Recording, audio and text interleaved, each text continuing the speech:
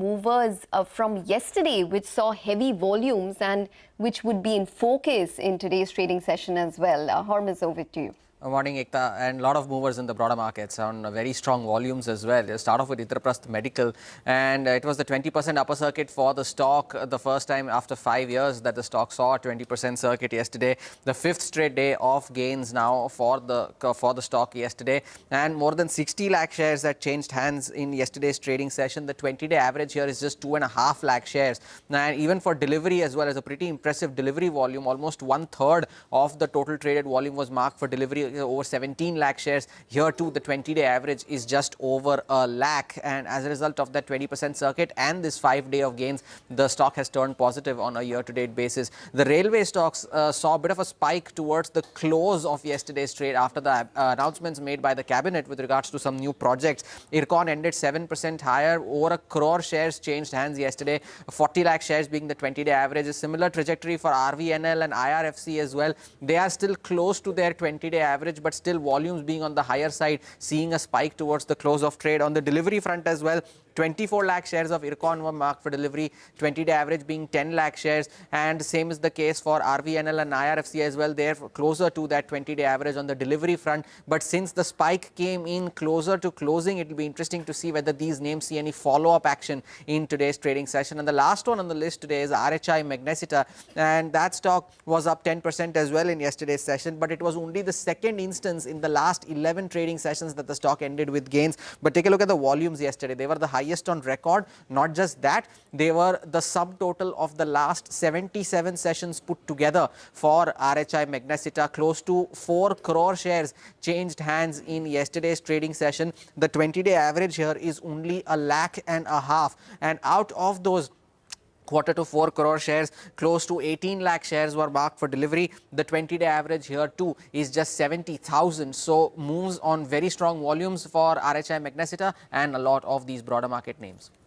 All right, Hormuz, thanks a lot for that. We take a short break, come back. We have the pre-opening and trades from our technical experts on the other side. Also with us will be Gaurav Malhotra, who's the Executive Director at Axis Capital, for the discussion on India's telecom sector.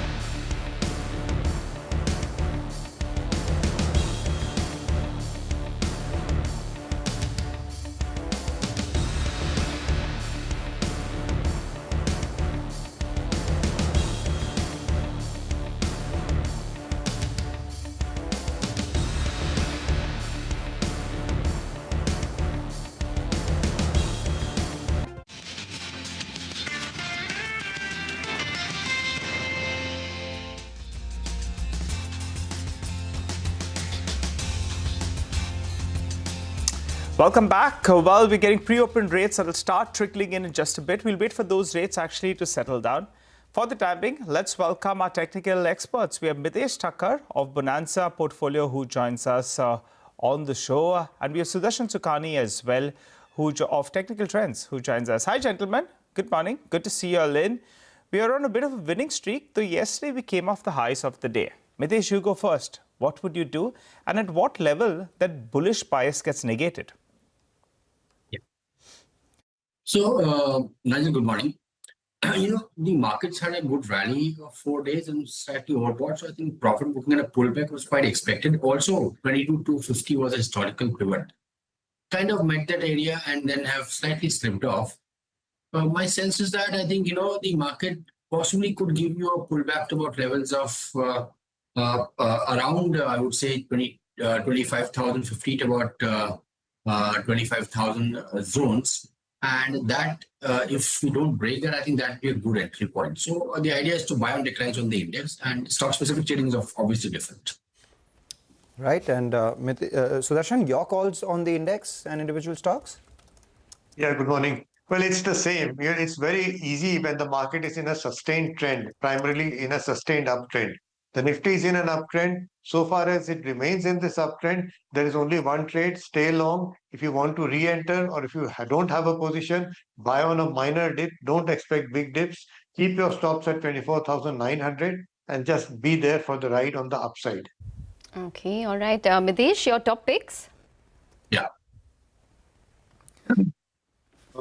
I would go with the mix of buys and sells today. Federal Bank is a buy with a stop at 196 for targets of 206. Buy on IGL, which had a good price and volume action. So buy on a mild decline. So if you get an intraday pullback to about 218, 217.5, buy with a stop at 212.5. Look for a target of 230. And on the selling side is Jindal Steel. It's trading near the support area, but the structure is weak. So if it breaks 1,028, which is about 5-6 points lower than where it closed, then sell with a stop at 1,042 for targets of 1,000. And Pidilite is a sell with a stop at 1,490 for targets of 1,430. All right, a sell on Pidilite and buy on JSPL. With that, we'll do is we probably, all right, Sudarshan, your individual stock picks are left. Sudarshan, what do you have? Well, I have 4 buy ideas. IDFC First Bank is a buy with a stop under 70. Ashok Leyland is a buying opportunity with a stop under 135. NBCC is a buy with a stop under 110. And finally, Eternal, which is a buying opportunity with a stop under 335. All right, gentlemen. Thanks very much for joining in and giving us all of those technical strategies. But let's shift focus onto the telecom sector. The Jio top subscriber additions in August have come out, but Bharti Airtel's market share saw a mild dip. To discuss this and more and the Voda Idea AGR case, we have with us Gaurav Malhotra, who's the Executive Director at Axis Capital, joining in. Gaurav, hi, welcome to the show. Well, let's start by talking about Voda Idea. Considering it's at an 8-month high, the stock surged in yesterday's trading session. It's gained around 17% this year. A lot of optimism that the UK Prime Minister is in Mumbai right now. So give us a sense in terms of how you're approaching Vodafone from these levels. See, our published view on Vodafone is reduced, right? And on all the reasons which generally everyone knows of, right? That there are just too many imponderables around the AGR issue, the cash flow situation, etc. The fact that the debt has not been raised. It's now more than a year and a half since the equity fundraise had happened. So see, there are these pockets of bouts of excitement with Vodafone Idea, right? Around news flow of anything which happens around AGR. But, there are just too many variables. So ideally, we should just wait to see what actually happens, rather than get too excited on any of these news flows, because these news flows keep coming and going. All right. Hi, Gaurav. Good morning. Good to see you. And Nigel on this side. If someone is tempted to play a Vodafone, would you advise them actually to play Indus Stars? The reason I say that is because if Vodafone survives, then they get their money. If Vodafone, gets taken over or something else happens, anyway, those stars will have to be taken over by someone. Your view on Indus Stars? Yeah. So see, on Indus, we have an ad, and precisely on a couple of reasons. One is that obviously, the valuation is quite supportive. So while there are obviously issues or uncertainty around Vodafone, those are sort of getting reflected in the valuation. And second is that from a FCF yield perspective, the stock is quite attractive, right? So in a way, yes, Indus is like a lower beta play on what happens with Vodafone. So yeah, if someone really wants to play, then maybe that Indus then becomes the better way to sort of play that. What about Bharti Airtel? You know, it's the leader and perhaps the only clean play in the telecom space right now, as against the other one being a conglomerate. It's lost a wee bit of market share. Again, nothing really to worry. It's a very transitory thing. Structurally, are you bullish on Bharti Airtel even at current valuations? Are there any risks here? See, so we are quite positive on Bharti, right? This is one stock where you're getting a very good visibility of really good and healthy growth in the coming 2-3 years on the back of tariff hikes, premiumization, the shift, the FWA traction, etc. So we quite like the stock. Obviously, it has run up. The valuations are not cheap, right? If you look at it versus global averages versus its own history as well. But the way we are thinking about is that, look, like I said, from a earning visibility, it is good, right? It has started to increase the payout, right? Given the free cash flow generation. And that free cash flow generation is only going to keep increasing in the coming few years. So from that perspective, there are enough sort of triggers on Bharti for us to remain positive. The subscriber data, like you rightly said, is transitory, right? It comes and goes, and end of the day, what is more important for Bharti is how much of their own existing subscribers are sort of upgrading to 4G, right? Rather than, getting too fixated on what is the net addition of the subscriber. That's important, but the organic upgradation of 2G into 4G is also quite important from Bharti's perspective. So apart from ARPU, what are the other metrics that you would track for this upgradation? Is there anything that is data consumption per day, per user data consumption, that keeps moving up, right? So that tells you postpaid subscribers increasing, right, in a proportion that keeps moving up. Once a year during the annual report, the company also gives you some indication of Airtel Black, which is their converged offering, right, which they're quite focused on. So those are the 2-3 sort of variables one can sort of look at to see what's happening on the premiumization trends. What about Jio? Strong market addition, market share. How is that placed in your pecking order? So see, because Jio cannot be played in isolation, so it has to be played within Reliance. But from a results perspective, both Bharti and Jio will have roughly similar kind of results, right? They're sort of in the same boat, plus minus. So there's not really much to sort of pick one versus the other, especially when it comes to results and operating and financial performance. All right. What about the ARPU hikes that you're working with for 26 and 27? Could you quantify it? Yeah, so we are looking at around 10 to 12% hike in FY sometime between, say, December of this year and June of next year. The idea is twofold. One is that, look, if you see, the quantum of hikes has been reducing with every subsequent hike in the last since 2019. But the transmission has moved up quite substantially. So the first hike had only, say, 50-60% of the hike transmitted into ARPU. The last hike had almost 90 to 100%. So these operators don't really need to take a large quantum of hike to reflect reasonably in their ARPU. And so hence we expect like a 10 to 12%. And even the timelines between hikes is sort of reducing. So the last hike, there was a 2.5 year gap. We expect it's going to be 1.5 to 2 years, and hence we are looking at December 26 to June 27 kind of a time frame. All right, and just to wrap it up, back again to Jio, because in the annual general meeting there was this plan of separately listing Jio as well. So have you done any maths on what it could be valued at right now? And if Jio has to create value for shareholders by listing separately, then the pricing discipline and disruption in the industry would be a lot more smoother. So to that extent, that could be a positive for Bharti too. So valuation on Jio and the impact of its listing on the telecom tariff discipline. So see, in our Reliance Industries SOTP, we value Jio roughly around $120 to $125 billion of equity value. So which is around 13.5, 14 times EV/EBITDA, right? So it's sort of reasonably valued over there. And like, see, pricing discipline is there irrespective of whether a company is listing or not, right? You are essentially have a situation here is there two large players who own roughly 40% of the market each. The third guy is relatively weak, so he would sort of follow any hikes. So I don't think listing itself is the only reason. The industry generally is sort of quite conducive. The industry environment is quite conducive for hikes in the coming years. Okay. All right, Gaurav, we're going to let you go on that note. Thanks very much for joining in and speaking with us. So it'll be interesting to see whether there's any kind of incremental buying which we could see for Vodafone. The India Mobile Congress also kicks off today. So that would be something else to watch out for in the telecom space. But let's get back to our 9-10 calls. We have Sudarshan joining in as well as Mitesh. Sudarshan, you go first. What's your 9-10 call? It's Ashok Leyland. Buy Ashok Leyland with a stop under 135. Okay. And Mitesh? Yes, I will go with a buy call as well. Buy on Federal Bank for targets of 206.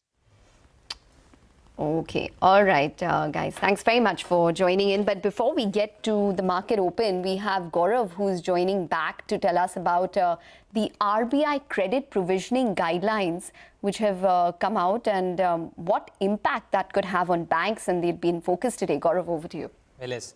RBI has now released draft guidelines for ECL as well as risk weight. So first, let's understand what they have changed in ECL guidelines. First is that they will be applicable from 1st April 2027 and the transition is allowed till FY32. So that is a positive thing for banks. Other than that, now they have added new classifications, which is stage 1, stage 2 and stage 3. Specifically, if I have to talk about stage 2, it is basically the loans which are past due more than 60 days. So this is something that they have added as a cushion and there will be some provisioning which is required. So let's understand how the provisioning calculation is going to be. First is that the bank will have to consider probability of default, loss given default and exposure as default for the calculation, and at the same time they have proposed regulatory stage 1 ECL requirement of 0.25 to 1.25%. For stage 2 it is expected to be at 1.5 to 5% and for stage 3 it will be anywhere between 25 to 100%. Now as per Motilal Oswal, they believe that the top private sector banks are going to be the key beneficiaries like HDFC Bank, ICICI Bank and Axis Bank because they have a large secured book. At the same time, they see limited impact on PSBs and bank with elevated unsecured and MFI exposure. Now, there we may see higher provisioning which will be required. But remember, it will be applicable from FY27. So we will be watching out on banks like IndusInd Bank, Bandhan Bank and RBL, how the commentary is going to be and how the transition is going to be from these banks. From the credit risk capital point of view, let's also understand what key changes they have made. First is that the LTV based risk weights for housing loans, now they have reduced the risk weights sharply to 20 to 40% and they have increased the risk weights for commercial real estate to 150%. So it will be positive for real estate players specifically who are in the affordable segment and it will restrain some capital flow to the leverage developers. Second big change is that in the personal loan and credit card segment, although they have continued their 125% of risk weight, they have lowered the risk weight to transactor category. Now remember, this will be positive for card players because they have 55 to 65% of the overall receivables which is calculated as transactors. So definitely that is going to be a positive change for these companies as well going ahead. All right, take that point, Gaurav. Thanks a lot for that. Meanwhile, if you're looking at a couple of these pre-open rates, Dabur is down about 1.5%. Godrej Consumer is down 1%. Now, Godrej Consumer reported their second quarter updates yesterday, and it was a mixed bag, more down than up. What was good was that their, India business has delivered mid-single-digit value growth, led by low single-digit underlying volume growth, which is better than what HUL has reported. But what's not particularly good is weakness in their international business continues. So we have Indonesia that witnessed heightened competitive activity. They see low double-digit decline in values out there, and EBITDA will decline for the quarter due to the GST transition. On a consolidated basis, the business reports a mid-single-digit revenue growth. While they're confident of recovery in the second half, the multiple quarters of weakness in margins is something that the street is not particularly liking, though there is positivity in the second half. So we probably see the stock finding some buyers at lower level. It'll be very interesting to see how Dabur trades in today's trading session, given their update was a lot better than all the others that have reported. And there goes the opening bell, absolutely flat for the frontline index, just as indicated by the GIFT Nifty. But the one that's taking the top honors today is Titan, up 3%.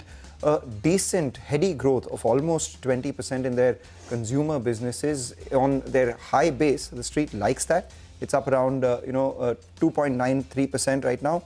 On the way down, we have seen some decline in FMCG names. So Tata Consumers opened lower, Nestle's opened lower. We've seen some weakness in Tech M and a couple of these other IT names as well. So the heat map comes up for you. It's even Stevens for now, but the only FMCG stock which is not falling is ITC, and the consumer stock which is not falling is Titan. But by and large, a lot of the Tata Group stocks, the tech stocks, and a couple of these banks as well, the likes of ICICI Bank and Sun Pharma, are lower.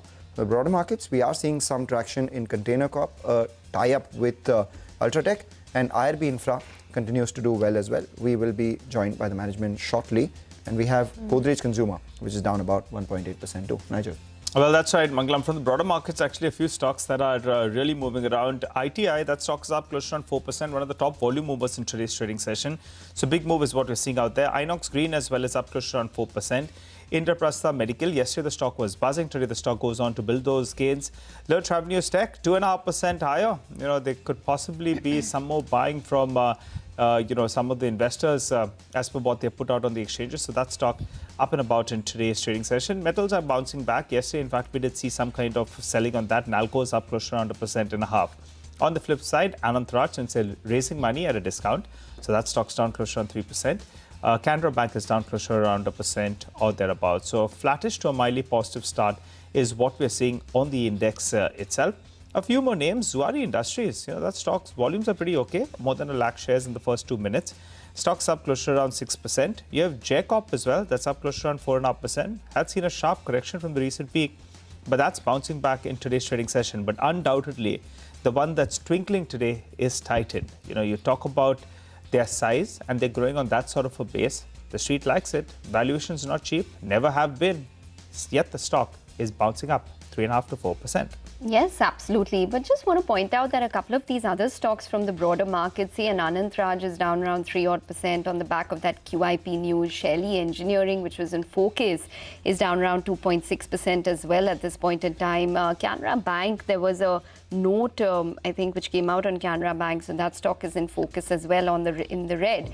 On the upside, just pull up Keystone for you, because Keystone is not doing too badly. It's just about higher by around 0.8%. So just showing some amount of momentum at this point, and maybe Macrotech should come up for you as well. That's Lodha Developers, where the pre-sales were up around 7%. So Lodha just about higher by around 0.17%. But as of now, this is what is taking place in terms of the markets. It's quite quiet at this point. It's an absolutely flat and quiet start. We have the Nifty, which is just about higher by around 12 odd points. The Midcap Index, which is absolutely flat, and the advanced decline ratio as of now on the advancing side. Remember that yesterday we closed on the declining side. So let's see how that trends. As of now, it currently stands at around 1,200 stocks advancing to around 960 stocks declining on the National Stock Exchange. Suddenly, we've seen some pickup in the IT pack once again. So Infosys is up 1%. We have some recovery from the lows on TCS as well. And Shopper Stop, that's the one that is, seeing a lot of volume traction today. Up around 5.5% for that stock. And alongside that, Yatra Online is the other one which is doing well. We've been speaking about Revenues Tech, but Yatra Online also has put on decent gains in this week itself, up around 13.5%. Perfect time to welcome Lawrence Belanco of CLSA, who joins us now as our market master. Thanks a lot, Lawrence, for joining in. We're not talking about equities right now. Let's start with gold. You saw a breakout possibility all the way up to $4,000 to $4,100.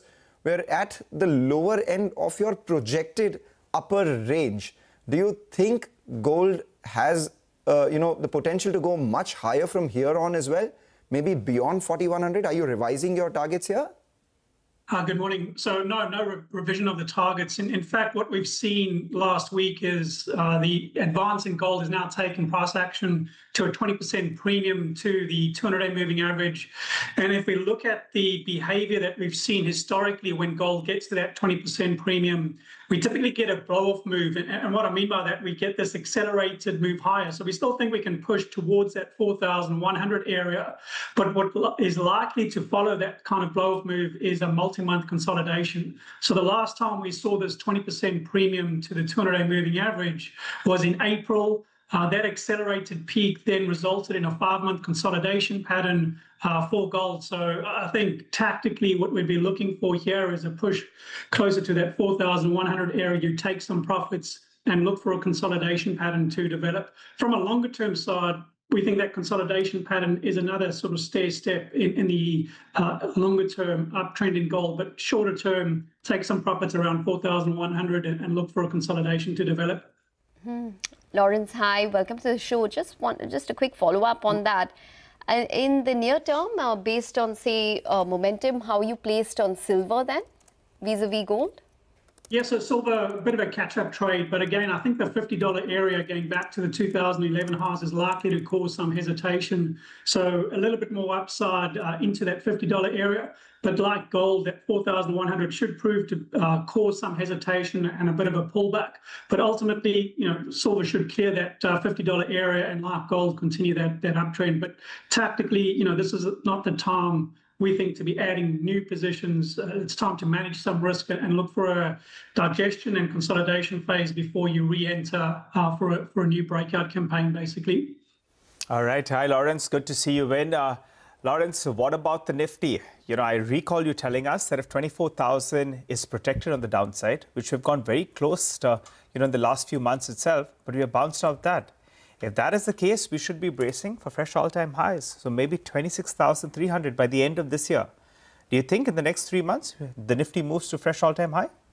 Well, the positive is that we keep on respecting that 24,000 area. So actually the range is from 24,000 to 24,300. It includes a 200-day moving average. It includes the original February-April double bottom pattern. So that's the significance of this 24,000 to 24,300 area. And you're quite right. We've tested this area on 3 separate occasions that we have bounced off it. So basically keeps the February-April base in place. Which still gives us an upside target of 26,300. We now, in global equity markets, move into a more positive sort of seasonal aspect. And our base case on global markets is there's a greater risk for a continuation of the uptrend in a melt-up scenario. And even though the Nifty's been a relative outperformer, particularly if you look at versus regional markets, we think in absolute terms, we can see a move towards that 26,300 area. 26,300. So you are fairly bullish out here, and your base case is that the global markets will continue their uptrend. On the Indian market itself, what is it that you think will lead this rally? We have, the Nifty Bank. I'm not sure whether you looked at the chart out there. Reliance and the IT pack. What's your call on all of these? Well, the positive on the banks is that, we have seen weakness up the market back to 24,000. We saw it on the Nifty Banks Index, but we held above the 200-day and the lower boundary of its trading range. And we started to see a number of the state banks, in fact, actually hold those supports and start a recovery. We also, on the private bank side, saw HDFC hold above its 200-day moving average. So the banks holding above those key support area, I think that's what's aided the market's stability above that 24,000 area. It's the autos where we've really seen strong upside momentum, as well as the metals where we've seen momentum to the upside. So we think autos can be one of the sort of key drivers to the upside, and in fact see some rotation into laggards like Bajaj Auto. It is sort of one stock that we've highlighted. It has lagged the likes of Maruti Suzuki, TVSL and Asia Motors, and we think there's a bit of a catch-up trade to be had on that side, and the metal side too, with aluminium looking like we can break through the 26,700 area, sorry, 2,670 area, that we can see further upside in the metal space too into year end. Okay. Lawrence, just going back to your Nifty target of 26,300, when do you expect to achieve that by? What's your timeline for it? So we're hoping that we get there by the end of this year with the positive seasonals into the first quarter of 2026. And which sector is probably going to, lead the way for this? So like I said earlier, I think the autos and the metals in particular are two key sectors where we have strong momentum coming through. And the other key point is that we've seen the bank sector stabilize here. So that's, giving just support or a foundation for the market to work its way towards that 26,300 area. All right, Lawrence, besides equities, we track two very, very important data points. One is on the dollar index, which has been very, very weak. It's down close to 10% last year or so from the recent peak. And that bodes well, unfortunately, for the Indian markets. We've underperformed. Do you think the dollar index continues to weaken from here? If yes, where does that one head? And the blessing from an India market perspective is that Brent crude prices continue to remain at very subdued levels, even when we had geopolitical issues. So where is that one headed? Yeah, so clear message for us from the US dollar index perspective is that the break below the 99 to 100 area confirmed a major market top, we think, for the dollar that had been in a bull run for over 14 years. So we think the break below the 100 area on the dollar index confirmed a major market top. And we still see another 9 to 10% downside because the measured move from the 2022-2025 topping pattern is down to the 89 to 90 area. So that's where we still see the downside risk. I think it is positive for emerging markets in general, as well as the rest of the world, particularly if you look at it versus US equities, which have been the big relative outperformer and absolute outperformer over the past 15 years. So a bit of a shift, we think, driven by that weaker setup in the dollar index. As far as Brent goes, it's been one of the worst performing macro markets that we track, down over 9%. And we do see $70 as the key resistance zone capping the upside. So it's quite interesting if you look at the Brent oil charts going back to late 22, is that 70 had become a support area until the breakdown that we saw earlier this year, and now 70's turned into that resistance zone. So we've basically seen a lower trading range develop for Brent, where the $58 to $60 ends the bottom end of the trading range and $70 to $71 the top end. So more of a consolidation pattern and trading range on the Brent side. But it does seem to have a pretty good floor at the $58 to $60 area. Okay. Since we have you with us, do you have a call on the US markets as well from here on? Because the S&P 500 and all the other indices are virtually at record highs. Yesterday, they saw some bit of profit taking. Do you think the up move for the US markets continues as well, as is your base case?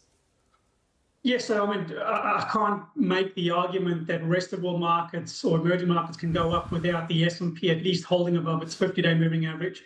What we don't have for the US market is any measured targets or upside targets. It's really been a V-shaped recovery off the April lows, but the clear support area has been provided by the 50-day moving average since May. So as long as we stay above the 50-day moving average, we think this uptrend in the S&P is intact, and we should give benefit of doubt to the upside. But like I said earlier, it doesn't give us a new measured targets on the upside. Okay. Lawrence, before we let you go, you gave us a target for the Nifty, but the longer term target for the Nifty was around 37,000. Is that still intact? Yeah, absolutely. So we still, the bullish setup on the longer term side is still very much intact. And yeah, while we've been frustrated in this sort of trading range, and even if we get to 26,300, that's essentially a test of last year's highs. This price action that we've seen through 2025 on the longer term chart is probably going to be looking at a holding pattern or consolidation pattern within that longer term uptrend.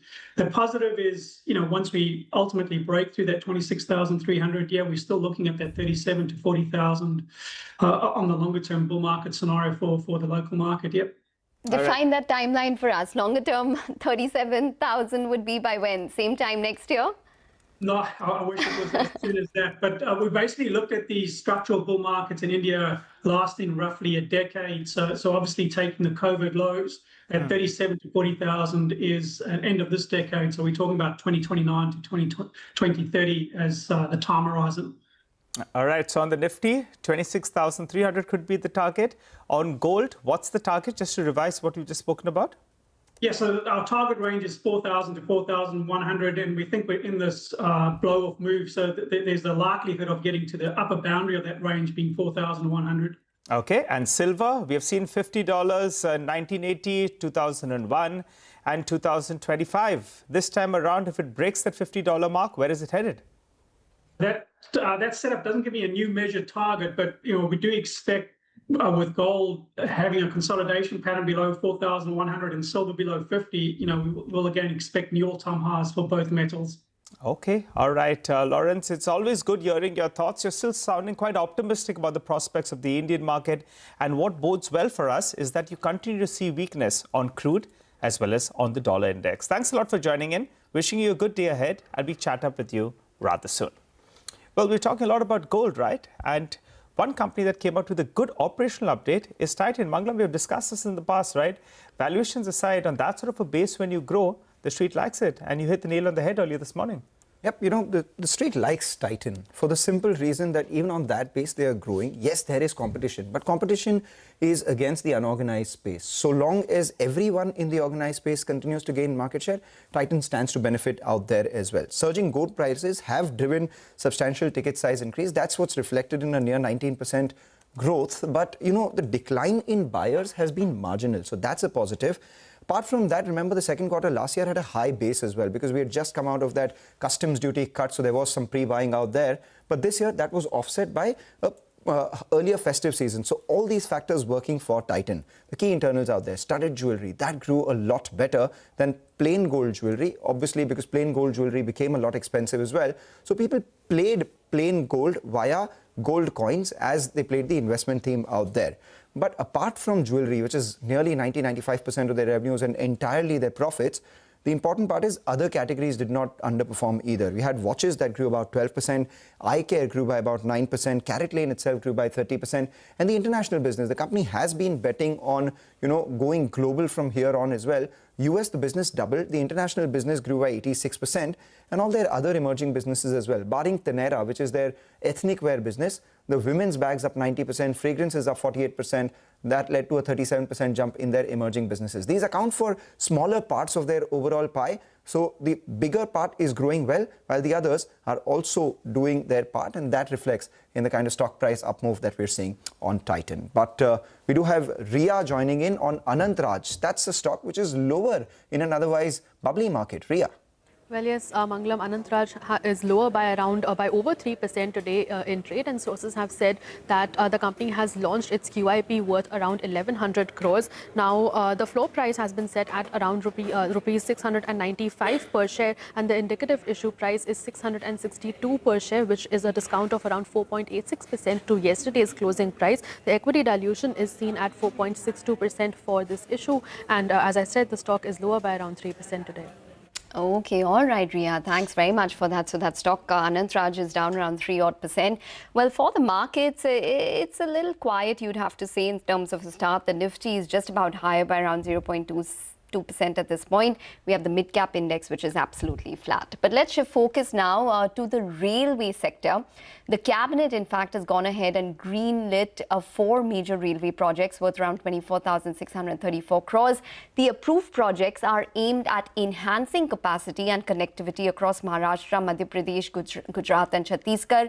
Additionally, the brewing discussion now is around what's the centre's increased consumption focus means for India's infrastructure and capex needs. Will capex, in fact, take a backseat, or can both go hand in hand, aiding the India growth story? To take this discussion forward, we have with us Nalan Gupta, who's the Managing Director at J. Kumar Infra Projects, and Umesh Chaudhary, who's the Vice Chairman and MD at Titagarh Rail System. Gentlemen, thank you very much for joining in. Mr. Chaudhary, I'm going to kick off the conversation with you, and these projects worth around 24,600 crores, which has got the cabinet nod. Just tell us, it's across 4 states. How does it filter down? What is the process henceforth? When would, bidding start, execution begin? And what would it mean in terms of an opportunity for a company such as yours? Good morning. Always a pleasure being with you. So, the project that has been sanctioned is under the Prime Minister Gati Shakti program. which effectively aims at debottlenecking the existing infrastructure or enhancing the capacity by debottlenecking the existing infrastructure. So if you really look at the overall railway network in the country, there are patches within the network which actually become the bottleneck and are impacting the overall growth of the railway and kind of hindering the achievement target of 3 billion tons of freight movement and enhancing the passenger movement of the railways. So all these kind of infrastructure projects, like the one that has been sanctioned by the Union Cabinet, is going towards making sure that those bottlenecks are completely removed.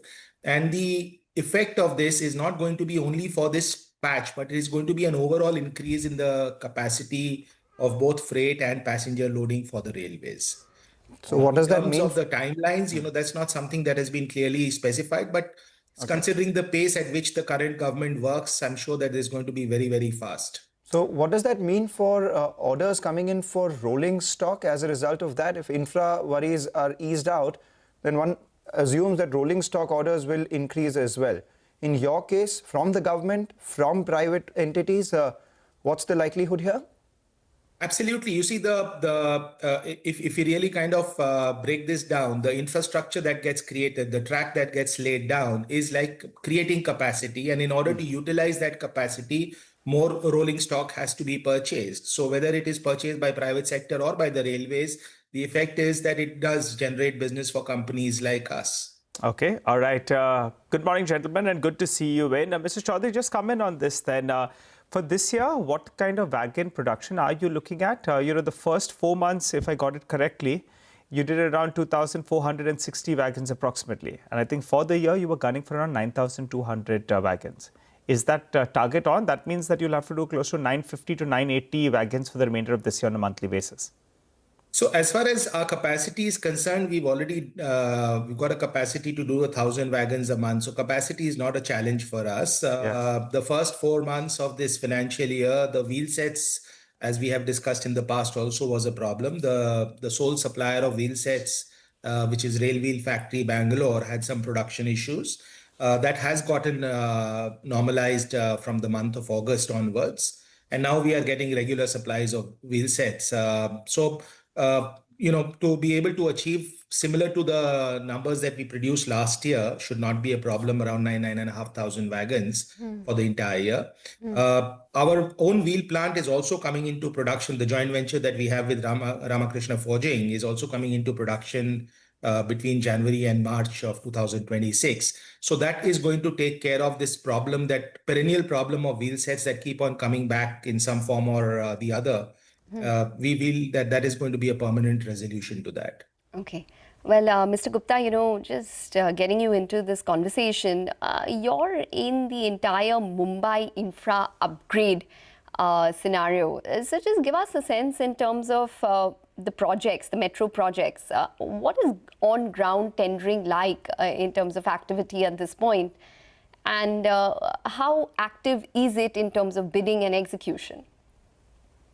Well, so I would say good morning, everyone, firstly. And I think the infrastructure work that we can see all around has been magnificent. And the metro projects are on track. And there is a lot of pressure to complete these projects well within the time frame. And every year there is a set kilometer requirement that has been set by the Chief Minister, which has to be completed every year. And that's how we can see every time the trial runs going on. And there are new tenders which are very soon, which shall be published. And that would be Metro Line 10, which is from Gaimukh to Dahisar, and Metro Line 13.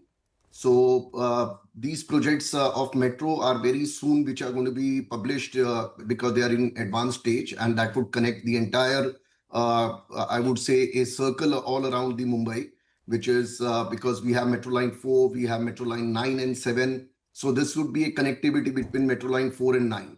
I'm particularly happy, Mr. Gupta, that Metro Line 3 is opening today after many years of conversations that we've had with you on our channel.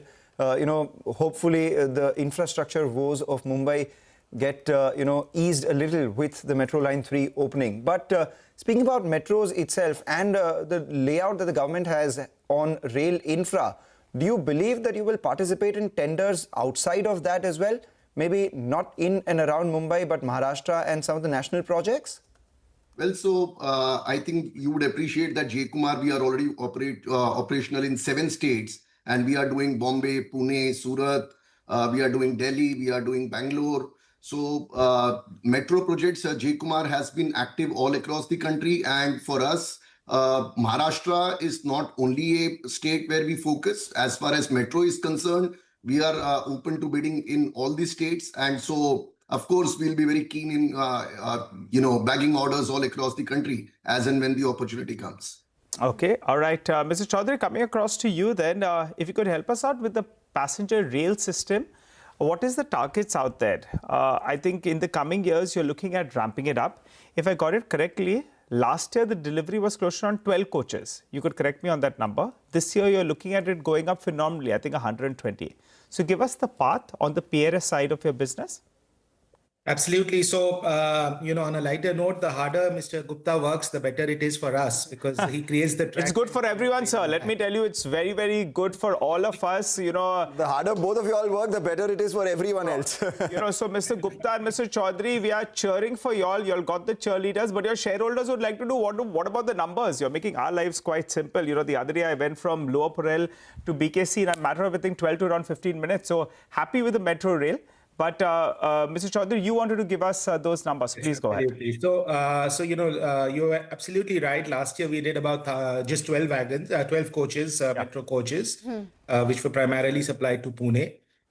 This year we are targeting around 120 cars, ramping up to 240 the next year, and so on. So the growth trajectory that we have for the coaches is quite substantial. We should be able to get to 300 coaches of metro coaches alone by 2028.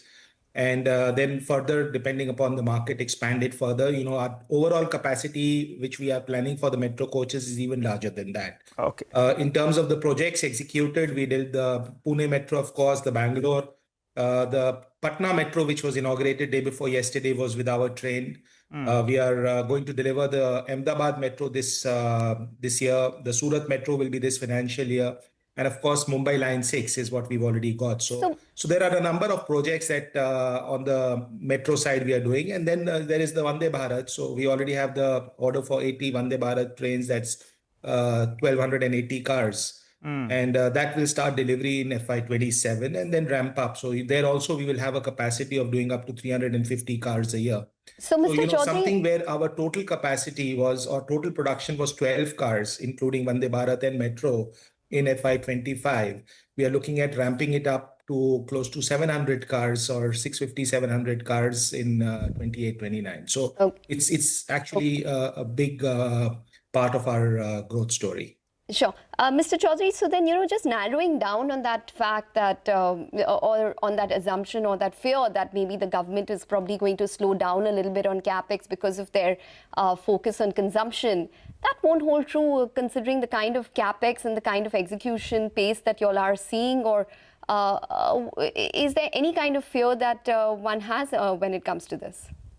No, I don't think so. I believe that both have to coexist because, the infrastructure, this government has been very, very clear on its policy. Prime Minister Modi, right? I was just reading that he spent 24 years now in public service and public life as a chief minister and a prime minister. So all through the journey of 24 years, I think his focus has been on the infrastructure, and that's never taken a back seat. So in a country like India, which has so much of diversity, the masses is important, but infrastructure can never take a back seat. Okay. All right. Mr. Chaudhary, coming back to you. Mr. Gupta, I think for this year, you were guiding for revenue of around 6,500, 6,600 with mid-teens margins. Do you stick to that and also help us out with the order inflow? Well, so I would say that as the top line that we have targeted of 6,500 to 6,600 is well on track. And we should be surely able to achieve this with the bottom lines of 14 to 15% EBITDA margin. because that comes with the existing orders. So we are very much confident, and we are till Q2, we have been doing in line with the target that we have set for our company. So I would say absolutely there is no worries to think about the achievement of it. We will surely achieve that. And for the order book inflow, there has not been a new order inflow as of now for this year, because I think the type of margins that we look at and the type of projects that we are looking at. But in this coming 6 months, we should be surely able to bag orders worth around 5,000 to 6,000 crores, which we are about to bid. And there are certain projects that we have already bidded as well. So we are very confident of bagging those orders. Got that. So 5,000 to 6,000 crore worth order inflow in the remainder of this year. Nothing has come by in the first half, but you are confident of 6,000, 6,500 crore revenue with mid-teen margins. Mr. Chaudhary, back to you as well. What has been the order inflow in the second quarter so far? What is the order book that you stand at? And what is expected in the second half of this year from both PRS as well as rolling stock coming in from, freight? Sure. So we've in the last few months, we've got the Mumbai Line 6. We've got some other orders, both private sector and some railway wagon orders as well. So the overall order book, including our share of the joint venture, last as we announced, was about 27,000 crores. And we have participated in several tenders. Some of them we are already in a good position. So we would of course announce about them once they materialize. But we see the pipeline quite healthy. Of course, we are waiting for the big wagon tender that should come out hopefully in the next 2-3 quarters. We do have orders for the next about 4-5 quarters for the wagon. For the passenger rail system, of course, we have order book visibility even for the next 3-4 years. And what's the size of the wagon order which is likely in the next 2-3 quarters that you're saying? And how much are you likely to win from that? The tender should come out in the next 2 to 3 quarters, as we understand that. What is the quantum, sir? What is the size of it? And normally, what is your hit ratio? We do not know the size of it because these things are going to get clear only at the time of the tender, etc. But normally, our market share has been between 20 to 23%. So we expect to maintain around the same market share. Okay. All right, Mr. Chaudhary as well as Mr. Gupta. Thanks very much for joining in and speaking with us. So no slowdown in terms of any kind of order inflow from the government when it comes to capex and consumption pretty much going hand in hand in terms of a theme right now. We'll take a short break, but after the break, we're going to shift focus to the ongoing tensions at the Tata Group. Stay tuned.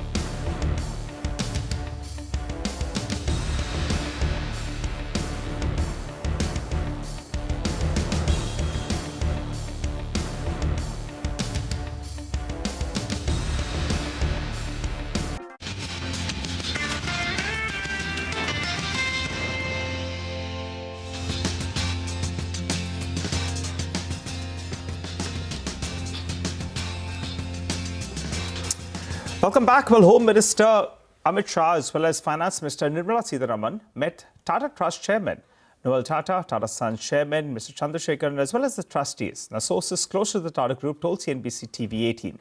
Shireen joins us to fill us in with the latest on this big developing story. Shireen? Well, good morning. Yes, crucial development that took place last night, as we've been reporting, on account of the escalation of tensions within the Tata Trust. Some members of the Tata Trust reached out to the government and sought a meeting, and that meeting took place last night with the Home Minister Amit Shah, as well as the Finance Minister Nirmala Sitharaman in attendance. From the Tata Trust side, there was a chairman of the Tata Trust, Noel Tata. There was also Venu Srinivasan, who's another trustee, as well as Darius Kambata, who is a trustee, and also the chairman of Tata Sons, N. Chandrasekharan. Now, what we are given to understand is that both sides have a difference of opinion on certain decisions that have been taken, certain decisions that involve Section 121. Section 121A was brought in post the Cyrus Bisri battle, and that gives the Tata Trust the oversight on certain decisions, especially when it comes to capital allocation and so on and so forth. So the point of difference, the trigger for this current escalation stems from a few decisions that involve Section 121A. What we're also given to understand is that while the trustees close to the chairman, Noel Tata, believe that there is an attempt to usurp power, that there is an attempt to undermine his leadership and quote-unquote stage a coup almost. The other side, which is closer to Meli Mistry, Pramit Zaveri, etc., point out that that is not necessarily the case, that there has been a difference of opinion on certain matters, but there is no attempt to usurp power as is being claimed and as is being projected. Now, remember, there is a crucial board meeting on the 10th of October. My sources tell me that that board meeting has nothing to do with these issues. This is not going to be on the agenda. What is on the agenda of that meeting on the 10th of October are decisions related to the philanthropic activities, which is really at the heart of what the Tata Trust do. So it will involve about 1,500 crore rupees of what the philanthropic arm of the Tata Trust will put their money to work towards. So that is what is slated and scheduled to be taken up as far as the October 10th board meeting is concerned. So if there was any expectation that that board meeting on the 10th of October could lead to any kind of a decision on this current escalation, that is not the case, is what I'm given to understand. So this is a developing story, but my sense is that post that meeting with the government yesterday, attempts will be made to try and de-escalate, attempts will be made for both sides to try and reach out and have a conversation and a dialogue around the points of difference, but that is where things currently stand. All right, Shireen, thanks a lot for that. Thank you for bringing us up to speed with the developments out there. Like you said, it's a developing story, and everyone will hope that both sides do indeed de-escalate. To take this conversation further, we do have with us Sriram Subramanian, who's the founder and managing director at InGovern, Hetal Dalal, who's the president and COO at IIAS, and Gopal Jain, who's a senior lawyer at the Supreme Court, joining in as well. Hetal, coming to you first, from a shareholder standpoint, how important is this de-escalation, and what do you think would be the best course of action from here on from, purely a shareholder's perspective? What would be a good outcome as per you? So good morning, everyone, and thank you for having me on the show. A quick disclosure, Tata Investment Corporation is one of IIS's shareholders. I think the issue really is, from a shareholder perspective at this stage, there is limited impact, right? The whole issue seems to be at the level of the trust. It's not as much impacted Tata Sons yet, except for that whole board nomination seat, which is currently board nominee seat, which is currently vacant. But this entire issue seems to be at the trust level. I think there needs to be some kind of a governing structure which they put in place, which allows them a very structured decision-making process. See, you've seen this in the past also. When Ratan Tata came in also, there were these leadership challenges. Noel Tata has come in. There is again a new leadership challenge. Whether we agree to it or not, there is a certain sort of unrest in the trust group, and that cannot bode well. They need to have a solution to it. They've met the government, the Home Minister and the Finance Minister yesterday, according to sort of reports, and I suspect that there will be some kind of de-escalation. But my sense is that these sort of periodic outbursts of concerns over governance at the unlisted company end, first at some years ago it was at Tata Sons, and now we're seeing it at the trust level, doesn't bode well for the group and the brand. I think the Tata Group has a significant, the Tata brand does carry a lot of trust as far as its stakeholders are concerned. And some of these things I think are best nipped in the bud rather than having these escalate. So I think they've got to put a governance structure around it.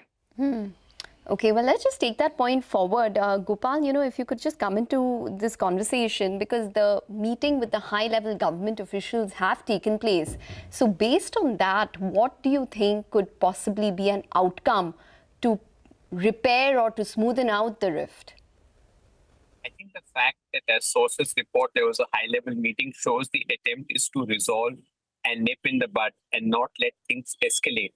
So I think the key thing at the moment is dialogue, discussion, and perhaps intervention which will smoothen ruffled feathers, because it's far too important, the House of Tatas. It also stands for India, and literally, if I can use the word trust, Tata Trust, known for governance, sort of pride of place as far as global entities are concerned. So I think the key thing at the moment should be to find via media a meeting point so that things don't escalate any further.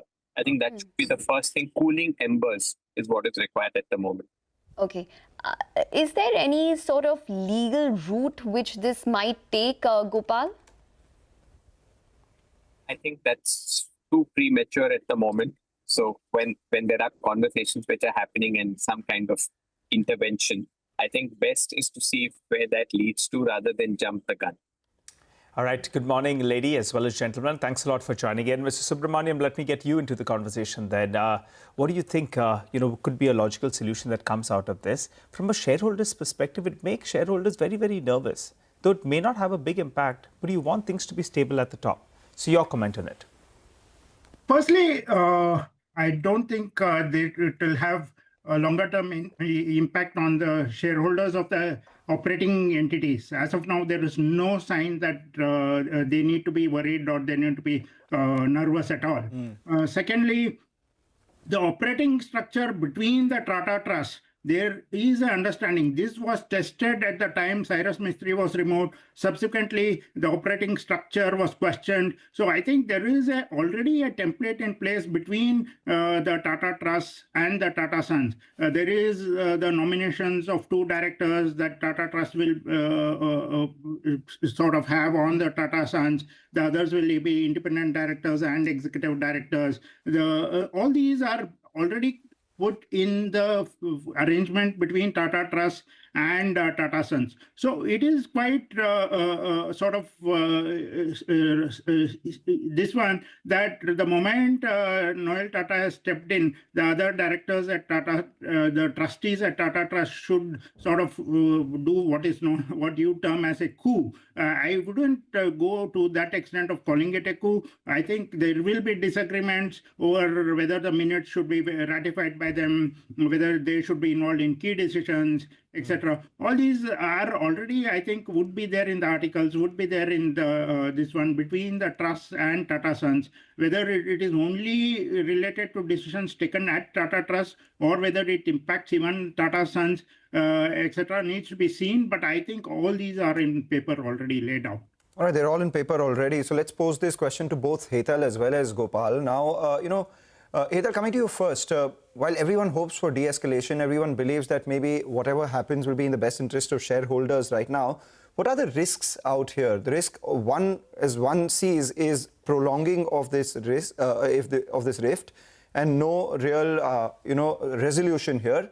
What is the other one? If you could tell us from a shareholder standpoint. And Mr. Jain, from a legal standpoint, what are the extremities here from a risk standpoint? Hetal, go first. Okay. So, look, I think currently the issues at the trust level, if it starts impacting Tata Sons, I think that's where maybe there's a certain degree of worry. But as far as the listed companies are concerned, they have their own operating structures, they have their own boards, and they have their own governance. So as long as you have, Chandra at the leadership and at the helm of Tata Sons, who is the representative in most of the larger Tata Group companies, I think from a shareholder perspective, you would still be fine. I think the risk that at a very extreme level you would hopefully not is that the government actually begins to intervene, and I think that is completely avoidable. If you looked at the 1956 Companies Act, at some point in time they had a regulation or a law which said that if you're a trust which owns equity in a company, then it's the public trustee or the Government of India body which is going to vote your shares. And I think while that was repealed in 2000, that's a very, very extreme version of what can really happen, and it's completely avoidable. So I think it's best that they sort it out within themselves, and more importantly, put a mechanism in place to avoid these issues cropping up periodically going forward. Okay. Well, I just I wanted to just get that point across to Sriram about this possible governance risk that, has come up. Do you think that it's probably going to delay decisions at the top and maybe impact functioning? Oh, I don't think it will impact the functioning of Tata Sons. It will definitely not impact the functioning of the operating companies which are listed and unlisted operating companies. Probably to some extent, the decisions at Tata Trust could take a while to sort of be taken, especially if there are decisions of strategic nature, of utilization of capital, etc., of any directors which are up for reappointment, etc. So one of the contentious issues, at least reported in media, seems to be appointment of directors on the board of Tata Sons itself, whether that should be just within the control of the NRC of Tata Sons or whether it should be also ratified by Tata Trust. So all these, I think there are already templates in place. I would think they just need to amicably discuss why there is a need for change, if at all some trustees are asking for change, and then resolve it. There will be differences. There will be, I would think, these are gentlemen of good stature and repute and experience. I hope they see merit and they work towards an amicable solution. Hetal, in your sense, if in case, like a Tata Sons was listed, do you think a lot of these issues would probably be solved because of increased transparency? Look, there are enough listed companies where there's intra-promoter group infighting, right? So I don't know whether listing is going to solve the disagreements. I certainly hope they put a structure around it. But look, Tata Group has a lot of issues to deal with. One is this whole listing piece. They've got these IPOs coming up. There's capital allocation. There's Air India. So I think the focus, what it does for a lot of the group is just distracts its focus when all this infighting happens. And therefore, they need to sort it down so that the business actually, the entire focus of the board and the trustees is on getting the business up and running and, sort out some of these sort of larger issues. Okay. All right. Thanks a lot for joining in and giving us your take on this ongoing saga. Hopefully, we get a logical solution that comes about. Thanks a lot for joining in. Well, a quick check on the markets before we slip into that break. The Nifty, well, it's come off a little bit from the top. That 25,200 mark appears to be a bit of a resistance zone. I think in the last hour or so, there were a couple of stocks actually that did slip from the day's top. Asian Paints has come down a little bit. You had Bharti Airtel as well that was holding in the green. I think that as well has slipped a little bit in the last few minutes or so. But what's done well, I think, is SBI. That stock's got into a good rhythm. That's moving up as we speak. Slip into the break. On the other side, we have Siddharth Rai, who's waiting for us. He'll give us a technical check. Stay with us.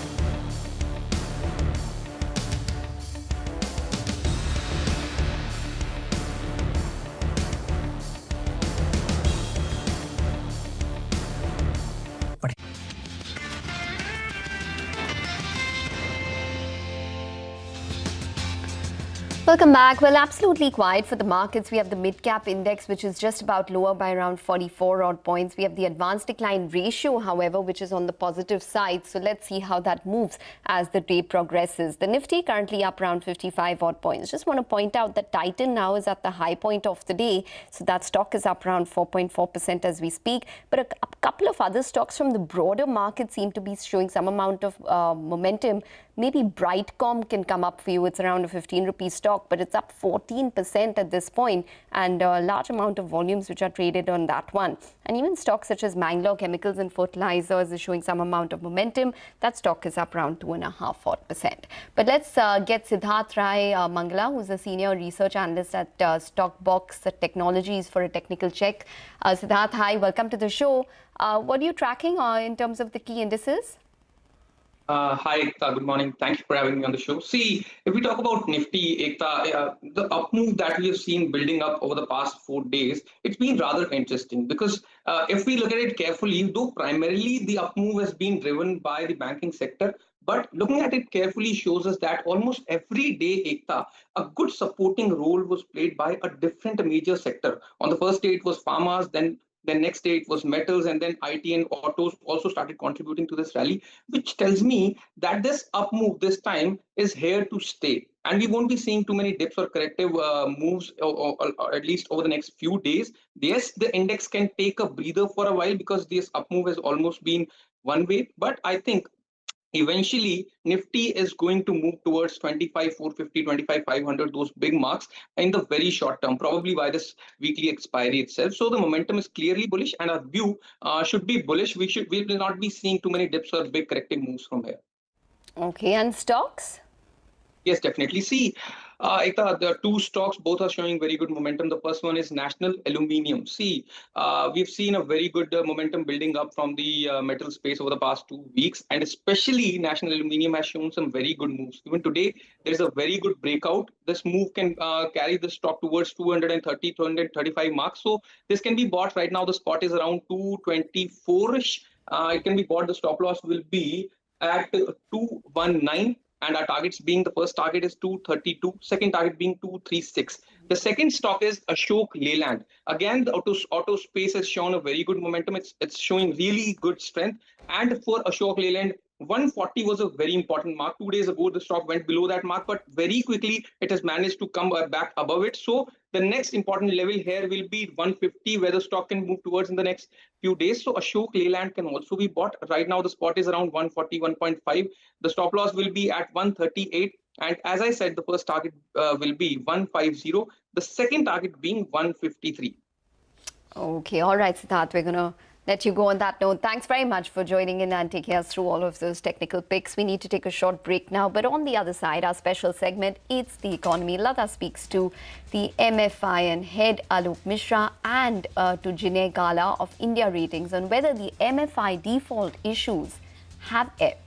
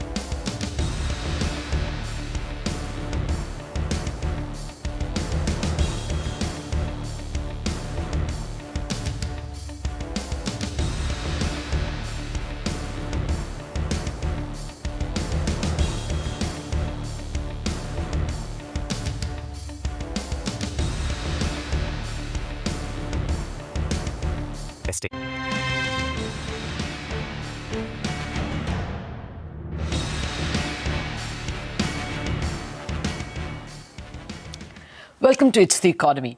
FY25 was a tough year for the microfinance industry when their loan defaults rose, credit cost or the provisions you keep for bad loans went up to 6.9% from 2.3% in the previous year, FY24, with the microfinance SRO, MFIN, implementing new guardrails like don't give more than 3 loans per borrower, cap the loans at 2 lakh rupees, outstanding loans per borrower, etc.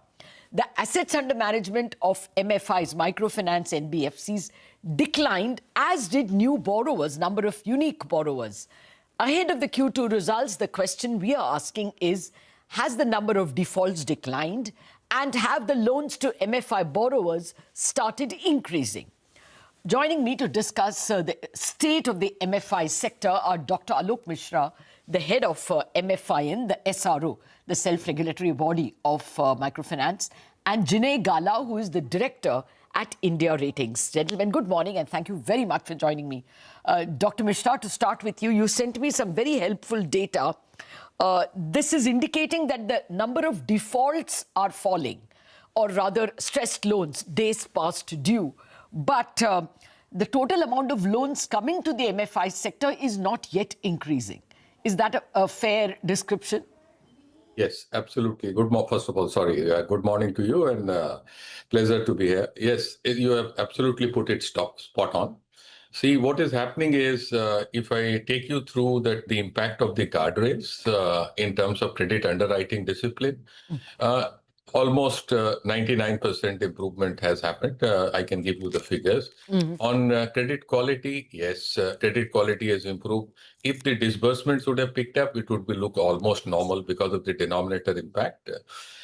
And the disbursements, as you rightly said, have fallen drastically. And typically, we would expect in a quarter around 85,000 crores to 90,000 crores of disbursements, which has come down to almost 50,000, 48,000 crores in the quarter. And that is primarily because of a steep fall in the liquidity. And if this continues, even the improvements which you see in the field, that will be difficult to sustain. So the need of the hour is liquidity. And that is why we have done quite a few things. We have requested the government. I will detail you later. But your description is very apt. Okay. So you're saying that if the liquidity doesn't flow for borrowers, then there can be a problem of bad loans rising. Is that right?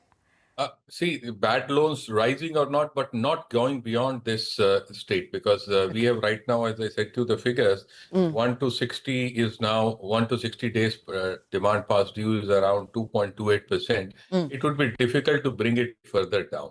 Okay. Because the borrowers, we will not be able to disburse, the base will not increase. Yeah. And second, the defaults may also in pockets increase, because if the borrowers in microfinance see that there is no point giving back the repayments if we are not going to get another loan, that may further increase by a few notches points. Fair point. Fair point, sir. The whole cycle will come to a stop, I would say. Yeah. Okay. So to keep the cycle, even the virtuous cycle going, fresh loans will have to be given. Yes. Jinay, let me come to you. I have both your data as well as ICRA's data. Both of you are expecting a fall in the credit cost in the current year. My question to you is, should we expect it in the quarter which results are due now? Will we start seeing the fall in credit cost now itself? Thanks, Lata, for having me. Good morning, everyone. If you look at the segment had already seen the peak credit cost and peak stress in Q3 of FY25 and Q4 of FY25. Going forward, what we are envisaging is that the stress is largely stabilizing, in the sense it's stagnating at current levels. We would have already seen the worst for the sector playing out in somewhere in Q3 and Q4 of the last year. But going forward, what we see is that still, if you look at the Q2 as a sector, is still a seasonal quarter, where if you look at where there have been a lot of festives in place, and also there has been a widespread monsoon where there has been also flooding challenges which has come up. This would have definitely impacted collections for a lot of the MFIs players. And also there has been a ground level of attrition which has also been impacting on the collection front. So definitely what we feel is that there could be some amount of inch up which could be there in the PAR numbers, but that would vary from players to players in this segment. If you look at the larger NBFCs who have a wider support on the debt and the equity capital and have a strong sponsor at the top, would still be navigating these challenges quite well. But there is a lot of concern which is still there on the mid and small size MFIs, where we feel that the debt funding is getting very slow because of the asset quality challenges. And for them, the headline numbers would still look quite higher in this current quarter, largely because if you look at a lot of them have seen their loan books shrinking to a larger extent, in the sense there have been players whose loan books have shrunk to around 40 to 50% in last 1 year. So, and optical basis also, we see the headline numbers would stand elevated. And if you collaborate that also with another challenge which comes up, is that if the headline number stands elevated, that leads to some amount of challenges playing out on the debt covenants. One minute. What are you saying? Lenders have. 1 minute, Jinay. What will be elevated? Will the default be elevated, or will AUM be elevated? I didn't get what exactly you're saying. Sure. So if you see the defaults would still remain, I think so. It would not plateau. It will largely plateau or stagnate at current levels, but it would vary from players to players. Where if you see the headline GNPA numbers would still remain on the higher side. But we have seen the challenge is more on the disbursement front. And I think so that is the area where we have seen the disbursement is slowing down to the end borrower. And that is also collaborated to the fact that the funding and the debt funding for the sector has gone very slow. And that has been largely for mid and small size MFIs, which I was talking about. Fair point. That's actually exactly what Dr. Mishra is also saying, that we have to now ensure that more funds flow to the sector. Dr. Mishra, one of the fears raised by some agencies, including India Ratings, is that this group lending model, JLG as we call it, joint lending group model, has suffered very inadvertently because of COVID. People started paying digitally, and that broke the group meeting together and putting pressure on those who were not paying. You know, that the group feeling declined. Would you agree? And if that is the case, it will take long to build? Yeah. So I will try to answer it in a different manner. See, the JLG concept, the group concept. See, right now, the loan average ticket size in microfinance is around 45,000 rupees. You can take it 50,000 rupees.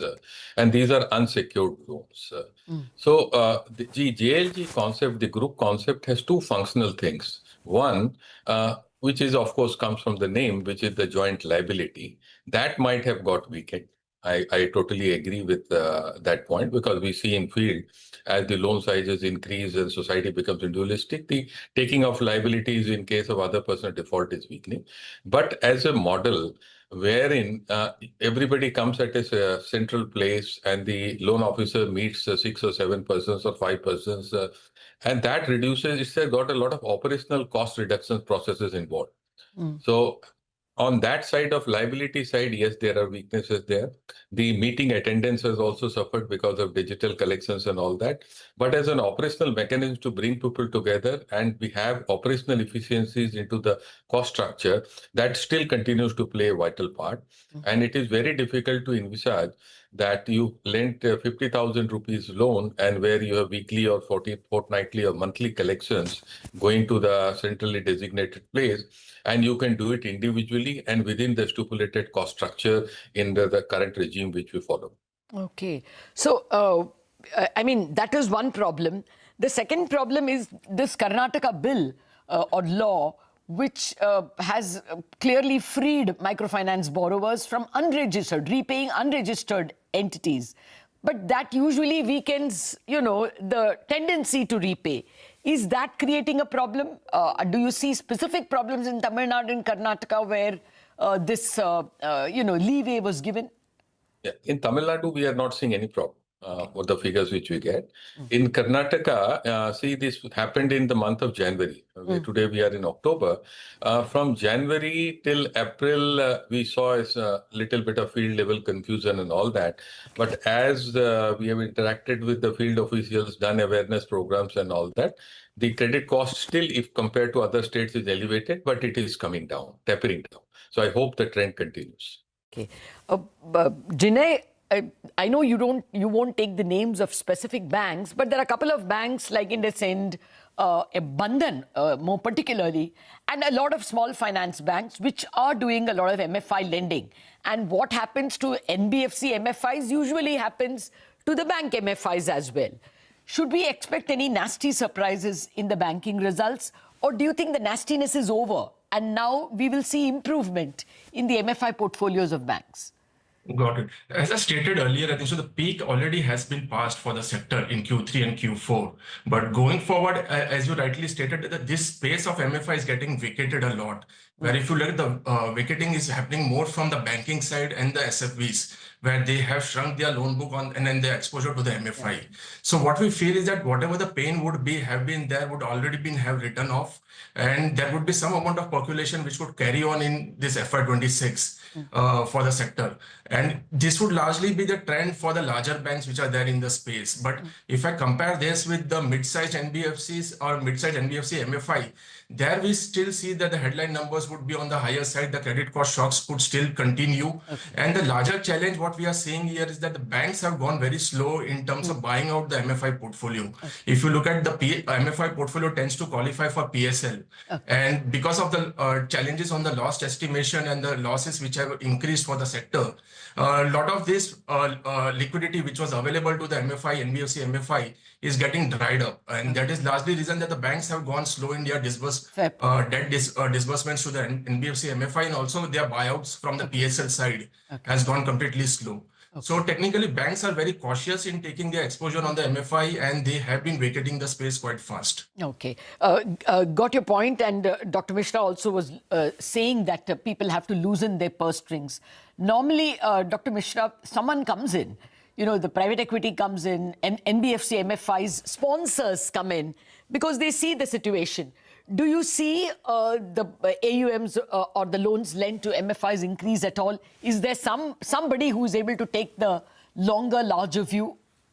I think we were discussing about the Q1 results, Q2 results, or half year one results. I think once they see the improvement, that is one factor which will kick in. The most important factor on which we are banking on, I think, is we have made a request to it, and I hope it is under examination, advanced examination by the ministry. If the credit guarantee fund is instituted soon, I think that will give the needed confidence, because everything in the field is okay. The portfolio quality has improved, the underwriting has improved, over leveraging, even the pockets are not, have become totally minimized. So once the credit guarantee scheme comes from the government, I think banks will, along with the half year one results, I think the lending should start. And the monsoon has also kicked in very well this year, and whatever we see in the rural consumer sentiment survey, there is a huge credit demand. Reserve Bank has also injected huge liquidity into the system, as you know. So all these four factors, I think, I would say that Q3 of this year would be critical for the sector from both liquidity point of view as well as from sustaining the improvements in credit quality. Okay. Yeah, usually bankers and NBFC lenders are quick to smell when the bottom is there, and are usually quick to rush in, but we will have to wait and see. About the credit guarantee scheme, there are too many asks, sir. There are exporters also who are asking for it. MSMEs are asking. Small business loans are also asking. We have to see how much the government is able to spread the credit guarantee assistance. At the moment, of course, all these are asks. Thank you very much, Dr. Mishra and Jinay, for joining us in this conversation and helping us understand. The key takeaway is that the bad news is behind us. But if you want the sector to improve, then somebody will have to open their purse strings, repose faith, and lend more to the MFI borrowers. Let us see if the bank results and the NBFC results show that that courage has returned. Wrap up on Bazaar on that note. Chartbusters coming up.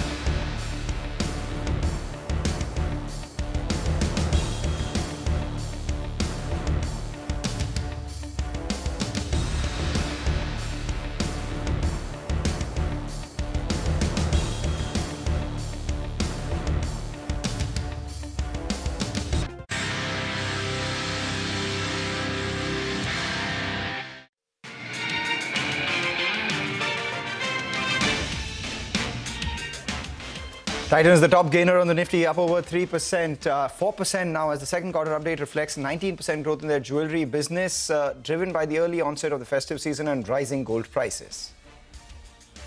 Godrej Consumer Products is under pressure after the company's second quarter update fails to enthuse the street.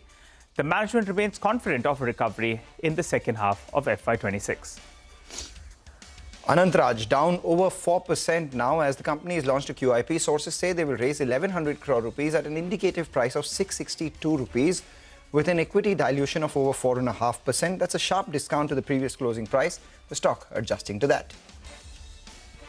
And Salsar Electronics surges in trade. It's up 15% after it secures a patent for a compact high-voltage safety application. The stock now at the high point of the day.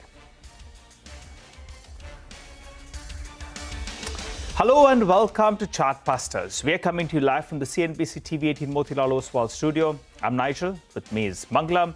And today, it's not just an ordinary day. It's my brother Mangalam's birthday. So we're going to be doing a little bit of a dance, maybe some sing. Mangalam, wishing you a good day. Thank you, Nigel. Lots of love, prosperity.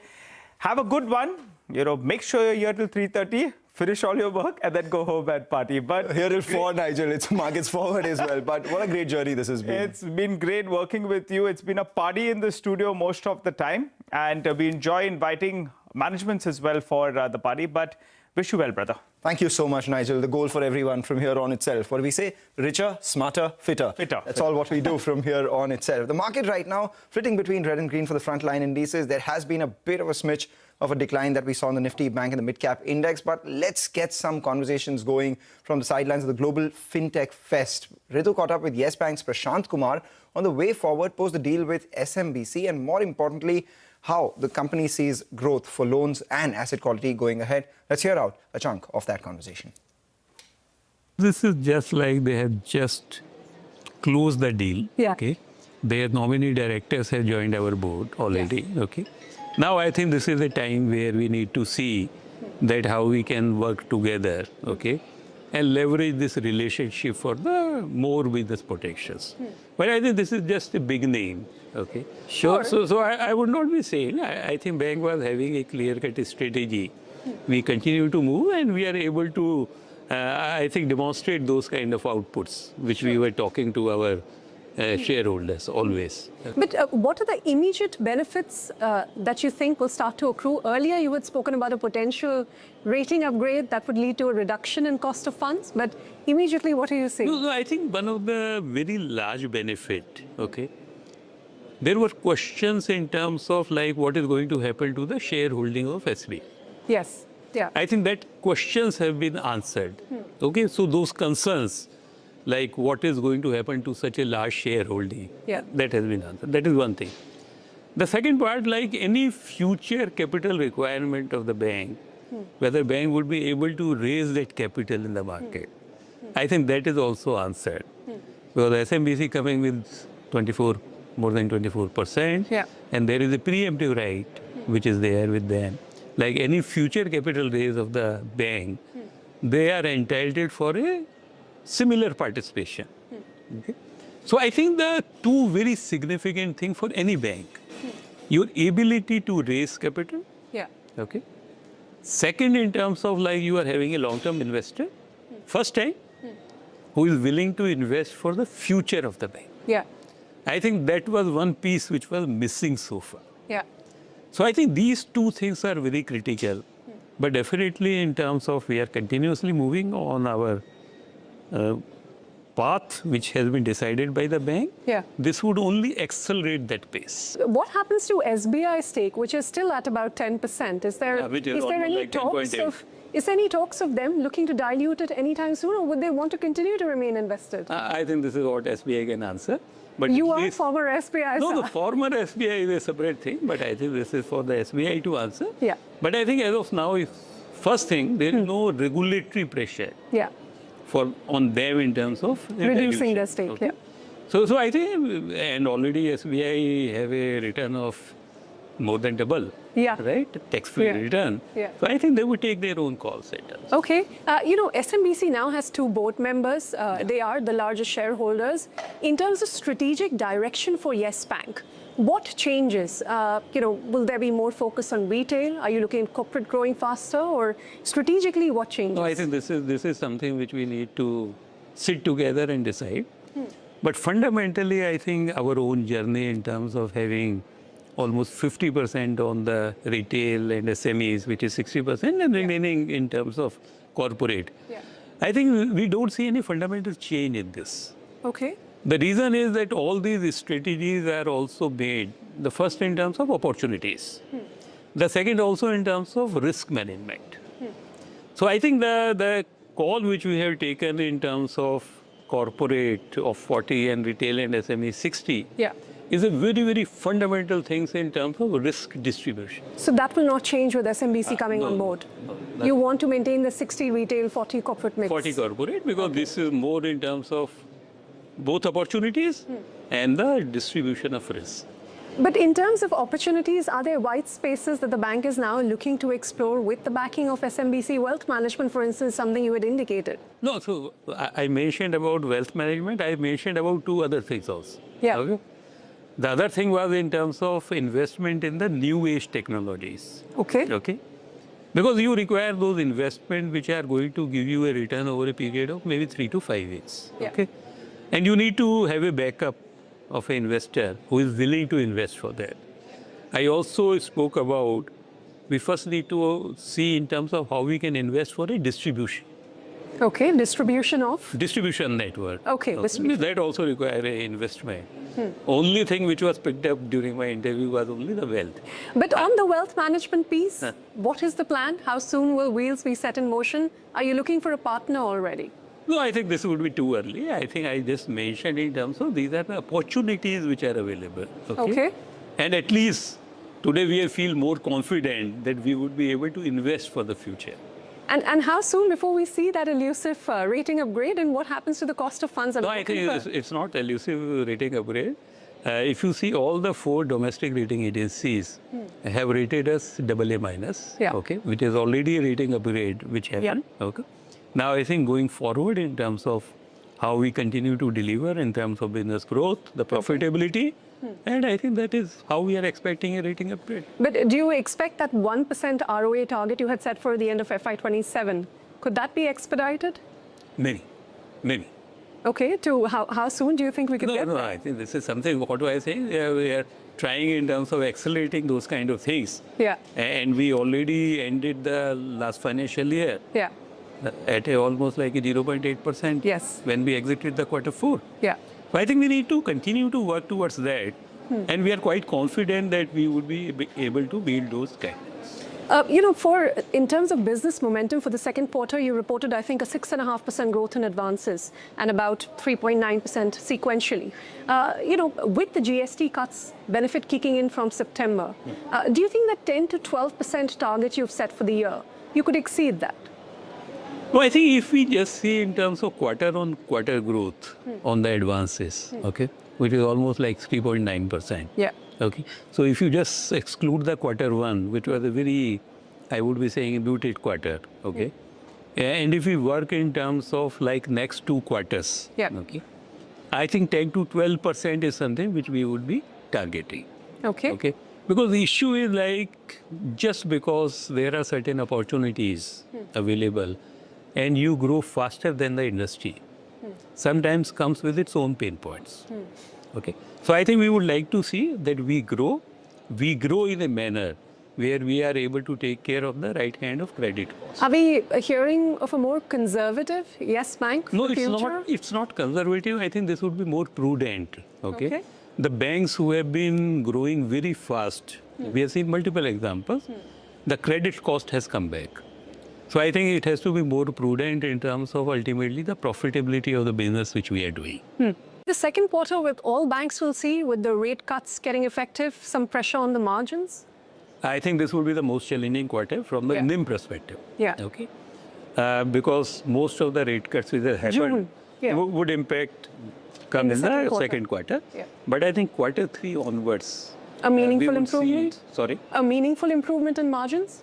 Meaningful is again a very subjective. Since we're not getting numbers, I'm trying to get qualitative comments. No, I am only saying definitely this was the most difficult quarter.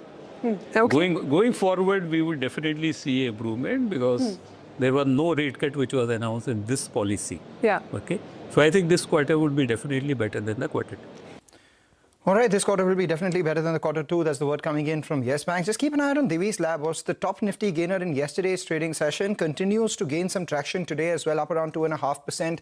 Second only to Titan, which is obviously gaining on the back of its strong performance in the second quarter. So watch out for Divi's. And the second stock that I'm looking at is AB Fashion and Retail. That too continues to do well. That's moved higher in today's trading session so far. Take a short break, come back, get you more on the markets. A lot of stock-specific action lined up for you on Chartbusters.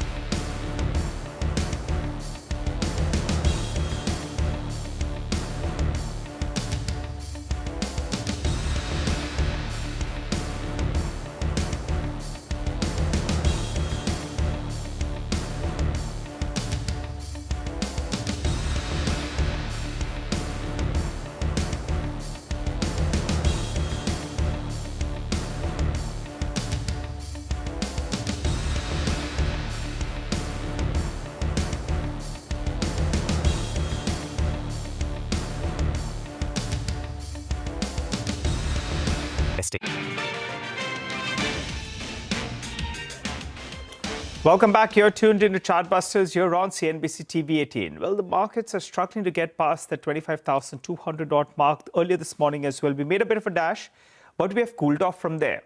But should we be buying this dip? Well, we have Chandan Taparia from Motilal Oswal Financial Services who joins in for a technical check. Hi, Chandan. Intraday dip, so to call it. We went around 25,200 for the second day running, and we've come off the top. What is your view? Would you look to be adding on to long positions? Do you think the markets are showing some signs of exhaustion? Give your take on Nifty, and I'm sure you want to wish Mangalam first. Good morning. Thanks for having me, Nigel. And I think it's time to celebrate the birthday of the birthday. Come on, Chandan, let's do a... Chandan, we'd like you to a bit of a step you want to do. Our director's going to pull all three of us now on the screen. And Chandan's going to give us that dance move. Mangalam, this is Chandan for you. Chandan, come on, go ahead.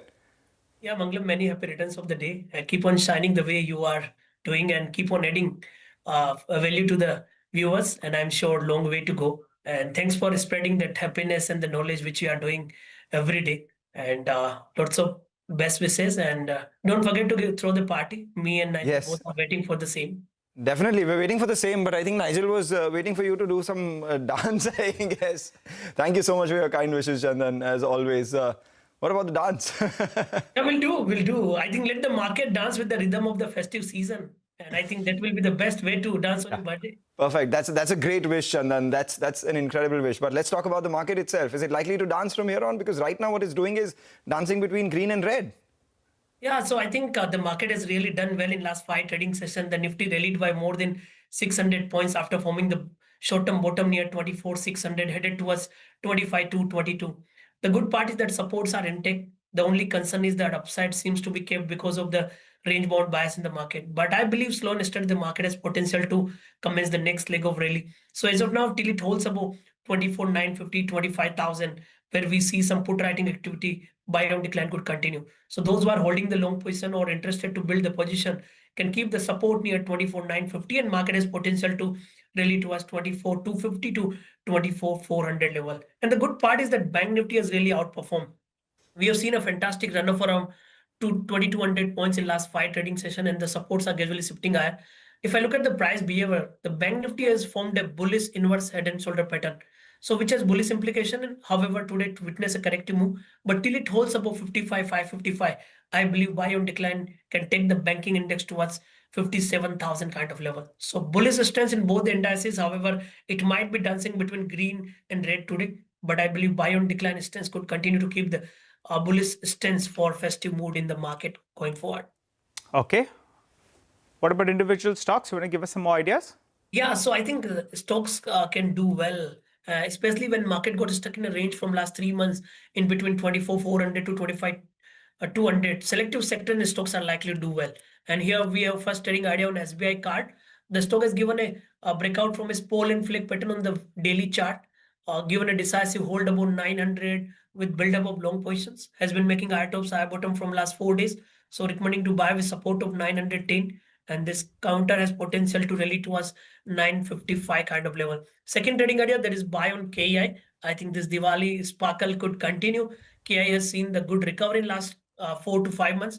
Now all set for a fresh leg of rally led by its follow buying as it holding well above 4,200 level. So one can buy with support of 4,150 for an upside target towards 4,450 kind of level. Last but not least, that is buy on Divis Lab. A fantastic comeback in last 2 to 3 trading session. Given a close above its 50-day exponential moving average, stock is all set for a fresh breakout as given a consolidation breakout of last 42 days. So recommending to buy with support of 6150, and this pharma counter has potential to rate to us 6520 kind of levels. All right, take that point. Just watch out for a few stocks on the broader markets. Infibeam is now up around 9%, but that's just a 19 rupee stock. There is some update on the exchanges which has come by. The other one is Rosary Bio, which too is up 7% with decent volumes. I think a lot of these volume-based buzzers, Hormaz will speak about through the course of the day, but just thought I'd point a few out. Naveen Fluorine is the other one, which has moved higher too. Take a short break, come back. More market action lined up for you on the other side.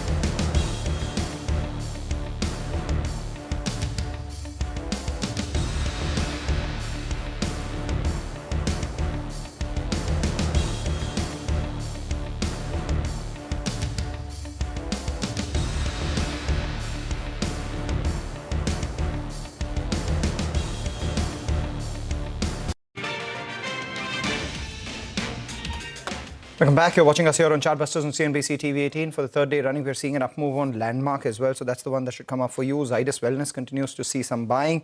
And from, the frontline end of things, we are seeing further traction on Titan, which has now moved higher, and further decline on Trent, which is currently at the low point of trade. Let's pull up the intraday chart of Latravenues Tech as well. The stock opened with 3% gains, and thereafter that quickly gave up those gains. And currently, as we speak, the stock is lower by about 0.7%, having corrected about 5% from the high. So the street not particularly, sure of which direction they would look at after a big move on the stock and the fundraising that has been announced by the company, but at the same time, secondary market purchase of shares from them as well. But let's get you some ideas for profit coming from our colleagues at Money Control Pro. We do have Bharat Jinani joining in with a stock that he's been tracking very closely. Bharat. Today's ideas will be APJ Surendra Hotels Limited. The hotel industry demand momentum remains strong, both at the corporate as well as the retail side. The industry supply, although it is picking up, it is expected to trail the demand over the next few years. Favorable demand supply dynamics would result in sustained pricing growth, which is positive for hotel players.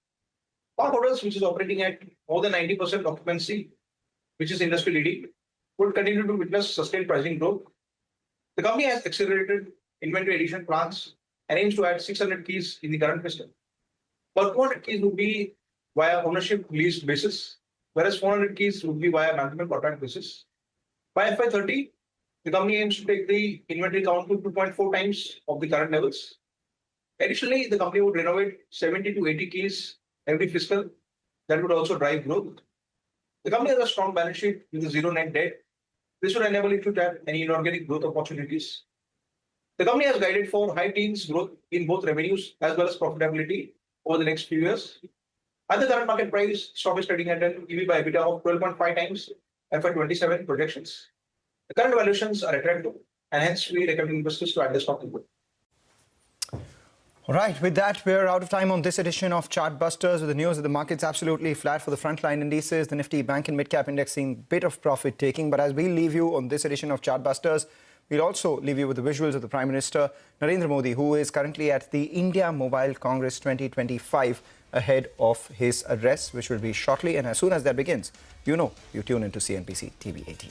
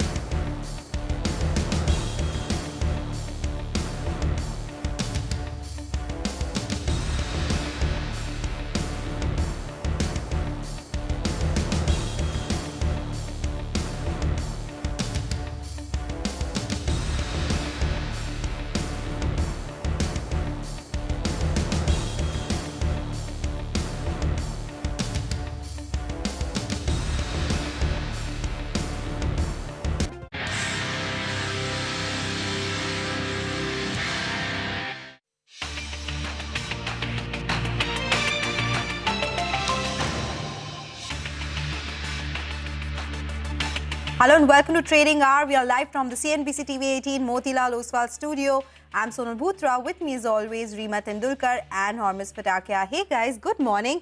Well, some profit booking which is on the cards. We are so far snapping that 4-day winning streak. Nifty is below the 25,100 mark for now. But Nifty IT, that is bucking the trend for now. Earnings continue to remain in focus. We are at the day's low as we speak on the Nifty. And there are some exclusive flashes running for you at the bottom of your screen. It is related to Tata Group, narrative of coup being painted by some trustees. This is, of course, an exclusive news break that we are getting. There are differences of opinion on certain decisions, including equity infusion into Tata International. We'll get in, Shireen, in just a bit with more details and the details as far as this important Tata Group news is concerned as well. But yes, for now, markets at the day's low. But this Tata is the big story and what's happening internally over there. But the other one is the IT stocks, right? You spoke about it, bucking the trend. And the Nifty IT index has gained about 3.5%. Remember, earnings kicks off tomorrow officially with TCS and Tata Elxsi. But the following week, we have Infosys, HCL Tech, Wipro, LTI Mindtree, Persistent and LTTS. So the entire picture will be clear. But just going by the initial numbers, if you look at TCS, for instance, what it's telling us is that maybe the earnings downgrade cycle could be coming to an end. So TCS reported 2 consecutive quarters of a revenue decline, Q3 and Q4. This quarter, we're expecting no growth or a modest 0.2% growth. So maybe that fall is now getting arrested now, and the hope is that maybe at some point things will recover. Right? And I think that is something that's priced in because of the kind of underperformance. Year to date, the Nifty IT index was down close to about 25% underperformance versus the Nifty.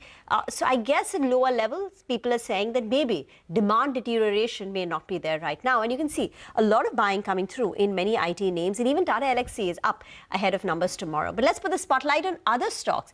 Hormuz has now moved over to the big wall. Hormuz. Markets have cooled off from the highs, but then look at stock-specific activity in the broader markets. And IFCI is a PSU name. We're highlighting 2 PSUs in today's list. This one too is slightly off the highs of the day. At one point was up 7.5%, snapped a 2-day losing streak. But take a look at the volumes here. We've had over 2.5 crore shares that have already been traded in the first couple of hours of the trading session. The 20-day average here is just 35 lakh.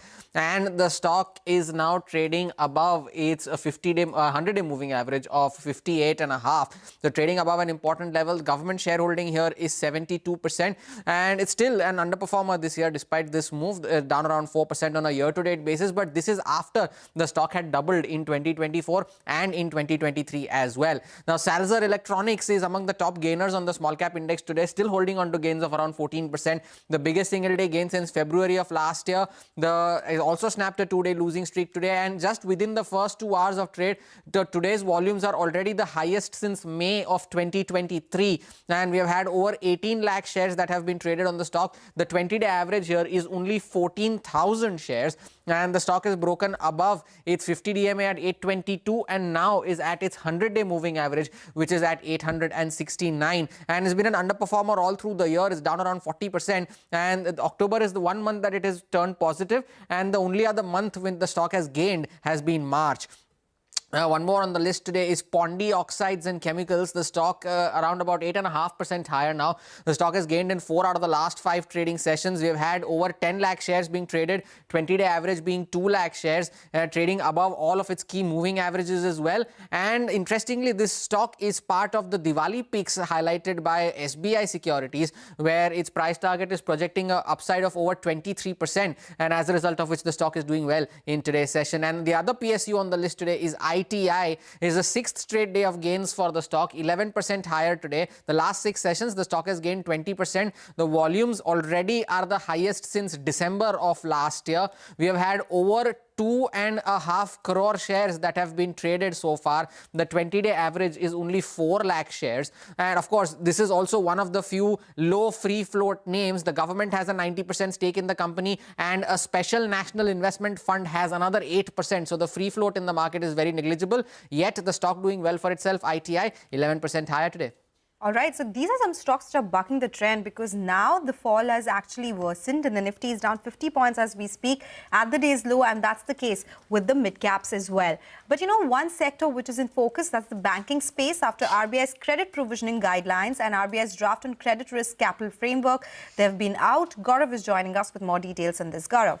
Well, yes, RBI has shared guidelines for two segments. First is that ECL, which is expected credit loss, and second is the risk weights. First, let's talk about the expected credit loss segment, where they have made a few changes. And a key change is that they have now added new classifications, which will be stage 1, stage 2 and stage 3. Stage 1 will be performing, stage 2 will be significant increase in credit risk.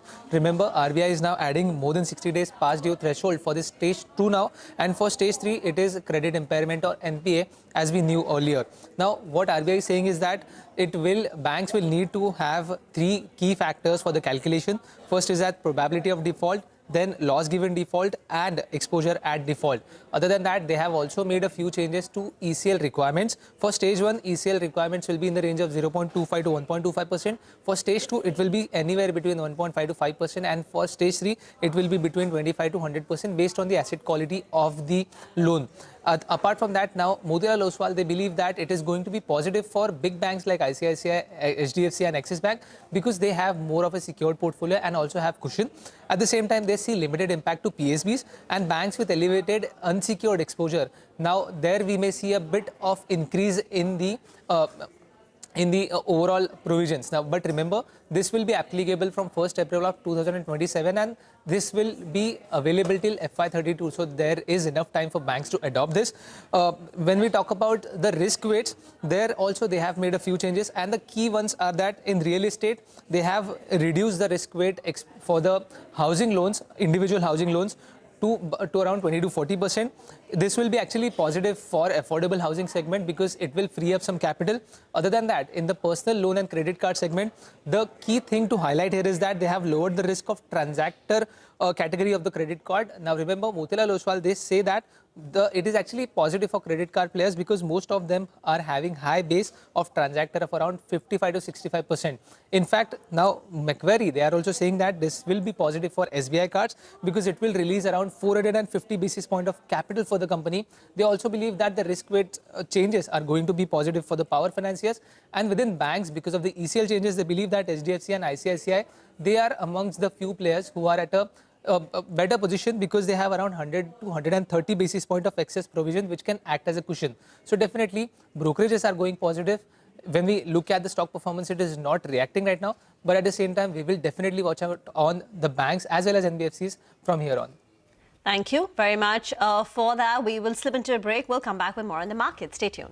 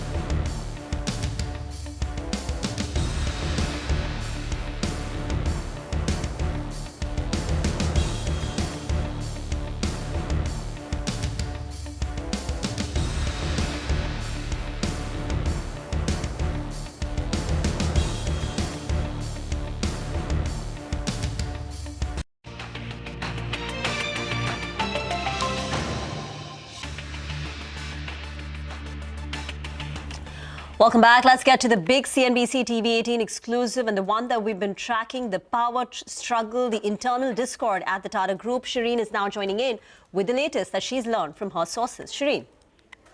Well, thanks very much.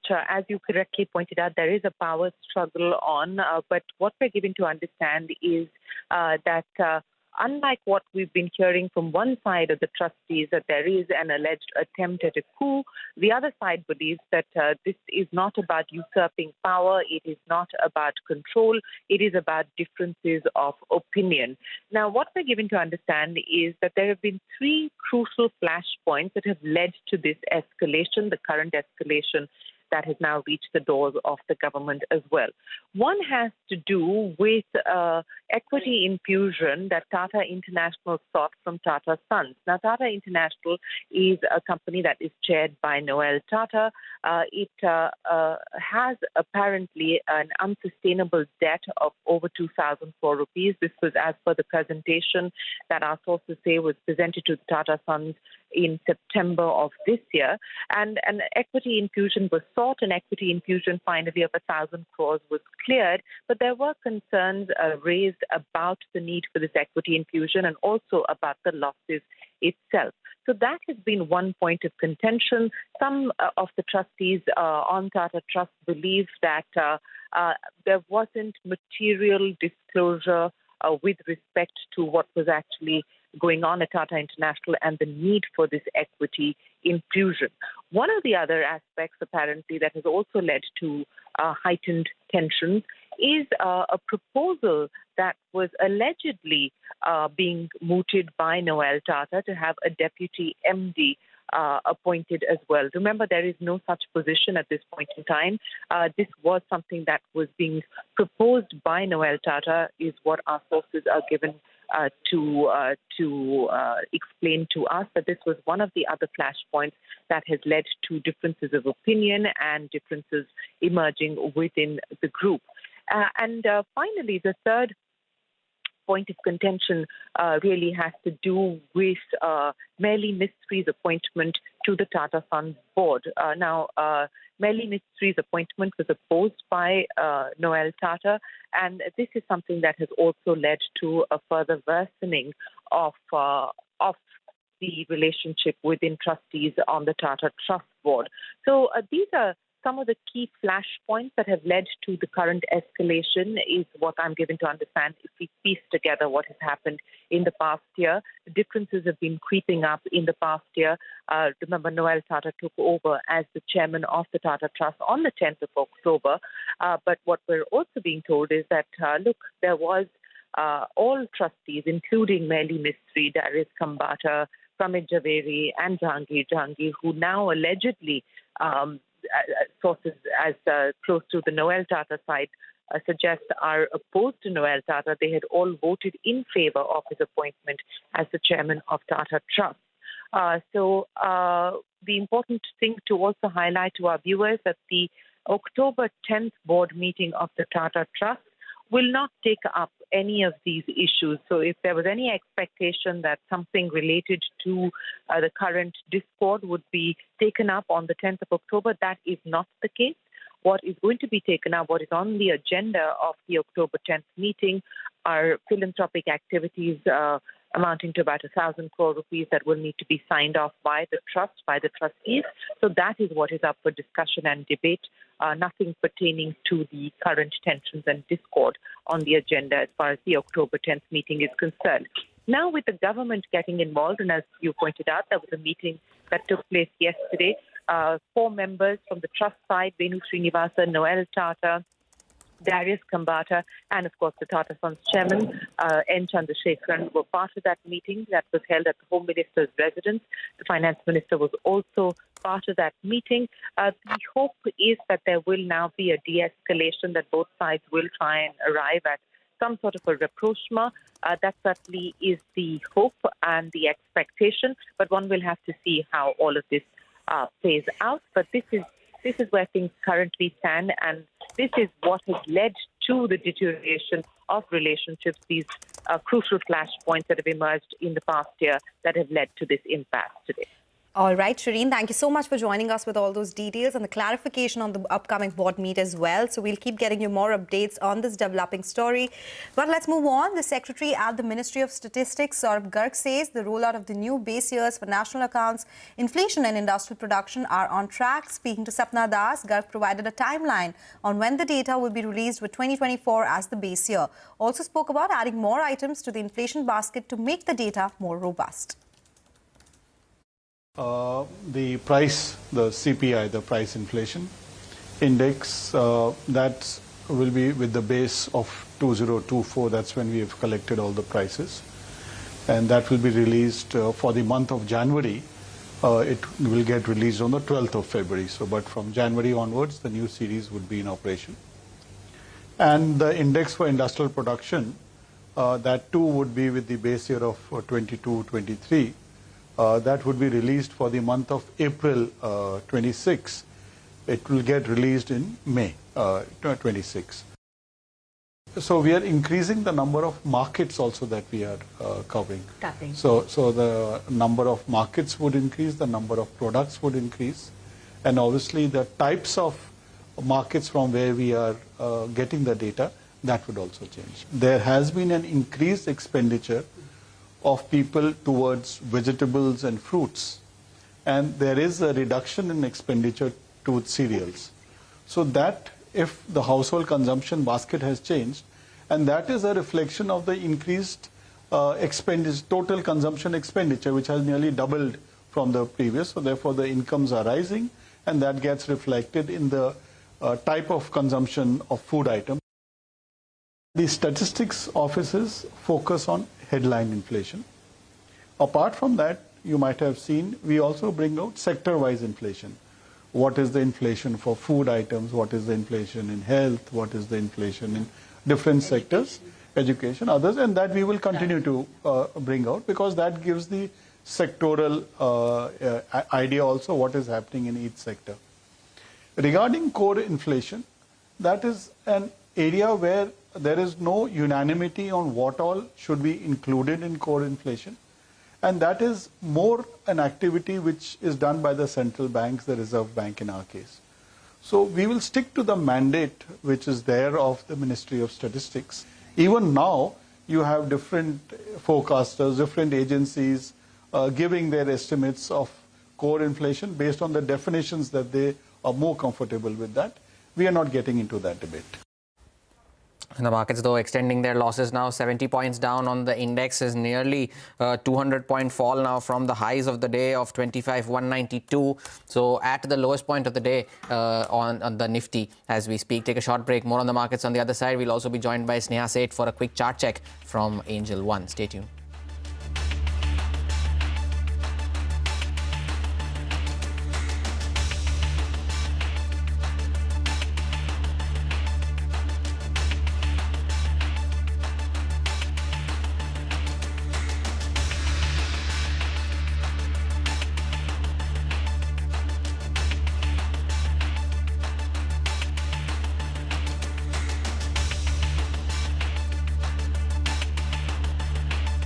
Indigenous technologies का development और scaling हो, R&D के जरिए intellectual property create करना हो,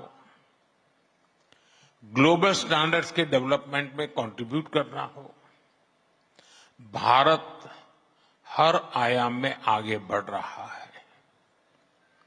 इन्हीं प्रयासों का परिणाम है कि आज भारत एक इफेक्टिव प्लेटफॉर्म बनकर उभरा है।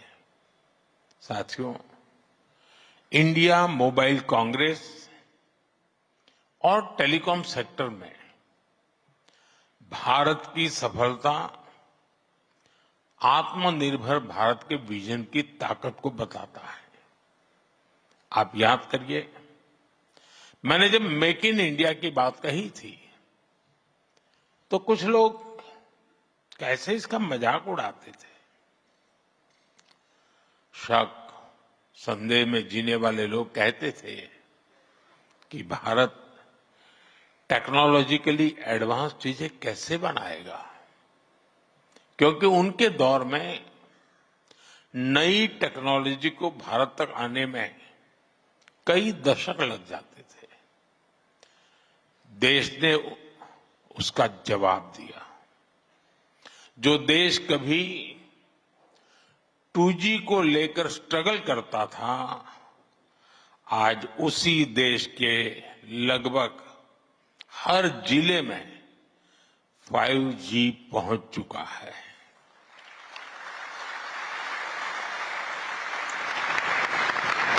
हमारा इलेक्ट्रॉनिक्स प्रोडक्शन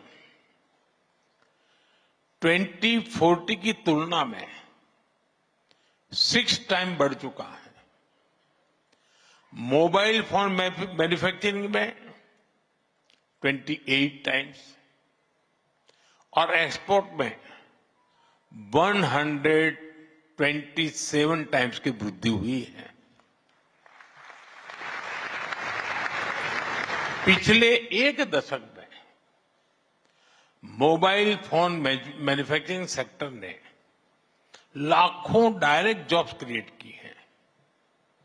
अभी हाल ही में एक बड़ी स्मार्टफोन कंपनी का डेटा सामने आया है। आज 45 भारतीय कंपनियां उस एक बड़ी कंपनी की सप्लाई चेन से जुड़ी हैं। इससे करीब 3.5 लाख रोजगार देश में पैदा हुए हैं। और ये केवल एक कंपनी का आंकड़ा नहीं है। आज देश में कितनी ही कंपनियां बड़े स्केल पर मैन्युफैक्चरिंग कर रही हैं। इसमें अगर इनडायरेक्ट अपॉर्चुनिटीज को जोड़ दें तो हम कल्पना कर सकते हैं कि रोजगार का ये नंबर कितना बड़ा बन जाता है। साथियों, कुछ दिन पहले ही भारत ने अपना made in India 4G stack launch किया है। ये देश की बड़ी स्वदेशी उपलब्धि है।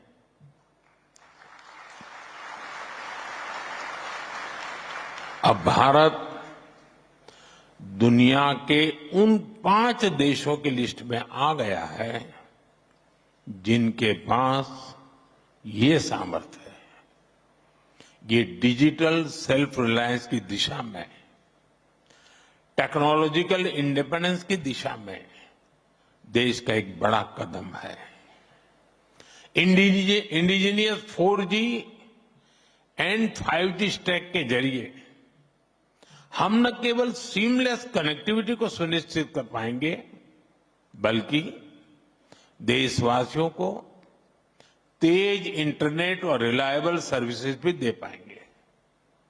इसी मकसद से जिस दिन हमने अपना made in India 4G stack launch किया, उसी दिन देश में एक साथ करीब 1 लाख 4G टावर्स को भी एक्टिव किया गया।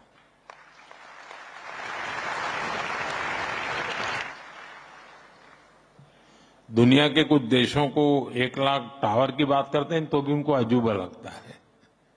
ये आंकड़े बहुत बड़े लगते हैं लोगों को। इसके कारण एक साथ 2 करोड़ से ज्यादा लोग देश की डिजिटल मूवमेंट का हिस्सा बने हैं। इसमें कई ऐसे इलाके थे जो रिमोट एरिया में थे, जो डिजिटल कनेक्टिविटी में पीछे छूट गए थे। अब ऐसे सभी क्षेत्रों में इंटरनेट कनेक्टिविटी पहुंची है।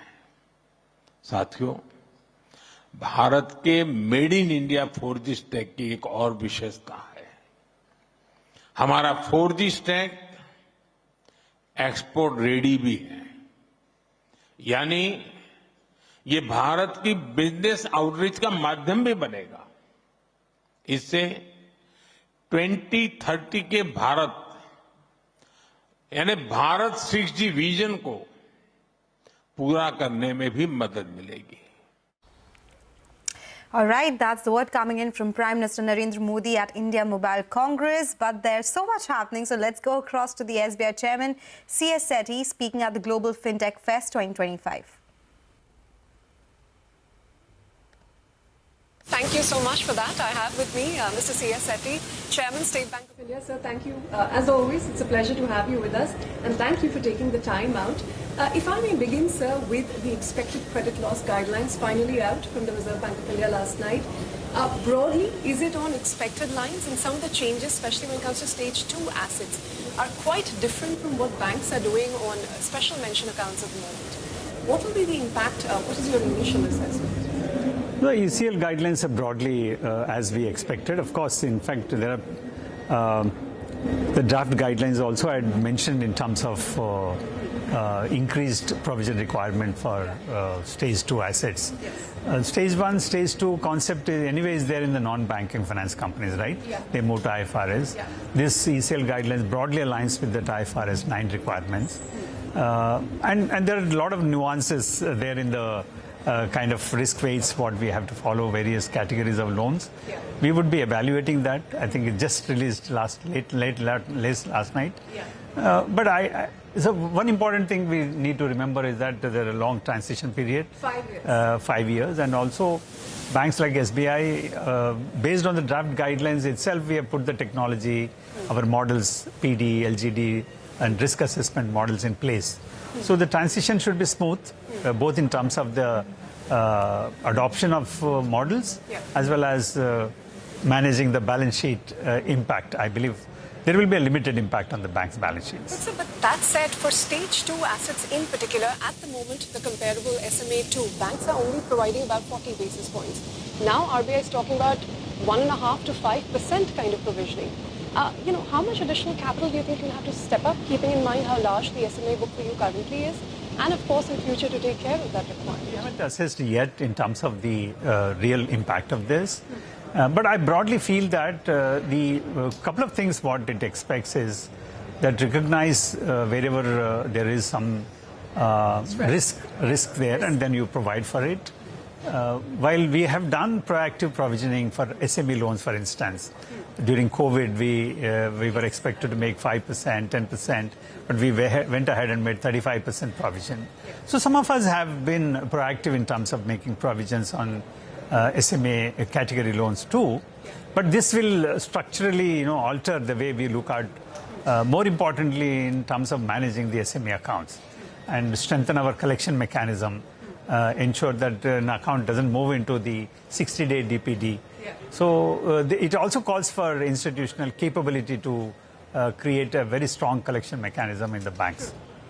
So on the Basel III framework, again, risk weights, there have been changes across the board. If you talk about real estate for affordable retail housing loans, the risk weights have been reduced. For commercial, they've been increased. For MSME, they've been reduced. For better rated NBFCs, again, they've come down. And credit cards. What kind of credit this could unlock, and how much additional capital will there be for you to lend to these sectors? The credit capital constraint was never there. I think most of the banks are well capitalized to support the credit growth. But this is a very welcome step. In fact, all over the globe, the risk weights on the secured loans, which have happened in terms of the LTV-based risk weights which have been prescribed on the real estate loans, particularly on the residential mortgages, I believe that we had one of the highest capital allocation for our residential mortgages across the countries. So that has been now, I think, is aligned to global practices. This is a very good move because I think most of us have a very significant residential mortgage portfolio now.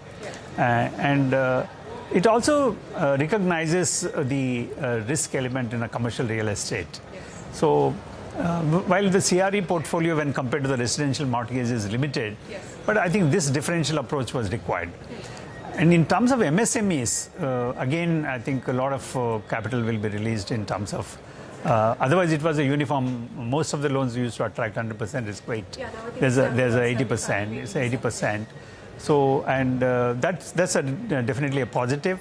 So it's the ECL and the whole risk weights, Basel III norms have to be looked in holistically and have to assess the overall impact. Okay, so in that sense then, given all of these measures plus the various reforms announced by the Reserve Bank on the 1st of October, you think you could meaningfully revise upward your credit growth guidance? I know we keep asking you this, but there are more and more of these new measures coming in every day that we speak. You think there could be a meaningful uptick? No, definitely. I think a lot of this, I called in one of your shows that these announcements are, I call them as banking reforms 3.0.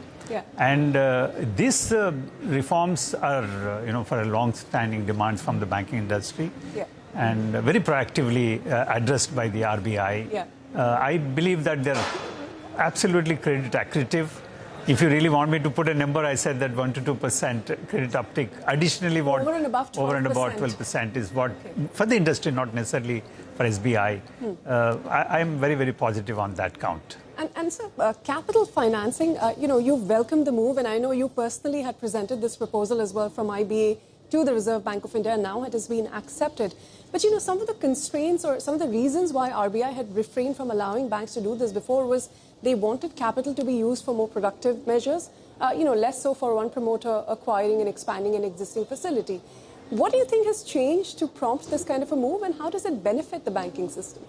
No, we are now witnessing a good quality balance sheets, both on the corporate side as well as on the bank side, right? We've been talking about twin balance sheet advantage for the last 4 to 5 years in terms of how the balance sheets have been cleaned up.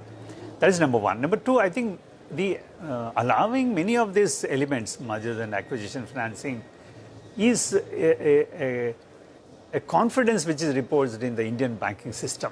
Ironically, which I've been presenting is that an Indian company acquiring an overseas company is permitted to be funded by overseas branch of India. Not Indian banks. Indian companies acquiring Indian companies, not to be funded by Indian banks, I think is a kind of an anomaly. Except for IBC, that was the exception. That was an exception. I think stressed asset funding was allowed.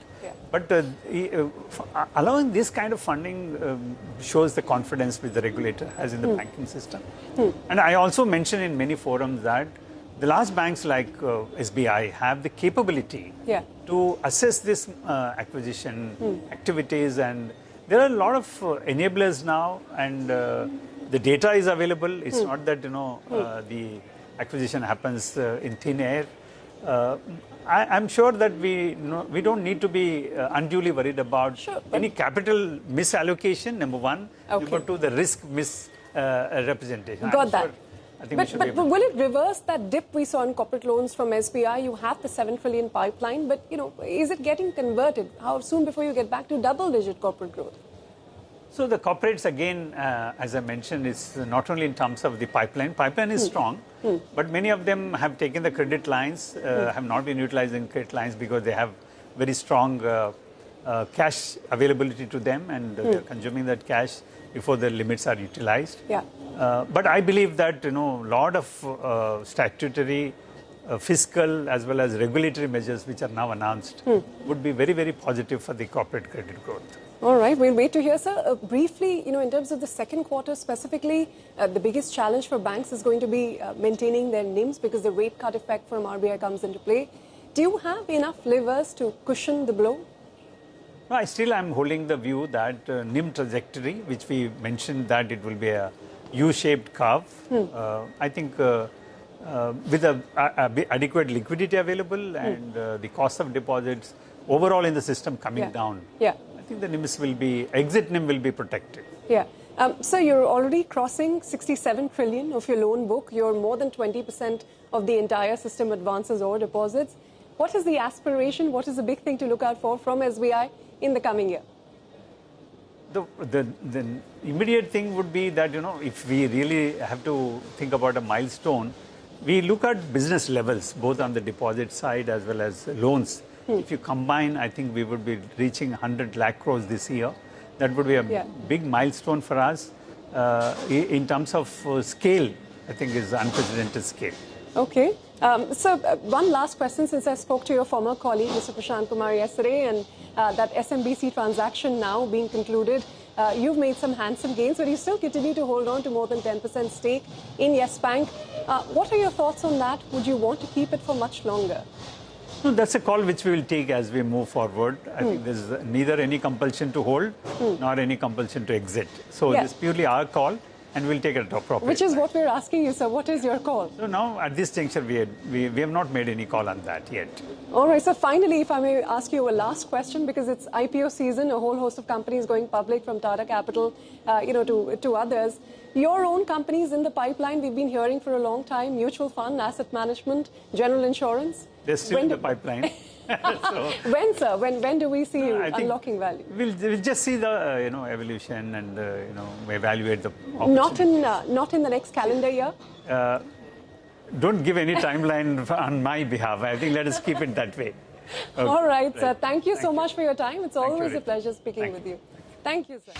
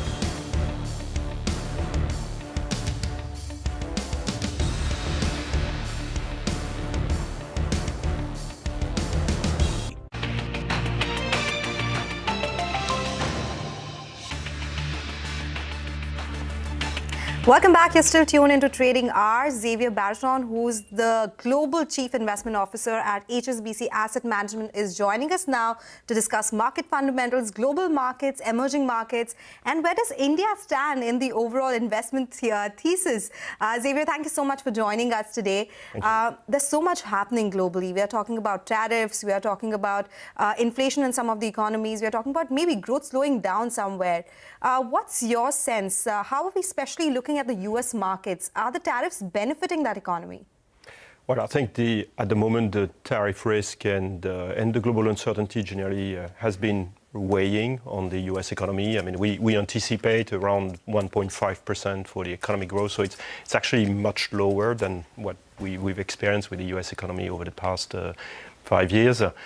By contrast, and it's a bit an inverted image, inflation is persistent and sticky, and it poses a particular challenge for the Fed, which is nonetheless on track for delivering a few more rate cuts after starting the easing cycle in September. So we expect 2 more cuts by the end of the year, another 2 or 3 next year, really. So from an investment standpoint and accepting we need to navigate these choppy seas with a lot of care, we still think it's pro-risk environment, generally speaking, but we're very targeted and selective in our allocations, really. Typically looking at markets on the stock markets where we see attractive valuations in particular. There are lots of pockets which start to be a little bit lofty from a valuation standpoint. I mean, we talk probably about the AI and the tech, I'm sure.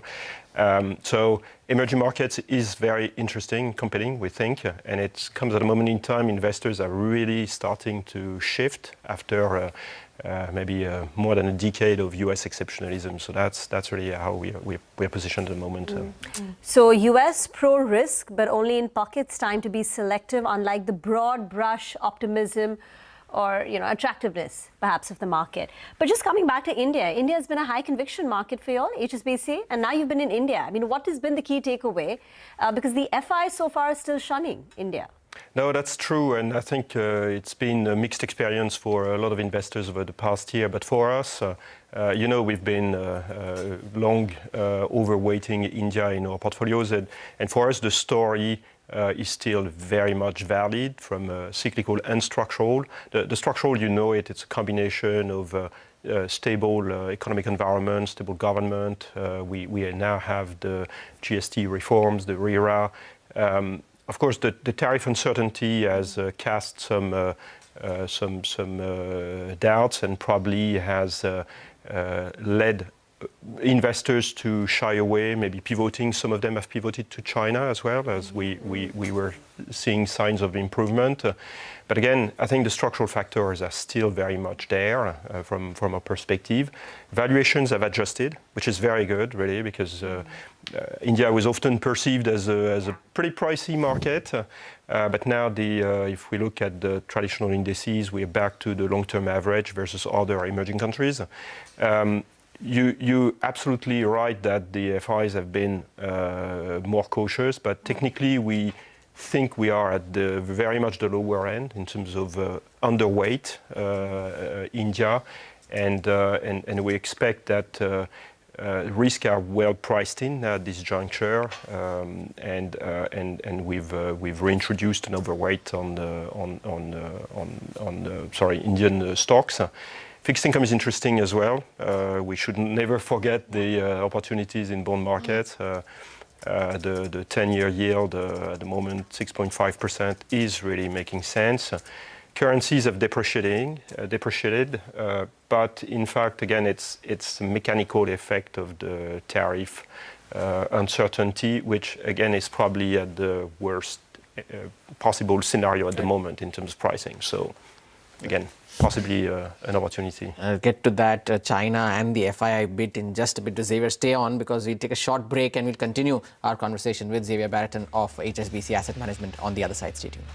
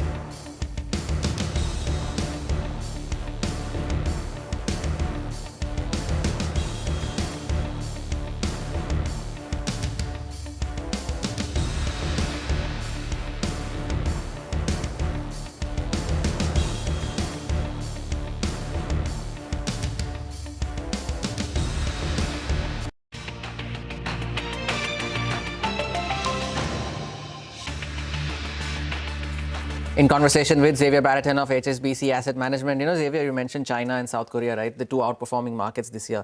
What would it take now for FIIs to come back to India, considering those markets have seen a significant run-up, but India hasn't? Okay. Well, I think they probably want to see some sort of triggers on the tariff discussions. But I think generally the investors need to take this sort of long-term stance on India, really, and take the opportunity of valuations having adjusted to return, really, because the stock markets will always trade at some sort of premium. And we think, generally speaking, the structural improvement means that stocks will re-rate, definitely.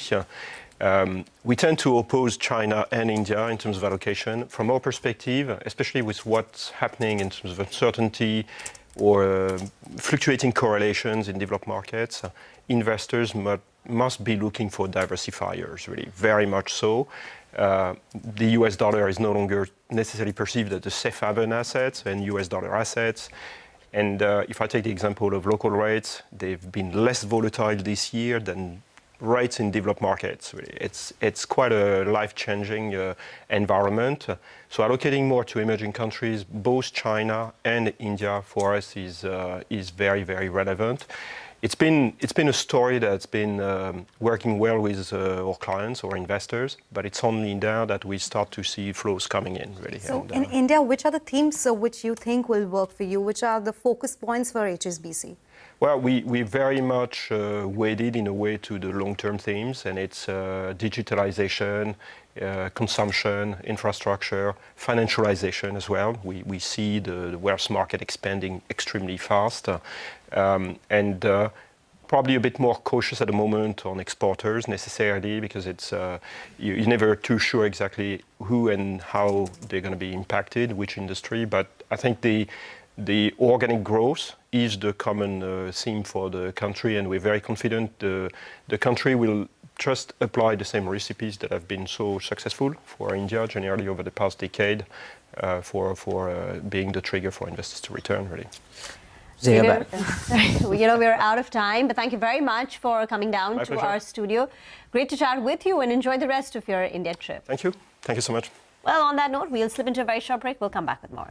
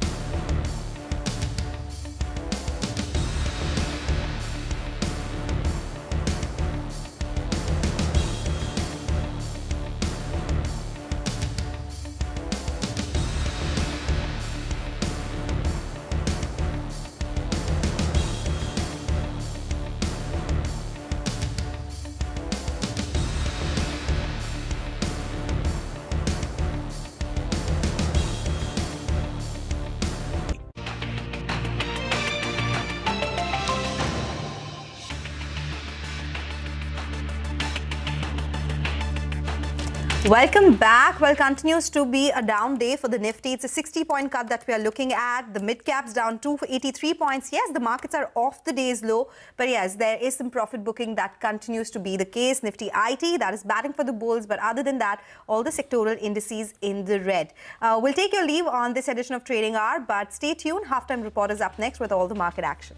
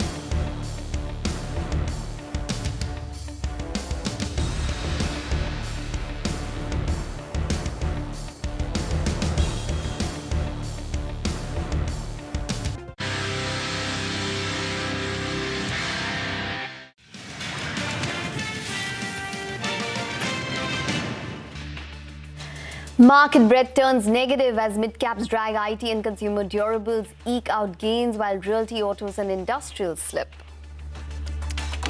An increase in gold prices helps Titan notch up higher realizations in the second quarter as festive season kicks off early this year. Gold coin purchases also aided performance as other consumer segments too posted strong growth. The stock gains. There will be limited impact on the balance sheet of RBI's ECL norm, says State Bank of India's chairman C.S. Shetty, but he sees the lower risk weights on residential mortgage and SME lending as positive steps that will release capital for banks. The Home Minister and Finance Minister have held talks with Tata trustees Noel Tata and N. Chandra amid fears of a coup and differences over disclosures, fund allocation and key appointments. The expectation is that this will help de-escalate tensions and lead to a workable resolution. Good afternoon. You're watching us here on Halftime Report on CNBC TV 18 Live. I'm Mangalam Malu. With me, Ekta Batra. We come to you live from the CNBC TV 18 Motilal Oswal studio. The market's been lower from the highs. In fact, from closer to 25,200, where we've seen a sell-off for 2 consecutive sessions. The Nifty is holding a little above that 25,000 mark. The question is where it goes from here and whether 25,000 now acts as a bit of a support as well. After many days of a rally, we saw a bit of a pause on Wall Street overnight, and that weakness has been, moving into our markets or seeping into our markets as well. 2 things that stand out today. One, the market breadth firmly in favor of declines for the second day running. And secondly, the Nifty Bank, which has been outperforming for the last few trading sessions, is leading the market on the way down today with about 0.2% in terms of a cut. Hi, Ekta. Good afternoon. Hi, Mangalam. Afternoon and happy birthday again. Thank you so much. From the entire halftime reporting team. But it is definitely turning out to be a day which could be better, after the kind of run-up that we've seen. We saw the signs yesterday itself in the second half of the trading session where we started giving up gains. And that seems to have continued in today's trading session where we did start off, pretty much consolidating. And now we've taken a turn for the worse. So the Bank Nifty down around 0.6%. Advanced decline ratio also on the declining side for 2 days on a trot. So declining stocks at around 1,700 and around advancing stocks at around 1,000 on the National Stock Exchange. So that's pretty much how the broader markets are stacking up at this point in time. But let's talk about specific stocks. And Titan is definitely the top and the big story of the day. The stock is reacting to its Q2 update. Mangalam, you've been looking at the stock, up around 3-4% from the get-go. Give us a sense in terms of what worked well for Titan and the fact that it did what it did despite the gold and silver prices running up. It was a good performance that came in from Titan. One would say, the others have done a lot better and all that and stuff. But you got to look at Titan as compared to all the others and their absolute base. So if you look at Titan, 19% growth in their jewelry business, something that the street likes. The other thing that they like is that there was, yes, obviously, ticket size increase on account of a surging price that we saw in gold. But the decline in buyer counts was very marginal year on year. So that tells you that there is some resilience in demand. Second quarter last year was a fairly high base on account of the customs duty reduction and increased sales on account of that. But, this year the festive season came in a little earlier in the second season. Early onset has helped offset the high base. But as we move forward, the other categories of the company are looking a lot better. The other quarters are looking a lot better. And internally in the jewelry business itself, studded jewelry grew in mid-teens, outpacing plain gold jewelry growth. And people have decided to play the higher gold prices, not via jewelry, but gold coins. So that contributed to their overall sales as well. So to that extent, margins become very important to track, but growth has been fairly resilient. No 2 ways about that. Okay, what about the other categories? How did they perform? Well, if you look at the other categories of Titan, they are a lot better. They're growing and they're a lot smaller in the overall composition itself. So if you look at something like their watches business, that grew in 12%, led by 17% growth in analog watches. And analog watches are margin accretive, not digital watches. Eye care growing around 9%, the domestic business. Carrot Lane, which has been a growth driver for the company for the last many quarters. Adornment jewelry and at lower gold prices. This is something which is expected to do well. So that's continued to grow at 30% as well. And international business, where the company has made a strong foray. They have tall targets here as well. The US business doubled. The international business on an overall basis has increased by 86%. And to add to that, you will have, the addition coming in from D. Damas as well. The emerging businesses, which includes the likes of fragrances, women's bag and Taneira, have been led by women's bags and fragrances. For the last few quarters, Taneira has been a bit of an underperformer, growing just at 13%. So emerging businesses growing at 37% as well. So smaller parts of the business growing extremely fast, so fairly on track. Okay, what about brokerages? Are they happy with the performance? They're happy. We have Morgan Stanley, which has written that, on Titan's own base, this 19% growth speaks about resilience in demand, and that's something that, they like it. They have an overweight call. They have a target of 39.53 rupees. And they believe that, going forward, the company is likely to sustain its strength. And what they like the most is that they were expecting 12% growth for TMZ. What is TMZ? Tanishq, Mia and Zoya. That has actually grown at 18%. So that's a positive out here. And they're happy. The stock up 4%. Okay. And do the valuations justify the run-up now? Well, for Titan, it's been trading expensive valuations for a while now. But what's happened is that, lately the premium of Titan versus the others has narrowed a little bit. Yes, Titan has been trading at premium valuations, but Kalyan Jewellers, when it was offered, it was, nearly 1/6 or 1/7 the valuation of Titan and all the others as well. So the discount as against Titan for all the others has narrowed quite a bit. So that makes Titan's valuations, given its pedigree, a lot more palatable. But on an absolute basis, obviously 51 times FY27 earnings or 63 times is expensive. But you compare that to Kalyan, you're paying 42 times for Kalyan, you're paying 31 times for Kalyan. Titan has jewelry and a little more, and the Tata pedigree. All these factors work for them, given their sheer size and growth. 63 at the higher end, but definitely palatable, given how others are too. Okay, all right. So that is on Titan. That stock holding up with a gain of around 4% post its Q2 FY26 update. But let's move on now to our movers and shakers segment, where we track a whole host of stocks which are buzzing in trade. And we have our entire research team joining in to give you all of the stocks which are in focus. So now let's go ahead with the real estate space. Anant Raj and Lodha is what you're looking at. I am, yes. Anant Raj is in focus because they are looking at a fundraise. Sources are suggesting that there's a QIP which is in the works. 1100 crore, that is the total size of that particular QIP. The indicated price is 662 rupees a share, which is around 4.5% of yesterday's closing market price. So we have already seen that adjustment taking place today as well. That would lead to an equity dilution of 4.5%. Now, do remember the company is looking at expansion in the data center space. So these funds could be used there. But yes, we still need to speak to the management about it. For Lodha, Q2 update, there was a single-digit growth that we saw in pre-sales this time around versus high double-digit growth that the company has seen overall so far. So pre-sales up 7%, collections up 13%. First half sales have come in at 9,020 crore rupees, which compares with their full year guidance of around 21,000 crore rupees.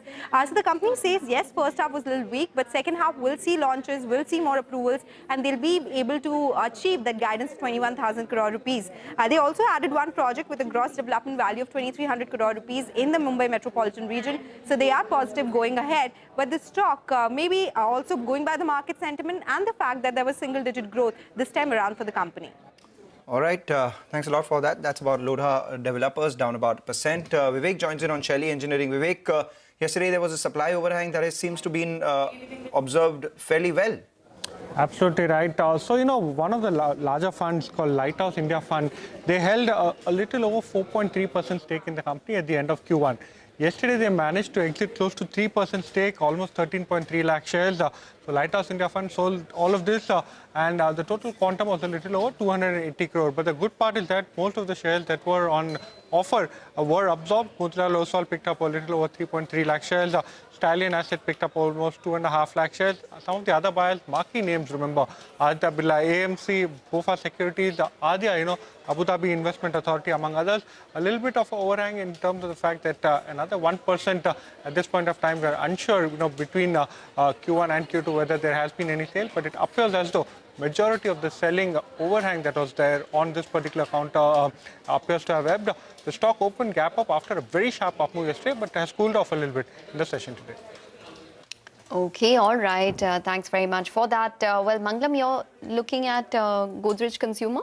Yes, Godrej Consumer too gave their second quarter update this time around, and it was a mixed bag. What was actually taking place out here was something that the street had anticipated already because of HUL's second quarter update. GST rate reduction led to short-term trade adjustments or adjustments across trade channels, and as a result of which their standalone business grew in mid-single digits. Now, that's a positive as compared to, say, HUL, which was flattish, Here, this business was led by low single-digit underlying volume growth.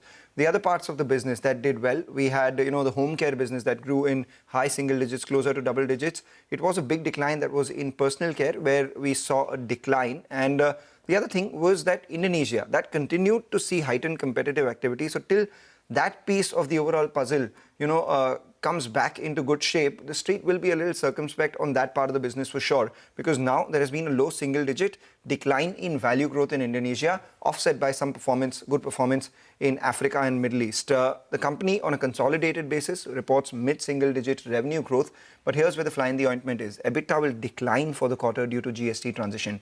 While they're hopeful of recovery in the second half, remember, it's been the third straight quarter where there has been an EBITDA miss. In fact, the fourth straight quarter that there has been an EBITDA miss from the company's standpoint, and which is why, despite the confidence of recovery in the second half, the street is taking it a little easy. The stock down by about 1%. I think that wraps up our movers and shakers segment on halftime report. But as we look at the markets, as we look at all these individual stocks, let's also watch out for some of the visuals that are coming in from the India Mobile Congress 2025, which is currently underway in Delhi. Akash Ambani of Reliance Jio Infocom with the Telecom Minister Jyotiraditya Scindia. There you can see at the Indian Mobile Conference.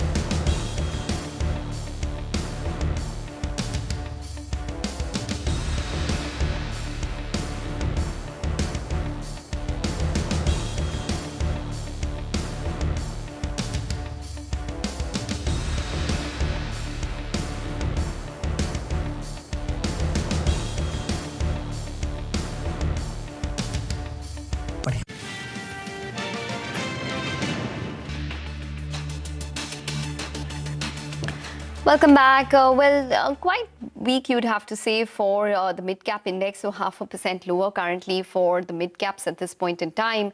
A couple of stocks which are showing a little bit of profit booking include Tata Rail Systems, so that stock is down around 2.8%.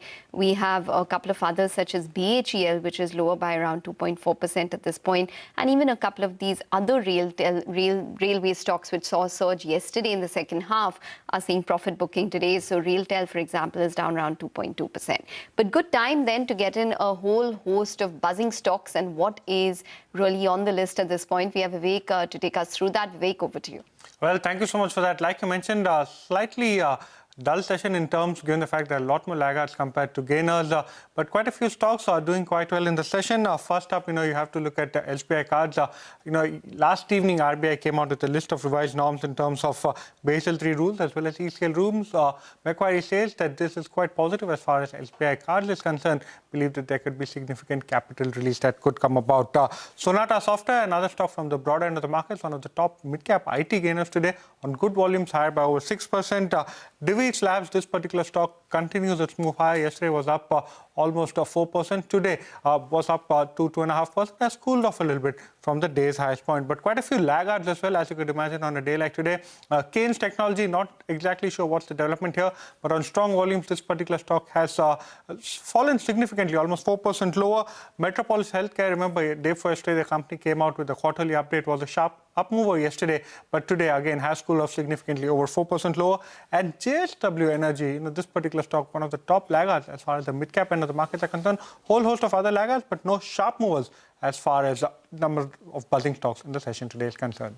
All right, Vivek, thanks a lot for that. One would imagine that there are more losers than gainers today, and you've pointed out a few of them. Keynes actually did extremely well in yesterday's trading session, so some bit of profit booking is what we've seen out there. Though as we speak, some of these metal names are finding some favor. So Tata Steel, for one, has moved to the high point of trade, has been doing extremely well, in the last 15 minutes or so.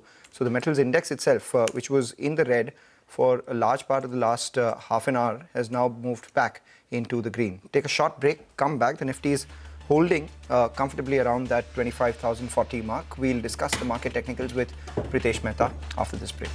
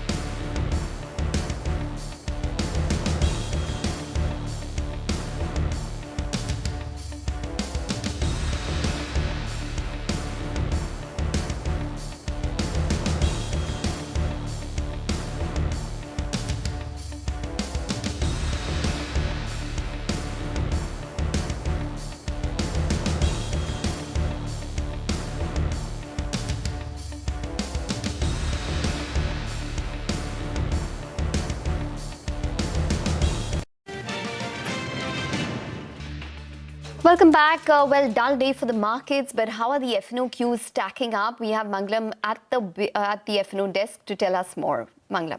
Well, so if you look at, the last few trading sessions, you would notice that it's the Nifty Bank which has been supporting the frontline index and the Nifty IT has been underperforming. But turns out today that the roles have been reversed. The IT index is actually holding fairly well in the green ahead of the results season that begins, very shortly with TCS reporting their numbers. 1.2% higher for that one. The Nifty Bank's taken a pause for breath, and that's caused the Nifty to be lower by almost 1/3%. But the Nifty Bank now where it is, is just about 100, 200 points away from its 100-day moving average. So that'll be an important support. So the Nifty, despite its decline from the highs, is very close to support levels. Why do I say that? Because the Nifty Bank has the 100-day moving average in terms of a support.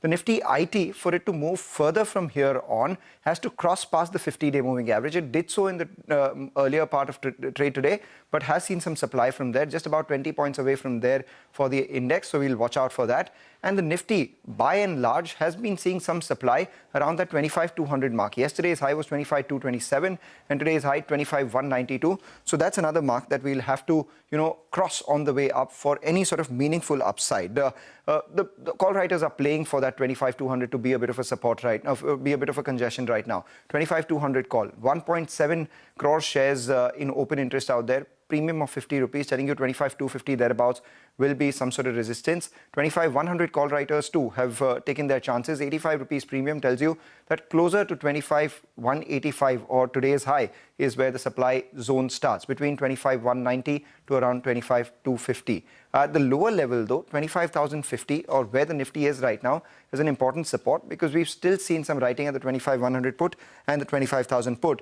And technically as well, the Nifty has been hovering just around the 20-day moving average. So if you pull up the 20-day moving average of the Nifty, that's 25,024. The Nifty is a few points above that. And below that, if we were to break the 20-day moving average, then you have support in the form of 24,950, which is the 100-day moving average. So technically, and from an F&O standpoint, 25,000 is an important support zone. We are nearer to support than resistance. A lot of long positions added on individual names. So Titan, SBI Card, Divi's Lab for second day running fairly well bid in trade. Whereas some of these movers of yesterday, we had the railway stocks that surged in the last hour of trade yesterday. RVNL, IRFC seeing a fair amount of shorting addition, and Keynes Tech as well, which was a big mover yesterday, is now coming for some fresh short. So that stock lower by about 4%. All right. Thanks, Mangalam, for that. We do have Pritesh Mehta joining in now to give us a sense in terms of the technicals of the market. Pritesh, hi. Welcome to the show. Well, it's turning out to be a day which is showing some amount of profit booking, especially for the Bank Nifty and the mid caps. How would you approach the Bank Nifty at these levels? Good afternoon. Thanks for having me. Now, see, Nifty is taking a bit of breather, and nothing is wrong with that. We saw good comeback in last two sessions, led by banks, as Mangalam rightly pointed out. But now, Bank Nifty is taking a bit of witnessing a bit of profit booking. Private banks are witnessing a bit of decline, but in the overall larger scheme of things, I think we are betting on banks to do well. We were target of Bank Nifty around 58K from here on. We have been bullish of banks for a while now. But when we look at the PSU bank and the private banks, they both are doing well now. From the private banks, we like the likes of Axis and Kotak Bank. From the PSU banks, if you look at the relative strength of Bob, Can Bank, even SBI versus the banking basket, they shape quite well. So I think it is just a bit of pause, but I think banks are going to do well from here on. Okay, banks will do well from here on. What about stocks? What do you any specific stocks that you're looking at, especially in the broader markets? Yes, so we have two buys. The first one is buy on Apollo Tyres. Now, see, we have created one customized tire index. Now, that index has given a base breakout. From the space, plenty of names are popping up on our screen, but what we like is Apollo Tyres. This stock has given a bullish total breakout, and now what we have witnessed is follow through move. So buy for a target of 580. The stock would be around 460. The second is buy on Titan. Now see, our consumer discretionary space is shaping up quite well. This is outperforming the defensive. This is what we like to see. So from this space, Titan is showing strength. It is showing relative strength also. What we have seen, the stock has not done anything for most of the last year. And now what we are witnessing is follow-through moves of a bullish anchor column, which was seen in the month of April and May. So I think the stock has plenty of catching up to do. So buy for a target of 4300. The stop would be around 3300. All right, 3300 on Titan as a stop and bullish on that one. Pritesh, thank you so much for joining in and giving us your views on a lot of individual stocks and the market by and large. We take a short break. And on the other side, a very special conversation. Amir Bijli of PVR Inox joins in to discuss the launch of their first full dine-in experience in the cinemas. Stay tuned for that.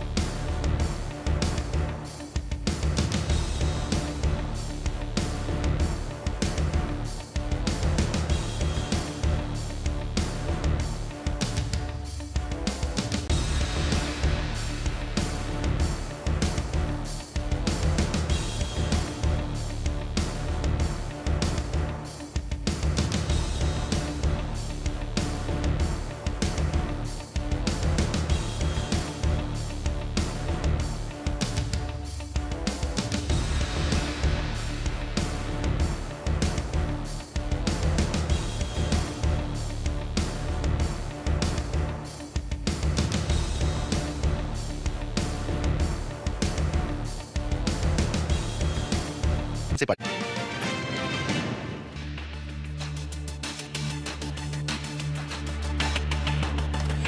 Welcome back. A few stocks picking some sort of buying right now. Parag Milk up around 2.5%.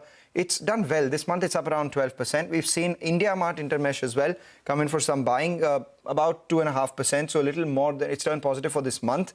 IIFL Finance is the other one, which is about 8% higher. But it's PVR Inox that we're talking about right now. It's not a Friday. Why would I talk about that? Well, because they recently launched dine-in services in cinema. It's not your regular popcorns or stuff that you have while watching a movie. It's a proper full-fledged dining experience where there will be a gourmet menu, a live kitchen, and then obviously there'll be a movie which will be going on as well. So it's quite a next gen of reforms for those who want to go to the cinemas. So speaking about this, we have the next gen of the Bijli family with us. Ajay's son, Amir Bijli, who's a promoter, exhibitor, and lead director, marketing and innovation of PVR Inox, joining in. We'll obviously discuss with him the launch of this dine-in experience at cinemas, the upcoming movies and expected footfalls, and the impact, if at all, of tariffs from the US on movies which are not produced in the US. Amir, good to see you in. It's a next-gen sort of reform that has come in for the films. Let's start with. Okay, we'll try to repatch our connection with Amir out there. But Ekta, would you sit at a so is it like a movie? Do you have like a recliner chair and a dinner experience, or do you have just a dinner experience and you're sitting straight and watching a movie? I have a feeling that Amir will be the best place to tell us about how this experience would be. But my sense is it's like a restaurant inside of a movie theater, as against multiple people watching the screen and holding at best a popcorn or something in their hands. During dinner, you still have to keep quiet and concentrate on watching the movie. I don't know how that's going to happen with a large group of people. Right now it's in Bangalore, so I suppose okay, there we have some visuals out there as well. So it's like a comfortable recliner chair. What we'll do is we'll watch these visuals, we'll ruminate over it, take a break, repatch the connection with Amir, and then have a conversation about how this will impact their business and how the overall experience is likely to play out. Stay with us.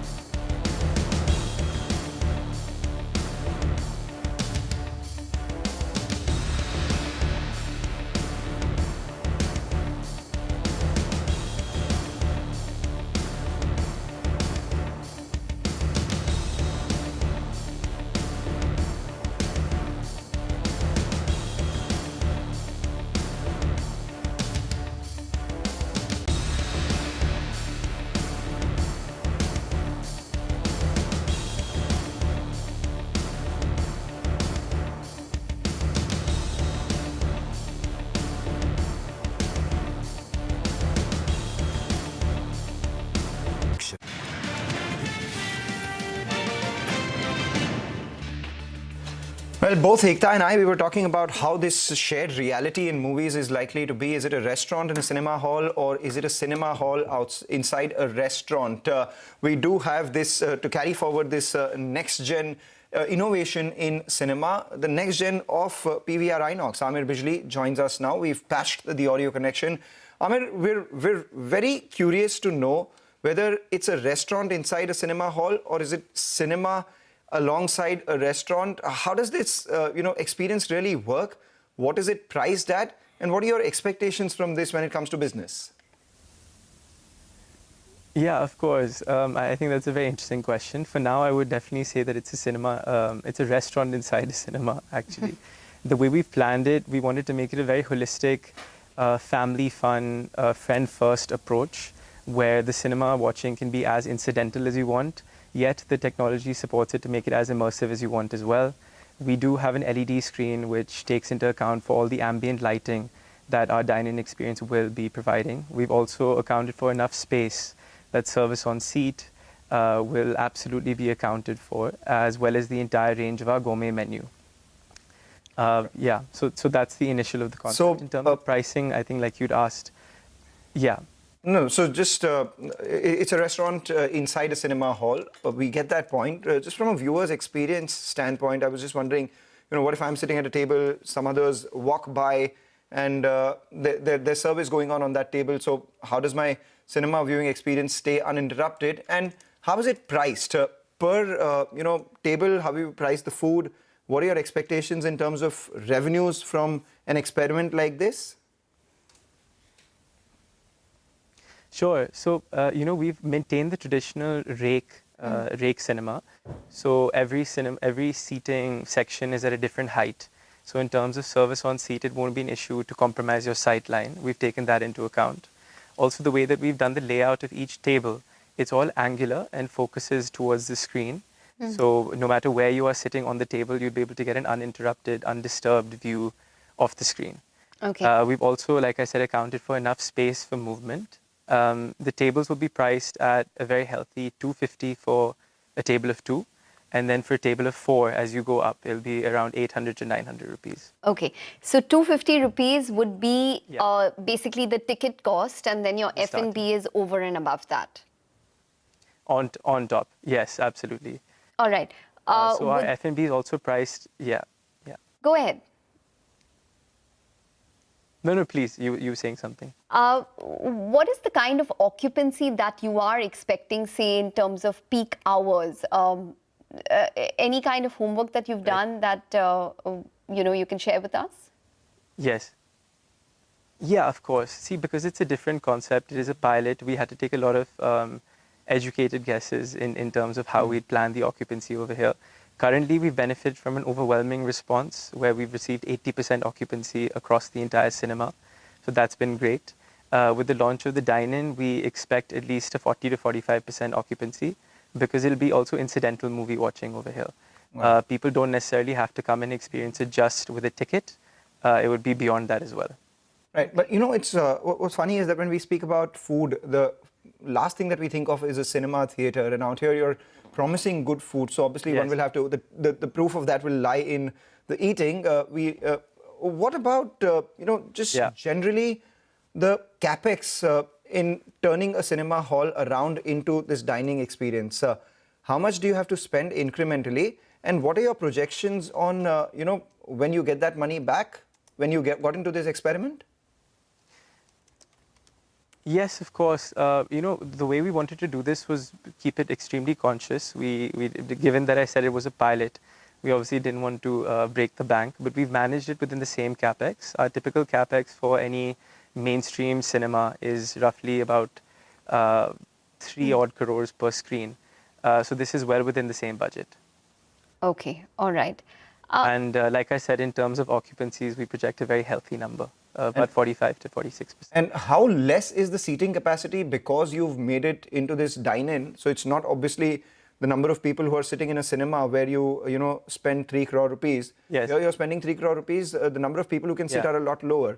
Will your average spends offset that? Yes. Absolutely. I really believe they will. We have about 70 to 72 odd seats in this cinema. Also, to your point, the cinema will also be used for more programming in addition to film, where slightly higher ticket charges and check sizes can be charged as well. Can you tell we us do what hope to make it up through that? Can you tell us what kind of programming and how much are you probably looking to generate per quarter from each one of these? Yeah, sure. You know, we have a really strong focus on alternate programming. We have a focus on alternate usage of space as well. So we partnered with a lot of corporates to take up bulk booking. I think, of course, the bread and butter would still be film and cinema. But where about 80 to 85% of the revenue would come from there, and the rest of the revenue would be dispersed between corporate bookings. Gaming is a huge deep dive that we want to take, especially considering it's an LED screen and the refresh rate accommodates all the gaming needs and capabilities. And then rest would be live programming with comedy shows, music events, and things like that. Are you which cities are you expanding in, and when can we see it in the city of Mumbai? Oh, as soon as we have proof of concept, hopefully very soon. Within the next 6 to 8 months, we'll start looking at our other locations. All right, that's very, very interesting out here. I mean, from a consumer standpoint, you're trying to sweat, you know, the asset that you've created already for many other uses. Yes. But, you know, the primary use, the cinemas, I wanted to know how that business is going, because from what we know so far, Kantara has been fairly well received, but by and large, there haven't been big blockbusters in the second quarter. So would we see the second quarter as a bit of a weak one, as we've already seen seasonally? No, actually, on the contrary, I think we're, you know, I can't comment too much as we're in a bit of a blackout period, given that our board meeting is coming up soon. But it's actually been received quite well. There's been a lot of sleeper hits and a lot of other films where regional films have also fired up to really accommodate. So I think you know it's done much better than we expected. And what's the slate for the third quarter? The third quarter is looking very exciting. We're opening up, obviously Kantara, as you see, has begun to really fire. We have OG, which is really doing well. We have Thama, our Diwali release, which is coming up. In addition to that, a lot of Hollywood blockbusters are coming. We have Tron next week. We have our own PVR Pictures slates of Smashing Machine. We have Now You See Me Too, and we're ending the year with Avatar and Alphas with Bollywood release. All right, definitely. So we have quite an exciting and robust slate. Yeah. And sounds very exciting. We're running a little short on time, but we can't let him go without this one. Sure. You know, Donald Trump saying that movies outside of the US goes into the US have over 100% tariff. How does that play out for someone like a PVR? Yeah. You know, I don't think time will tell, but I don't think currently it's something that we're fearful of. The Indian industry has always been extremely robust, and the consumption is also within India quite a bit, in other territories more so, such as the UK and UAE.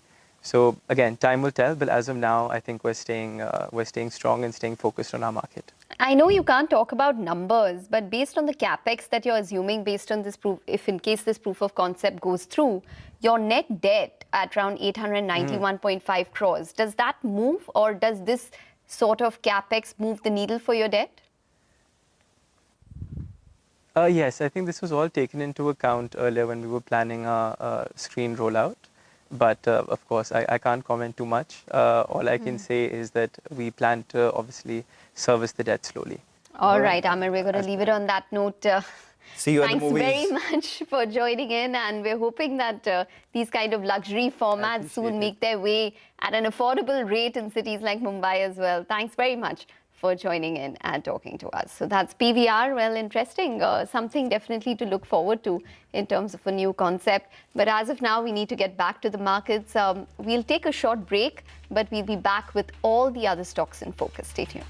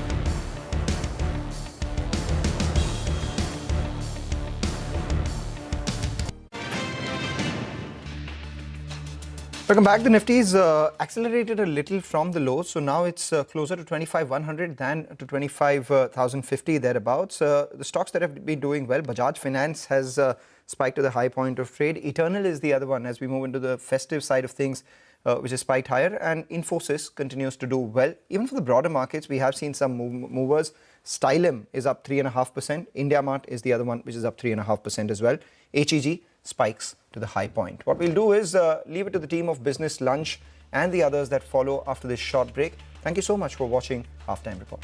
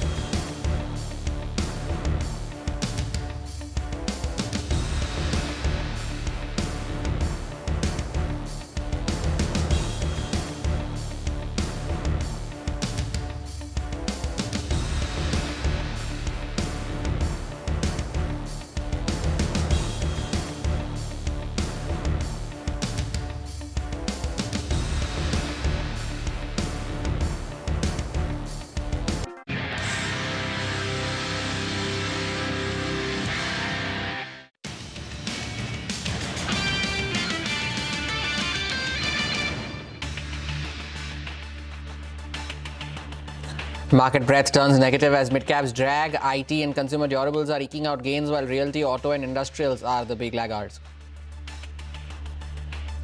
An increase in gold prices helps Titan notch up higher realizations in the second quarter as the festive season kicks off early this year. Gold coin purchases also aided the performance as other consumer segments too posted strong growth. The stock among the top gainers today.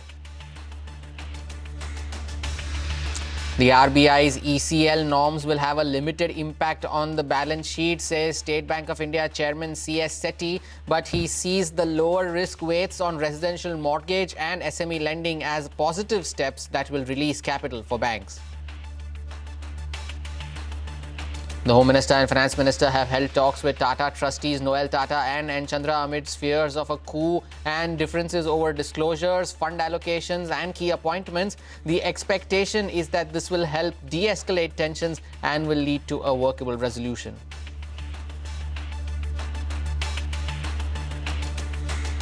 Good afternoon, you're with us here on Business Lunch. We are coming to you live from the CNBC TV 18 Motilal Oswal studios. I am Hormuz Fatakia, and it's been a swift recovery from the lows of the day, although the indices still continue to remain in the red. But the Nifty has recovered from the day's low. At one point, the index was on the verge of breaking the mark of 25,000, but now has headed back towards levels of 25,100, almost moving into positive territory as well. It is so far, it's almost mirroring yesterday's trading session. When we opened higher, we moved towards the highs of the day, gave up those gains, then recovered, but fell off the cliff in the second half of the trading session. It'll be interesting to see what the final hour holds up in today's trade. The Nifty Bank was the one that was seeing the bigger underperformance in comparison to the Nifty. That has seen a recovery. At one point, the index was down around 350 points. It's seen a bit of 150, 170 point odd recovery from the lows of the session, back above the mark of 56,000. That's the more important bit here on the Nifty Bank. So keep that at the back of your mind as well. The advanced decline ratio has been negative for the last two trading sessions. At the start of the day, it was negative as it was positive. The lines converged, and now it appears as if the lines are converging as well, as almost a pitchfork sort of a drawing here in terms of the advanced decline ratio. But the one stock that has done well all through the day has been Titan, and that is in reaction to its second quarter business update. Mangalam is here with more details on this. Mangalam. Well, it's really been a heartening update coming in from Titan this time around. One would say that at 19% domestic revenue growth for the jewelry business, it's below what the other peers have reported. But remember, Titan's momentum has been fairly strong, and their base is nearly double of the next competitor that is on the bourses as well. So to that extent, this number is very strong. And add to that, there are a couple of positives as well. There has been a substantial growth in the ticket sizes because of the gold price increase that we've been talking about here on CNBC TV 18 already. But importantly, the reduction in footfalls has not been as much. So that's a positive. And secondly, the same quarter last year had a very high base due to the customs duty reduction. But that was offset by the early onset of festive season this time around as well. What really stood out this time for me was that studded sales were actually higher as compared to plain gold jewelry growth. And that's margin accretive. But at the same time, people chose to invest in gold via gold coins. So plain gold coins also did fairly well. For Titan, large part of their business is jewelry, holding well. But the smaller part, which is the growth business, has been actually doing even better. So you have emerging businesses that grew by almost 37%. Carrot Lane international businesses grew by 30 and 86%. And there was steady growth for almost 12% for their watches business. And eye care as well grew by about 9%. Brokerages happy, and the stock even happier. If the company's name is Titan, you may as well give an update like that. Mangalam, thank you for that. 4% higher on the stock.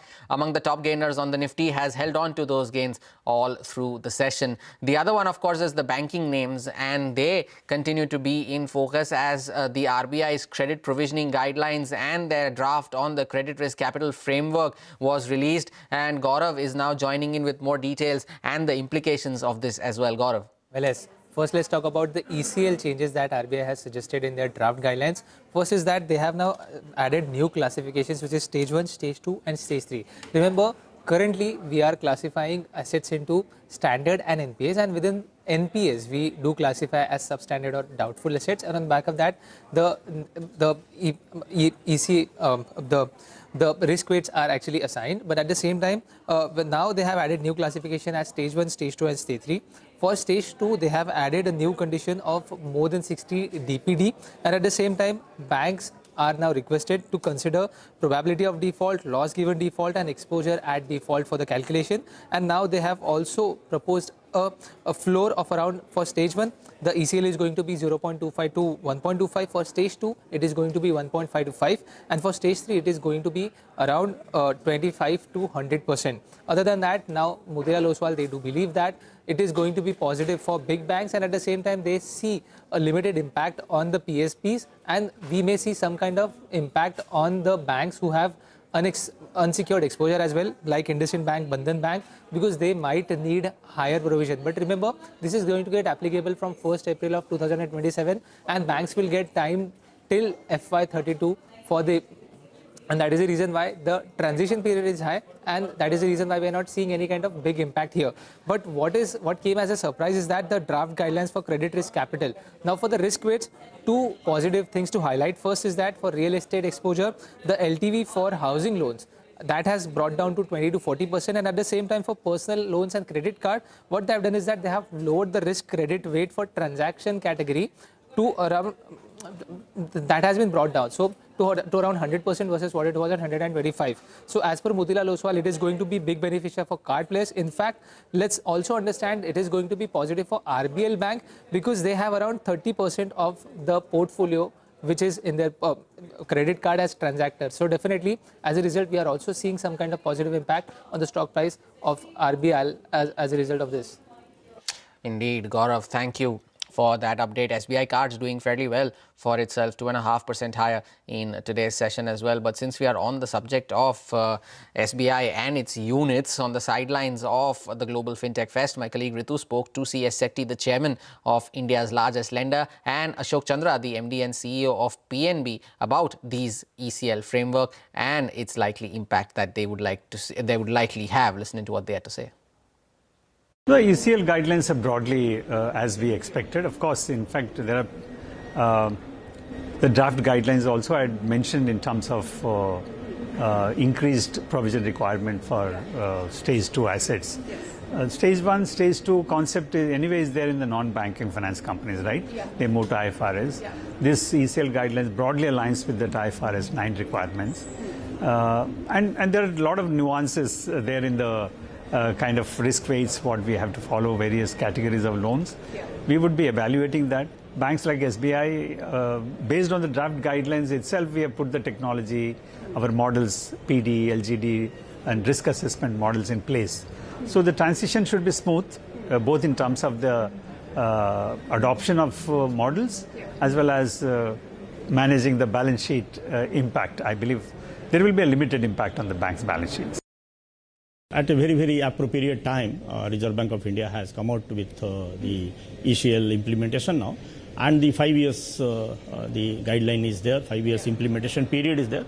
And roughly we have calculated both stage 1, 2, 3 and all put together. See, if I can talk about our bank, we have the provision coverage ratio of 97%. That gives a lot of comfort for us to meet those challenges which is going to come because of the ECL. And rough calculation, we don't see much challenge in implementation. See, if you see the SMA2 provision, SMA2 impact also in our bank, it is well under control now. It is less than 4% now. Okay. And overall, SMA portfolio also, both SMA 0, 1, 2 put together also, we have hardly 4% of the book. No, it is around 6% now. 6% of the book is SMA. And SMA2 itself is very, very low now. Okay. So I don't see the much impact is going to happen in the entire book now. Now, Ashok Chandra also spoke about the new leadership change in PNB Housing and said that the decision on the new MD and CEO is expected to be taken by the end of this month. I think if you see the entire the process of the recruitment of MD and CEO for the PNB Housing Finance is already under process. Very transparent process, I think they are following up. And what I understand from their NRC and the board that I think they are going to conclude the final interview process and all. And I'm also expecting that by end of this month, definitely the outcome and the names should come out. There was speculation about, a former Bandhan Bank executive, Mr. Santosh Nair, being a top contender. Any comments on that, sir? I don't have any idea about it. I don't have any idea. Let us also now get you updates on the boardroom battle at the Tata Group. The government has taken cognizance of the differences between trustees of the Tata Trusts, a development which saw senior leadership of the Tata Group meet with Home Minister Amit Shah and Finance Minister Nirmala Sitharaman last evening. Now, according to sources close to the Tata Group, they are also telling CNBC TV18 that the narrative of a coup being engineered by Meli Mistry and others is false. However, there are differences of opinion over certain issues like the infusion of 1,000 crore rupees of equity into Tata International by Tata Sons, which was eventually cleared. Sources also tell us that the board meeting scheduled for the 10th of October has nothing to do with the recent issues at the group, but will be focused on philanthropic activities. We'll take a short break here on Business Lunch. More news and updates on the other side.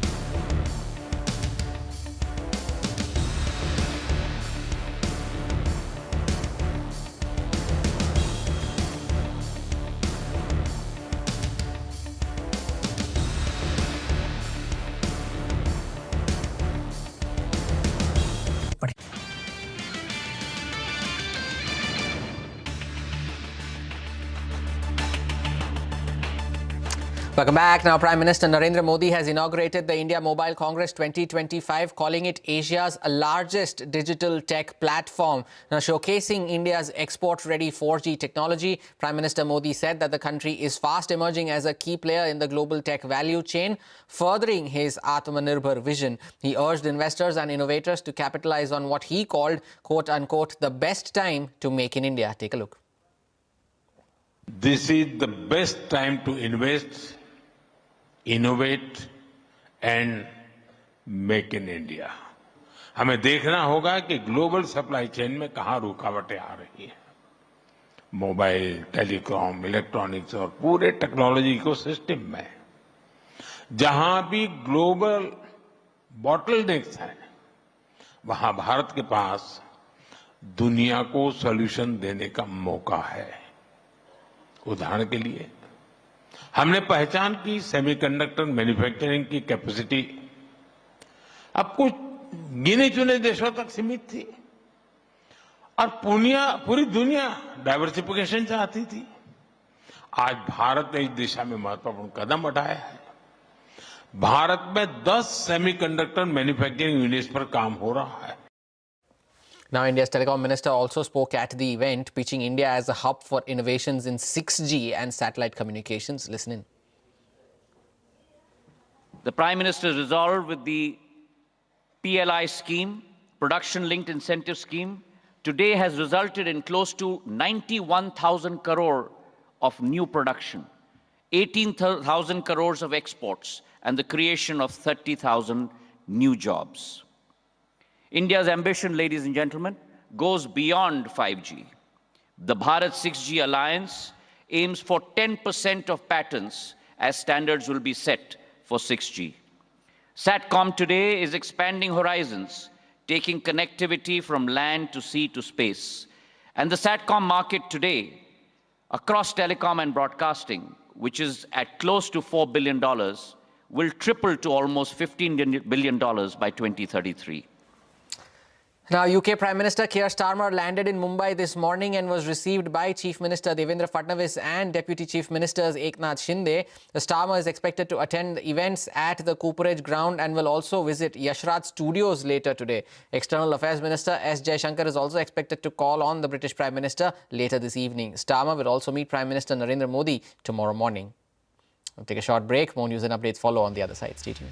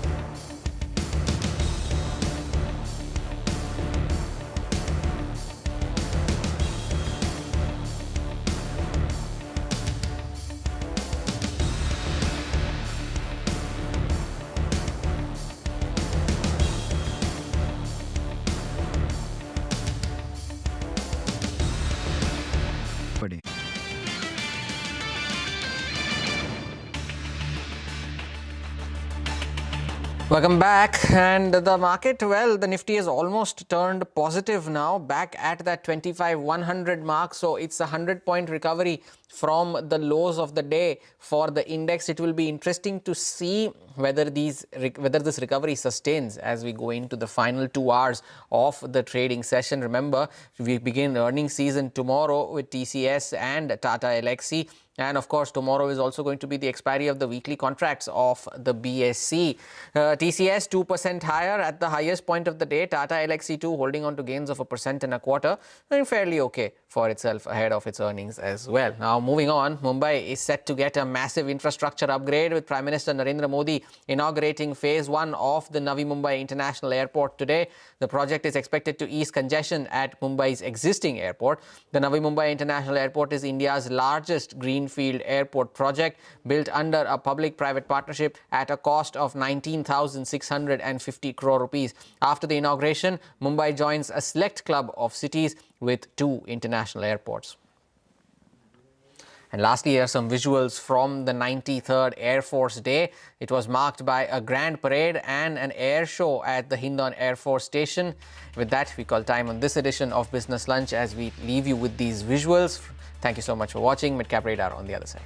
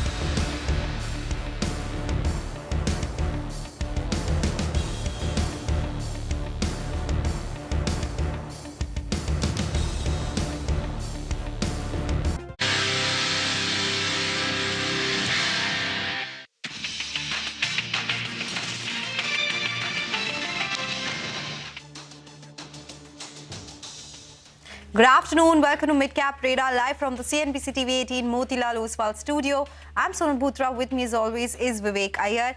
It's been a little volatile today. We did see market surge, but from those levels we did see a fall as well, almost 100 points off from the lows. Now again there's a recovery. In fact, Sensex is in the green right now, absolutely flat though, and we are looking at a 100-point recovery as well from the lows. So let's see which way things go. That's right. Good afternoon, Sonia. Like you mentioned, extremely volatile trading session. Nifty right at the 25,100 mark as we start Midcap Radar. Well, we have a lot lined up on the show, some interesting stocks that we'll be discussing as well. So let's start off with the top headlines. Market off the day is low, but the session remains volatile. Sensex and Nifty trade flat. Midcaps lag. IT and consumer durables eke out some gains, while realty, auto and industrial slip. Shares of Anant Raj fall over 3% as it launches a QIP. Sources say that the company will raise around 1,100 crore rupees with an indicative price of 662 rupees a share. Samvardhana Motherson under pressure as auto major BMW issues a profit warning owing to pressures in China. BMW forms nearly 5% of the revenue for the company. Salzer Electronics surges over 15% after it secures a patent for compact high-voltage safety applications. The stock is on our radar today. IIFL Home Finance gains in trade after the company appoints Girish Kaushik as MD and CFO of the company with effect from October 30th, 2025.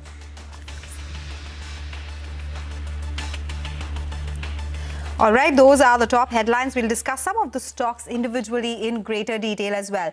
For the markets, the mid-caps are lagging, of course. We've seen that recovery that has come by as well. Nifty just at the flat line.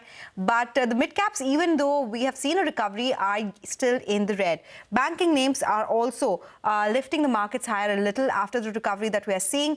IT, that continues to be the top gainer. And the other sectoral movers, they are in the red right now. But we do have earnings that will come by. We have a lot of other stocks that are in focus as well. So let's talk about our segment Midcap Movers. Sudarshan is here to take us to the mid-caps that are in focus today. Sudarshan. So let's start with those companies which are reacting to the RBI's draft guidelines related to risk-weighted assets as well as ECL. So first name comes to the mind is RBL Bank, which is sharply higher as it has the portfolio of credit card, and that's the reason it's positive for RBL Bank. And you can see RBL Bank currently up almost 4%. Similar move can be seen for SBI card, that is also up more than 2.5%. One stock that is reacting negatively to RBI's draft norms is Bandhan Bank, because there might be an increase in provisioning post RBI's norms. Companies that are reacting to gold, some of the gold companies over the last few days have been reporting quarterly updates. Titan has reported a very strong quarterly update. Similar update was reported by PN Gadgil, and that's the reason we are seeing a rub-off impact in names like Bluestone Jewelry, Sky Gold, Thangaman Jewelry. All these stocks some are up somewhere in the range of 4 to 10%. Some of the major mid-cap gainers, Yatharth Hospital continues to see a move higher since the time CGHS price was revised higher, and since then the stock is up somewhere around 20 to 25%. All the mid-cap IT names are seeing a big buying today. One of the major gainers from that list is Sonata Software, up more than 6%. ITI is up 13.5% because in the last 24 hours, one news has come out that government is going to revise some of the rules related to ITI. There might be an upgradation for ITI colleges. On the back of that, you are seeing ITI up more than 13%. Two names, Reliance Industrial Infra and Jacob, are higher. RIL is up 2.6%. Jacob is up almost 11% because Navi Mumbai International Airport is going to be inaugurated today, and both these companies have a huge land parcel in that area. Amongst major mid-cap losers, first name comes to the mind is Kaynes Technologies. After a recent up move that this stock has been seeing over the last few days, today it's down almost 4%. Anant Raj QIP was launched of almost 1,100 crore, and after that, and because indicative price was a discount of almost 5%, that's the reason you are seeing that stock is under pressure, currently down almost 4%. And recently, Aditya Birla Lifestyle had seen a block deal in which Flipkart had exited the company by selling its stake of almost 6%, and after that, this stock has been under pressure, and today also it's down almost 5%. Well, thank you so much, Sudarshan, for joining us, taking us through all of the moves as far as the broader end of the market. A comprehensive list is what Sudarshan has given us. Well, moving on, it's a good time to welcome Jay Thakkar from ICICI Securities for a quick technical check on the market. Good afternoon, Jay. Thank you so much for joining us. Well, what do you make of the markets at current levels? Nifty holding on to the 25,100 level. Good afternoon to you, Vivek and Sonal. Yes, we have had a good positive close above the levels of 25,000 for the 2 consecutive days, and Nifty, in fact, closed in the positive territory for the 4 consecutive days. A good bounce, and rather, I would say that this time around, Vivek, the Bank Nifty has outperformed since the day of RBI monetary policy, and there has been where we have seen the breakout from the previous swing high of approximately 56,000, which Nifty has still not been able to take off, which is approximately 25,400. So both Bank Nifty, Fin Nifty, they are leading from the front. Initially, that was one sector which was actually weighing pressure on the markets along with the Nifty IT. But then, 36% is that what, Bank Nifty or the banking and financials contributes, Vivek, to Nifty, and that has seen a strong reversal, which will help Nifty to hold on to the levels of 24,600, 24,400 range going forward is what we believe. So in the near term, we have a target of 25,400 on Nifty. Till 24,800 to 600 levels are held. And as far as stock specific ideas are concerned, Vivek, Fortis healthcare from the hospital space is what we like. We're targeting around 1120 to 1150 in the near term.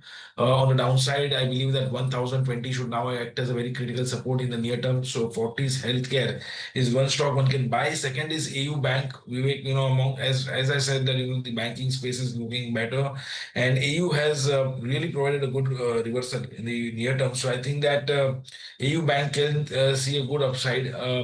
The targets on the upside would be around 800 in the near term. One can place a stop loss at 740, 745 range. So these are the 2 stocks from the Midcap segment which I like. And I think that even if market remains sideways, I mean PSU banking pack or some the mid-size banks as well as the hospital names or probably auto names, they are likely to do better. All right. Thank you so much, Jay, for joining us with those names. So with that, we'll do one thing. We'll step into a short break. When we come back, we'll get you more on the markets and stock-specific action. We'll focus on Salzel Electronics in our Midcap Spotlight segment.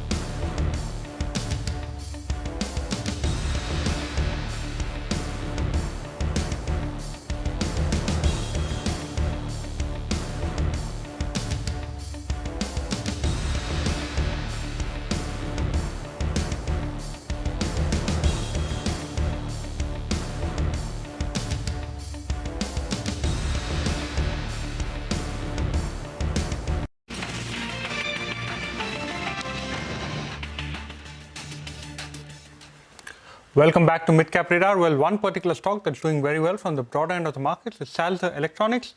In our special segment, Midcap Spotlight, Upasna dissects the news that's come about in this particular company. Well, the stock remains in focus today on the back of the patent win. The company has secured a patent for compact high-voltage safety device.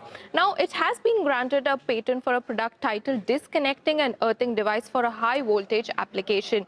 Now, this patent is mainly used in traction systems, locomotive systems, and even high-voltage power networks. Now, let us understand what the company exactly does. Now, the company offers electrical solutions in switchgears, wires and cables, and energy management business. If we look at its FY25 revenue mix, it is mainly led by industrial switchgears, which contribute nearly 58% of the overall mix, followed by wires and cables at 37% and building segment, which is at 5%. Now, company has 4 in-house manufacturing facilities located in Coimbatore, and if we look at the overall full-year guidance, the company is guiding for a 16% FY26 revenue growth at around 1,600 crore versus 22% growth seen in FY25. Now, company's export contribution also stands at 24%, and it expects the order book of the company for FY26, the company expects a growth of nearly about 18 to 20%. So, on the back of all of this stock remains in focus today. All right, thank you so much for joining us with all those details, Upasna. That's our Midcap Spotlight. With that, we'll slip into a short break. When we come back, we'll get you more on the markets and we'll get chatting with Arvind Vora of HDFC Bank from the sidelines of the Global Fintech Fest 2025.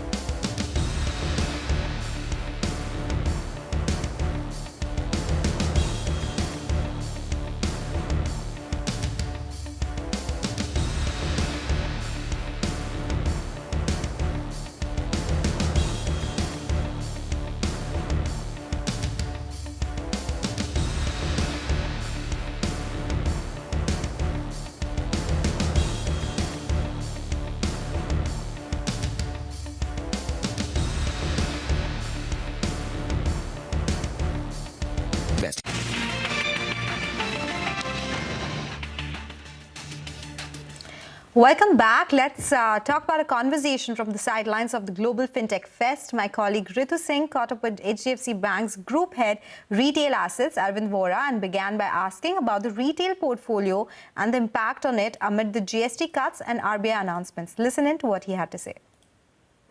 We are seeing the confluence of three things that have happened this year, I guess. The first is income tax slab changed in the early part of the year. Then we have, the GST rationalizations, which became effective 22nd of September. Yeah. And the lending interest rate cycle is anyway on a downward trend. And I think all these three factors is impacting the consumption, we believe. The early signals that we are seeing in the Navratri period, which is really the onset of the festive season in India, I think we are seeing very, very healthy trends. And we believe that the festive season, is going to be good. So we are very positive and optimistic for the festive season ahead. Yeah, because in the first quarter from HDFC Bank, we saw a weaker sort of credit growth, about 7-odd%. In the second quarter, you released the numbers now. I think we've reported almost 9.9% year-on-year growth. In the second half, will this be meaningfully better? That's what we're trying to get at with all of these reforms that you spoke about. No, I think while I'll stay away from giving a forward guidance, but typically the second half is better. So could we expect a meaningful improvement? Typically in the second half, you have the festive season as a big part of that. So from that perspective, I think that momentum will definitely be a part of the second half. From our perspective. One is the overall economic sentiment driven by the confluence of these three things that we spoke about. In addition to that, bank has also taken some initiatives. For example, we have, launched a campaign which is the Festive Treats campaign. So Diwali is all about sweets. So these are the treats from the bank's perspective for all our customers and prospective customers, which is really the repertoire of all of the propositions and offers we have for customers, the best offers, rates, and so on and so forth, all put together in sort of one campaign. And we have also enabled that with the express loan journeys, so that is going to make the access ubiquitous for our customers from anywhere, everywhere. We are moving from apply now to avail and access here and now. Kind of a transformation for our customers. Okay. Within retail, could you call out for us what are the segments that are doing better? What are the segments that are seeing some amount of slowdown? Well, I think we are seeing traction in, all the major segments, be it personal loans, business loans, auto, So I think some places the traction could be a tad bit higher vis-a-vis others. But broadly, I think we are seeing all the key segments sort of coming up. But in personal loans specifically and in unsecured credit in general, RBI had raised some concerns last year. That was last year, and then raised the risk weights to sort of slow the rapid pace of growth that we'd seen. Since then, starting this year, some of the banks have been talking about how the situation is starting to improve. In terms of your own experience on ground, on the unsecured book, do you see some of that stress getting, reduced? Well, I think on that front, I would like to say that we didn't have a stress because I think we believe that credit prudence is something that is fundamental to banking. And our core belief is that it not only works from the bank's perspective, and that's usually the angle that we talk about, it also works in a very great manner, nice manner, right manner for the customers as well. Because the customer is going to be over-leveraged, then it will impede their ability in terms of their ratings, in terms of their ability to borrow at the right rates in future when the needs arise and so on and so forth. So we've been maintaining, if you look at our last few quarters result for last 6 to 8 quarters, maintaining a very, very pristine portfolio quality, asset quality, not just on a secured side, but also on the unsecured side. Yes, that has been the hallmark of HDFC Bank, and that's what investors have come to expect. But one of the concerns that many analysts on the street are raising now about the banking system in the second quarter will be the pressure of the rate cuts that comes into fore. What is the bank doing to cushion some of the blow? I mean, just give us a broader sense. While you can't give us numbers, you're in your silent period. We understand. I think rate cuts anyway means that it's going to spur demand. Right, so I think from a medium longer term perspective, that's a positive news. And when rate cuts happen, it happens on it sort of impacts on both sides of the balance sheet. Yeah. Sometimes there could be some lag, on one side vis-a-vis the others, but I think that's only a timing factor. And I think this is one of the things we are seeing will help us spur demand as well. And I think we are seeing the early signs of that. Yeah. And we remain optimistic about not just the season ahead, but I think as we go forward into the second half of the year. Well, a very optimistic note coming in as far as the second half of the year is concerned. That's the word coming in from HDFC Bank. Well, a couple of stocks on the radar. First on the list is SBI Cards. Remember, overnight, RBI came out with a list of our regulations as far as Basel III as well as ECL norms are concerned, seen as slightly positive as far as companies with credit card portfolios. We're looking at SBI Cards up almost 2.5%, and RBL Bank is the other stock that's moved higher, almost 4.5% higher as far as RBL Bank is concerned. We'll wait and watch in case there's any other news flow too as far as RBL Bank is there. Along with that, have a look at gold finance companies, both Muthoot as well as Manappuram Finance and also IIFL Finance. All three of these stocks now trading near the day's highest point. On the other hand, have a look at a name at like Motherson. Remember, Motherson's key client, which is BMW, overnight gave a profit warning on the back of the fact that the China demand hasn't come out as how it was expected earlier. On the back of that, as you can see, Motherson down almost 1.7%. But with that, it's all the time we have on this edition of Midcap Radar. Your stocks when we return.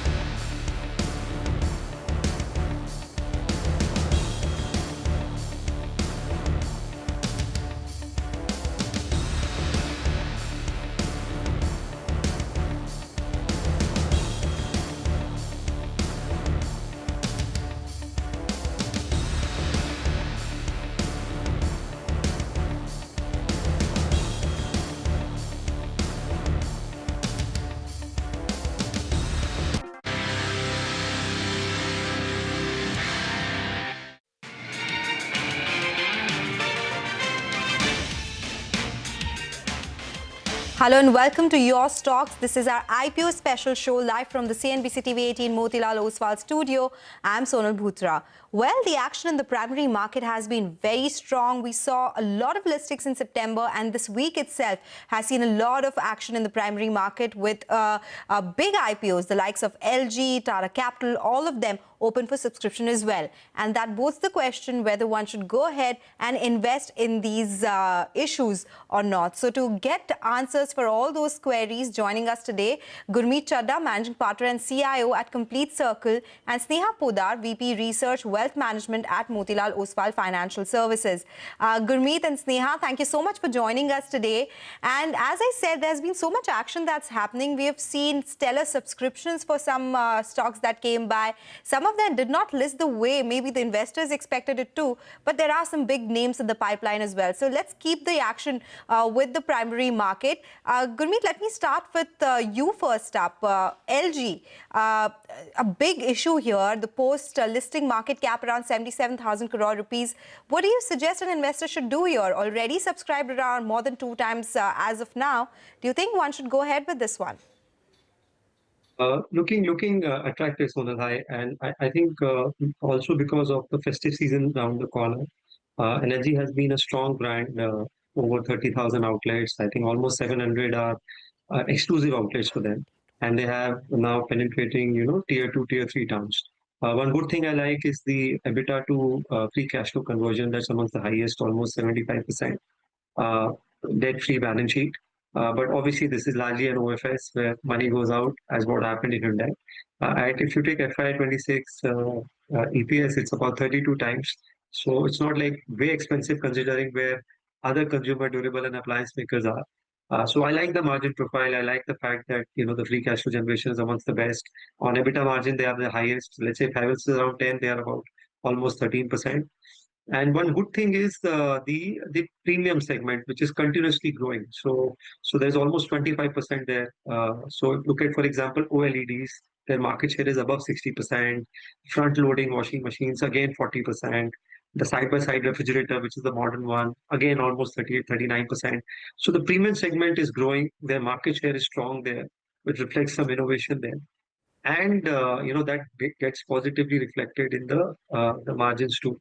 So I think that's something one can look at, considering we have strong festive season ahead. So this quarter as well as next quarter would be good, and less cyclicality also. So unlike others who are dependent on, let's say, Voltas is AC, etc. This one has refrigerators, ACs, washing machines, more appliances. So less cyclicality also. Okay, take that point. So you think that one should go ahead and subscribe to this particular IPO. Sneha, let's get you in the conversation as well. What's your take on LG? Okay, hi, good evening, good afternoon, Sonal. So basically for LG, even we are quite positive. So while the market is slightly crowded in terms of competition, and the market is well penetrated in terms of refrigerators, washing machines, microwaves and all. But then the shift which is happening from the lower end products to the premium products, that shift is driving strong numbers for the company. So that was well reflected in FY25. While previous few years the numbers were quite weak in terms of just a single digit kind of growth we were witnessing.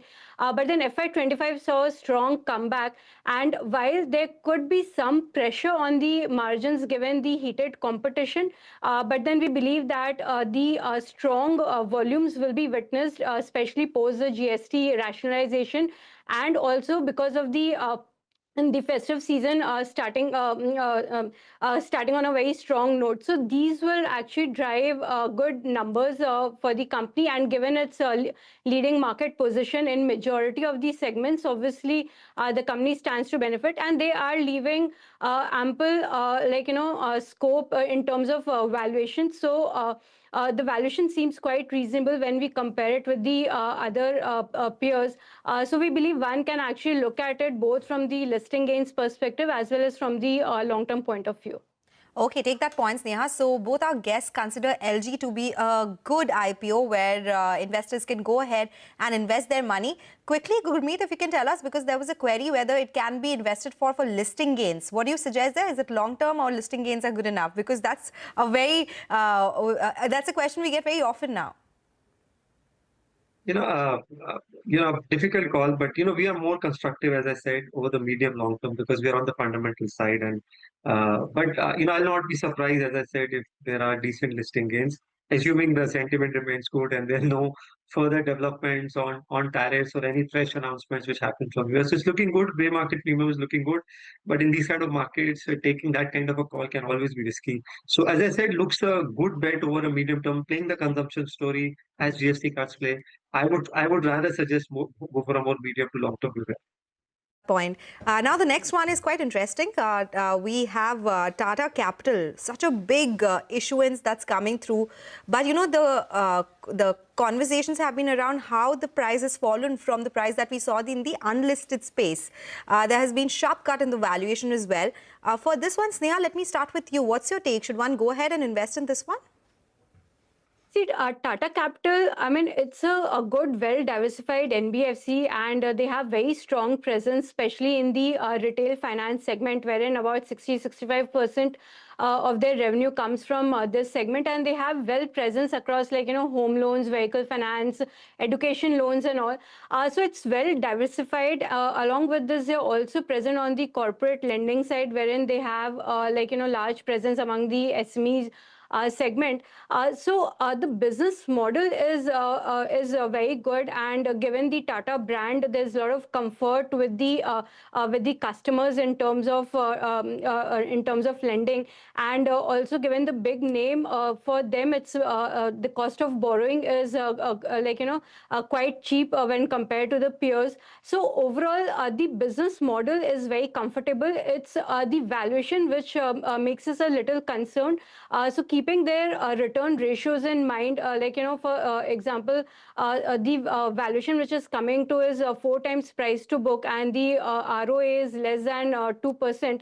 While compared to peers, this makes us a little cautious, and we would suggest to actually look at this company purely from the long-term perspective. Okay, purely from long-term perspective. Gurmeet, what do you have to say? First, any word on that difference in valuation that we are seeing in the unlisted space versus the listed space? And Tata Group company, but do you think these valuations are fine? So I think obviously investors are disappointed. It was trading at 1,000, 1,100. And that's the risk you always run in unlisted space. Happened with NSDL. Fortunately, NSDL did well post-listing. Has happened with HDB. That also the price was more 1,200 and the price is now more 700, 800. So that's always a risk. I think they've priced it well now. And I think that's what even if you recollect, they did with Tata Technology. Again, pricing it half of the unlisted size. So trades at 3.3 book despite the price band being above 300. So it's still not cheap, but considering the balance sheet size, it's almost the loan book is 2.3, 2.4 lakh crore post the TMFL merger. Also, if you see their 80% book is secured. So while it is retail and SME, but the unsecured portion is only 20%, which means the credit shocks will be lesser. And I think they've shown some very good underwriting standards, including the 2019 when all this NBFC fiasco happened. Very good presence, more than 1,500 branches, very well spread.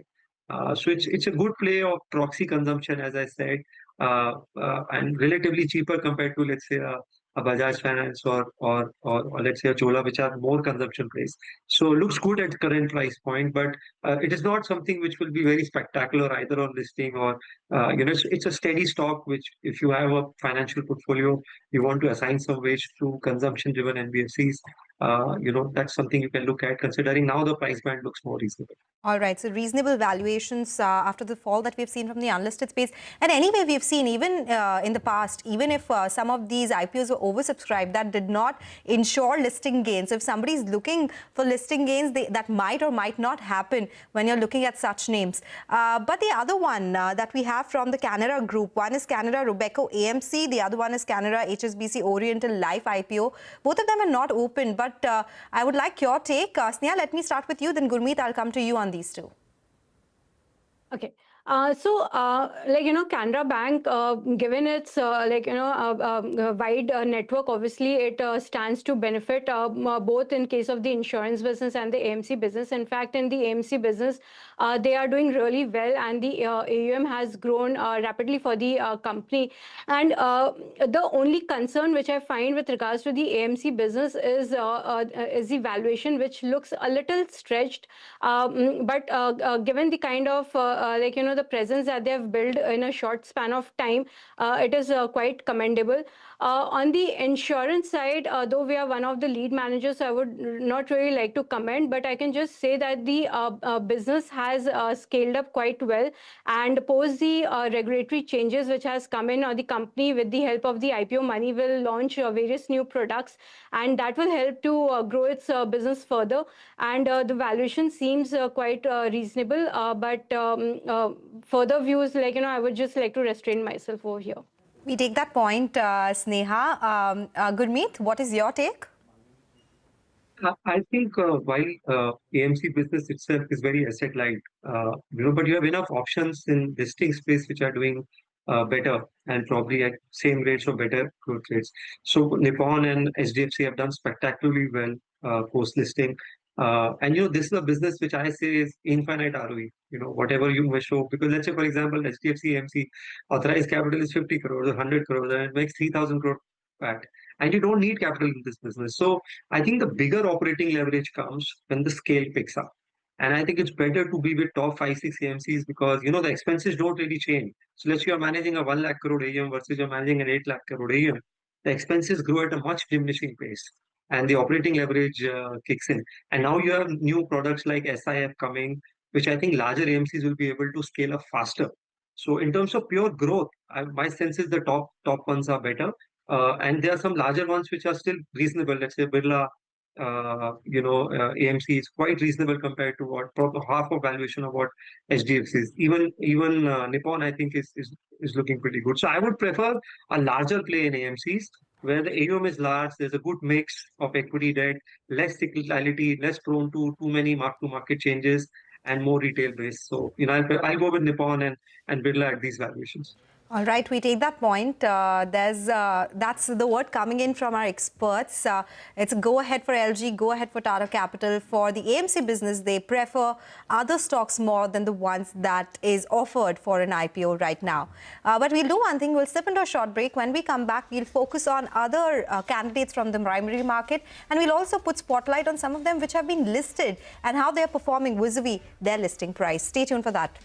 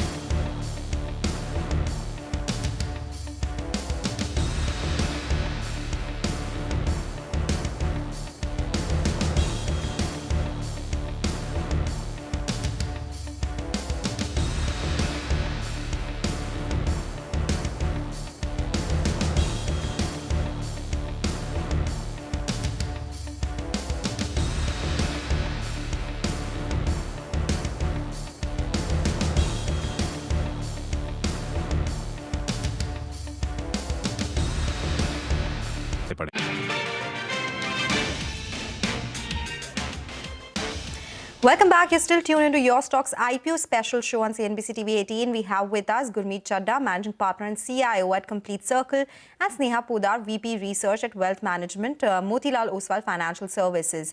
You know, now Gurmeet and Sneha will talk about a stock or a company which for which the subscription period is already over. That's WeWork. But it's a big IPO that we've been talking about. But the subscription was just 1.15 times yesterday.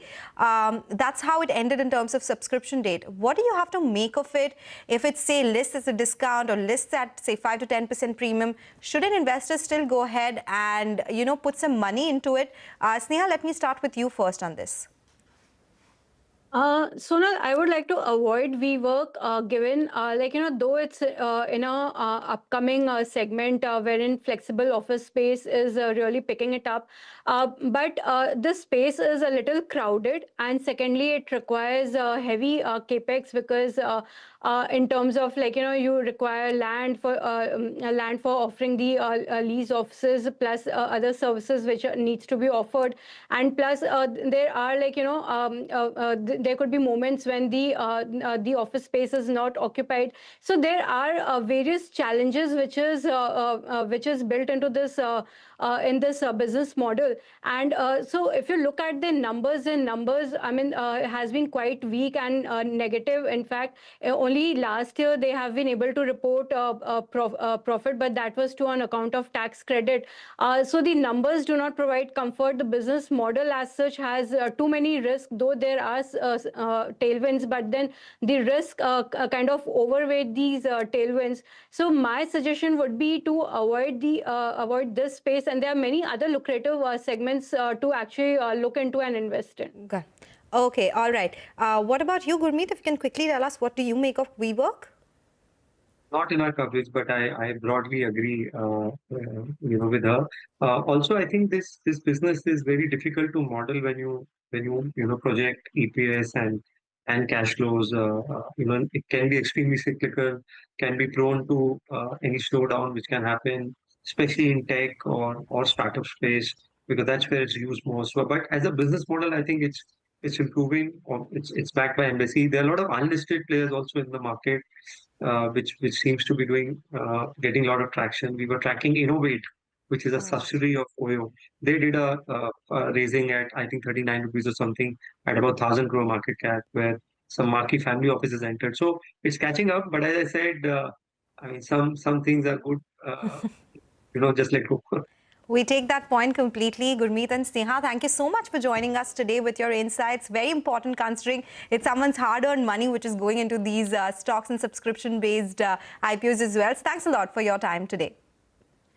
Okay, all right, let's move on, because we got around 51 IPOs in September and 30 of them are below the issue price. And if we look at some of the big entrants, we saw Anand Rathi share, which is still above the issue price that we have of 414. It was a decent listing as well. For TrueAlt Bioenergy, it is below the listing price but above the issue price for now, or right at that mark. Jain Resources saw a good listing and the current market price is above that as well. Same is the case for Atlanta Electricals. Urban Company, strong listing this time around. It is at the listing price currently. We have Euro Pratik Sales, which is at the issue price currently after seeing a strong debut. And Jaro Institute, that is the one which has seen a sharp decline from the issue price. The current market price is at around 697. So let's keep with the primary market action. We've been talking about how market is heating up with multiple participants. A few of them did not pass the subscription test as well, while we are talking about higher subscription for a lot of them. Retail fervor in the likes of WeWork and few others was largely muted. My colleague Hormus collated some interesting data and is standing by to put all this into perspective.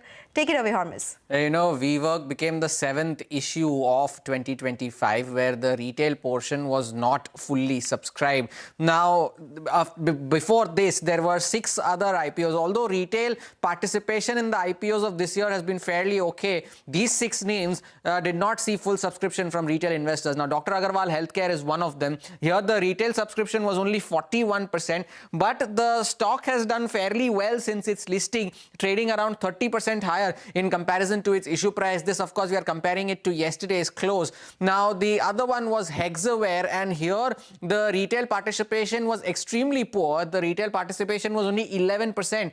This almost 9,000 crore rupee IPO And overall subscription was close to 3 times, and the stock still trading around about its IPO price. Slosh Bangalore was the other one, the Leela Hotels, of course, for almost a 3,500 crore IPO. The retail subscription here was 83%.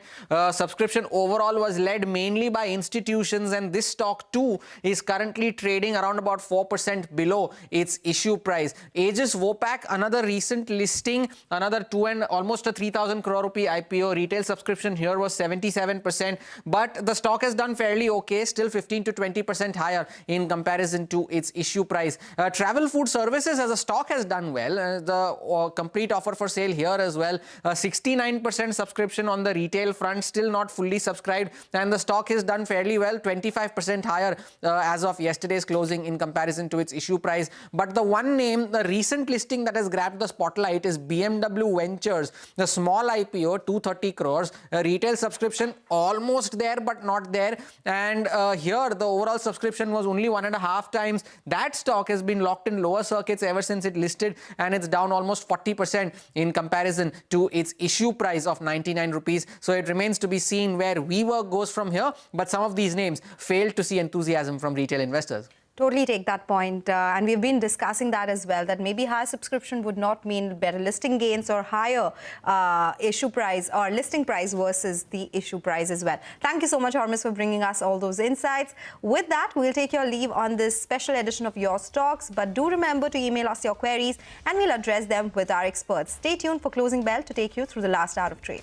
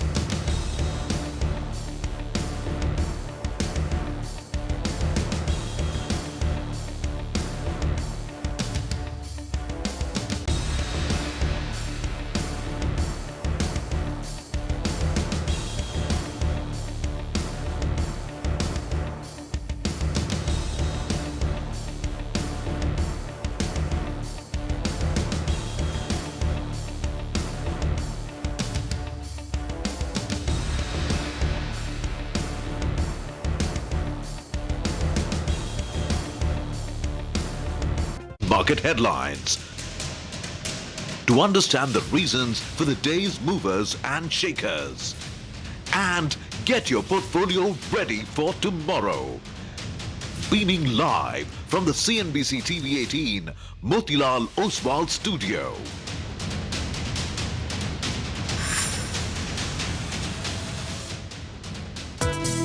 Hang Seng and the Taiwanese index both trading with a cut of red. There's a deep understanding of each other. Previous trading session, we went to around 24,900. That's the first level of support that I'm looking at. Absolutely flat for the frontline index, just as indicated by the GIFT Nifty. What we'd be looking for here is a push closer to that 4,100 area. You take some profits and look for a consolidation pattern to develop.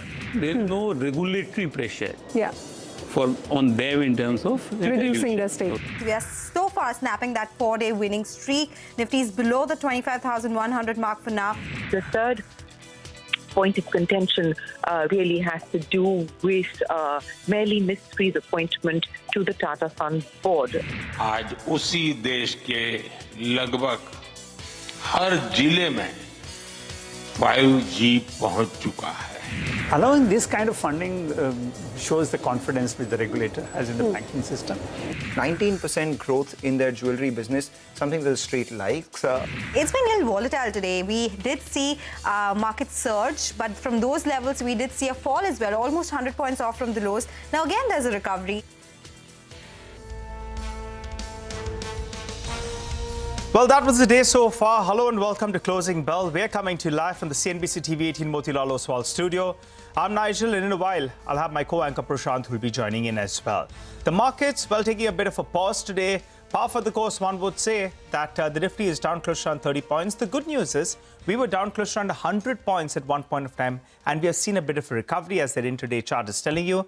And the Nifty Bank, though it's down close to around 200 points, remember it's been on a winning streak. So that as well as pause for breath. But I'll tell you what, the dip as well out there has got bought into. Tech is going to be in focus from tomorrow onwards once we start getting results.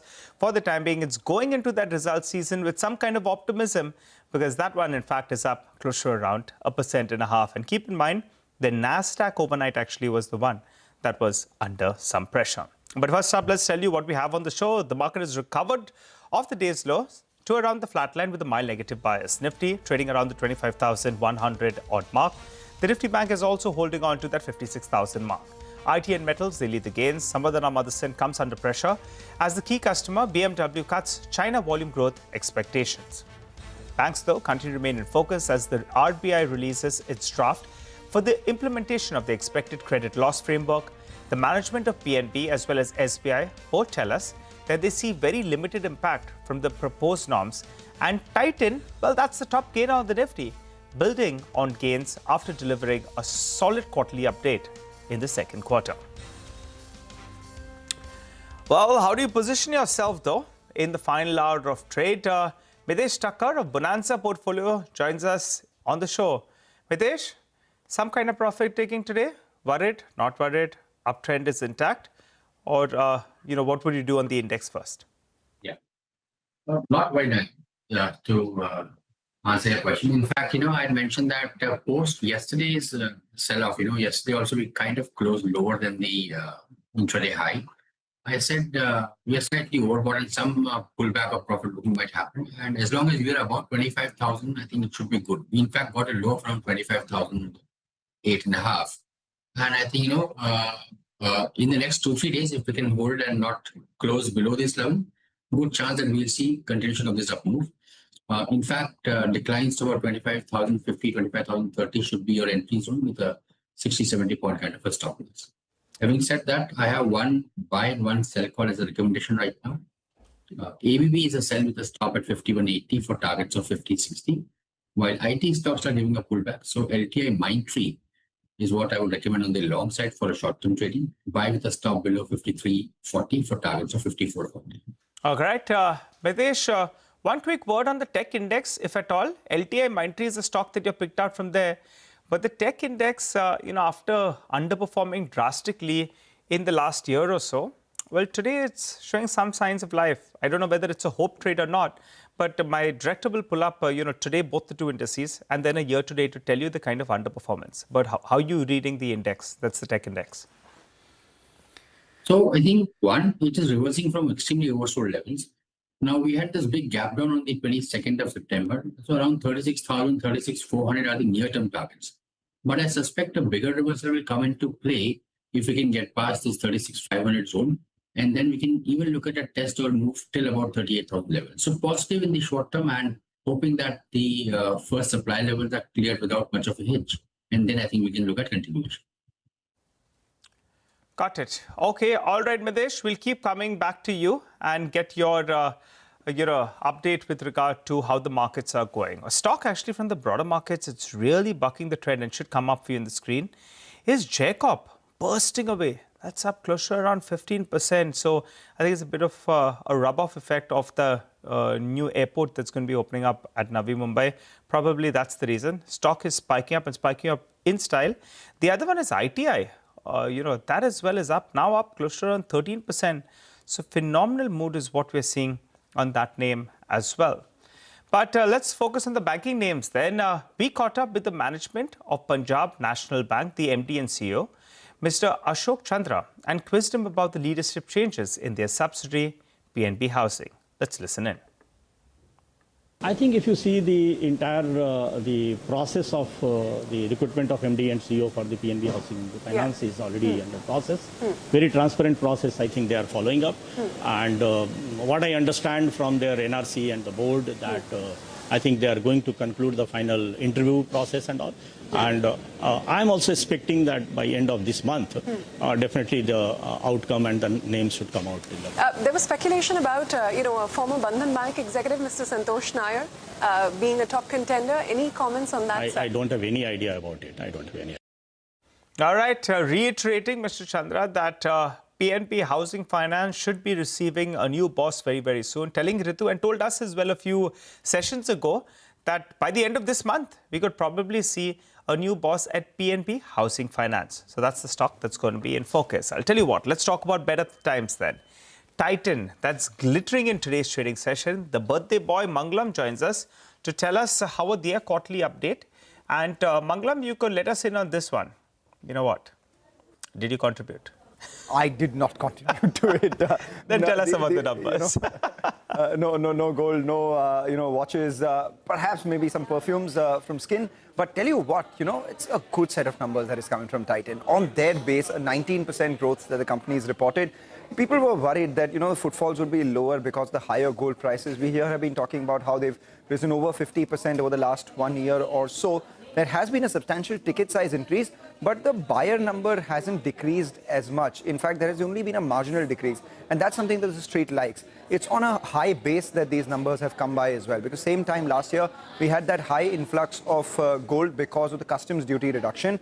And this year, early onset of the festive season has done well for them. But it's not just, gold business. In the Tanishq, Mia, as well as Zoya business, studded jewelry has actually grown in high teens, which is much higher than plain gold jewelry.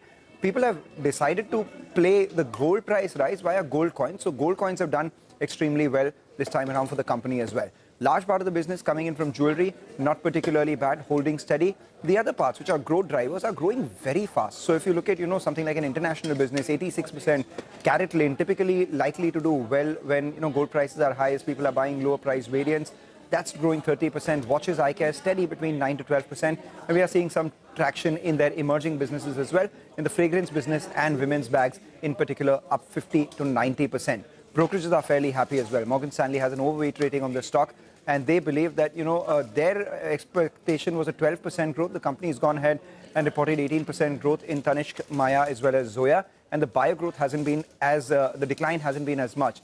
The only thing that you have to look at is the valuation. Now, on an absolute basis, if you look at Titan's valuation, it's always been expensive. But, people are saying that it's worth it, largely because the pedigree of the company, the growth rate that it has been showing, the absolute dominance that there is in the jewelry segment. And additionally, if you look at absolute valuation, that is expensive. But if you look at relative valuation, the premium is not as much as what it used to be versus other players in the past. So not only have we seen Titan move higher, but we've also seen a bigger move in names like Kalyan Jewellers, Thangamahil, and all the others. So the differential between the valuation of the others versus Titan has begun to narrow, and that makes the street a little more positive on Titan than the others. Got it. Okay. All right. Mangalam, thanks a lot for that. And I think I've wished you enough. Have a good evening. Have a blast, brother. Sonal's already gone home. I believe she's decorating the house. Baby Vani as well is going to do a bit of a jig. So thanks a lot for joining in. Thank you, Nigel. Well, let's welcome Sudeep Bandyopadhyay, who's with us on the show. Hi, Sudeep. Good afternoon. Good to see you in. Titan, you know, people kept finding the other Titan, but actually Titan itself has done well enough. What's your view on the stock at these levels? Oh, undoubtedly, Nigel, this has been one of our favorite stocks for a very, very long time, and we continue to maintain our view. This time again, they have beaten the expectations. About 19% growth is quite commendable on the base which they have. So very clearly, I think a lot of things are going good.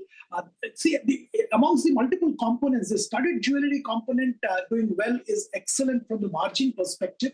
The smaller businesses also have started performing, and that's a good news. I'm a little worried on the Taneira, which is the sari retail, which I think is not keeping up pace with the growth of other businesses. But the newer segments like the women's handbag, perfumes, international business, all of them are doing exceedingly well. And I think Mangalam summed up pretty well. I think though the multiples are about 51 times FY27, but still, if you compare with a Kalyan or Senco or some of the other PN Gadgil and all that, I think the relatively it's not overvalued definitely, and the kind of performance they're showing from a long-term perspective, I think this is definitely a good buy or a good hold at current levels. Okay. All right. Sudeep, and also my co-anchors with me now. Prashant's joining me in the studio. Prashant, that sort of a day, some kind of profit taking, par for the course, one would say. Well, what a day, right, Nigel, though, right? Up and down and down and up. And so it's just intraday. We've not had this kind of a day for a while. I mean, it's been either sideways or it's been either up or down, but we've had everything today thrown in. On the upper bounds, I think we got to almost about 25,200. At the lower end, we sold off 150 points to 25,020. Then went up to about 25,140, and now we're somewhere in between, sort of drifting at this point in time. But there's enough individual stock activity, stock action, which I think that remains the focus at this point in time. Maybe by the way, the market breadth is slightly negative. 1,800 stocks are lower and about 1,300 stocks are higher. And that is something to take note of as well. Samvardhana Motherson is the next one that we want to sort of just focus on. It's under mild pressure following the profit warning from one of their key clients, that is BMW. What's triggering the caution? Let's go across to Sudarshan for details on this one. So over to you.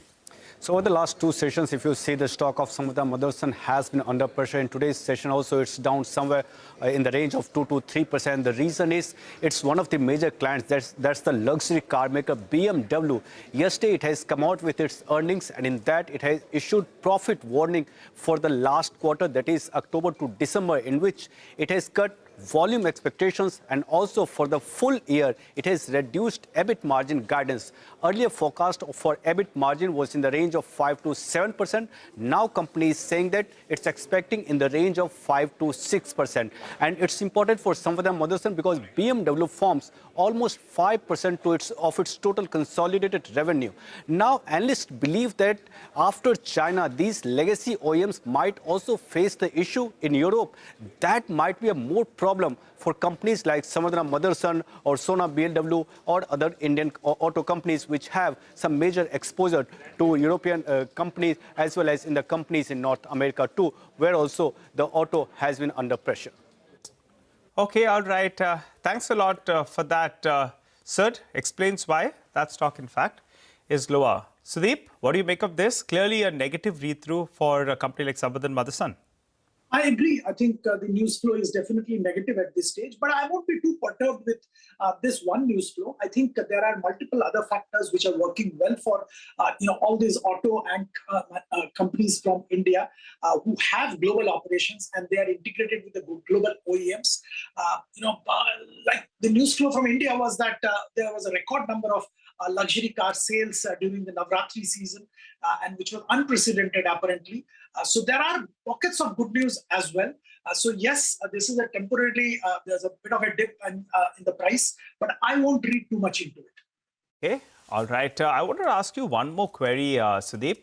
On RBL Bank, the street is clearly sensing something is nearing. The stock itself, if I pull up the last couple of months chart at least, it's outperformed the Nifty Bank even when the Nifty Bank went through that corrective phase. Currently, it's moving up on very, very large volumes. In fact, beautiful chart out there from my director. Stock is up 50% in the last 12 months. Maybe we'll pull up a 6-month chart as well, I think, because that's from where it started breaking away. And it's outperformed the Nifty Bank by a large, large margin. What's your view on it? If there is good news as well, how much of it could possibly be in the price? For the time being, the street is sensing something for sure. I agree with you, Nigel. I think, if you go back to the, really recent history, RBL Bank went down because of asset quality challenges. And, but the problem was limited to 5 or 6 large corporate accounts where they got stuck. It was not a widespread problem. Of course, subsequently, when the microfinance asset quality issues came out, this is for the entire industry. RBL also had a challenge there. They also had a large credit card portfolio where also there was a bit of a challenge because the entire unsecured business was under question mark. But having said that, I think there are green shoots available as far as microfinance is concerned. The asset quality is definitely improving on ground. And the view generally is that things are going to be better. Probably the industry has seen the worst. Now, RBL has a significant microfinance portfolio. We saw the announcement by RBI. The credit card companies definitely benefit because of the change in weightage, which the RBI has proposed now. So that's, again, a positive factor. RBL was well capitalized even before the crisis hit them. And I think there is, of course, scope for further capital raise and further buttressing the capital. But I think the challenges for RBL to a great extent are behind them. It's got a stable management. And, I think things are looking good from RBL perspective. Yes, the valuation has moved up quite a bit. And I'm not sure, whether it can still move up significantly from here. But at current level, I think it's decently priced.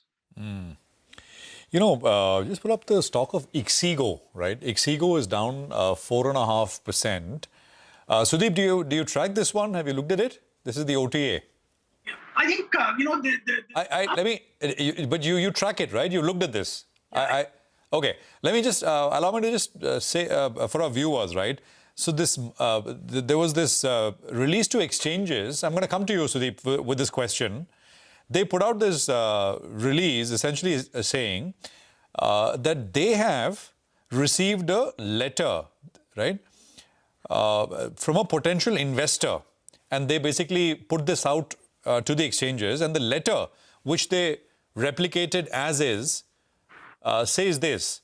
This is, whoever the potential investor is writing to Ixigo, which they've reproduced in their filing to the exchange. It says, we wish to inform you that we propose to acquire either by ourselves or through our affiliates certain shares in Ixigo by way of secondary acquisitions. As on the date hereof, no definitive agreements or binding arrangements for such proposed acquisitions have been executed by us. Our aggregate shareholding, including that of our affiliates, pursuant to the proposed fundraise by the company and the secondary acquisitions, will not exceed 16% in the company. So that was one. There was one more notification to the exchange, where they basically said there is a board meet day after tomorrow, where they will consider fundraise and issue of securities, etc. I found the first one quite peculiar, Sudeep. I don't know what you made of it. There are companies come out with these fundraise, board meeting, etc. all the time. But to reproduce, potential investors' letter as is to exchanges, I'm not sure. Stock's down 5%. So I don't know if the market's also thinking that something is amiss. But what's your sense? Sudeep. I completely agree with you, Prashant. It was a bit odd and kind of weird. Normally, this is not how things are done. So there may be some particular reason why they wanted to do it this way. But having said that, I think, leave aside this correction today and what's happening. Overall, this segment is doing very well globally, and not only in India, globally. And I think the potential for growth is significant.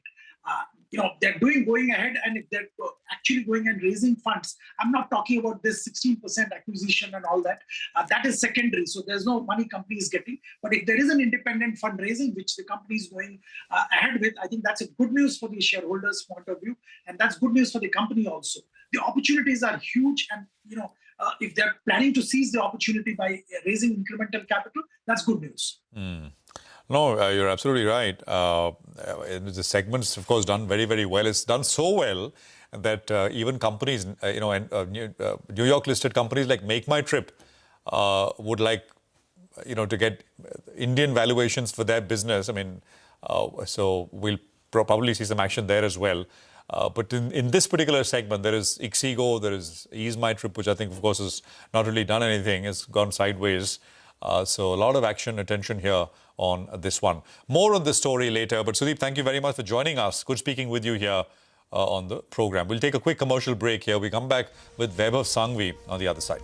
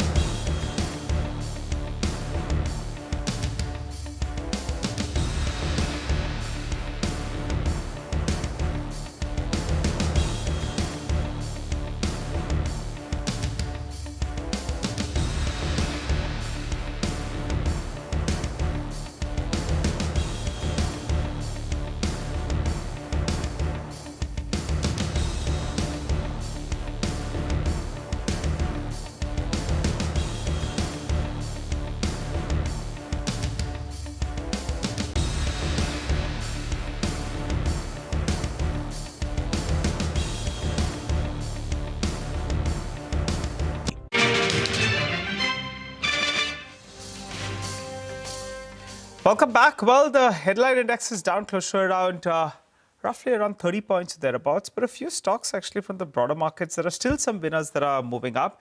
Reliance Indus Infra, that's the other one that normally moves up on this Navi Mumbai airport news. That's spiked up. And Jacob is another stock that's actually trading with some gains in today's session. Reliance Indus Infra, not Reliance Infra. We should get that one up for you on the screen. But it's that time of the show when Hormuz joins in to put a spotlight on some of the top movers and shakers. Hormuz.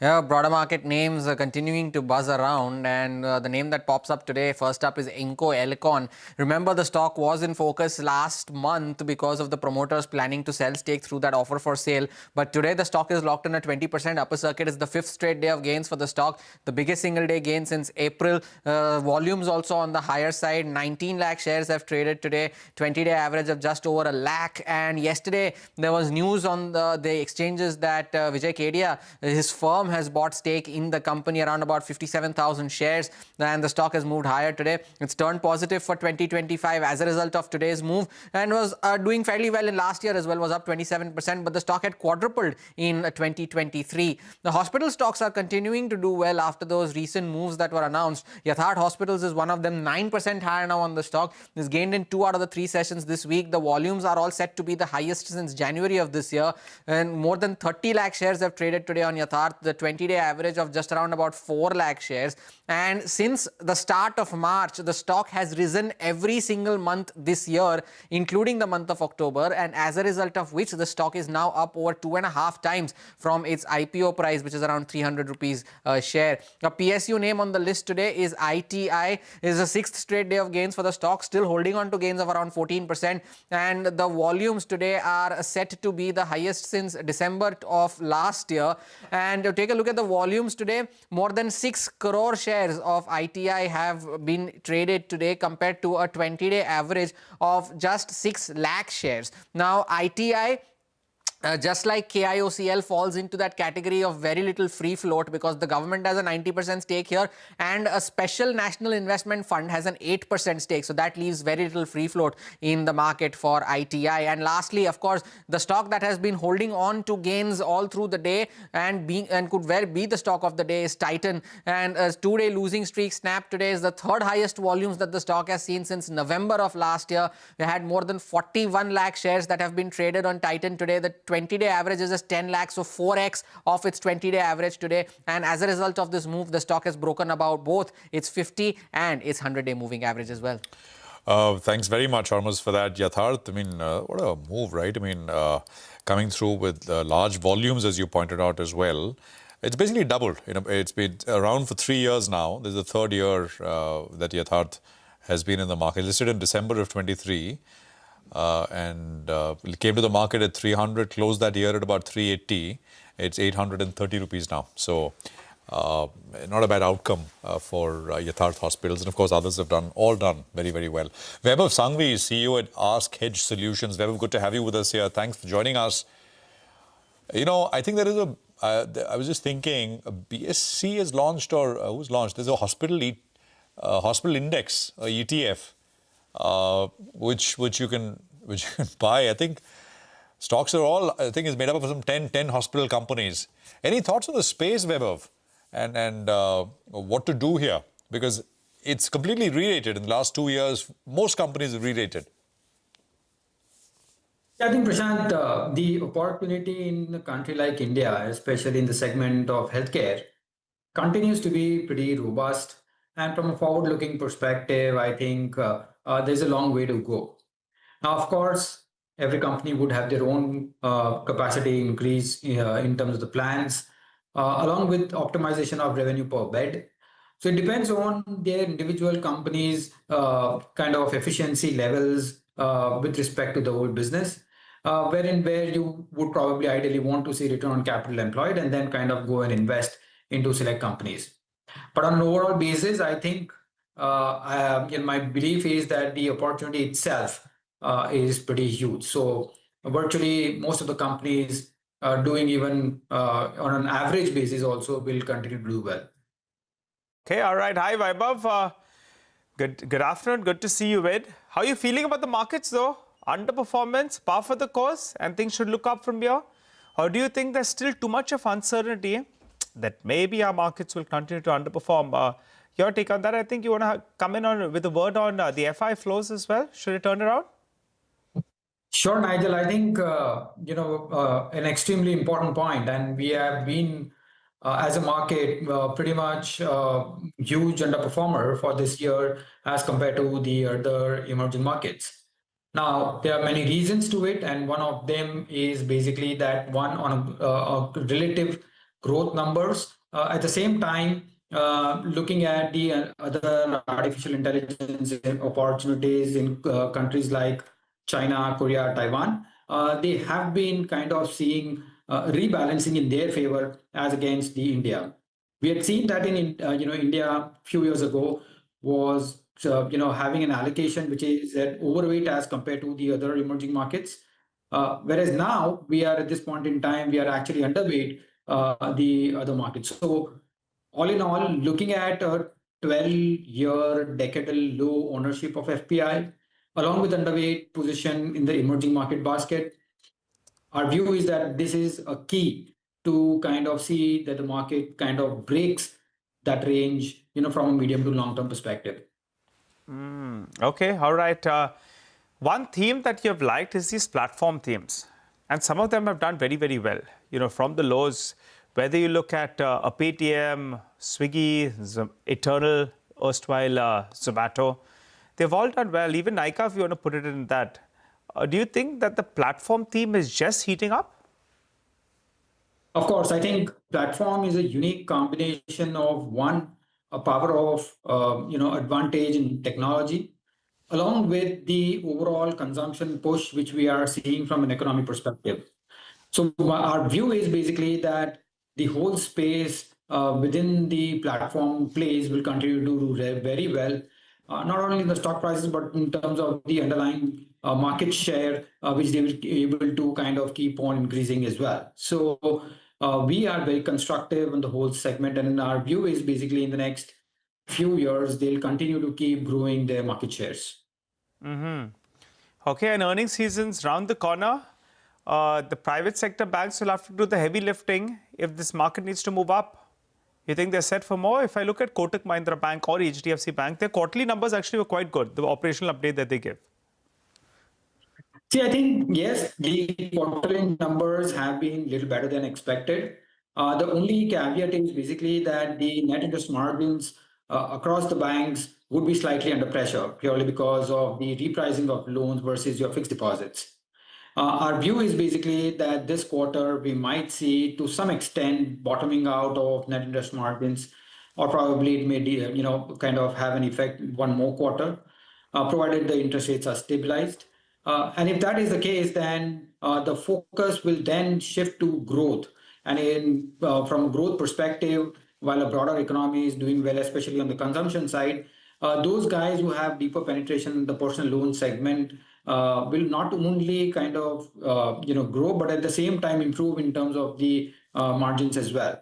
So our view is basically this quarter results may be probably a little subdued, but that is an opportunity actually should be taken to kind of load up the banks. And in addition to that, if FPI flows kind of return back, then the first target would be the financial space or the banking space wherein they would invest as well. So I think this is a sector for the next 12 to 24 months can be looked at for a decent up move.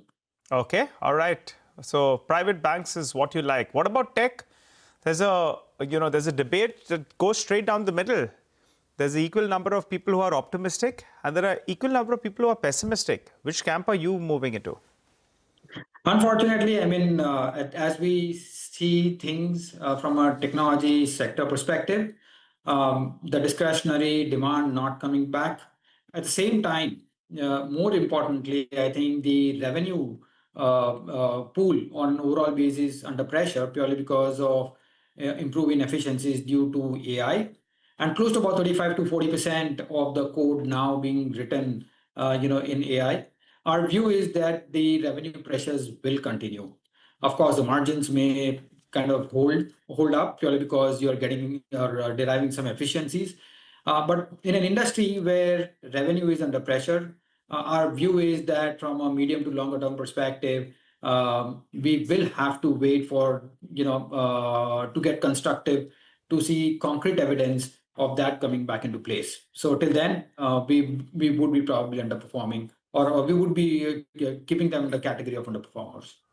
Okay, all right. And those are live visuals, I think, that are coming in there of the Navi Mumbai airport. Our Prime Minister Narendra Modi as well out there with Chief Minister, Mr. Fadnavis is there. I think Mr. Shinde as well as Mr. Pawar. All of them out there. So looks beautiful, actually. I saw that wide angle out there. Looks pretty good. And all the top ministers out there at that inauguration as well. So got another airport. So it eases things up a little bit. But getting back to the markets, Vaibhav, final question. We are looking at the Fed action. We're looking at monetary policy, measures, fiscal measures as well. What about politics? Since we had some of our ministers on screen right now, how important is the upcoming state elections? See, I think we have seen numerous amount of state elections come and go. Honestly, the markets, apart from having a reaction on 1 or 2 days, honestly comes back squarely to the earnings, on what the companies would post earnings from a medium-term perspective. So honestly, we don't lay much of stress on the, on the temporary political kind of changes which may happen from a state-to-state perspective. Yes, of course, general elections are always important, and that is something we always keep a track of. But otherwise, from a state perspective, that's something we'll continue to, pass in that sense from a judgment perspective. Okay, all right. Thanks a lot, Vaibhav, for joining in and giving us your view on, the stocks that you like, private sector banks, some of those platform plays as well, is what Vaibhav likes, and he's optimistic that the Nifty actually will start finding its feet from here on. One stock before we slip into that short break, I think BSE should come up for you. We saw a bit of a bounce that maybe the actions may not be that stringent on the exchange. For the time being, BSE is the stock that's actually moved to the high point of the day. Slip into a break. When we come back, we'll get you a check on dealing room chatter because Nimesh is back. We'll also give you some technical calls.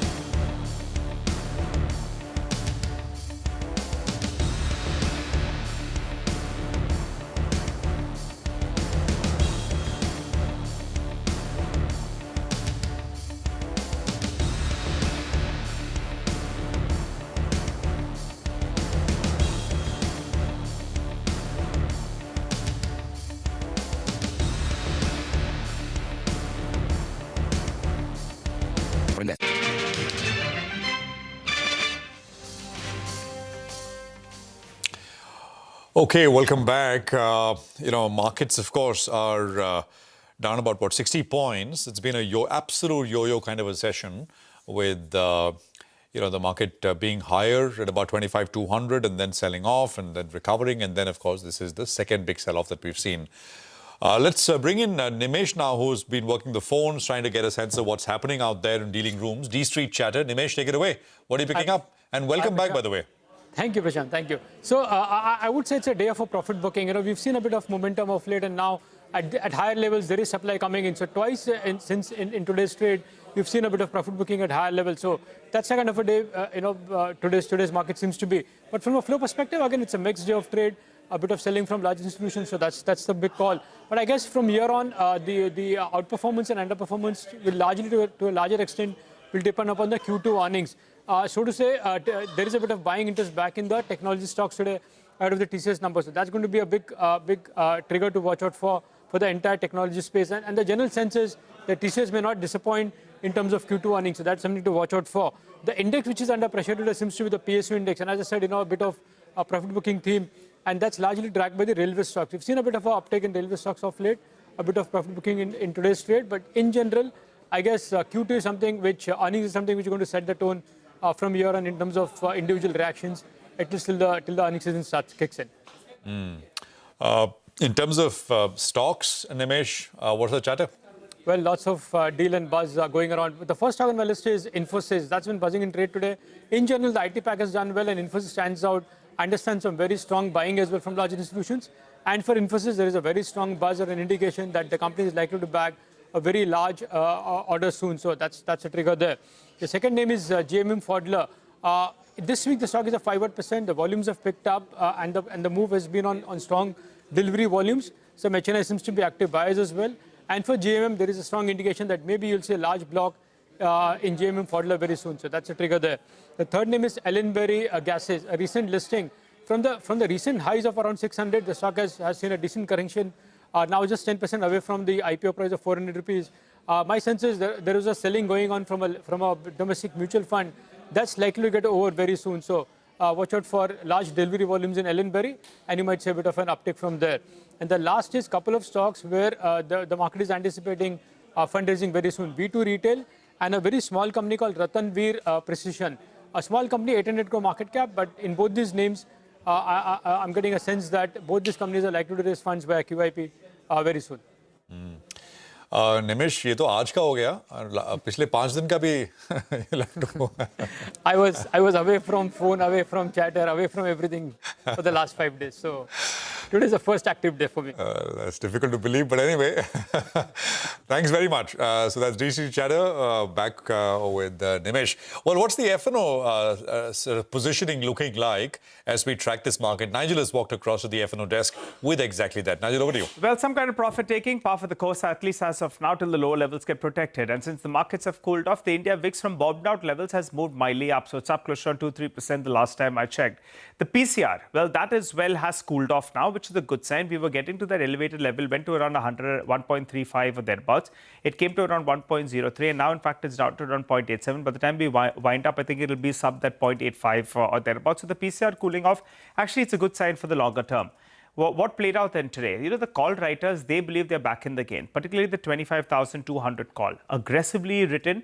The premium out there is down by close to around 50%. So remember, those call writers, they are banking on the 25,300 level, not getting broken on the upside. The 25,100 call as well, that is what has seen a big open interest addition today. Close to around 90 lakh shares getting added out there. And the premium out there has come down from around 150 rupees. It's come down to around 77 rupees. So those call writers, they are banking on that 25,250 odd level holding out. So that 25,250 to 25,300, important resistance mark on the upside. And we have seen in the last 2 trading sessions, the Nifty has gone to around 25,200 and then done a U-turn. However, what's giving you hope is the 25,000 put continues to see a good amount of addition. With the premium at around 80 rupees, it appears there's more amount of writing that's seen at those levels. So the first level you're looking at in terms of support is 24,900. Keep an eye out on that particular mark. Moving to stocks in focus, well, the tech names have been the perennial shorts, right? You go in there, you go and short those stocks and you've been making money. However, in today's trading session, there's a short covering bounce that's playing out on TCS. So the stock has moved up and the open interest is lower. On Titan, actually, we're seeing fresh buying. And after a while, I'm seeing this sort of a surge in terms of open interest. So big buying is what we're seeing on that name. And RBL Bank continues to remain in the F&O ban. We have seen this in the past as well when the stock went to around 265. And then the shorts, they start panicking. And that's what's happening even today. I think it continues in the F&O ban, but that's coming for a bit of a short covering bounce. And finally, Nalco from the metal pack. Nalco is the cleaner play on aluminium prices. So that's why, in fact, that stock is moving up. Vedanta has exposure to other metals as well as oil and gas, while you have Hindalco that's having an issue with regard to Novelis. However, Nalco is the cleanest play on aluminium as of now, and that stock is seeing some good amount of fresh buying today. So some profit taking on the index, not too much to worry till now. 24,900, important mark on the downside. 25,200, that's the near-term resistance. Back to you, Prashant. Well, very, very interesting, Nigel. Thanks very much for that. And more as we go along. 67 points lower, 25,040. We take a quick commercial break here. Okay, I think Mitesh is with us to run us through what are BTSD trades or SDBT trades. Mitesh, what do you have? I have Infosys on BTSD side. Keep a stop at about 1488, look for a 1510 kind of a target. And IGL is another one. That's a BTSD with a stop at about 216 for targets at 220. Okay, all right. I think we can go. Mitesh, thanks very much for that. Infosys, of course, was on Nimesh's chatter list as well. Some big buying and a large order win expected was the chatter, no confirmation. But that's a technical trade for Mitesh. 1494, 1496 or so on the stock. I think, Anand Tandon is with us now. We can go across to him. Anand, good to have you with us here. Thanks very much for your time. I just wanted to ask you, did you see the releases from Ixigo, the travel OTA? Well, I heard what you said. I haven't seen it myself. Any thoughts on what could, since you heard it, what could be going on? That would be pure speculation on my part. I mean, I really don't know why a release like that has to be put out. But I guess since they received a letter which indicated interest, they decided to make it a material news. I mean, it seems like somebody wants to indicate to the market that it's an interesting stock at an interesting price. Beyond that, we actually have to wait to see some action on the ground for it to translate into anything which is worth talking about. Interesting. Stocks down 5 now, 294, 295 is where we're at. Anand, how are you feeling about the markets though overall? I mean, I don't think much has changed other than the fact that the government and the RBI in particular has been trying to make sure that consumption demand can grow. So, we've had a bunch of moves in that direction, and therefore you're seeing the effect of that in the market where, the biggest beneficiary of the GST cut is auto, and that has reacted accordingly. And the biggest the sector which is most benefited by the reduction in risk weight are the lenders, and we have seen that accordingly. But beyond that, I think the earnings, I don't think are going to offer too many surprises. And, that is what is going to determine the longer term trend. So we have to wait and watch. I think there is just perhaps a little bit more noise than warranted in terms of IT.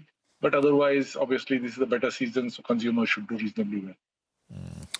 Anand, stay with us. We'll take a quick commercial break and we'll get into some specific names on the other side. Coming right back, I think we're sort of inching closer with about 10 minutes to go for market closing as well. Stay tuned.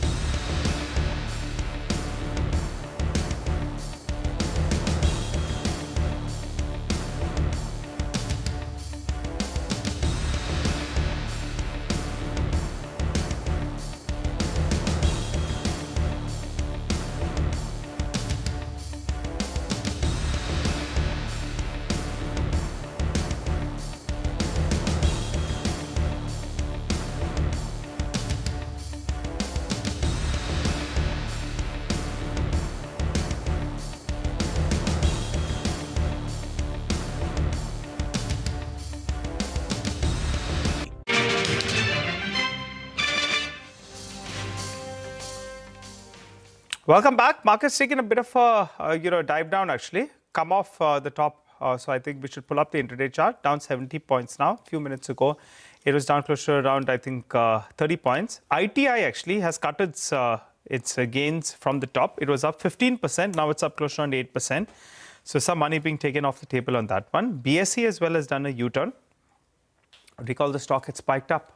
That as well has come in for some profit taking as we speak. But let's get into some opinion. Earlier today, we spoke to Lawrence Blanco of CLSA, who said that he believes that the Nifty will scale fresh all-time highs. So he believes that the 24,000 mark on the downside is extremely important. He also went on to say that crude oil prices as well as the dollar index will remain depressed. Let's listen in. Well, the positive is that we keep on respecting that 24,000 area. So actually the range is from 24,000 to 24,300. It includes a 200-day moving average. It includes the original February-April double bottom pattern. So that's the significance of this 24,000 to 24,300 area. And you're quite right, we've tested this area on 3 separate occasions that we have bounced off it. So basically keeps the February-April base in place, which still gives us an upside target of 26,300. We now, in global equity markets, move into a more positive sort of seasonal aspect. And our base case on global markets is there's a greater risk for a continuation of the uptrend in a melt-up scenario.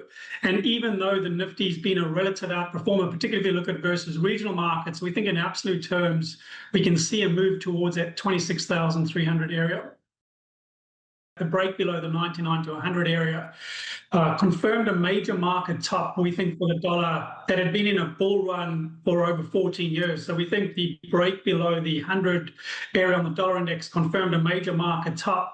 And we still see another 9 to 10% downside because the measured move from the 2022-2025 topping pattern is down to the 89 to 90 area. So that's where we still see the downside risk. I think it is positive for emerging markets in general, as well as the rest of the world, particularly if you look at it versus US equities, which have been the big relative outperformer and absolute outperformer over the past 15 years. So a bit of a shift, we think, driven by that weaker setup in the dollar index. As far as Brent goes, it's been one of the worst performing macro markets that we track, down over 9%.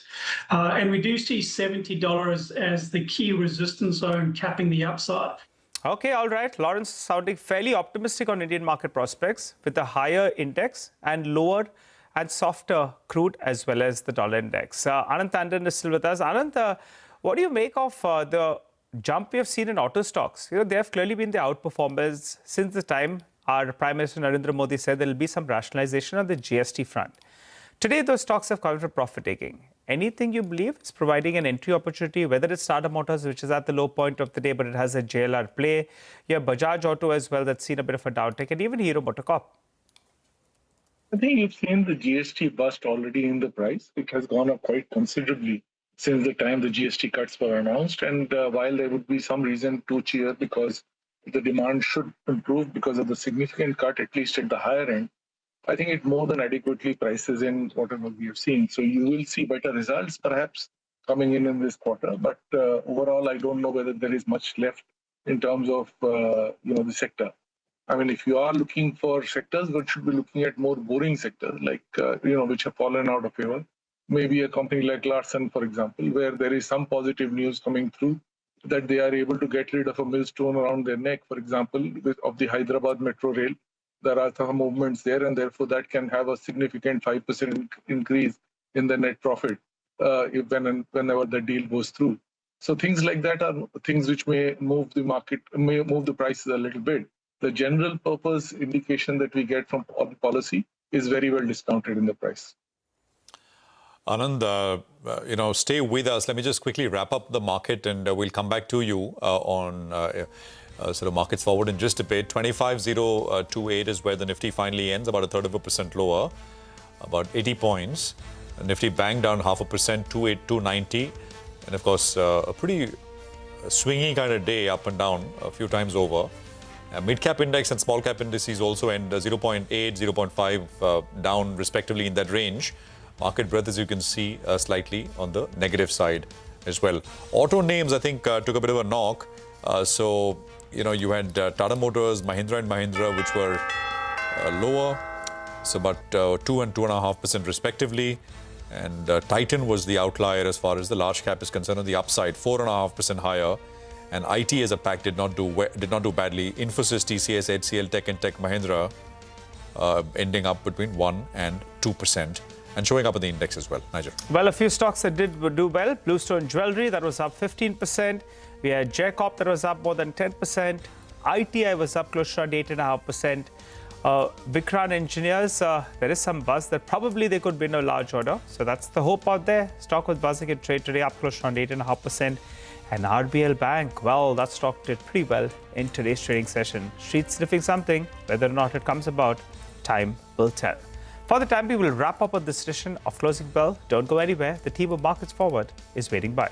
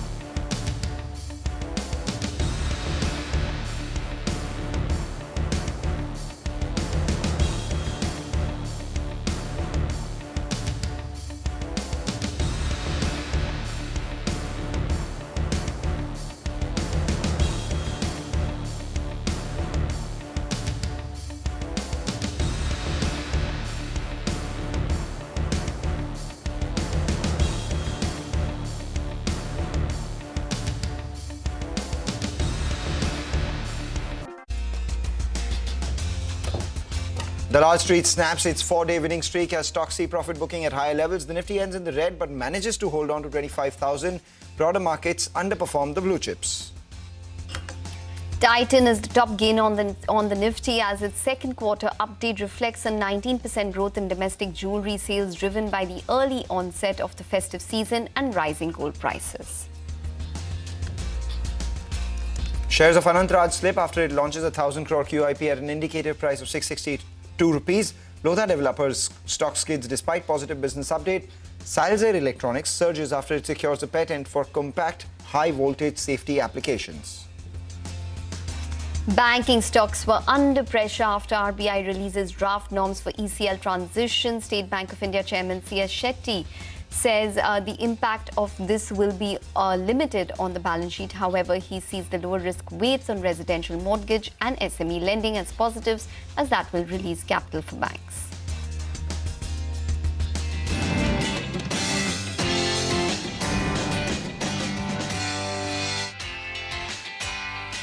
This is Markets Forward, your go-to show where we aim to get you all the key data points to gear up for the next trading day while we recap trade today as well. I'm Mangalam Malu, with me Ekta Batra. Good evening, you're watching us here. And it was a day where we saw some bit of profit taking from the highs. Yesterday, it was volatile. We saw some sell-off closer to 25,200. That repeated today as well. And that volatility, I think, was something that was percolated from Wall Street itself, right? We had the Wall Street indices snap their 7-day winning streak, some profit booking, and that percolated all the way down to the Indian indices. It was the banks which were outperforming, which saw some bit of profit booking. But then at the end, nothing really to worry about. Well, let's see, Mangalam. Hopefully this doesn't extend in terms of profit booking. We just about managed to hold 25,000 in today's trading session. So we did test those levels on an intraday basis. We had the Midcap index, which really underperformed in today's trading session. We had autos, which was weak. So the Nifty auto index ended lower by around 1.5% in today's trading session. But what stood out was the entire IT space. So we had stocks such as TCS, Infosys, all of them going home in the green ahead of TCS's numbers, which it releases this week itself. So it was definitely a day where we could have asked for more in terms of profit, in terms of gains, but nonetheless, let's take you through what we have for the next 20 minutes with all of the big news and the key developments on Dalal Street, top corporate voices and events to track ahead. Let's kick off the day by talking about the market action and also tell you about what we have lined up for you. Well, let's start with the top movers and shakers of the day with Hormuz Fatakia. Nifty Bank was under pressure after the Reserve Bank of India released draft norms for ECL. Titan surged on the back of good Q2 FY26 business updates, while Godrej Consumer Shares slipped after its Q2 FY26 business update. Last but not least, we delve into the key market events to watch out for in tomorrow's trading session. Well, let's get across to Hormuz now, who joins in for our first segment of the day, which is basically all of the top movers and shakers. Hormuz, over to you. Well, earnings season is back, and just before that, you could see the price action in the IT names, and that suggests a hunky-dory picture for the upcoming quarter. It almost felt like that looking at the price action today. TCS ahead of numbers tomorrow, ending 2% higher, and taking along with it Infosys, Coforge, HCL Tech, almost every constituent of the Nifty IT index higher with it. Now, there are a lot of other newsmakers today. The RBL Bank and SBI cards and the like surged on the back of the new RBI draft regulations. Titan on the back of its business update, and Imco Elecon, a stock that was in focus last week, a 20% circuit today after data showed that Vijay Kedia's firm has bought some stake in the company. A lot of the movers within the small cap space today on the back of news flow, some of them on volumes as well. Salzer, as you mentioned, on the patent. ITI, a low float stock, but did well on very strong volumes, and J Corp as well, reacting to the developments around the Navi Mumbai airport. The real estate was up yesterday, but some profit booking today led by Anantraj after the QIP launch, and Oberoi Realty and Signature Global too not having a very good day at the office. And lastly, stocks that still ended at a 52-week high despite the broader market underperformance today. Yatharth Hospitals and Aster DM, the two hospital names, continuing to do well, and Graphite India too ending with gains of 3%, but more importantly at a 52-week high. All right, Hormaz, thank you so much for that. So those are a bunch of stocks which did well. Yatharth Hospital obviously continues to gain this week as well. Joining us now is market expert Anand Tandon and Ruchit Jain from Motilal Oswal Financial Services as well. Let's start with Ruchit. Ruchit, it was just some consolidation after the up move that we saw, or maybe you think that 25,200 is proving to be a little more sticky as a congestion than what we had earlier thought. Yeah, hi, very good afternoon. Well, if you look at the recent past, then we believe that markets have formed a good support base around this recent lows of 24,600, and that should not be breached now in this dip. So markets have seen a pullback move post that. So this could be just a consolidation phase or a time-wise correction after the recent price-wise corrective phase that we have seen. I think 24,900, 24,950 would be the important immediate support to watch out for. And if you look at the sectoral heavyweights, then Bank Nifty is one index which has already formed a good bottom around its 200-day EMA. IT space, IT heavyweights are witnessing a pullback move, at least for now, from their oversold territories. So I think if you look at the index component, then it does not seem that they would result into a significant downside on the index. But yes, the only worry is the broader markets, where in the small cap space, last couple of tradings, the market breadth, in fact, it was a third straight trading session where the market breadth was in favor of declines. So I think small caps would show some relative underperformance, but on the index front, price-wise downside seems to be very limited from here on. So one can keep a buy on dip approach. I think banking would be important index to watch out for. In the recent up move, we have seen leadership coming in from the banking and the NBFC space. And in this dip, I think one should look for buying opportunities in the banking space. Okay, all right. Let's talk a little more about the banking space. Banking stocks were under pressure after RBI released draft norms for ECL transition. Brokerages believe top banks are well positioned. Gaurav joins in with more details on this. Well, yes, RBI released draft guideline on two things. First is the ECL, which is expected credit loss, and second is the second is the other thing which we will talk about later. First, let's talk about ECL. Now, what they have made is that they have made a few key changes. They have added new classification. First is that now assets will be classified in 3 stages. Stage 1, where performing assets will be classified. Stage 2 is a new thing that they have added, where significant increase in credit risk of assets will be classified, and stage 3 is where net NPAs will be classified. For that, they have given ECL provisions. First is that for stage 1, 0.25 to 1.25 of provisions will be required. For stage 2, 1.5 to 5%, and for stage 3, the provisions will be somewhere in the range of 25 to 100%. Now, when we look at current classification, currently the assets are classified under standard and NPA, and we do have SMA 0, 1 and 2, but we do not have any provisions for these assets. Other than that, they have also released draft guideline on credit risk capital framework. Now, according to that, when we look at this framework, they have specifically spoken about personal loans and credit cards. What they're saying is that they will continue with 125% of the risk weights, but they have lowered the risk weights for the transactor category of credit cards from 125% to 100%. So today we saw some stocks actually reacting to this news in the likes of SBI Cards and RBL Bank, and let's understand why. For RBL Bank, around 18% of their total portfolio comes from the credit card segment, and when we look at their credit card also, from the total AUM, around 30% of its total AUM is the transactor category. For SBI Cards, if we look at this amount, 40% of the total receivables is from the transactor category, and at the same time, Macquarie believes that this will be positive for SBI Cards because it will release around 450 basis points of capital for the company. As a result, we saw both of these stocks actually reacted positively. At the same time, we saw bank like Bandhan Bank, which reacted negatively because of the ECL norms. Remember, this will be implemented from 1st of April 2027, and there will be a transitionary period until FY32. So it is enough for any bank for the transition. But at the same time, we saw some negative reaction coming up in Bandhan Bank because of this. Take that point, Gaurav. Thank you so much for that. Meanwhile, we also had an exclusive conversation with the SBI chairman, C.S. Shetty, who says that the draft credit loss framework will have a limited impact on the bank's balance sheet, along with all the other guidance pieces that he had given us as well on CNBC TV 18. Let's hear him out. The ECL guidelines are broadly as we expected. Of course, in fact, there are the draft guidelines also I had mentioned in terms of increased provision requirement for stage 2 assets. Stage 1, stage 2 concept is anyways there in the non-banking finance companies, right? Yeah. They move to IFRS. Yeah. This ECL guidelines broadly aligns with the IFRS 9 requirements. And there are a lot of nuances there in the kind of risk weights, what we have to follow, various categories of loans. Yeah. We would be evaluating that. Banks like SBI, based on the draft guidelines itself, we have put the technology, our models, PD, LGD, and risk assessment models in place.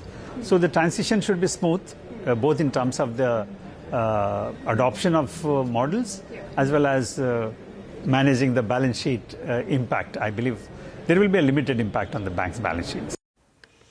Okay, so that's on the entire banking space. Ruchit, any thoughts with regards to the auto space? And the reason I ask is, rate sensitives. But we had Tata Motors, which was down around 2.3%. We had M&M, which declined around 2% today. Any sense in terms of the technicals on these?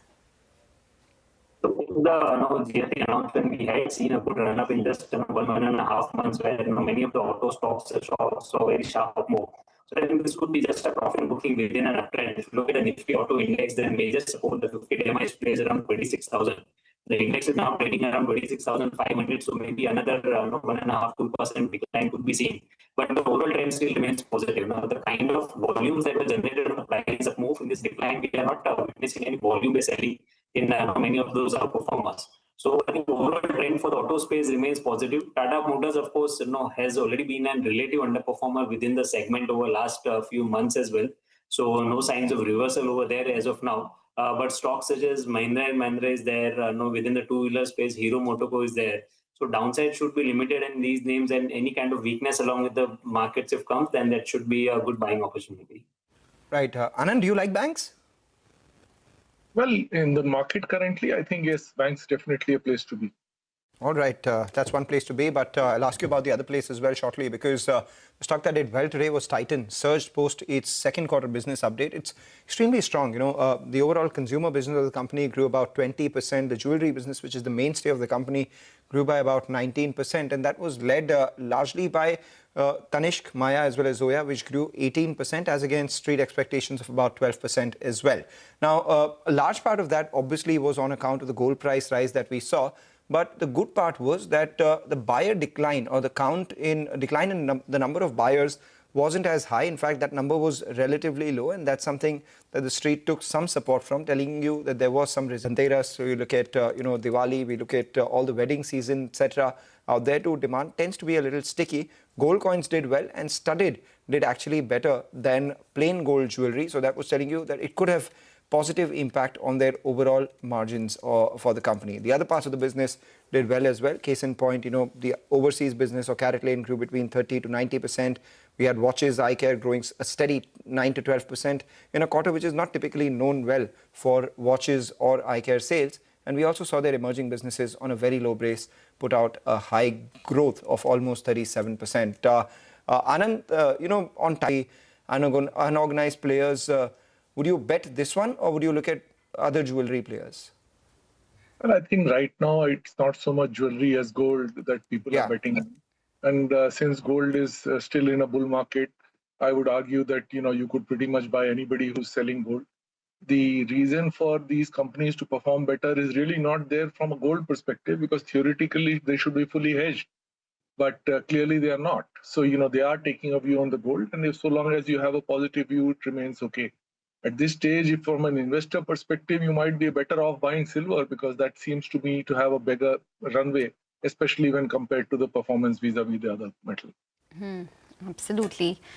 Well, there are still a lot of bullish calls coming in for gold prices at this point in time. But let's move on to the realty sector. We have Anant Raj shares which were in focus following an approval of a QIP, and Lodha developers which slipped despite a surge in pre-sale collections in its Q2 FY26 business update. Start with Anant Raj. The company has launched 1100 crore QIP, and the indicative price is dilution of 4.6%. Now, Lodha developers came up with its Q2 update. The pre-sales has seen a growth of nearly about 7% on a one-web basis, and collections have also seen a healthy uptick of nearly about 13% on year-on-year basis. Now, company says that it is on track to meet its FY26 pre-sales guidance of 21,000 crores. And lastly, even Salzer Electronics was in focus today on the back of patent win. The company has secured patent for compact high voltage safety devices, which is mainly used in traction systems, locomotive systems, and even high voltage power networks. So all in all these three stocks were buzzing in trade today on the back of this. All right, thanks a lot for that. Another stock which was on our radar. Yet another stock that released their business quarter update, and as a result of which saw a bit of a decline, was GCPL.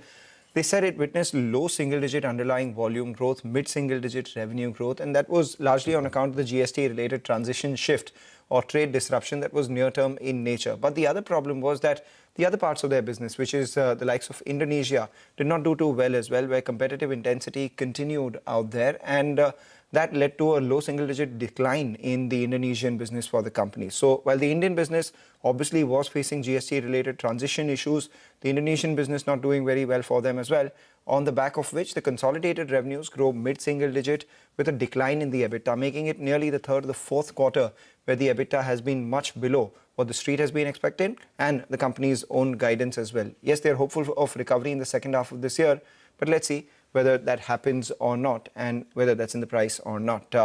Anand, the consumer staples, you've never been a fan because of the pace of their growth and their valuations, but do you think the second half of this year could be something that would change things for them?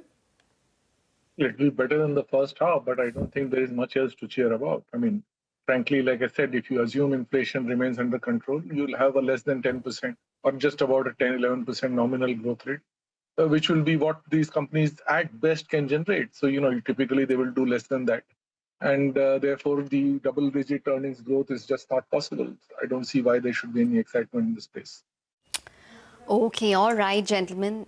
Ruchit, before we let you go, just wanted your thoughts in terms of a couple of these stocks such as Eternal, Bharti Airtel. All of them managed to buck the trend today. Bharti Airtel was up around 0.7%. Eternal was up around 1% in today's trading session. What's your sense on a couple of these technically? So I think the stocks which are showing a good relative performance, when the markets are not doing well, there is a sign of good buying interest happening over there. I think Bharti Airtel last 1.5 months already has seen a good consolidation around 1840, 1830. The stock has found a good support base. Okay, all right. Ruchit, I think there's something wrong with your audio there. We'll try and fix that. But in the meantime, we need to take a short break, but we'll get you all of the top corporate voices along with the key market events to watch out just after this short break. Stay tuned.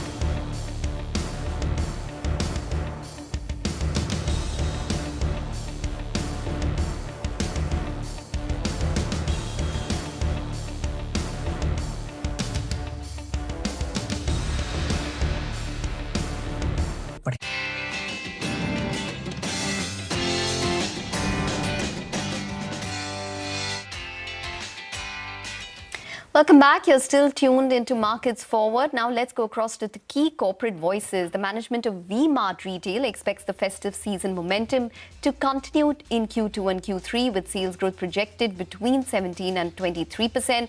The management adds the GST impact on value retailers will be minimal, and this will allow players like V-Mart to experiment with expanding its product range in the 1,000 rupee plus segment. The retailer is optimistic about exceeding overall guidance on new store openings. All right, next up we had Tata Rail Systems. The management actually says that the recent slew of railway orders are aimed at debottlenecking rail movement, and these initiatives are focused on achieving 3 billion tons of rail cargo movement. And as soon as that happens, that further enhances capacity for rolling stock deployment, which is beneficial for the company. They have a capacity to produce 1,000 wagons per month, and they're also looking forward to tap into new opportunities in both Metro and Vande Bharat projects. They promise to do about 300 Metro rakes a year by FY28. Next up is J. Kumar Infra Projects. The management said the top-line target of nearly 6,600 crores is on track. It added Q2 performance aligns with stated goals. The management added the metro projects are progressing as planned with strong push to meet deadlines. And we also had PVR Inox, an interesting development out there where the management expects their second quarter to be much better while being optimistic about the pipeline in the third quarter. They are set to service their debt gradually, and they're looking to work on corporate bookings, gaming opportunities, live programming, including comedy shows for their new offering, which is Dine-In, which they are looking to actually expand to multiple cities over the next 8 to 10 months. All right, and before we wrap, let's get you some key events to watch out for. Upasna is here with that list. Upasna. Well, first up, let me start with the global economic cues. US will be reporting its initial jobless claims data, and even FOMC meeting minutes is what we'll be closely watching out for. Now, tomorrow also marks as we kickstart the earnings season with the IT major TCS reporting its numbers, followed by Tata Elxsi and GM Breweries. Now, Rubicon Research also opens for subscription tomorrow. Mind you, it's a 1,400 crore IPO that opens. Also, PM Modi to host UK President in Mumbai, and the two leaders will attend a CEO forum at the 6th edition of Global Fintech Fest, which marks as the day 3 for this Global Fintech Fest. And lastly, mind you that the India Mobile Congress 2025 is also ongoing from 8th of October till 11th of October. So all in all, looks like quite an eventful day tomorrow. Quite an eventful day indeed. Upasna, thank you so much for that. And you can trust CNBC TV 18 to be on top of all those events that Upasna just spoke about. With that, we'll wrap up on this edition of Markets Forward. Thank you so much for watching. Stay tuned to our channel. We'll be back with more news and updates.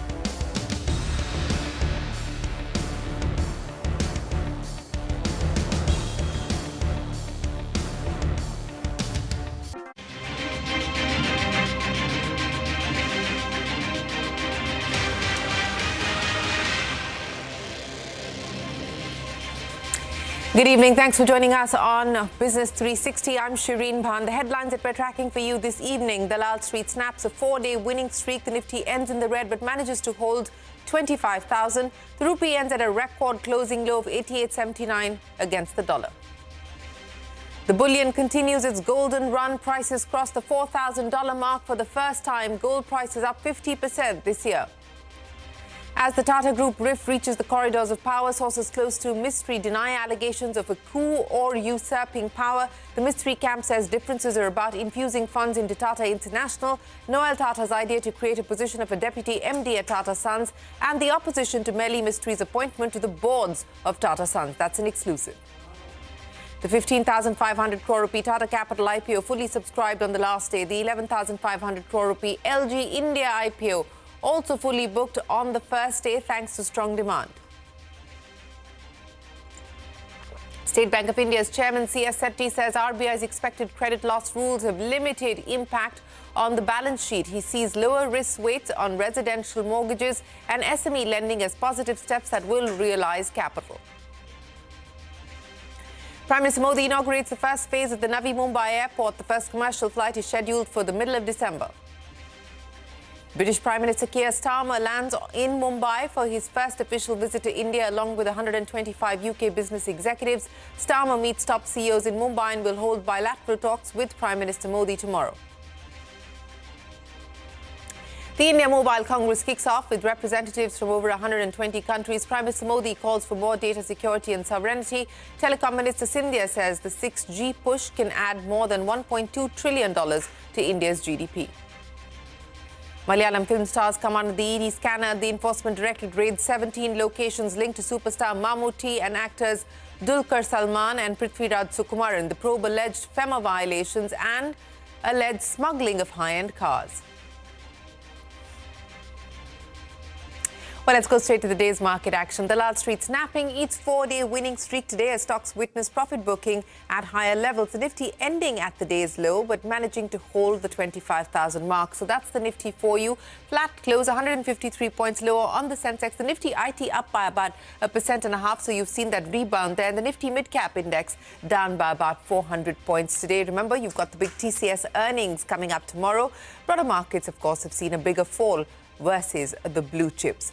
From the equity markets to bullion, prices of gold crossing the $4,000 mark for the first time. The yellow metal has soared this year as investors seek a safe haven from the uncertainty amidst all of what is happening globally. Prices have risen about 50% this year, with both central banks and retail investors buying gold at a rapid pace. Safe haven demand has also pushed other precious metals like silver to fresh highs, so no stopping the rally there. It continues. But let's go straight to the big story this evening, a CNBC TV 18 exclusive.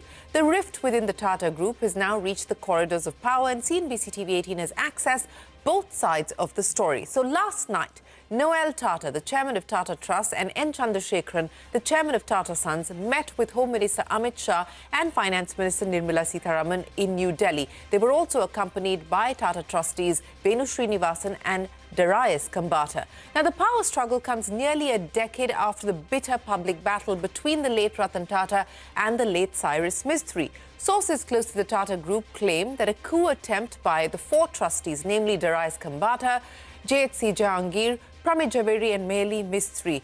But the Mistry camp alleges that this is false. It's a false narrative. Now, the Tata camp alleges that these trustees tried to emasculate the leadership of Noel Tata and wanted to function as a super board. But sources close to Melly Mistry camp deny these allegations. They claim that the coup narrative is false and there is no attempt to usurp power. The Mistry camp claims that a false narrative is being painted to make them look quote-unquote like villains. Now, as per sources close to the Melly Mistry Group, there are 3 key flashpoints. First is the fund infusion into Tata International.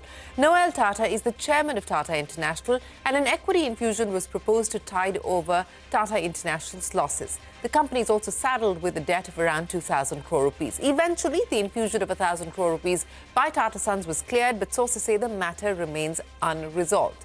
Another flashpoint is Noel Tata's idea to create a position of a deputy MD at Tata Sons. As per sources, the Mistry camp says this proposal created differences of opinion and finally did not go through. And the third point of contention has to do with Mehli Mistri's appointment to the board of Tata Sons. That is Mehli Mistry being a long-time confidant of Ratan Tata, the late Ratan Tata. The view was that with people like the former Defence Secretary Vijay Singh serving out their time, it was time that somebody like Mehli Mistry was inducted. He is, of course, as I pointed out, a close associate of Ratan Tata. Mehli Mistri's appointment was opposed by Noel Tata, and sources say this also led to a further worsening of the relationship between the trustees. We also learned that all four trustees today accused of acting against Noel Tata had in fact voted in favour of Noel Tata's appointment as chairman last year. And I remember Noel Tata took charge exactly a year ago on the 10th of October after the demise of Ratan Tata. It must also be noted that the upcoming board meeting on the 10th of October is not going to consider any of these issues that have been raked up. The meeting is about the philanthropic activities of the Tata Trust, which is very much at the heart of what they do. And so they will be looking at clearing proposals to the tune of 1,000 crore rupees. But now with the government getting involved, the hopes are of a de-escalation. Both sides will try and arrive at some sort of a rapprochement to bring an end to the public feud. But here are some legal experts on the battle within the Tata Group. As sources report, there was a high-level meeting, shows the attempt is to resolve and nip in the bud and not let things escalate. So I think the key thing at the moment is dialogue, discussion, and perhaps intervention which will smoothen ruffled feathers, because it's far too important, the House of Tatas. It also stands for India, and literally, if I can use the word trust, Tata Trust, known for governance, sort of pride of place as far as global entities are concerned. So I think the key thing at the moment should be to find via media a meeting point so that things don't escalate any further. I don't think it will have a longer term impact on the shareholders of the operating entities. As of now, there is no sign that they need to be worried or they need to be nervous at all. Secondly, the operating structure between the Tata Trust, there is an understanding. This was tested at the time Cyrus Mistry was removed. Subsequently, the operating structure was questioned. So I think there is already a template in place between the Tata Trust and the Tata Sons. There needs to be some kind of a governing structure which they put in place, which allows them a very structured decision-making process. See, you've seen this in the past also. When Ratan Tata came in also, there were these leadership challenges. Noel Tata has come in. There is again a new leadership challenge. Whether we agree to it or not, there is a certain sort of unrest in the trust group, and that cannot bode well. They need to have a solution to it. Well, whether there will be a solution in the short term is the question. 8 years ago, in an interview to cnbc TV 18, the late Ratan Tata had spoken about the role played by the Tata Trust in the functioning of the Tata Group. He was speaking with Sohail Seth on why the trust structure was created in the first place. Take a look. The trusts have focused on either creating institutions that serve the common good, like cancer hospitals, etc., and institutions of learning, some international and some domestic, and causes which were said to be for the common good. What is refreshing is that the holding company for the whole Tata Group, which Jamsetji Tata set up, that 66%, or at that time more, 85% of its income and dividend outflow became income to the trusts for the common good of the Indian citizen and foreign causes. But when you, I mean, as you rightly said, at that time there was no need, there was no mandate. Today we have CSR, much abused as it is a phrase. But what do you think went through the minds of the founders when they set this up, and especially transferring their value in Tata Sons to the trusts? Well, I think it was a different view of ownership. Mr. J.R.D. Tata often used to refer to Tatas as being the trustees of the people. The Tata family could have become tremendously wealthy by having distributorships, partnerships, etc. in the businesses. But most of the businesses, whether it was steel, whether it was power, or institutions, were set up as institutions for the country. So Jamshedji Tata could just as well have dedicated Tata Steel to the nation or dedicated Tata Power to the nation. They belong to the shareholders and to the people. Personal ownership and personal wealth happened when it happened, but was never the criteria for these companies to be established. So it was natural that he did leave his ownership to his two sons, and then his two sons, who had no children, left them in charitable trusts as beneficiaries of the companies that they held. So it was a refreshing change that gave way to ownership in an industry not being for the beneficial interest of A or B or C, but for the better good of humanity. Well, that's Ratan Tata there explaining why the Tata Trust and Tata Sons have the structure that they do. Now, Tata Capital's initial public offer was fully subscribed on the third day of bidding. The subscription was led by strong demand from qualified institutional buyers, followed by non-institutional investors. The 15,500 crore rupee IPO is the largest in 2025 so far and the biggest since Hyundai Motor India's listing in 2024. LG Electronics IPO continued to see strong interest, being subscribed to 87% as of 4 p.m. The demand was led by non-institutional investors who booked their reserved portion over 6 times. The retail quota was also oversubscribed 1.8 times, while qualified institutional buyers, comprising largely foreign investors, bid for 172% of their allocation. British Prime Minister Keir Starmer is in India for a 2-day visit. The leader was accompanied by a delegation of 125 business leaders and entrepreneurs. Starmer and Prime Minister Modi will hold bilateral talks tomorrow. Speaking to business leaders, Starmer said the visit is the biggest trade mission that the UK has sent to India, adding that the free trade agreement is very important for the UK and the biggest deal struck by the nation since Brexit. This is the biggest trade mission that the United Kingdom has ever sent to India. Obviously, this is a two-parter, if you like. We had Prime Minister Modi over to the United Kingdom earlier this year to sign the FTA, the free trade agreement that we agreed, and today is the return leg of that, if you like. That FTA is really important for us. It's the biggest deal that we've struck since we left the EU, and I think it's the biggest deal that India has ever struck. Well, UK Prime Minister Keir Starmer then, staying with trade deals, US Trade Representative Jameson Greer said that India's purchase of Russian oil is not a bedrock of the Indian economy. Speaking at an event, Greer said, and I quote, "India has not always been a major buyer of Russian oil. They've had a strong relationship with Russia. It's really in the past few years that India has started buying Russian oil at a discount," end of quote. Greer also clarified that India is a sovereign nation and the US is not dictating to other nations who they can have relations with. That's Jameson Greer, the USTR. Meanwhile, Commerce Minister Piyush Goyal says the Indian government is in active dialogue with the Trump administration on trade negotiations. Speaking with my colleague Parikshit yesterday, the Commerce Minister added that India will resolve trade issues with the US in the near future, adding that both nations must respect each other's trade sensitivities.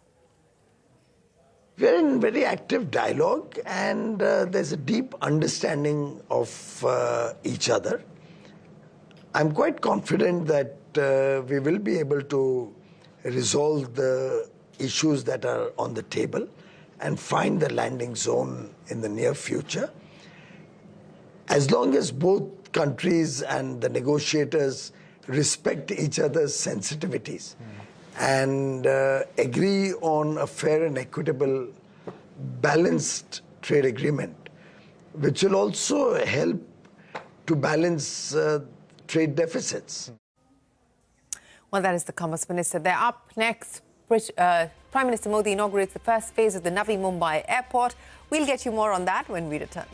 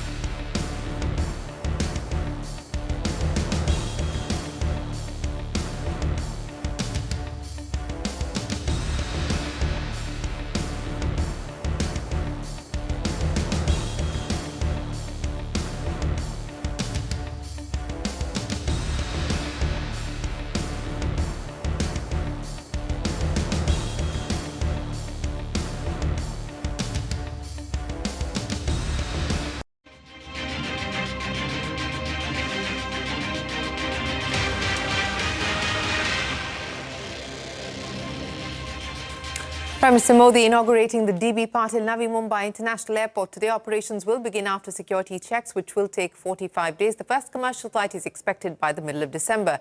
The airport will have the capacity to handle about 12 flight movements every hour in the initial phase. Now, the India Mobile Congress kicked off in the national capital today. Top brass from the telecom industry, including Akash Ambani, the chairman of Reliance Jio, Sunil Mittal, chairman of Bharti Airtel, present at the event. While inaugurating the summit, the Prime Minister called for data security and sovereignty. The Telecom Minister Jyotiraditya said that India's 6G mission could boost GDP by $1.2 trillion in the next 10 years. This is the best time to invest, innovate and make in India. हमने पहचान की semiconductor manufacturing की capacity अब कुछ गिने चुने देशों तक सीमित थी और पूरी दुनिया डाइवर्सिफिकेशन चाहती थी। आज भारत ने इस दिशा में महत्वपूर्ण कदम उठाया है। भारत में 10 सेमीकंडक्टर मैन्युफैक्चरिंग यूनिट्स पर काम हो रहा है। Production linked incentive scheme today has resulted in close to 91,000 crore of new production, 18,000 crores of exports, and the creation of 30,000 new jobs. The Bharat 6G Alliance aims for 10% of patents as standards will be set for 6G. And the SATCOM market today, across telecom and broadcasting, which is at close to $4 billion, will triple to almost $15 billion by 2033. I think today we saw the whole value chain, right? We saw right from semiconductors to fraud management to 6G, and we look forward to innovate and keep India on the forefront of digital revolution. Any views on PM's 25 years of governance? It has been an absolutely revolutionary mode for India, and we're lucky to have a leader like him. Well, the action there from the India Mobile Congress. Indian student visas to the United States have dropped by 44% in August, making this the sharpest drop amongst all countries. Overall, international student visas down by 19% on an annual basis, according to the US Trade Government data. Now, this comes amidst the Trump administration's crackdown on immigration and H-1B visas.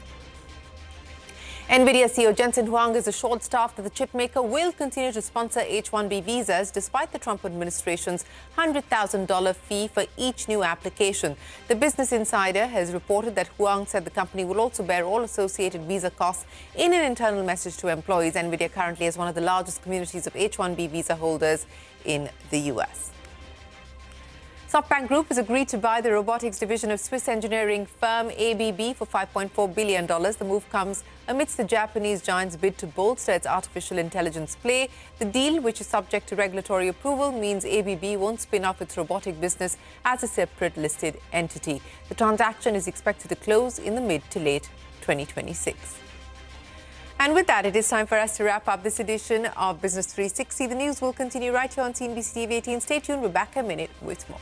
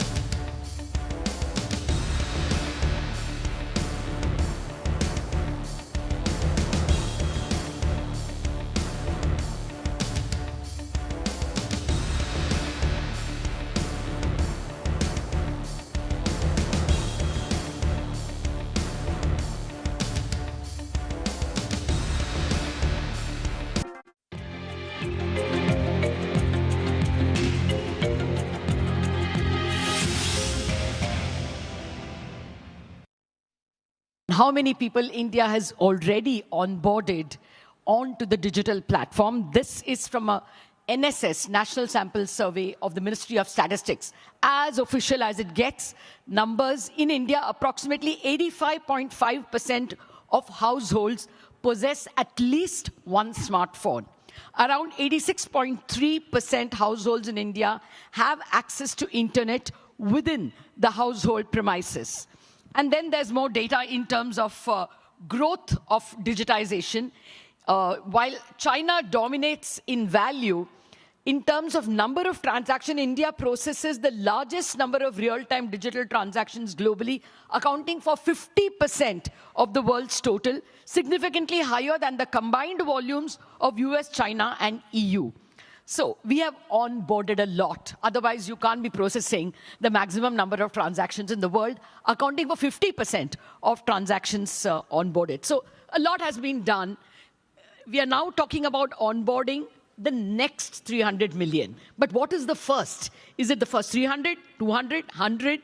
I think that question will go to Lalita.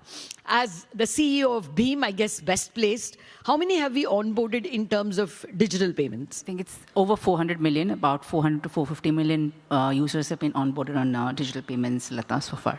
And what is the pace of growth? I mean, how much was it last year, for instance, or the year before? Should be about a 12% CAGR will be the pace of growth. While I'm saying that there are more than 400 million users onboarded, there will also be people who are onboarded but not utilizing fully because of various inhibitions. That includes the 400 million? Yes, which we will cover during the course of the panel, I'm very sure. But yes, it includes that also. Why don't you start from there? Okay. I'm not being partial to her because she's a woman.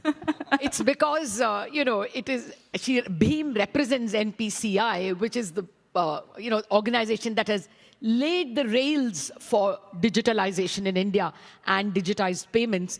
So over to you, Lalita. What inhibits people who have been onboarded but not using? Okay, so I think a couple of things. One thing that we had done a survey a few months back when we were trying to relaunch the Bheem app. And one of the things that came to us as a feedback was that people feel that using UPI or using a digital payment as opposed to a credit card may not give them a credit score, right? When you use a debit instrument, you don't get a credit score, right? That's one. Second, they did not know if the payment fails, be it a card payment or a UPI payment or anything else, whom do I go to? What do I do? I'm supposed to raise a dispute. I raise a dispute, and then it goes into a black box. I don't know what happens. Will I lose money? If I lose money, will I get money back? And then there are a lot of these cohorts, which are communities, right? So one bad thing happens to one person in the community, the entire community feels that, you know what, better to stay safe. Right? So there are people who've got onboarded because of a lot of interest and enthusiasm. There will be some of them who are not using it, which is also a part of this 490 million. And that is our endeavor to solve this. We also have a set of people like aged, parents of all of ours who want to use, who consume a lot of digital content. All of them are available on internet and WhatsApp and do a lot of voice videos and audios. But they feel that this is probably alien to them. So there are multiple cohorts, and these are the people who have onboarded but not used. Okay, actually, you're already giving us, the obstacles to the next 300 million in what you've said. But let me come to that, Mr. Lakshmi Narayan. To onboard, we have reached what, 400, 490, she said. For the next 300, what would occur to you as the first problem of onboarding? I think I was asking the question, why do we want to onboard the next 300? Okay. Well, if you want to give yourself that question, then go ahead. No, I suppose there are answers to that, but I won't. But I think, what has got us to the first 400 will not get us to the next 300. And it reminds me of, I think it requires a full rethinking of the business model. The stakeholders in the system today, the banks, the merchants, the customers, what's in it for them in the rural area to onboard into this is not very clear. Banks are already straining with the incentives taken away from them. They just have to invest more and more infrastructure. And you add 300 million more, their cost is going to go up. So one disincentive for banks is clear. Yeah, and for the merchants, clearly, they don't see any incentives on accepting digital transactions because they're happy with the cash. Their inventory turn is much faster if they had the cash on hand rather than waiting for settlements and some of the issues that Lalita talked about if refunds don't happen. And similarly for the customers as well. There is no incentive for them. Credit scoring is one of them. But really, there is no incentive for them to move to the digital platform. So I think that's the set of three things. I think it's the business model itself needs to be rethought. And I don't think, as I said, what got us to the first 400 will not get us to the next 300. Well, you took away my next question, which was what will incentivize? But we will come to that. We have to look at positive steps that can incentivize. Let me look at the problems. Mr. Gaur, I think Paytm did a great job of cracking even the first 400. In terms of, unlike NPCI, which did not have to make money, you had to make money. Otherwise, it doesn't make sense. So something incentivized you to the first 400. If you can tell us what are the problems you face, therefore. So the business model is very clear for at least two fintechs and other companies like Paytm. You get a customer because if you look into the customer or the merchant ecosystem, everybody is collecting money. If he takes money in cash, we don't know what is his earning. Why digitalization is important for the India is because if we have to look for 1 trillion economy or digital economy, we have to have at least 500, 600 million active users. And once we know that what is the pattern of his earning, there is a business model of financing over it. Because today, there are a lot of people who earn good amount of money, but if they are the need of some kind of financing, they go to an unstructured way of financing, which is actually not giving him good returns in terms of the capital or the interest which he gives. Second is how we do it. So one of the important factors which we have seen, because if we talk about Paytm, we have close to 35 million merchants.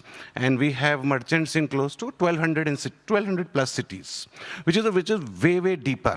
And thanks to the NPCI and RBI, the digital... Can you repeat the numbers you have? We have close to 1,200 cities where we have merchants who are accepting payments every month on month. And we have devices which will help us because if we have to onboard merchants or customers in deep rural or tier 3, it has to be the vernacular.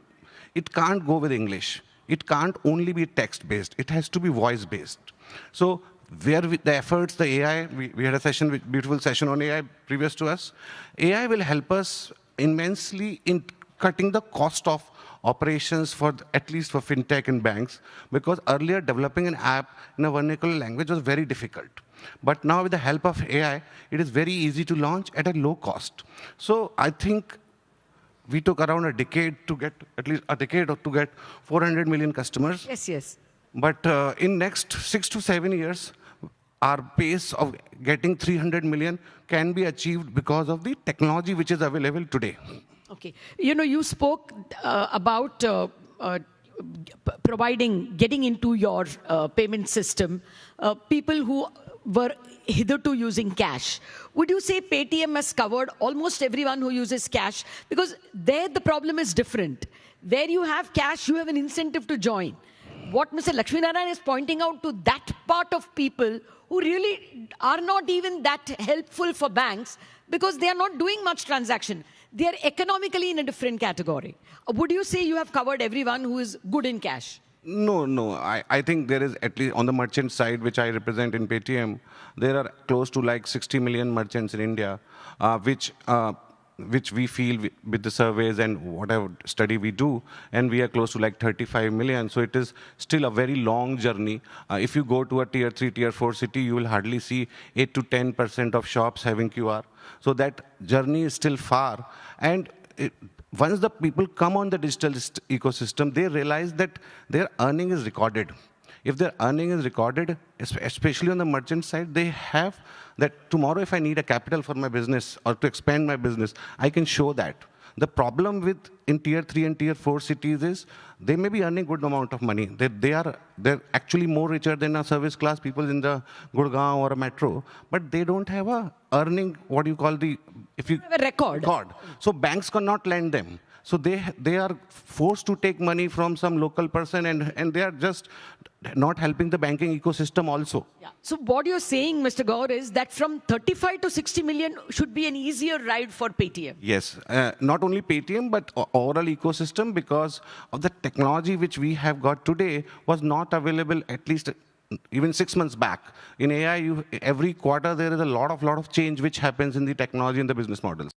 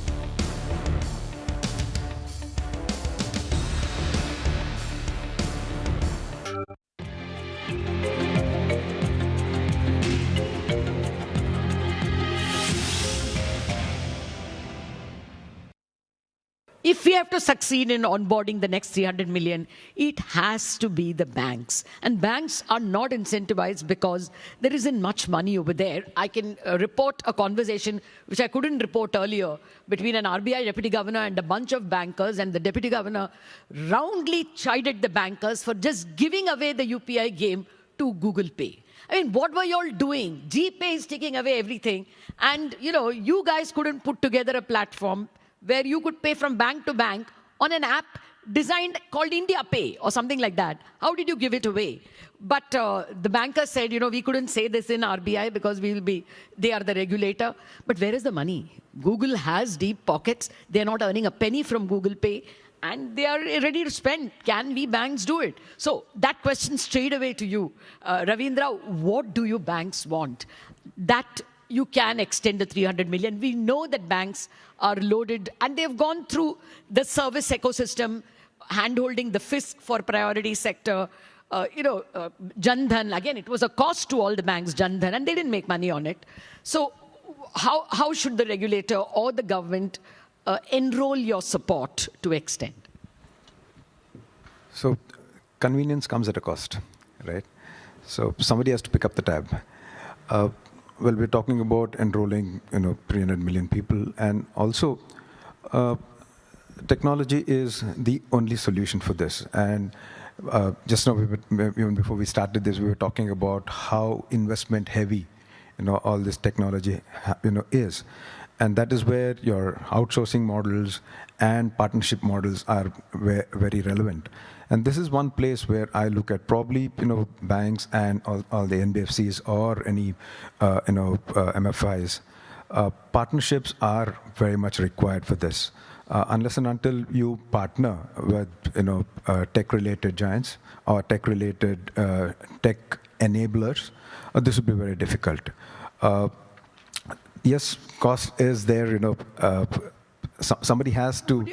Would you expect a subsidy like, beyond this number, the banks should be reimbursed? I think the government even thought of reimbursing some of the MDR payments, provided you keep UPI free. Correct. So would a reimbursement kind of thing work for the banks? That would be brilliant. That would be brilliant. That would be a great thing to do it. That's exactly what we discussed right away about if the cost, as you say, for onboarding is 25 rupees, then the government bears 20 rupees or 15 rupees. Correct. That would be a great way of helping out the banks, because, as in the point of repetition, because technology is highly disruptive, because you invest a lot, this is the biggest challenge. Invest a lot and suddenly it becomes obsolete. PhonePe takes away the customer.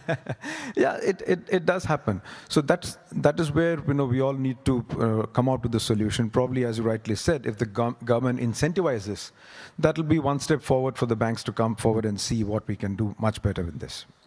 Even if the government were to pay that initial amount, they're not going to pay it to Paytm, is my assumption. They're more likely to do it to banks, because they see that as the lowest common denominator, serving your driver and your maid to open accounts. Savings bank account holders would be the one they would go to. What would be Paytm's view in terms of, what will incentivize you to go through the next 300? So, government have certain subsidies and incentives which can increase, or so like there is a specific zone which government calls as PIDF, which is not so highly digital zone. PIDF, where for merchant onboarding and for soundbox placement on those zones, RBI gives a decent kind of incentives for a device. Okay, so and that incentive... It's already there, incentives are there. It is already there. That incentive directly comes to Paytm. But it is very important that we have to understand that why these people are still not on the system. Everybody is trying, Paytm is trying, banks are also trying. But how we solve the trust problem, which Lalita was mentioning, that they are not... It is not that they are not onboarded because people have not trying to onboard. It is because they don't trust the ecosystem. कि यार मेरा पैसा ना चला जाए कहीं. So if we have to onboard these, we have to solve first one is the business model is obviously we have to solve, but how we solve the trust deficit with these people have because of their ecosystem awareness or the digital ecosystem awareness, because they feel, yeah, if something happens on this app, I have no face to complain. And if we solve that problem and we build a confidence that, okay, your problems can be solved sitting at your home, then the onboarding will become faster for especially in tier 3, 4. Because today, when Jan Dhan account were opened, it was a face or a bank name or a branch which they could see. But especially on a UPI kind of a system, they feel if something happens to my balance in my account, I have nobody to complain. And there people churn out of the system or they don't come at the system. No, I agree with you. I mean, I would count as among the top financially literate and digitally literate person. If I have a problem with the bank, I call the corporate communications department of the bank, people with whom I always deal with. I don't call the call center. I mean, if a person like me behaves so badly, I mean, or at least is, oh, call center will take time. I have to search for the call center number. Should I look at the credit card? Is it written over there? You know, all these things, I'm still not looking at the call center number. It will be way more difficult for someone who is not in English or for someone who is not digitally savvy. Now, Lalita, how do you solve this problem? Hand-holding. I mean, even Digi Yatra, we have hand-holding. We all do it at home, but when we go over there in the airport, there are people who are helping us. And that makes you feel better, that someone is there to help you. So how do you get this human element in? No, so I think there are 3 different cohorts of people whom we need to address. One is people who consume digital content but are not on digital, which is, you know, even like I said, our parents and the some people who are also in the younger generation who prefer to use cash. Some of the products that we've made very recently, you know, we launched today a product called UPI Circle, which allows you to delegate money to somebody. They pay on your account with a particular limit. Okay. So you basically warm them up to payments, but don't give their bank account linked, so they don't lose money, and you keep either authorizing the payment or you give them the authority. But how do you do that? You personally go to each person? No. So this is for people like, you know, people like us and people like our parents, right? The second cohort and the third cohort.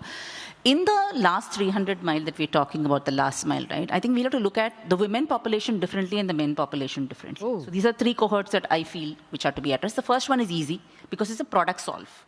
The second and the third, I think, is a product plus intent plus technology solve. When we did a survey, again, a lot of women who wanted to use UPI could not use UPI because they had one phone in the family and the Aadhaar number was linked to that one phone, right? So they can't onboard. You do a SIM and a device binding. So that's a product plus a technology solve. Second, you know, my mom used to do this. She used to keep a lot of money in those jars in home, right? So I don't want to come on UPI because I want my savings to be my savings. I don't want my spouse to know about it. So it's an intent solve. So how do we create people-first products for this women population who helps them to come on to this? Because they have an intent, but their intent is a little bit different from that. So this cohort will have to be addressed through product solve and a technology solve which helps them get over that intent. The third one, of course, is the men in the cohort, where I think it's important. Assisted, the business correspondent network today is doing a great job in actually going and meeting them and solving for a lot of problems, and we have a lot of product unlocks there. So I think you should use assistants to begin with because there is no other option. Sometimes it's okay to use assistants because if you make their onboarding frictionless, they may fall prey to unnecessary frauds and their start is going to be patchy. So it's okay to use assistants. That's why the cost of onboarding is going to be high. But with assistants and with a little bit of, let's say, for example, most of them are covered by banks, right? If the bank branches tell them that, you know what, every time you open an account, aapko main ye app set up karke de dunga. That could be the assistance. It need not necessarily be a BC. It can be any touch point of them with somebody who is probably a little more financially literate than them.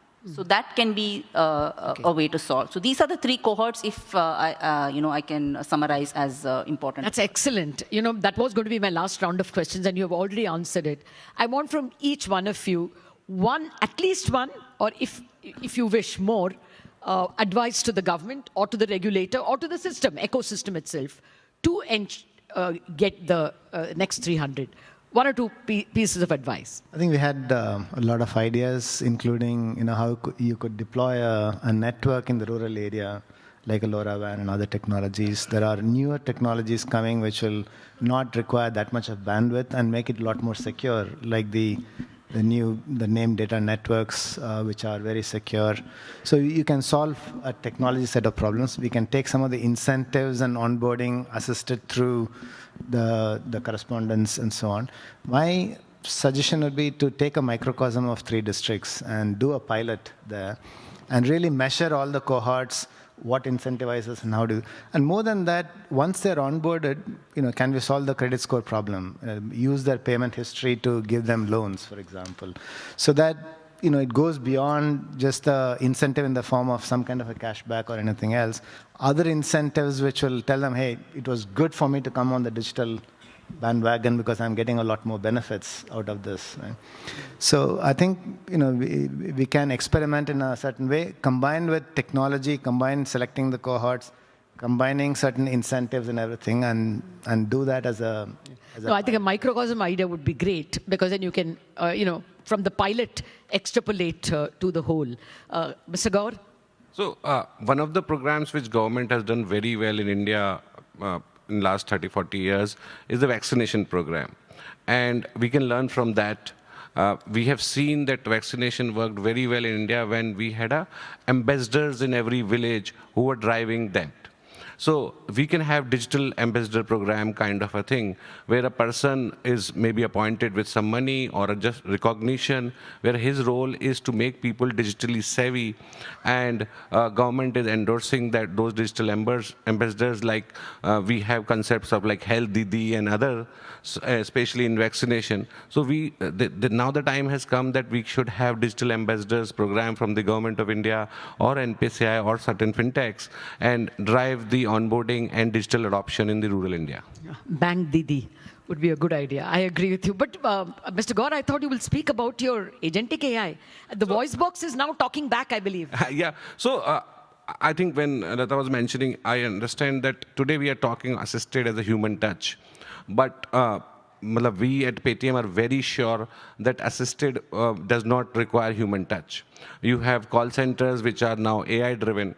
Earlier you were talking to a person when you're dialing in, now there's an AI bot or a voice bot which responds in a better way than a human will. So I don't feel that the time in next 6 to 8 months, the assisted human touch will go away. Assisted will be purely AI.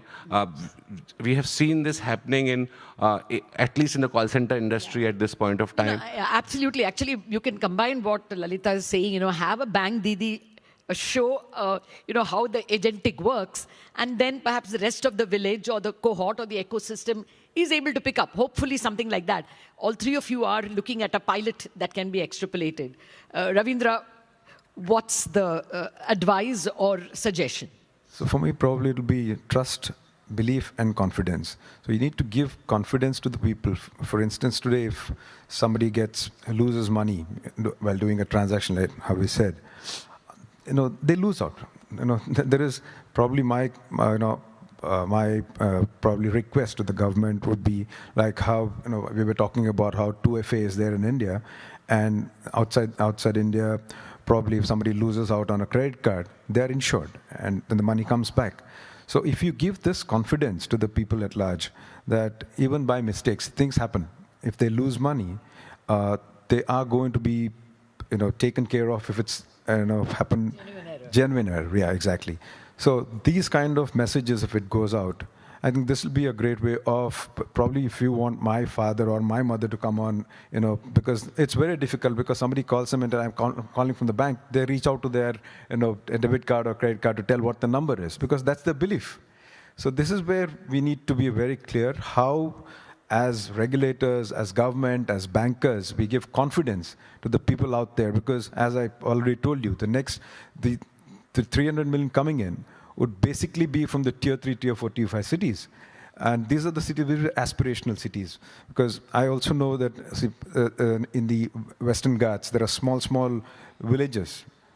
and they do a lot of QR-based transactions. Yes, they do. Yeah, they do a lot of transactions. So the country has moved on, but again, they don't know where to go. So if this problem is solved, I think we can reach this target beyond prior to what he was talking about 5-6 years. I think by around 3.5 years.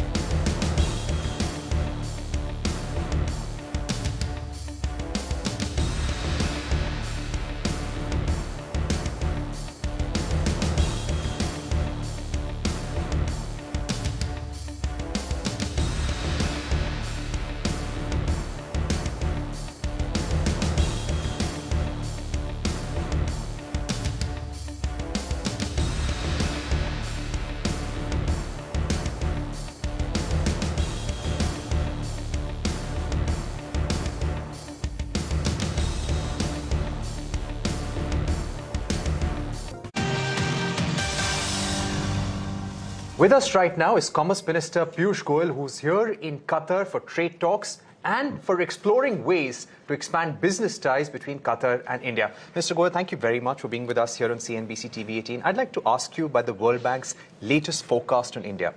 They revised the FY26 forecast upwards from 6.3 to 6.5%, but the forecast for FY27 has been reduced from 6.5 to 6.3%. And this is because of the tariff impact that US tariffs will have. How do you see this, and what is the government going to do in order to protect our exports, ring-fence our exporters? Well, if you look at the first quarter's growth figure of 7.8%, and the indications are that this quarter also will go well, particularly given that GST simplification and rationalization has given a big boost to domestic spending. My sense is it's very appropriate that estimates have been revised upward, and we may possibly even land up doing better than that. As regards the tariffs, I can give you one data point. Tariffs have been in play for some time now. But despite that, our exports in the current year, in the first 6 months, are up by 4 to 5%. So India is a very resilient economy. The Indian businesses are not overtly dependent on exports. And I'm sure we'll be able to also come to terms and resolve issues with the United States in the near future. In any case, when we had launched the bilateral trade negotiations, we were looking at a fall October-November deadline. India is more focused on a very proper WTO compliant focused agreement with the US, and I'm quite confident that even next year we will probably do better, and World Bank will be required to once again upgrade next year's forecast as well. So what is the current situation of our trade negotiations with the US? You spent a considerable amount of time there. Minister Jaishankar, he was speaking at an event in Delhi where he said we are yet to find a landing ground in the negotiations. How would you describe the current state of play? Where are things right now? We're in very active dialogue, and there's a deep understanding of each other. I'm quite confident that we will be able to resolve the issues that are on the table and find the landing zone in the near future. As long as both countries and the negotiators respect each other's sensitivities and agree on a fair and equitable, balanced trade agreement, which will also help to balance trade deficits in the long run. I'm sure this will be a very positive development, which we are all working towards. What has also changed in the last few weeks? When you were there in the US, you made a point that US is going to play a very critical role in the energy partnership and India's energy requirements in future. How do you see the energy ties expanding? If you recall, that conference was about renewable energy largely. And that statement was made in the context of clean energy and renewable energy. We also are looking at exporting to the US green hydrogen and green ammonia from India. And I think India would like to have relations across the world, particularly in the context of resilient supply chains and also as a contributor to the sustainability efforts of the world. Right. Now, coming to Qatar, you're here and you've had 2 days of intensive conversations with ministers and business people.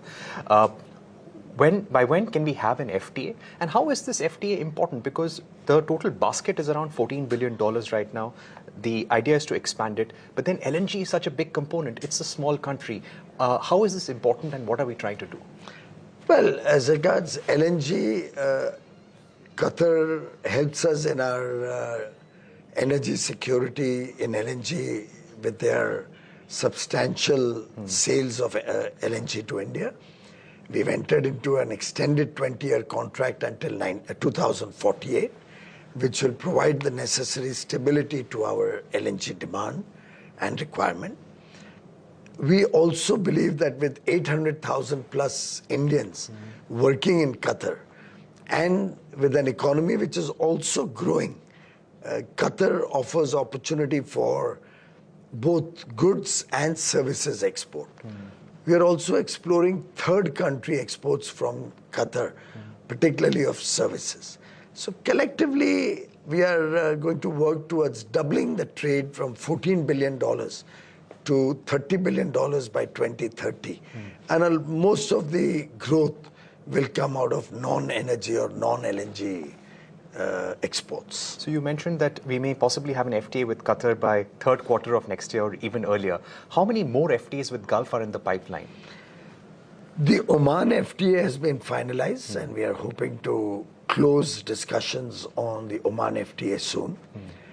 one more country is in active dialogue and wants us to initiate discussions for an FTA. We are waiting to get some bandwidth since I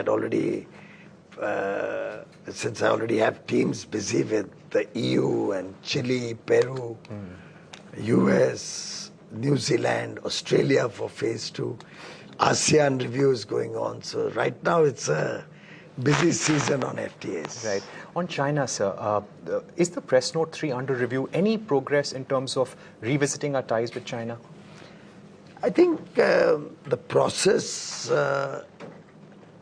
is underway to reverse back to the pre-Galwan position, having resolved most of the issues around Galwan, due to which in the first place the restrictions or approval process was brought in. I'm sure going forward we will look at things with an open mind and see what are the possibilities to bring back a greater engagement with China, both on investments and in trade. And finally, sir, is there next phase of reforms that we can expect for exporters? There was talk about a 28,000, 25,000 crore export promotion mission as well. Anything that Indian exporters can... Well, I think Indian exporters continue to power the Indian economy. Even in the first 6 months of this year, as I said, we've had a growth of 4 to 5%, and we will continue to do well. And government has an open mind, and depending on circumstances and the situation, we will take the appropriate measures to support Indian exporters. Minister Goyal, thank you so much for speaking to us. Thank you.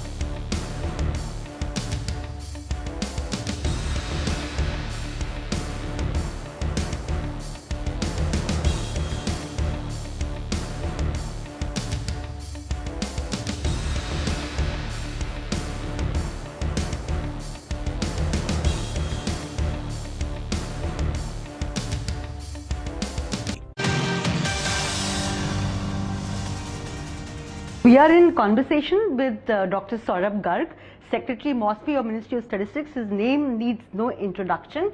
Sir is a very senior bureaucrat and at the moment, man of the moment, in the sense that he'll be in charge of all those base year revisions that we have been talking about for quite some time. Sir, thank you so much for giving time to CNBC TV 18. A pleasure always. Thank you. Thank you. So starting off first, if you could apprise us with what's the latest in terms of the base year revisions, national accounts, IIP, CPI. So we have been working on the base revisions over the past 1 year, and all of them are on track, and we hope to release each of them with a new base year in early 2026. The GDP accounts with the base year of 22-23 would be released in the end of February, 26. The price, the CPI, the price inflation index, that will be with the base of 2024. That's when we have collected all the prices, and that will be released for the month of January. It will get released on the 12th of February. So, but from January onwards, the new series would be in operation. And the index for industrial production, that too would be with the base year of 22-23. That would be released for the month of April 26. It will get released in May 26. So by early next year, we will have all the three base revisions done. Number of expert committees are working on different issues with them, and right now, around the clock, that work is going on. Absolutely. So could you just share with us as to some of those recommendations or some of that conversation which is ongoing right now, and some part of that long-term vision that we're talking about. Also, would like to ask you that are we looking at a 5-year time frame in terms of the next base year revision for our national accounts at least?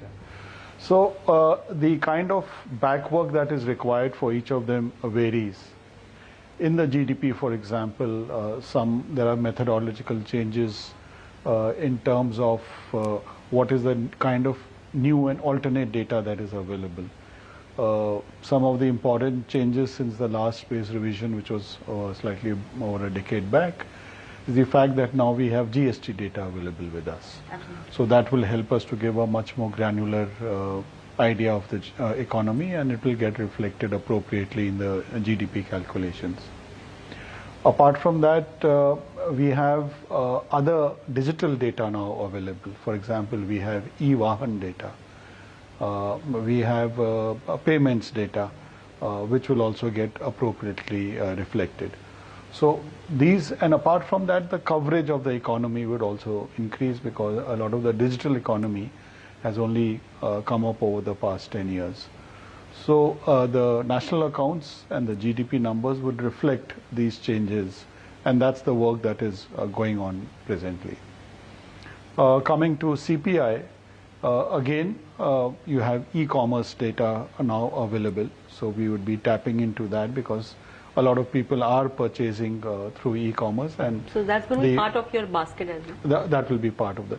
In fact, the basket size itself will increase, because we did the household consumption expenditure surveys back to back. We did in 22-23 and 23-24. Absolutely. So the consumption basket has changed, and that change will get reflected in the CPI. Food has obviously, the proportion of food has fallen. Non-food has increased, travel has increased, conveyances has increased. So those kind of changes will get reflected. Also, the number of items that we are covering will be more. We had 299 items in the previous basket. The present one will, I can't give the exact number, but it will be having more than 350 at least. So the coverage would increase, the type of data that we have will improve. And even right now, we bring out the CPI within 12 days of the end of the month, yes, which is globally among the fastest. And we will continue that, so that will, there will be no change. Okay. Coming to IIP, we have the structure of the economy has changed. In fact, along with the IIP, we are doing one other activity, is revamping the National Industrial Classification, which was last updated in 2008. So that is parallelly going on. That does not impact the IIP work, but the fact remains that that itself will also increase the number of sectors that we have. So the number of sectors that we are covering in the IIP would get expanded. We have some more extra data, for example, minor minerals we were not covering in detail. Now we are getting that data from the state governments. We will be doing that. We anyway have reduced the timeline from 42 days to 28 days. So we will continue. It will remain around that a month or so. Okay. So, the data sources that we have, now that we have a lot more data sources than were there, so that will get reflected. So I would say in all the three, whether it's the national accounts, whether it's the consumer price inflation or the index for industrial production, the coverage will deepen. There will be more granularity available because of data sources. The frequency of many of those data sets that we get has improved. So that will get reflected in all these three indices. And I'm sure they would give a much better reflection of the macroeconomic status of the economy. And that's the objective with every base year, that it gives a better picture of the economy. Right. So also the earlier question that I had asked was that the revision, the next base year revision, are we looking at any kind of a time frame? Yeah. So obviously we would not like the time frame to be too long, and definitely not of the present. And for that, it requires a lot of back work, and that back work we have to do.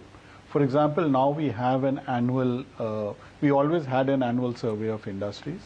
We also have an annual survey of unincorporated sector enterprises. So that gives us that granularity. We have the periodic labor force survey, which is required for the national accounts, which we, so now, in fact, we now bringing it out on a monthly basis. So we have greater granularity in that. From next year, we would start a new survey, the annual survey of service sector enterprises. So that will also inform these indices. And more importantly, we've taken a decision when we released the last household consumption expenditure survey, that instead of 5 years, we will do it every 3 years. And HCES is the basis for the CPI. Absolutely. So not that we will be revising the CPI in 3 years, but we will have the ability to do it much faster. So we have a number of surveys which are anyway annual, the frequency has increased. We have some surveys which are at 3-year intervals. Our objective is to, as far as possible, not have any of the important flagship surveys, not have more than a 5-year duration between two such surveys.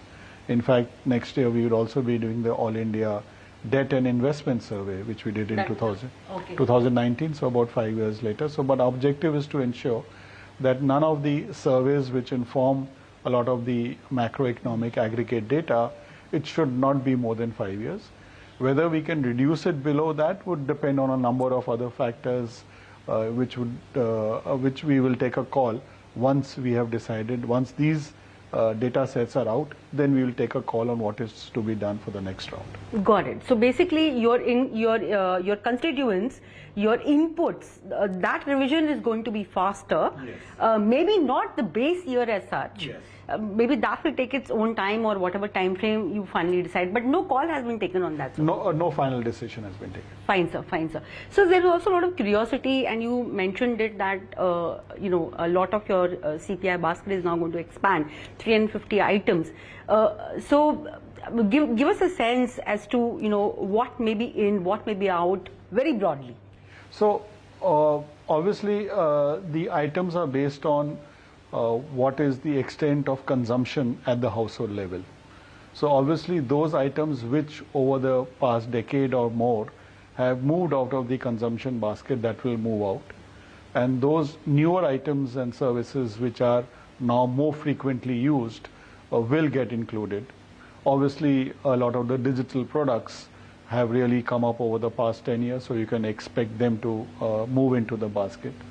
So it will be capturing the, for instance, the sales that happen through like the Amazons and the Flipkarts and all of that. We are also capturing the sales through e-commerce companies, yes. We will be capturing that. Right. Apart from, one is the products and the second is the source of the data. So the products would be updated keeping in view what the actual consumption is now. And obviously the source of data would also be based on where the households are actually purchasing. So if they are purchasing from brick and mortar stores, we would be having that. And so we are increasing the number of markets also that we are covering. So the number of markets would increase, the number of products would increase, and obviously the types of markets from where we are getting the data, that would also change. So you rightly mentioned that the last household expenditure survey showed very clearly that probably the importance of food as a major expenditure item is probably coming down. What are the current levels that we are seeing this, and will this have a bearing in terms of your food inflation index within the CPI basket in the new series? So I can't predict what the numbers would be, but all the weights would be, because our weights, in fact, we'll get an indication if you just look at the household consumption survey, and that would be there. So there would be some drop. I don't want to give the exact numbers because the exact weights depend on a number of methods that are which will be transparently disclosed. I mean, there'll be nothing which will not be disclosed. In fact, before the release, over the next 3 months, we will be having stakeholder consultations, and we would love economists, forecasters, academicians, researchers, and we will be sending out invites to them to come and discuss the methodology, so that if there are any suggestions, we would love to get those suggestions and incorporate them wherever possible. Would you have time to do that last 3 months? Yes, we will be doing that, and shortly we'll be issuing the first notice. We are planning to do one in Mumbai. There'll be one in Delhi and one more we would have.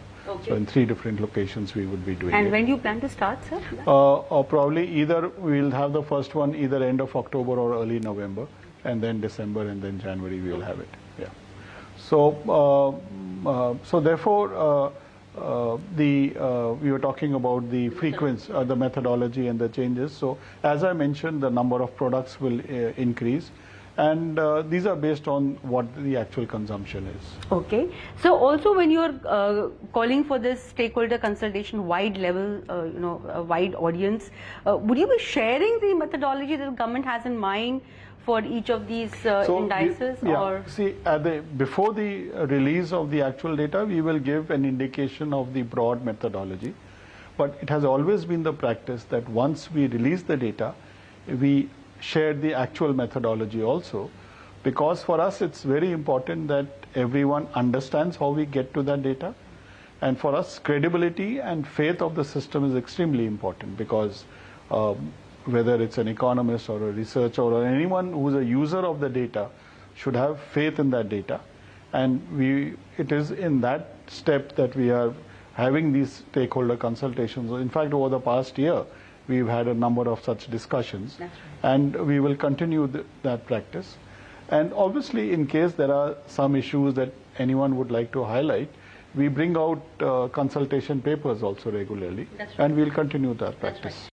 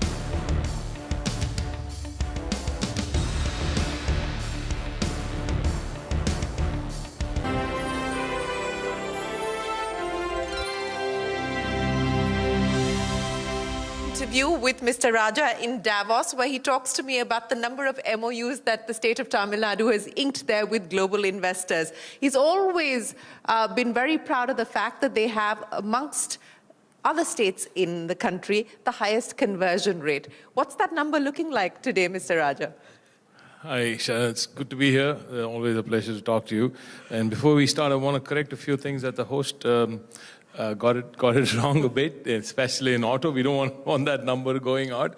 We don't have 30% of auto components or 35% of auto components is what we said. We have something close to 42%. And what we have in EV is even bigger. We have 40% of the four-wheelers and 70% of all the two-wheelers that are sold in India, manufactured in Tamil Nadu. So we want to correct that fact, and we want to give right facts always. In Tamil Nadu, we give you absolute facts. We don't give you anything higher, definitely not lower. And that's exactly what we do in Tamil Nadu. That's exactly why you've seen such conversion rates, such high conversion rates. We are at 77% right now as we speak, and I'm sure I'm going to hit 80 very, very soon. And where does this all start? It all starts from just being straight with the public. We just sign MOUs which actually will transfer into investments and then to jobs. We just don't sign every MOU that comes our way. So it all stems from the fact that the Honorable Chief Minister through M.K. Stalin Avargal has given us the freedom, given us, as in the Department of Industries, the freedom to choose which MOU to sign and which one not to. Right? So all of these are facilitation MOU. Most of them are facilitation MOU. So it's not much of a binding thingy for both sides. But then the ones that we sign, ones that Tamil Nadu signs, we ensure that the conversion rate will be high, and the possibility of the conversion rate will be high.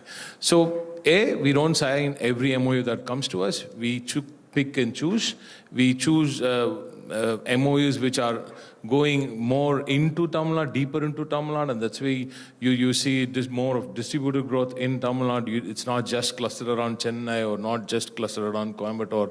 It's just basically all over Tamil Nadu. This is the only state in India which you will see such distributed growth in.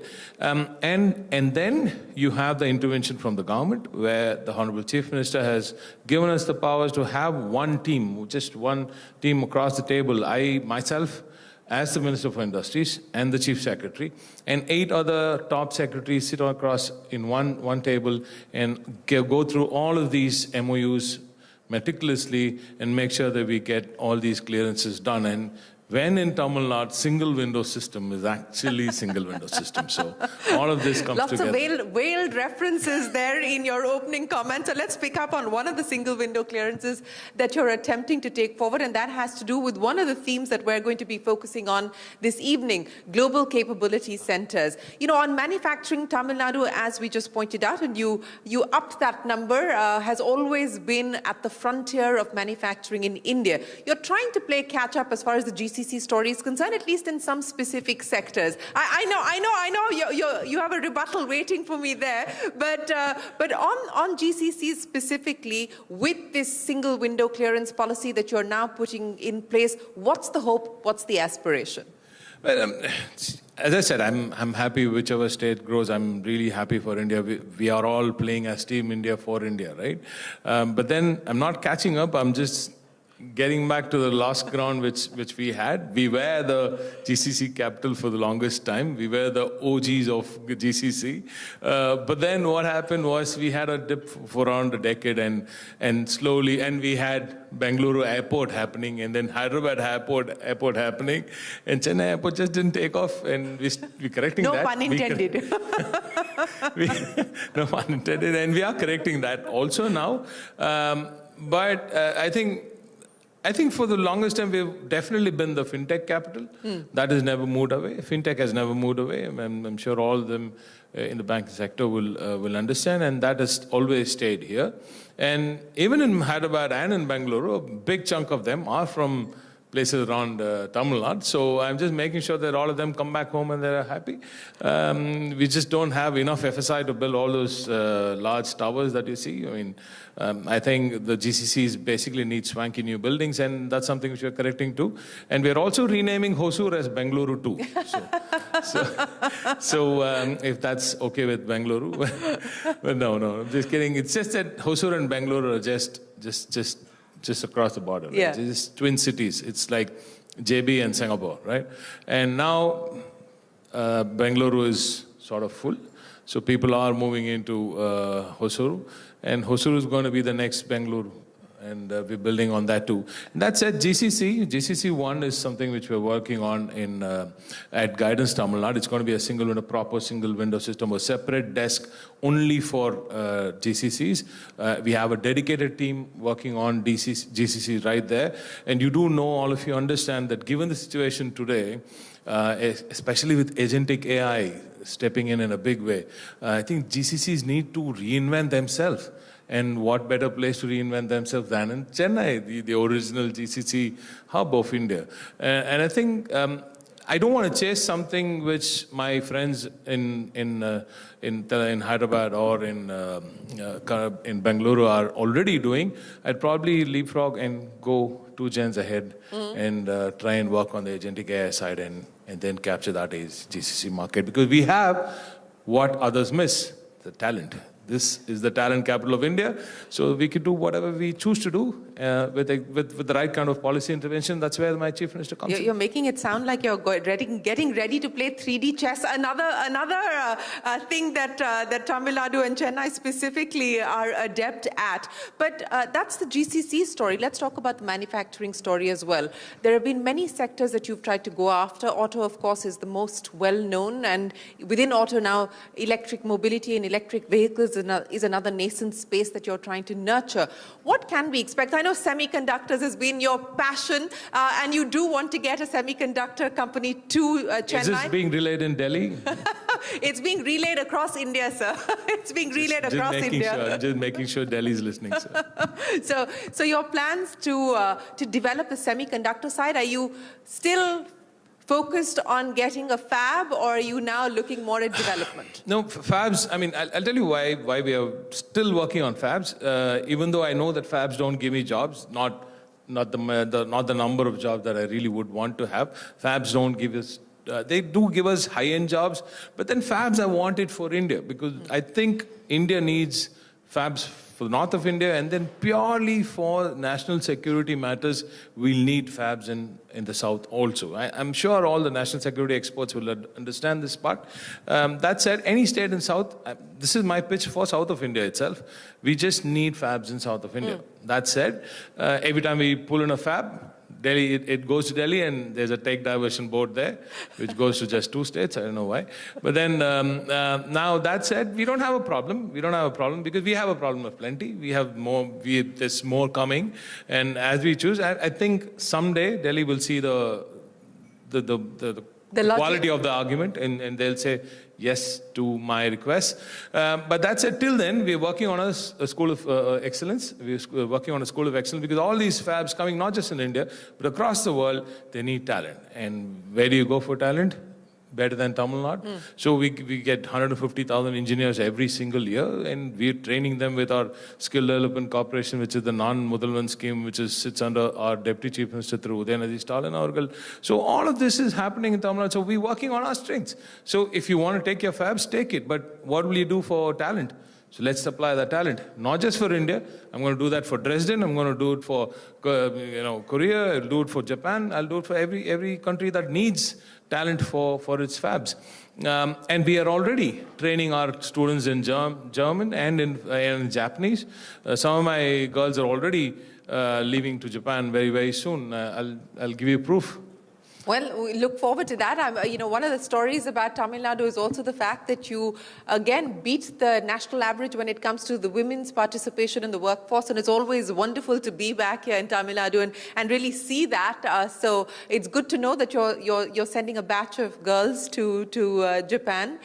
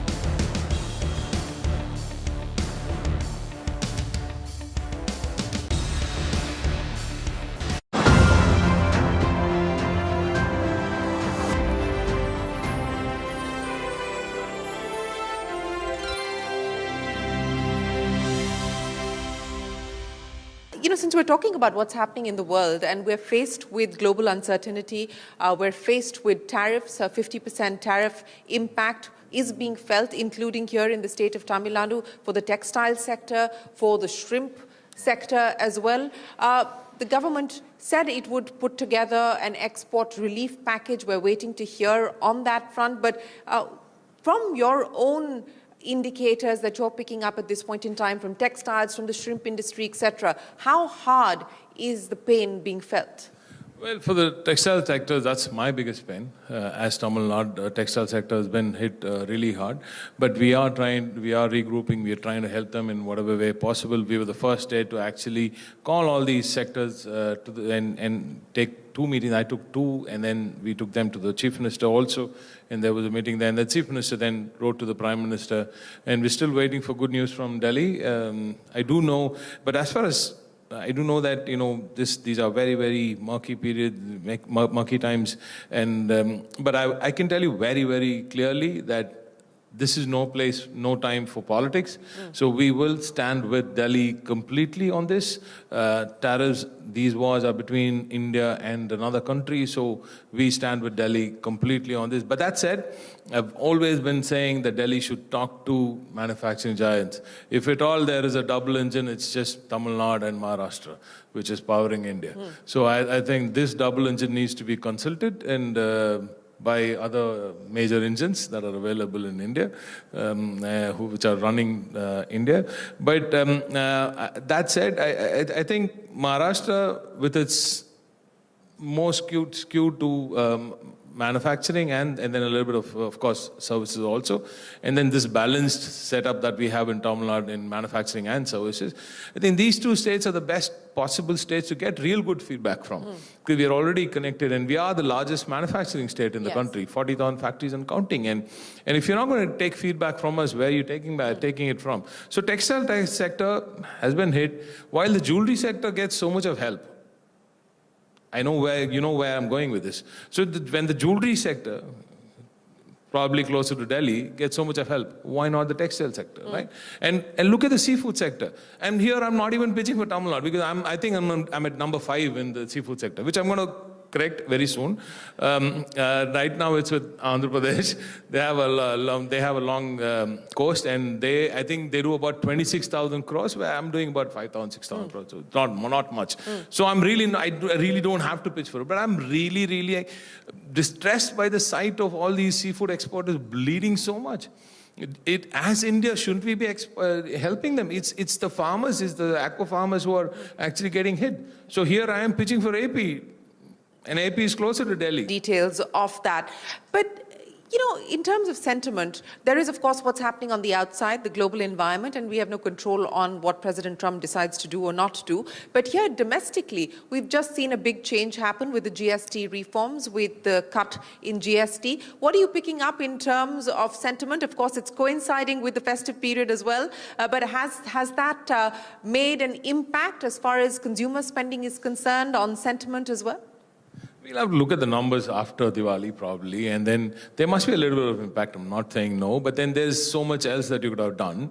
It's just that this is coming after an 8-year delay. That is something which nobody seems to be talking about.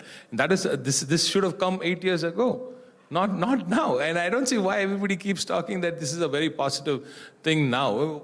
You brought it onto yourself, and now you're saying you're taking it out, so it's good. So I don't understand that part of it. And my finance minister also pitched for better GST numbers, but then and then there's so much that Delhi needs to give back to Tamil Nadu and states like Tamil Nadu too. That hasn't happened too. But at least now they've realized their flaw and corrected it. And that's how I see it. I see it as a flaw being corrected to an extent. And I do see there must be some good outcome coming out of it, yes. Well, yes, you're right. We're going to have to wait till the end of this month to see the first set of numbers coming in on account of the GST rate cuts. But what next now, as far as the state of Tamil Nadu is concerned? You've done a bunch of reforms to try and draw in investment, to draw in industry, to do more. What are you now prioritizing, especially as it comes at a very crucial juncture? We're getting closer and closer to the big match, the elections next year. So what should we be prepared for? Oh, we're busy looking think there's something really good coming up in the next regime, for sure. But that said, I mean, elections are when nobody can call it. But I'm being realistic. But being in Tamil Nadu, for the industry, I can tell you one thing. It doesn't matter if I sit here or any of my own regime sits here. Even if there's anything else, there is policy continuity. That's one thing we're really proud about. Irrespective of the government, irrespective of the political regime in place, there is policy continuity, and that is what we are really, really proud of when it comes to Tamil Nadu. There's no intervention when there's a party, there's another party which comes into power, and there's no look. They don't go back and retrospectively. Why do you think that's the case? Because that's not usual. But I think that's because again, then you'll have to go back to the 1920s when we started educating everybody in Tamil Nadu. And that is why you see there is a population which will actually question the political leadership. So I think basically empowering the population to question its political leadership is what has given us the biggest plus, right? So we know as people of the state, they know that every single leader, every single political party needs to answer very, very difficult questions if they go wrong. And I know that we all keep at the back of our mind what is good for the public. And every single day we work to get jobs for the people of Tamil Nadu, jobs for the educated masses of Tamil Nadu. So we're all working towards that. And we know that industry is key to provide good jobs. And that's why it is. So, So you said that you're loading 2.0. Yeah. You're loading 2.0. So in 2.1, let's look at the report card so far. What do you feel you've been able to do better than you expected? What are the hits as per you, and what are the misses that you would like to correct? So before that, I'll just tell you what I missed out. What am I doing henceforth in industry itself? Right now, it's shipbuilding. That's something which has come up very, very beautifully. Now we've signed with CSL and Mazagaon. Something big is happening on shipbuilding, and that is something very, very nice. And there is transformation happening in traditional sectors also. That is what we are actually doing. So what have we done well in 1.0, in DM1, is take that transformation, make that transformation happen smoothly. For instance, in auto, we are as you said, the Detroit of Asia. But being just auto giants and then being good at electronics, we just didn't let it be at that. We made sure that we are also good at EV, right? The marriage happened properly, and make sure that this expertise and this expertise was gotten on board, and there was policy intervention, a timely policy intervention to give an EV policy push, and then we are now the number one in EVs. And look at textiles again. In textiles, we were the number one, and we saw what is coming from around the world due to all this tariff issues and stuff. And we started working on technical textiles. So, and we got to one of the leading viscose manufacturing in the world, sustainable viscose manufacturing in the world, and we brought them into Thoothukudi. So I think what we've done beautifully in one is the way we've set the stage for our traditional sectors to move on to the next level and take up the challenges of the world that's coming up. That is one. And in two, and what I've missed out in one, of course, due to interventions, is, of course, the semiconductor story that I will definitely push. And I'm really still pushing. One is still not over, so I still have some time to finish my pharmacy push, my pharmaceutical push, so life sciences push. So there is something which is happening. I think I'll crack life sciences too in one itself. What is going to happen? No, I will not tell you what's happening. Give us a clue. I mean, we just very, very in a very nascent stage, and compared to Hyderabad, though, we're still not there. But yes, I'm going to correct that also and make sure that we compete with Hyderabad on this also. Okay, so is there a priority to-do list as you load 2.0? Yeah, I mean, 2.0 will be about R&D. It'll be about Product Nation TN.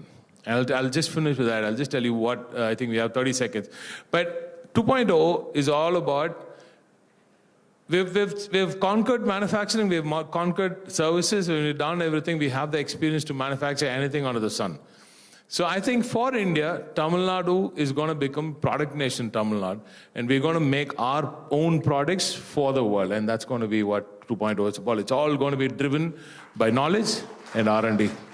Knowledge, R&D, and Tamil Nadu will establish itself as the product capital of India. That is the aspiration for 2.0. The voters will have a say in that, and we'll be here to tell that story as well. Mr. Raja, an absolute pleasure. Thank you very, very much for joining us here this evening and for sharing what has been done, but more importantly, what the road ahead looks like. Ladies and gentlemen, a big round of applause for the Minister this evening.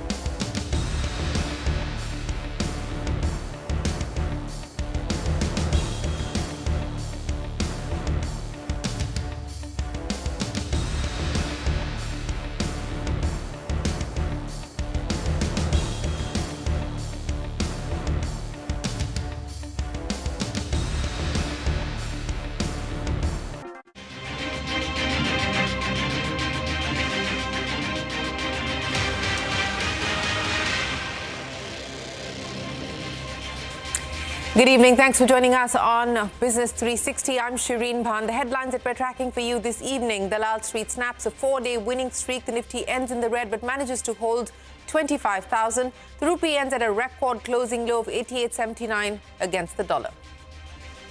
The bullion continues its golden run. Prices crossed the $4,000 mark for the first time. Gold prices up 50% this year. As the Tata Group rift reaches the corridors of power, sources close to Mystery deny allegations of a coup or usurping power. The Mystery camp says differences are about infusing funds into Tata International, Noel Tata's idea to create a position of a deputy MD at Tata Sons, and the opposition to Melly Mystery's appointment to the boards of Tata Sons. That's an exclusive. The 15,500 crore rupee Tata Capital IPO fully subscribed on the last day. The 11,500 crore rupee LG India IPO also fully booked on the first day thanks to strong demand. State Bank of India's chairman C.S. Setty says RBI's expected credit loss rules have limited impact on the balance sheet. He sees lower risk weights on residential mortgages and SME lending as positive steps that will realize capital. Prime Minister Modi inaugurates the first phase of the Navi Mumbai airport. The first commercial flight is scheduled for the middle of December. British Prime Minister Keir Starmer lands in Mumbai for his first official visit to India along with 125 UK business executives. Starmer meets top CEOs in Mumbai and will hold bilateral talks with Prime Minister Modi tomorrow. The India Mobile Congress kicks off with representatives from over 120 countries. Prime Minister Modi calls for more data security and sovereignty. Telecom Minister Scindia says the 6G push can add more than $1.2 trillion to India's GDP. Malayalam film stars come under the ED scanner. The Enforcement Directorate raids 17 locations linked to superstar Mammootty and actors Dulquer Salman and Prithviraj Sukumaran. The probe alleged FEMA violations and alleged smuggling of high-end cars. Well, let's go straight to the day's market action. Dalal Street snapping its four-day winning streak today as stocks witness profit booking at higher levels. The Nifty ending at the day's low, but managing to hold the 25,000 mark. So that's the Nifty for you. Flat close, 153 points lower on the Sensex. The Nifty IT up by about 1.5%. So you've seen that rebound there. And the Nifty Midcap Index down by about 400 points today. Remember, you've got the big TCS earnings coming up tomorrow. Broader markets, of course, have seen a bigger fall versus the blue chips. From the equity markets to bullion, prices of gold crossing the $4,000 mark for the first time. The yellow metal has soared this year as investors seek a safe haven from the uncertainty amidst all of what is happening globally. Prices have risen about 50% this year, with both central banks and retail investors buying gold at a rapid pace. Safe haven demand has also pushed other precious metals like silver to fresh highs, so no stopping the rally there. It continues. But let's go straight to the big story this evening, a CNBC TV 18 exclusive. The rift within the Tata Group has now reached the corridors of power, and CNBC TV 18 has accessed both sides of the story. So last night, Noel Tata, the chairman of Tata Trust, and N. Chandrasekaran, the chairman of Tata Sons, met with Home Minister Amit Shah and Finance Minister Nirmala Sitharaman in New Delhi. They were also accompanied by Tata trustees Venu Srinivasan and Darius Kambata. Now, the power struggle comes nearly a decade after the bitter public battle between the late Ratan Tata and the late Cyrus Mistry. Sources close to the Tata Group claim that a coup attempt by the four trustees, namely Darius Kambata, J.H.C. Jahangir, Pramit Jhaveri and Meli Mistry.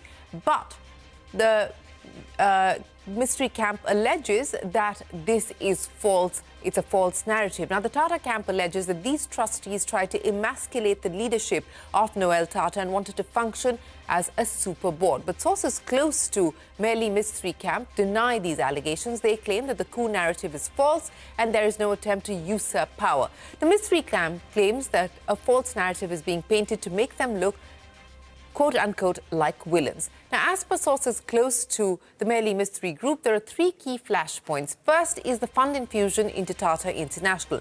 Noel Tata is the chairman of Tata International, and an equity infusion was proposed to tide over Tata International's losses. The company is also saddled with a debt of around 2,000 crore rupees. Eventually, the infusion of 1,000 crore rupees by Tata Sons was cleared, but sources say the matter remains unresolved.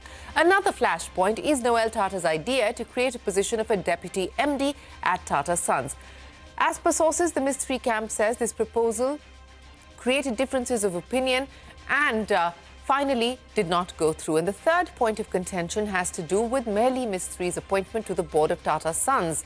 That is Meli Mistry being a long-time confidant of Ratan Tata, the late Ratan Tata. The view was that with people like the former Defence Secretary Vijay Singh serving out their time, it was time that somebody like Meli Mistry was inducted. He is, of course, as I pointed out, a close associate of Ratan Tata. Meli Mistry's appointment was opposed by Noel Tata, and sources say this also led to a further worsening of the relationship between the trustees. We also learned that all four trustees today accused of acting against Noel Tata had in fact voted in favour of Noel Tata's appointment as chairman last year. And I remember Noel Tata took charge exactly a year ago on the 10th of October after the demise of Ratan Tata. It must also be noted that the upcoming board meeting on the 10th of October is not going to consider any of these issues that have been raked up. The meeting is about the philanthropic activities of the Tata Trust, which is very much at the heart of what they do. And so they will be looking at clearing proposals to the tune of 1,000 crore rupees. But now with the government getting involved, the hopes are of a de-escalation. Both sides will try and arrive at some sort of a rapprochement to bring an end to the public feud. But here are some legal experts on the battle within the Tata Group. As sources report, there was a high-level meeting, shows the attempt is to resolve and nip in the bud and not let things escalate. So I think the key thing at the moment is dialogue, discussion, and perhaps intervention which will smoothen ruffled feathers, because it's far too important, the House of Tatas. It also stands for India, and literally, if I can use the word trust, Tata Trust, known for governance, sort of pride of place as far as global entities are concerned. So I think the key thing at the moment should be to find via media a meeting point so that things don't escalate any further. I don't think it will have a longer term impact on the shareholders of the operating entities. As of now, there is no sign that they need to be worried or they need to be nervous at all. Secondly, the operating structure between the Tata Trust, there is an understanding. This was tested at the time Cyrus Mistry was removed. Subsequently, the operating structure was questioned. So I think there is already a template in place between the Tata Trust and the Tata Sons. There needs to be some kind of a governing structure which they put in place, which allows them a very structured decision-making process. See, you've seen this in the past also. When Ratan Tata came in also, there were these leadership challenges. Noel Tata has come in. There is again a new leadership challenge. Whether we agree to it or not, there is a certain sort of unrest in the trust group, and that cannot bode well. They need to have a solution to it. Well, whether there will be a solution in the short term is the question. 8 years ago, in an interview to CNBC TV 18, the late Ratan Tata had spoken about the role played by the Tata Trust in the functioning of the Tata Group. He was speaking with Suhail Seth on why the trust structure was created in the first place. Take a look. The trusts have focused on international and some domestic, and causes which were said to be for the common good. What is refreshing is that the holding company for the whole Tata Group, which Jamsetji Tata set up, that 66%, or at that time more, 85% of its income and dividend outflow became income to the trusts for the common good of the Indian citizen and foreign causes. But when as you rightly said, at that time there was no need, there was no mandate. Today we have CSR, much abused as it is a phrase.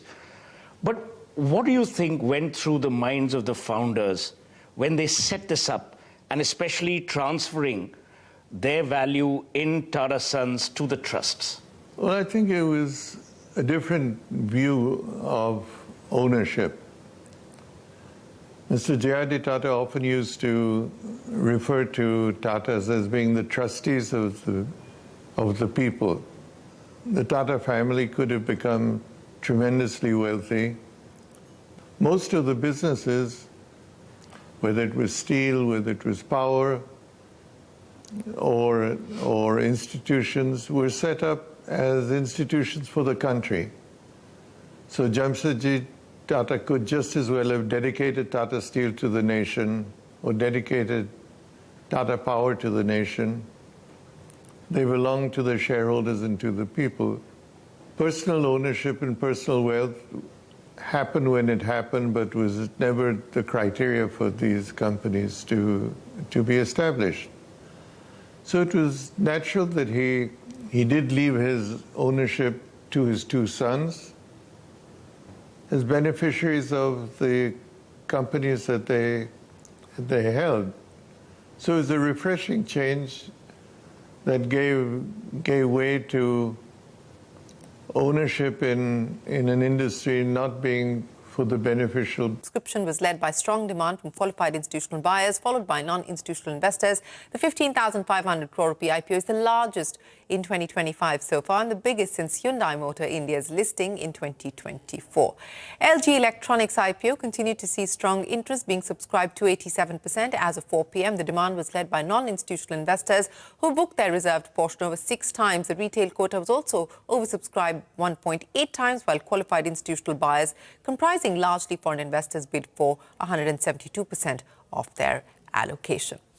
British Prime Minister Keir Starmer is in India for a 2-day visit. The leader was accompanied by a delegation of 125 business leaders and entrepreneurs. Starmer and Prime Minister Modi will hold bilateral talks tomorrow. Speaking to business leaders, Starmer said the visit is the biggest trade mission that the UK has sent to India, adding that the free trade agreement is very important for the UK and the biggest deal struck by the nation since Brexit. This is the biggest trade mission that the United Kingdom has ever sent to India. Obviously, this is a two-parter, if you like. We had Prime Minister Modi over to the United Kingdom earlier this year to sign the FTA, the free trade agreement that we agreed, and today is the... And I quote, India has not always been a major buyer of Russian oil. They've had a strong relationship with Russia. It's really in the past few years that India has started buying Russian oil at a discount, end of quote. Gray also clarified that India is a sovereign nation and the US is not dictating to other nations who they can have relations with. That's Jameson Greer, the USTR. Meanwhile, Commerce Minister Piyush Goyal says the Indian government is in active dialogue with the Trump administration on trade negotiations. Speaking with my colleague Parikshit yesterday, the Commerce Minister added that India will resolve trade issues with the US in the near future, adding that both nations must respect each other's trade sensitivities. We're in very active dialogue and there's a deep understanding of each other. I'm quite confident that we will be able to resolve the issues that are on the table and find the landing zone in the near future. As long as both countries and the negotiators respect each other's sensitivities and agree on a fair and equitable, balanced trade agreement, which will also help to balance trade deficits. Well, that is the Commerce Minister. They're up next. Prime Minister Modi inaugurates the first phase of the Navi Mumbai airport. We'll get you more on that when we return.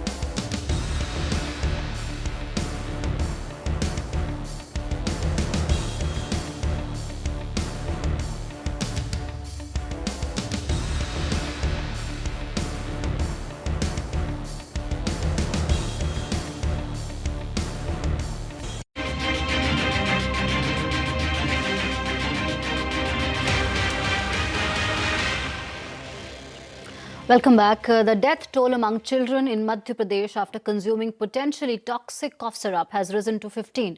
State authorities have confirmed the presence of toxins in 2 other cough syrup brands and issued a ban. Chief Minister Mohan Yadav has promised to take strict action against those guilty. Furthermore, a PIL has also been filed at Supreme Court seeking a CBI probe into the matter. Network 18's Manoj Sharma is here with more details on the ongoing MP probe.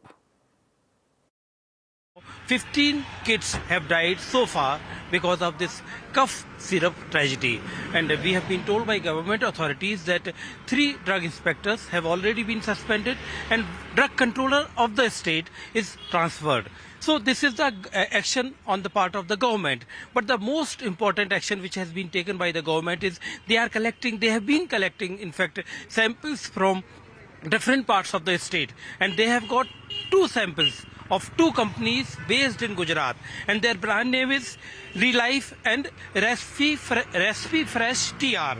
These are the 2 syrups which have now been banned in Madhya Pradesh, and the Madhya Pradesh government has also written letters to the Gujarat government and also to the centre for further investigation in the manufacturing of these 2 products in Gujarat.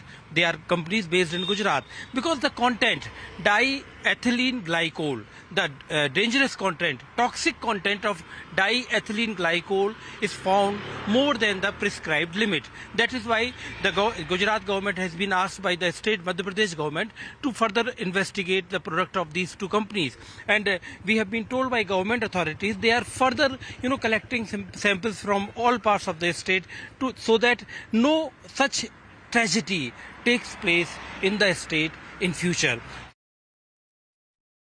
करीब 40 दिन से ये सिलसिला चल रहा है, मतलब कभी दोबारा ऐसा हो ही ना, मतलब डॉक्टर मोहन यादव इस बात को इंश्योर कर रहे हैं कि कभी दोबारा ऐसी घटना मध्य प्रदेश में नहीं होगी, इसलिए एक ऐसी कमेटी जो कोई आगे जांच करे और चीज़ों को ऐसा इंश्योर करे कि अब ना हो कभी। बिल्कुल यही सही बात है कि हमारे द्वारा केवल इस प्रकार की घटना नहीं, इतना बड़ा प्रशासन चलाते हैं, सरकार चलाते हैं, तो स्वाभाविक रूप से उन सारे अंगों के अंदर एक फंक्शनिंग होती है, काम करने के तरीके होते हैं, और काम करने के तरीके में जहाँ सजगता से काम करते हैं वहाँ पीठ थपथपाते हैं, आगे बढ़ाते हैं, लेकिन लापरवाही होती है तो उसको बर्दाश्त नहीं करते। And speaking of contaminated cough syrup, sources have told CNBC TV 18 that Madhya Pradesh FDA has confirmed the presence of toxins in 2 other cough syrup brands that killed at least 15 children in the state. Timsy Jaipuria joins us now with the details. Timsy, what are your sources telling you? Well, just to give a detailed chronology of testing of samples so far by the state and the central government, given the deaths of children due to consumption of potentially contaminated cough syrup. Well, sources have shared that till now 19 samples have been tested by the CDSCO, that is the centre, MP, that is the Madhya Pradesh Food Drug Authority, and Tamil Nadu FDA.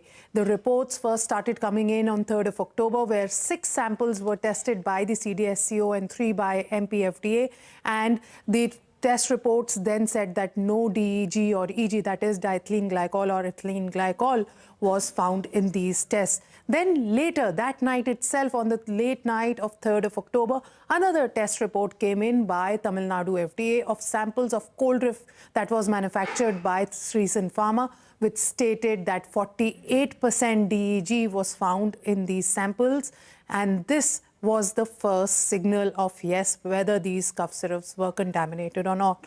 Post which, next round of test reports came in on the evening of 4th of October, which were the test reports of samples of Coldriff, again manufactured by Sreesan Pharma, and these samples were picked up from the retail stores and pharmacies in Madhya Pradesh. These reports confirmed presence of DEG at 46%. Until then, that is till 5th of October, total 10 samples had been tested, which highlighted presence of DEG much beyond the permissible limit in the samples of Coldriff that were manufactured by Sreesan Pharma, which is a Tamil Nadu-based pharmacy. Okay, after that, the next set of test reports came in on the evening of 5th and 6th of October, and these were the samples picked up by Madhya Pradesh FDA, which showed that the DEG content in refined syrup was 0.616% and DEG content in Recipe Fresh TR syrup was 1.342%, reflecting that DEG contents were marginally exceeding the permissible limits. Just to remind our viewers that the permissible limit of diethylene glycol in cough syrups is only 0.1%. And on the back of these reports, sources shared that the Drug Controller General of India, that is the central authority, that is the CDSCO, has now written to Tamil Nadu FDA seeking cancellation of license of Sreesan Pharma with immediate effect. And what now to be seen is how and what is the action that the government actually takes on grounds when it comes to the other cough syrups also along with Sreesan Pharma as to why these were getting manufactured at the ground, what happens to these manufacturing facilities, and yes, how soon their license are cancelled, how soon their existing stocks are sealed, something that we'll have to wait and watch for, because what is the serious action that the government is going to take for flouting the norms of manufacturing? We'll keep you posted on this. All right. Thank you, Timsy, for that comprehensive update on the cough syrup deaths. With that, it's a wrap on this edition of Business 360. News and updates continue on the other side. Thank you for watching.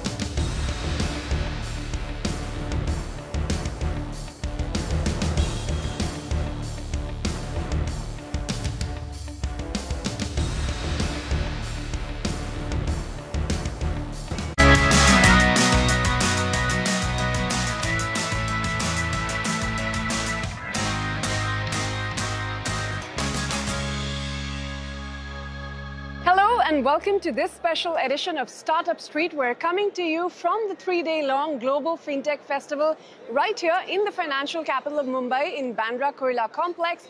On the hot seat today, we have Razorpay, a fintech major that has completed more than 10 years in the business and is now looking forward to an even more eventful 2026, a year when the company hopes to achieve profitability and perhaps even explore a public offering. I spoke to its co-founder Harshal Mathur earlier. Take a look at that conversation. Harshal, thank you so much as always for taking time out for CNBC TV 18. Since the last time that we were here at the GFF, what is the one biggest change you've seen this time around? And don't say Bollywood stars or the Prime Minister. No, I think the conversation is about AI. Yeah. Everything is about AI right now, and I think that's the biggest change. And not just in terms of using AI to deliver products, but how AI is driving changes in organizations, in culture, in people, in how you operate and how you work. I mean, for example, the quality of videos of all launches is extremely high because everyone is using AI to make videos. Okay. So that's the biggest change.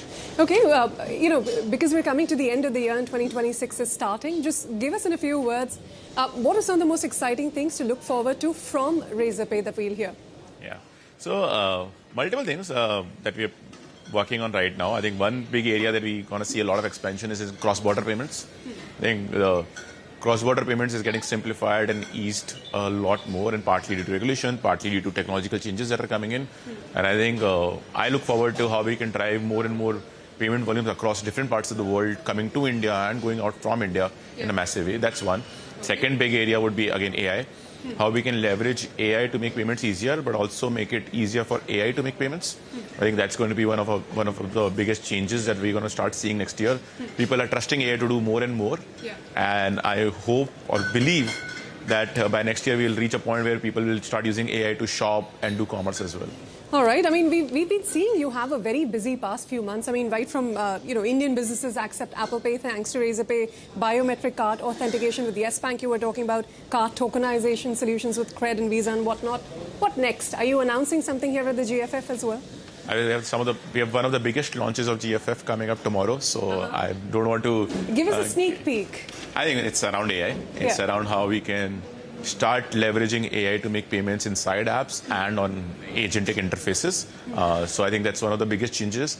And I think, without going into details, India will be the first country after US to make those kind of payments possible. So it's not just a proud moment for us, but for the country itself. I think just making the technology available faster than anywhere else in the world, I think it's going to be massive. So when people say India is not doing enough around AI, they should watch out for tomorrow.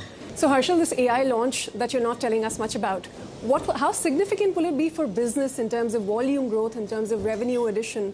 What will that mean for Razorpay? See, I think this is a technological shift, right? Like the way UPI was, right? It will take time for people to actually adopt it. So I'm not really... we're not really building it in the sense that, hey, next 1 year will it create a X amount of revenue or X amount of business? No, not really. Because these are there's an adoption curve to it. But if I look at it in the next 5 years, is this going to be a primary way people will start consuming commerce? I believe so. Right? So think of it, when UPI was launched, it didn't pick up in 1 year or 2 years. But in 4 years, it became the dominant way of making payments. Mobile payments became the dominant way of making payments. I'll say the same about AI payments. It's going to get launched probably today, tomorrow, sometime. But it's going to take its time. It's going to take a year, 2 years to adopt. People will learn how to buy using AI, how to consume commerce using AI. But I think if I look at 3 years, 4 years out, I believe it's going to be the dominant way people will start doing commerce. You'll not go into websites and browse for T-shirts. You'll tell an AI, find me the best T-shirt, I want in this look and this style, and find it for you, and then he'll say, buy it for me. Well, I don't know if I'm going to do that, but, another recent change that we've seen in terms of regulations is RBI issuing the final guidelines on payment aggregators. Operationally, for your business, how does life change? Are you compliant, or are there some changes you'll have to make? I think to most extent, we were expecting these coming in because the draft was released some time back, almost a yearish back. So I think we were gearing up, and I think I'm glad that RBI gave us a lot of time to consume the draft. We gave a lot of feedback. A lot of those feedback has been incorporated. I think it has come out in a very good shape. Okay. I think the best part about these guidelines is it creates a level playing field in terms of drawing clear boundaries. If you look at it, it is essentially shut down all the previous circulars, and there's now one single circular that payment gateways need to follow. There were a lot of series of circulars that have happened since 2020, since this space got regulated. But now there's one single circular, and I think it has added some things, it has removed some things, but overall it has made the whole process more uniform. So, and the other good part is they have given enough time to comply with the new guidelines. Yes. So I think from that perspective, I think we'll be able to adapt to this change, and I think I personally believe that we'll be in a better state once these changes are fully implemented, because now there'll be a clear definition of for every player on what you can do and what you can't do. So no grey areas, and that will give some confidence to the sector. But, speaking of some of the grey areas for the sector and real money gaming, recently we saw the real money games getting banned, and there was a ripple effect for the fintech sector. For Razorpay itself, how large was, the total transaction volume that got impacted? And overall on the revenues, has there been, have you felt any impact? Not significantly. See, because of the way real money gaming is, we are limited in the kind of customers that we actually used to serve. We only serve 2 or 3 large players. So overall, the impact, like overall payment volume that we used to process for real money gaming was less than 500 crores a month, right? Like at our scale, that's meaningless because there's a lot more other volumes that we do. So from a revenue perspective, it was not a significant impact, maybe less than 1%. But I of course, that is one side, that is the business side of it. Yeah. But I personally knew a lot of founders who were building in this space, and whatever said and done, whether it was right or wrong, I do feel personally for a lot of founders whose business is completely shifted because of what has happened. I still hope that some of them are really strong founders and they'll find a way to build strong businesses around it. Well, we certainly hope so, and we've seen some of them pivot into parallel businesses. But a quick word on your numbers. 10 years into the business, 2,500 crores almost of revenue, profitable on the core payments front, but overall profitability, how much closer are you to it? So overall, we are breaking even, almost breaking even now. And I think last time I spoke to you, we gave ourselves a timeline of 2-ish years. Okay. To achieve profitability. I think we are ahead of that. So we are almost breaking even on the overall space of things. I think by next year we'll start generating profit, and that's around the timeline that we are thinking that we'll think of filing and listing. Okay, so the IPO by 2026 end, is that on track? Financial year, yes. Financial year 2026. That'll be sooner. That'll be March of next year. Next financial year. FY27. Yes. All right. On that note, Harshal, we wish you the best, and we're going to track this journey very closely. Thank you as always for your time here today. Thank you. Look forward to it. Well, that was Harshal Mathur of Razorpay. But next on the hot seat, I caught up with Upasana Taku, the co-founder of MobiKwik, which has now spent 9 months as a listed entity. I caught up with her earlier, where she said not much has changed for MobiKwik, but a whole lot more is expected in the coming year or so. We also spoke about the company, going back into losses this year after finally becoming profitable in the last financial year. But Upasana told us that the company will soon be able to get back in the black, and she also spoke about their interesting stock broking license and the plans with that. Upasana, thank you so much for your time here with CNBC TV 18. 9 months as a listed company. What have been the initial thoughts? What's changed?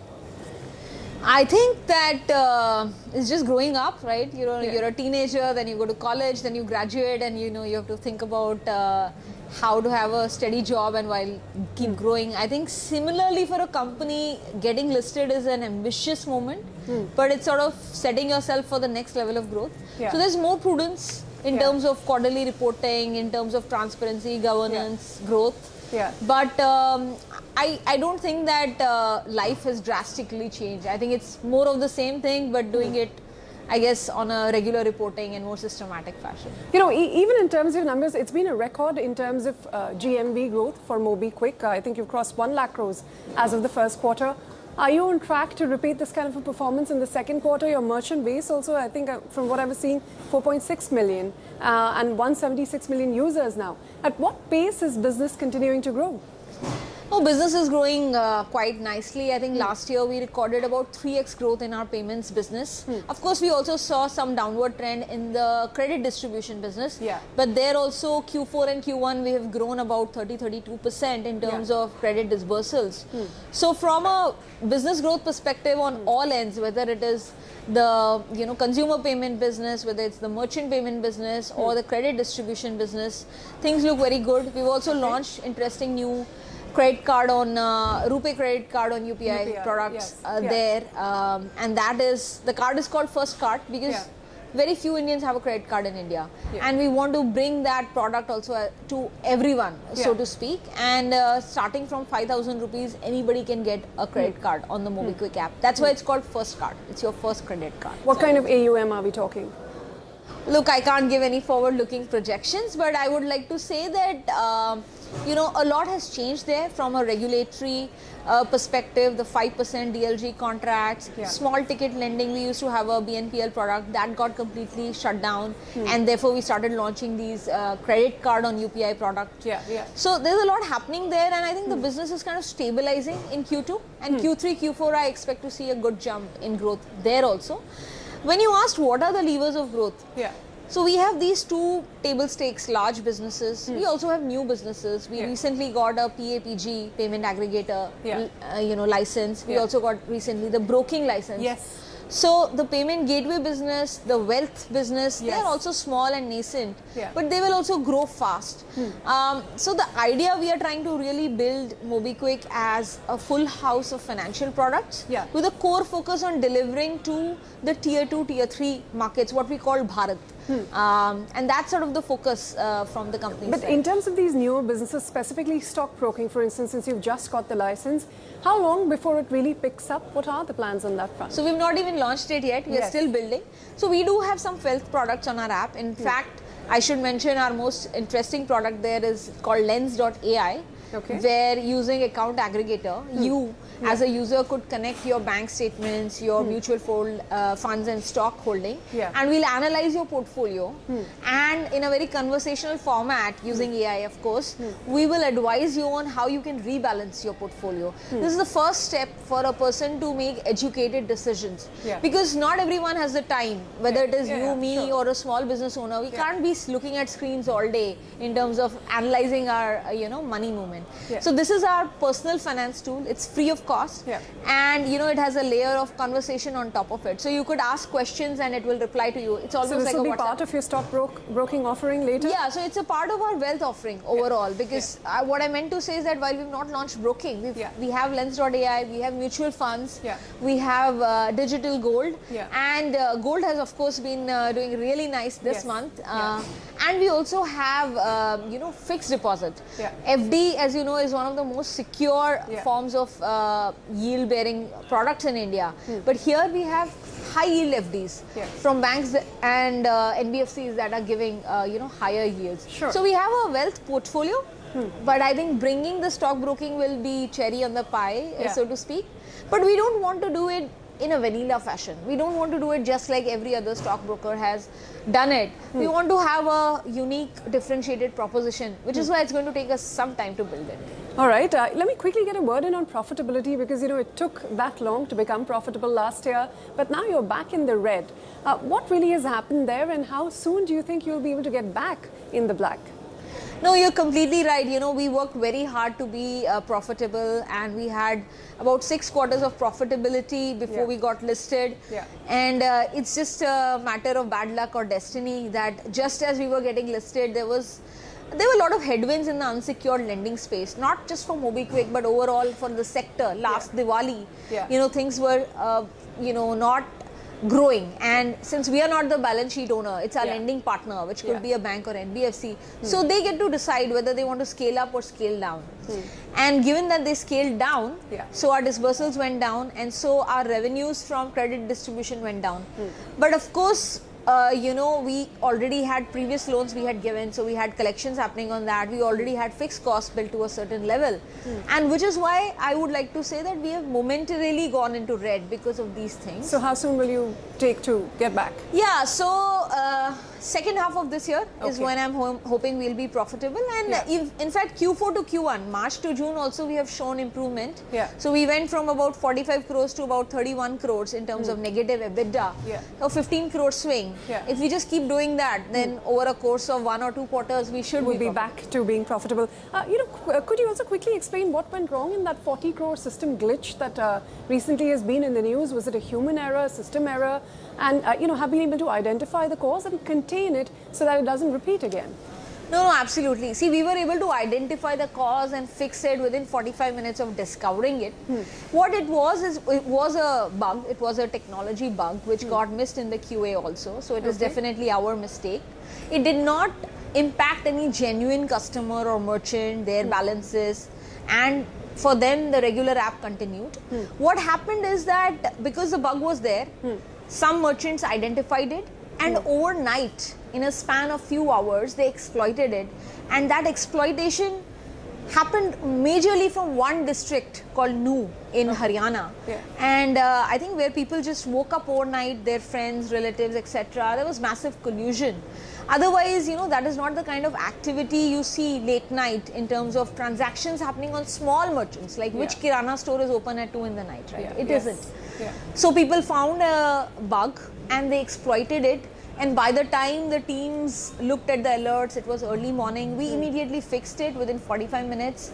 But the beauty of it is the money has flown. Payouts have happened for transactions that were really not successful to our own merchants. So it's not a third party who is, there's no cyber fraud here. It's just some of our merchants have done collusion and tried to get a lot of additional money out of MobiKwik. But we can see the bank accounts the money went to. In fact, I want to tell you, in the last 2-3 weeks, many of these merchants have come back to us and given the money back to us. So we have now recovered more than 20 crores, and we think that, you know, we'll be soon in a position where we have even better numbers to report. On that note, Upasna, thank you so much for your time. It's been a pleasure chatting with you again. Same here, Ritu. Thank you so much. All right, on that note, we have to take a short break, but don't go anywhere. We have a lot more lined up in just a moment after this short break.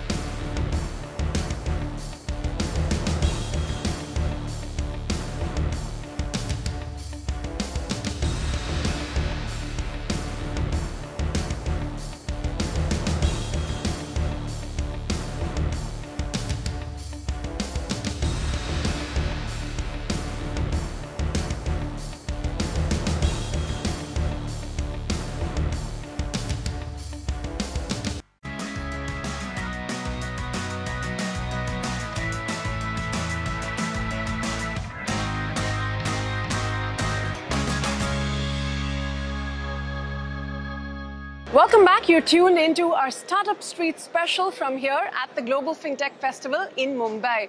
Our last guest on the hot seat today is Alok Mittal, the co-founder of Indifi, a MSME-focused fintech major.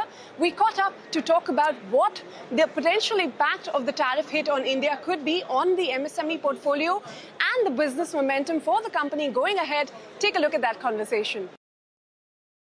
You know, since you've just released your numbers, let me start with that. I mean, you've increased your revenue to about 360 crores, but losses at the same time have also widened to 45 crores.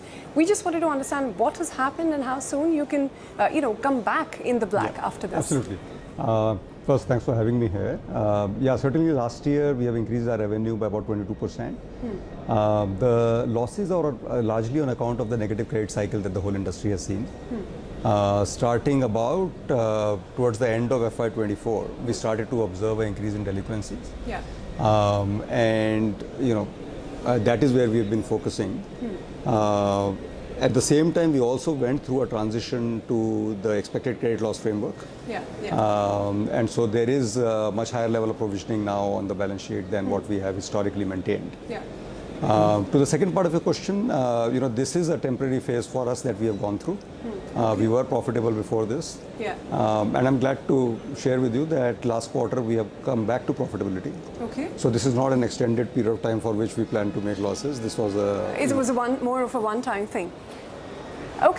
Since you're more heavily focused on MSME, if I should put it like that, and that is a sector that is quite exposed to the threat of tariffs. What has been the initial conversation? How much of your book do you think could be impacted if these 50% tariffs were to come in? In this context, thankfully, we don't have a large exposure to exporters. Right? Exporters will be less than 5% of our exposure. 5%. And to that extent, we don't anticipate direct impact of tariffs on our customers. However, we are looking for second-order effects. So, for example, if exporters in the apparel sectors find it hard to export what they've built, and if they've got idle capacity lying around, will they produce and essentially make those goods available in the domestic market for a lower cost? And does that start to then affect our domestic customers? Right? So those are things that we are beginning to look through and understand which parts of the value chain may get affected, which will be relatively resilient to it, and accordingly tailor the kind of risk we are underwriting. Got that. In terms of diversification as well now, your D2C lending has become almost 20% of your portfolio. Supply chain, I believe, is 6 to 8%. Which of these newer verticals, relatively newer verticals for you, are showing more traction, and how do you expect this mix to evolve? Will you continue to diversify away from MSMEs? No, so our core focus will remain MSMEs. So even when we are doing D2C lending or we are doing supply chain financing, the borrower that we have is an MSME. In fact, the reason why we've introduced new products is because we see cross-sell potential to our existing customer base. So we started supply chain finance, we looked through our database, and we found that we had literally thousands of customers who are part of corporate supply chains, and we were lending to them as unsecured business loans, whereas we could have lent them in a more secure fashion through supply chain financing. So that is the core thinking behind why we are going into product diversification. D2C is now a 2-year-old initiative for us, and so it started getting to 20%. Supply chain finance is a 1-year-old initiative. It's at about 6 to 8%. We've also started loan against property mortgage business, which is a 6-month-old initiative. So I think as we roll this out over time, my expectation is that the supply chain finance and the lab business put together should start to get to about 20-25% of the business in a 3-year time frame. And an AUM target that you could give us for the end of the year, including what you're doing through your NBFC? So the current AUM numbers of about 2,000 crores are what we manage across our NBFC and the marketplace platform. And that is how we build the entire business. Honestly, we've just come out of a credit cycle, which is a more consolidation move, not focus on growth, but focus on controlling credit costs. Now that we have passed that threshold, we are beginning to put the pedal back on growth. So in the next 6 months, the effort will be to revive growth and make sure that we can get on the growth trajectory for the next 2-3 years. Will that require some capital raising? No, at this point, we don't need that. So there are no IPO plans on the horizon either? Not in the near term. But from a private fundraise standpoint, currently we are adequately capitalized for at least next 12 months of growth. And then as we start delivering some of the growth, we will simultaneously think about how to capitalize ourselves for the next phase of growth. All right. right, that's all we had on this special edition of Startup Street, coming to you from the Global Fintech Festival. Thank you so much for tuning in. It's a goodbye and thank you from us. But don't go anywhere. More news and updates will continue after this short break.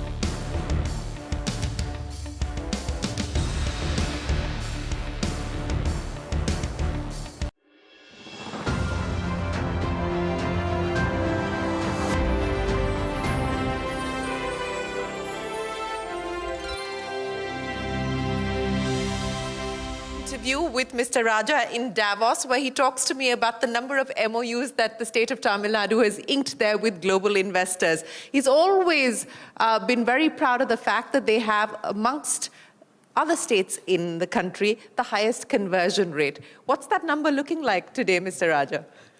Hi, Isha. It's good to be here. Always a pleasure to talk to you.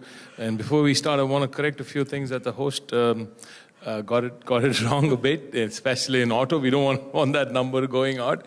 We don't have 30% of auto components or 35% of auto components is what we said. We have something close to 42%. And what we have in EV is even bigger. We have 40% of the four-wheelers and 70% of all the two-wheelers that are sold in India, manufactured in Tamil Nadu. So we want to correct that fact, and we want to give right facts always. In Tamil Nadu, we give you absolute facts. We don't give you anything higher, definitely not lower. And that's exactly what we do in Tamil Nadu. That's exactly why you've seen such conversion rates, such high conversion rates. We are at 77% right now as we speak, and I'm sure I'm going to hit 80 very, very soon. And where does this all start? It all starts from just being straight with the public. We just sign MOUs which actually will transfer into investments and then to jobs. We just don't sign every MOU that comes our way. So it all stems from the fact that the Honorable Chief Minister through M.K. Stalin Avargal has given us the freedom, given us, as in the Department of Industries, the freedom to choose which MOU to sign and which one not to. Right? So all of these are facilitation MOU. Most of them are facilitation MOU. So it's not much of a binding thingy for both sides. But then the ones that we sign, ones that Tamil Nadu signs, we ensure that the conversion rate will be high, and the possibility of the conversion rate will be high. So we don't sign every MOU that comes to us. We pick and choose. We choose MOUs which are going more into Tamil Nadu, deeper into Tamil Nadu, and that's why you see this more of distributed growth in Tamil Nadu. It's not just clustered around Chennai or not just clustered around Coimbatore. It's just basically all over Tamil Nadu. This is the only state in India which you will see such distributed growth in. And then you have the intervention from the government, where the Honorable Chief Minister has given us the powers to have one team, just one team across the table. I, myself, as the Minister for Industries and the Chief Secretary, and 8 other top secretaries sit across in one table and go through all of these MOUs meticulously and make sure that we get all these clearances done. And when in Tamil Nadu, single window system is actually single window system. So all of this comes together. Lots of veiled references there in your opening comment. So let's pick up on one of the single window clearances that you're attempting to take forward, and that has to do with one of the themes that we're going to be focusing on this evening, global capability centers. You know, on manufacturing, Tamil Nadu, as we just pointed out, and you upped that number, has always been at the frontier of manufacturing in India. You're trying to play catch up as far as the GCC story is concerned, at least in some specific sectors. I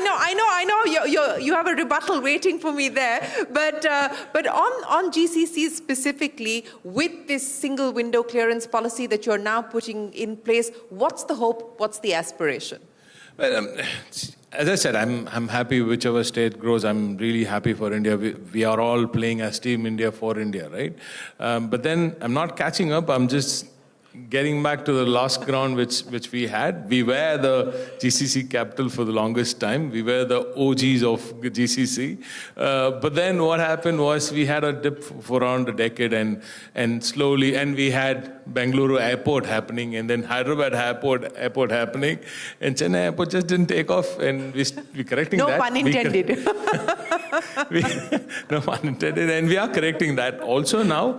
But I think for the longest time, we've definitely been the Fintech capital. That has never moved away. Fintech has never moved away. I'm sure all of them in the banking sector will understand, and that has always stayed here. And even in Hyderabad and in Bengaluru, a big chunk of them are from places around Tamil Nadu. So I'm just making sure that all of them come back home and they're happy. We just don't have enough FSI to build all those large towers that you see. I mean, I think the GCCs basically need swanky new buildings, and that's something which we're correcting too. And we're also renaming Hosur as Bengaluru too. So if that's okay with Bengaluru. But no, I'm just kidding. It's just that Hosur and Bengaluru are just across the border. Right? Yeah. It's twin cities. It's like JB and Singapore, right? And now Bengaluru is sort of full. So people are moving into Hosuru. And Hosuru is going to be the next Bengaluru. And we're building on that too. And that said, GCC 1 is something which we're working on at Guidance Tamil Nadu. It's going to be a proper single window system, a separate desk only for GCCs. We have a dedicated team working on GCC right there. And you do know, all of you understand that given the situation today, especially with agentic AI stepping in a big way, I think GCCs need to reinvent themselves. And what better place to reinvent themselves than in Chennai, the original GCC hub of India. And I think I don't want to chase something which my friends in Hyderabad or in Bengaluru are already doing. I'd probably leapfrog and go 2 gens ahead and try and work on the agentic AI side and then capture that as GCC market. Because we have what others miss, the talent. This is the talent capital of India, so we can do whatever we choose to do with the right kind of policy intervention. That's where my Chief Minister comes in. You're making it sound like you're getting ready to play 3D chess. Another thing that Tamil Nadu and Chennai specifically are adept at. But that's the GCC story. Let's talk about the manufacturing story as well. There have been many sectors that you've tried to go after. Auto, of course, is the most well-known. And within auto now, electric mobility and electric vehicles is another nascent space that you're trying to nurture. What can we expect? I know semiconductors has been your passion, and you do want to get a semiconductor company to Chennai. Is this being relayed in Delhi?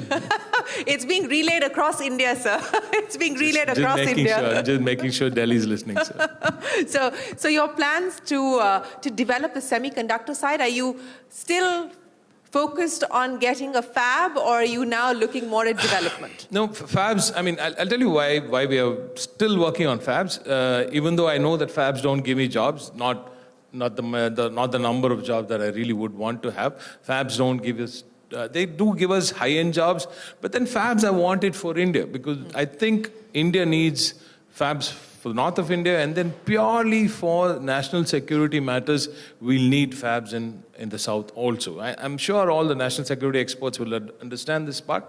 That said, any state in south, this is my pitch for south of India itself, we just need fabs in south of India. That said, every time we pull in a fab, Delhi, it goes to Delhi, and there's a take diversion board there, which goes to just 2 states. I don't know why. But then, now that said, we don't have a problem. We don't have a problem because we have a problem of plenty. We have more, there's more coming. And as we choose, I think someday Delhi will see the quality of the argument, and they'll say yes to my request.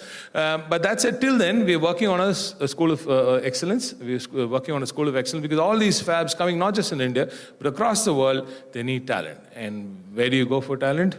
Better than Tamil Nadu. So we get 150,000 engineers every single year, and we're training them with our Skill Development Corporation, which is the non-Mudalvan scheme, which sits under our Deputy Chief Minister through Udayanidhi Stalin Avargal. So all of this is happening in Tamil Nadu. So we're working on our strengths. So if you want to take your fabs, take it. But what will you do for talent? So let's supply that talent, not just for India. I'm going to do that for Dresden. I'm going to do it for Korea. I'll do it for Japan. I'll do it for every country that needs talent for its fabs. And we are already training our students in German and in Japanese. Some of my girls are already leaving to Japan very, very soon. I'll give you proof. Well, we look forward to that. One of the stories about Tamil Nadu is also the fact that you, again, beat the national average when it comes to the women's participation in the workforce. And it's always wonderful to be back here in Tamil Nadu and really see that. So it's good to know that you're sending a batch of girls to Japan.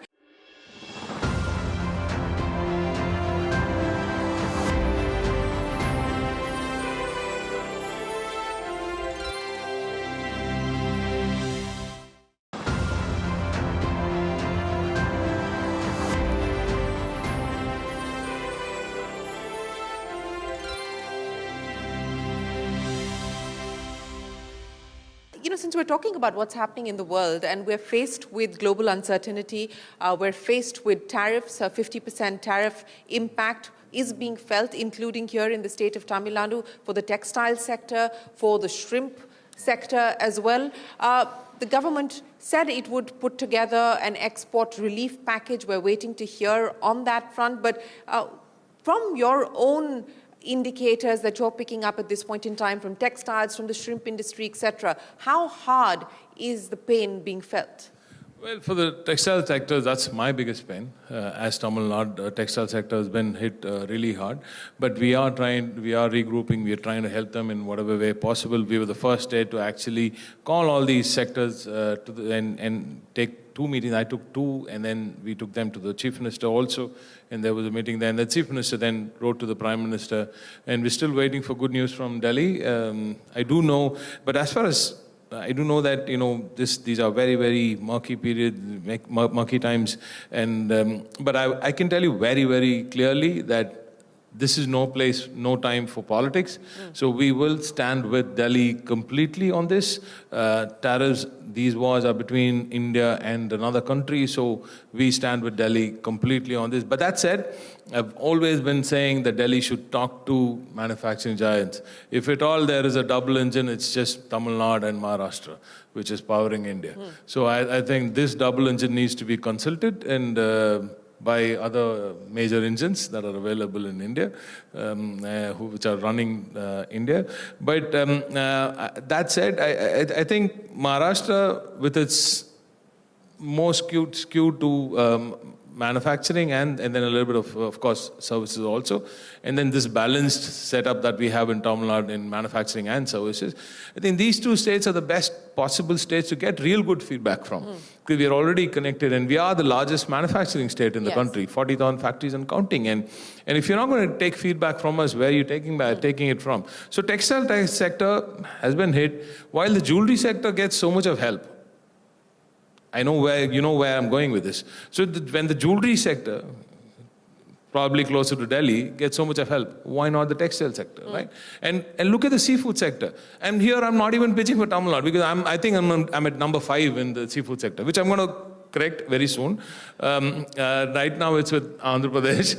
They have a long coast, and I think they do about 26,000 crores, where I'm doing about 5,000, 6,000 crores. So it's not much. So I really don't have to pitch for it, but I'm really distressed by the sight of all these seafood exporters bleeding so much. As India, shouldn't we be helping them? It's the farmers, it's the aqua farmers who are actually getting hit. So here I am pitching for AP. And AP is closer to Delhi. Yes, much closer than you are. So, but as the finance minister said, they are working on putting a export relief package. We will, of course, have to wait to see the contours and the details of that. But in terms of sentiment, there is, of course, what's happening on the outside, the global environment, and we have no control on what President Trump decides to do or not do. But here, domestically, we've just seen a big change happen with the GST reforms, with the cut in GST. What are you picking up in terms of sentiment? Of course, it's coinciding with the festive period as well. But has that made an impact as far as consumer spending is concerned on sentiment as well? We'll have to look at the numbers after Diwali probably, and then there must be a little bit of impact. I'm not saying no, but then there's so much else that you could have done. It's just that this is coming after an 8-year delay. That is something which nobody seems to be talking about. And that is this should have come 8 years ago, not now. And I don't see why everybody keeps talking that this is a very positive thing now. You brought it onto yourself, and now you're saying you're taking it out, so it's good. So I don't understand that part of it. And my finance minister also pitched for better GST numbers, but then and then there's so much that Delhi needs to give back to Tamil Nadu and states like Tamil Nadu too. That hasn't happened too. But at least now they've realized their flaw and corrected it. And that's how I see it. I see it as a flaw being corrected to an extent, and I do see there must be some good outcome coming out of it, yes. Well, yes, you're right. We're going to have to wait till the end of this month to see the first set of numbers coming in on account of the GST rate cuts. But what next now, as far as the state of Tamil Nadu is concerned? You've done a bunch of reforms to try and draw in investment, to draw in industry, to do more. What are you now prioritizing, especially as it comes at a very crucial juncture? We're getting closer and closer to the big match, the elections next year. So what should we be prepared for? Oh, we're busy loading 2.0. We're busy loading Dravidian model 2.0. So that's what we're doing. And we have a 10-year plan. And I think there's something really good coming up in the next regime, for sure. But that said, I mean, elections are when nobody can call it. But I'm being realistic. But being in Tamil Nadu, for the industry, I can tell you one thing.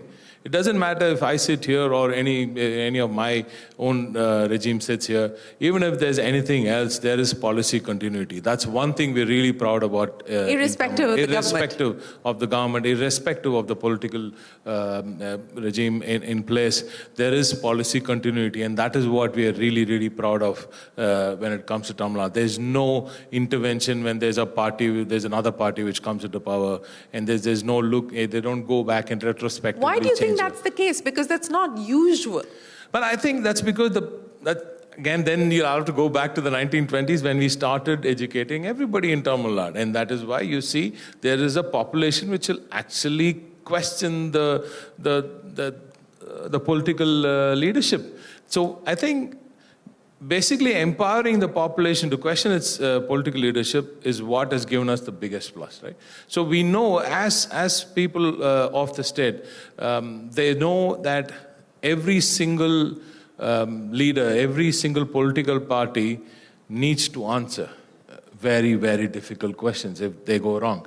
And I know that we all keep at the back of our mind what is good for the public, and every single day we work to get jobs for the people of Tamil Nadu, jobs for the educated masses of Tamil Nadu. So we're all working towards that, and we know that industry is key to provide good jobs, and that's why it is. So, so you said that you're loading 2.0. Yeah. You're loading 2.0. So in 2.1, let's look at the report card so far. What do you feel you've been able to do better than you expected? What are the hits as per you, and what are the misses that you would like to correct?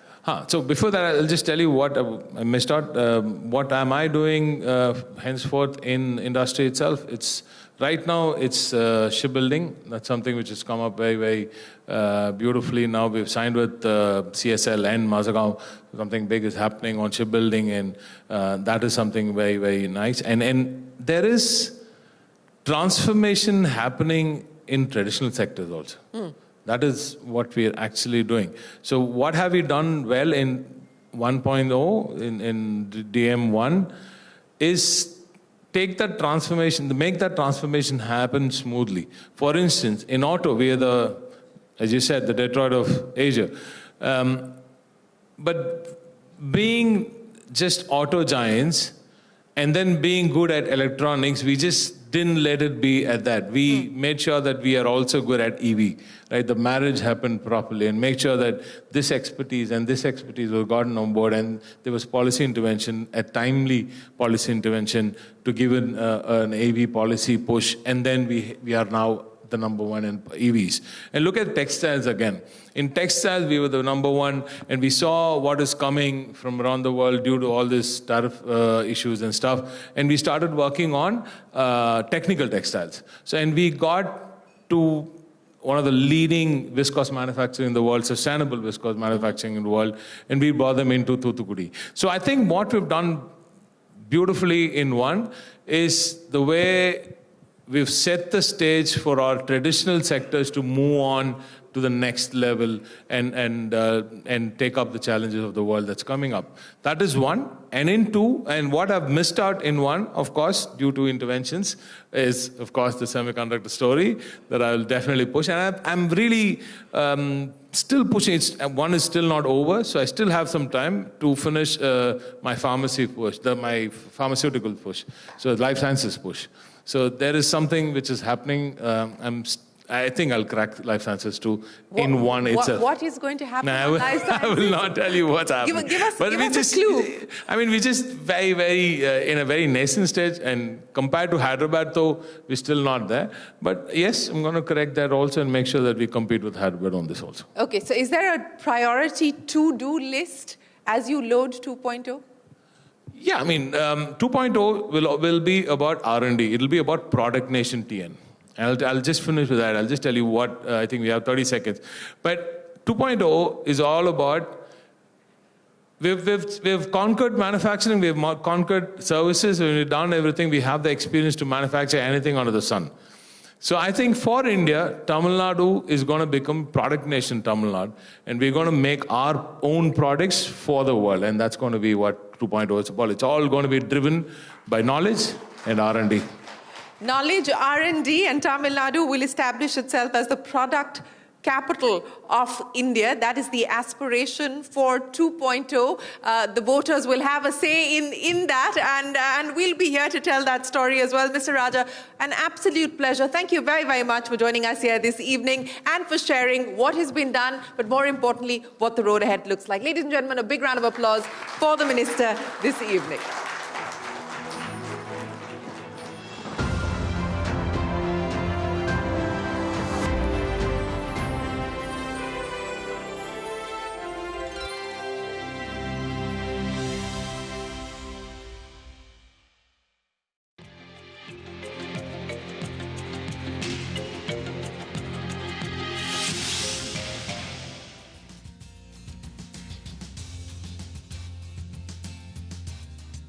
Welcome to Indianomics. The one sector that rallied last week in an otherwise ranged market were the banking stocks, after the Reserve Bank removed or proposed to remove a bunch of constraints and brought in more pro-market steps. The most important, according to me, banks can now fund corporates to do acquisitions. Second, the limit of 10,000 crore on total banking exposure to one group goes, that cap goes. Banks and their group companies can do overlapping businesses, which of course benefits a lot of people like HDB and, Canada Housing Finance. Risk weights, or the amount of capital that banks have to set aside for home loans and MSME loans are likely to come down with the Basel III norms. And finally, very important, on the deposit side, premium to insured deposits won't be a flat rate. It will depend on how less or more risky a bank is perceived to be by investors.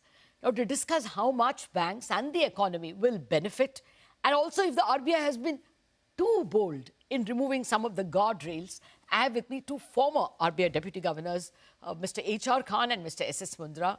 And in a bit, we will be joined by Suresh. Okay, Suresh Ganapathy is there with us, the Managing Director and Head of Financial Services Research at Macquarie Capital. Gentlemen, good morning and thank you very much indeed for your time.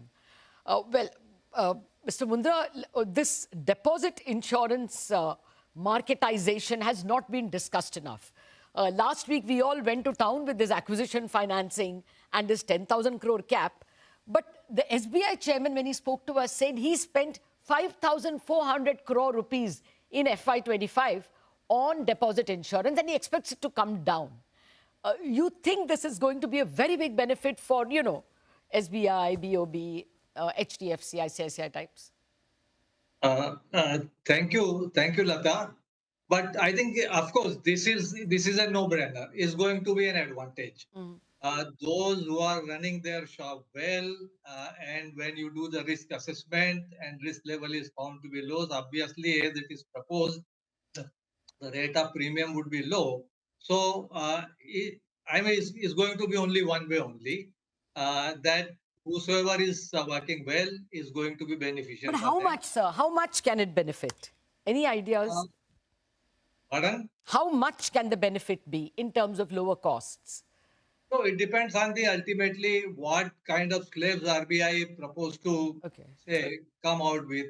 But it could be even, I would say to begin with, it could be even 1/4 of what you are paying today. Oh my God. Okay. It is quite substantial. Yeah, this is how it should be. Otherwise, it has no meaning. No, Having said that, Lata, let me quickly, is a great package. There are long outstanding demands and long overdue rationalization which has happened in this. Only there are a couple of areas where I feel probably is a kind of leap of faith by RBI. Mr. Mundra, I'll come to that in 1 minute. Let me just finish this deposit thing because it is under discussed. And I will come to where you see the leap of faith, which is a little scary. Mr. Khan, do you think the Reserve Bank has put this leap of faith even on deposits? I mean, are we not, for instance, the trouble that RBL went when Vishwa Rahuja left, or Yes Bank, or even more recently, IndusInd? Already these banks, private sector banks, they don't have the, the sovereign guarantee which public sector banks are perceived to have. And over and above that, there have been one case or the other. Do you think the RBI is being too bold with respect to small private sector banks on this deposit issue? No, just before I talk about deposit issue, let me just quickly add one introductory sentence to what you say, slew of measures taken by RBI for the banking sector, and you said about banking sector rally. I think if you see the last few months, it has been a phase of simplification, liberalization and rationalization. Yes. And the whole concept is what is being called as optimum regulation, with bias for liberalization for the banks and ease of doing business. So this is in line with all those overarching principles. Coming to deposit insurance, I fully endorse my former colleague and friend Mundraji about this is a long-standing thing. It has happened. It's a good thing. But knowing the maturity of Indian market, one has to be a little careful about how it is communicated. If it is not communicated properly, there is a risk of run on some of the banks.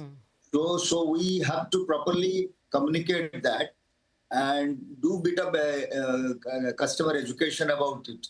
Otherwise, there could be some problem down the line. It's just about 3-4 years ago, because of LVB, because of Yes, because of RBL, even unrelated banks like IndusInd suffered because people were just moving out deposits. So I'm a little worried that this flat one has gone away.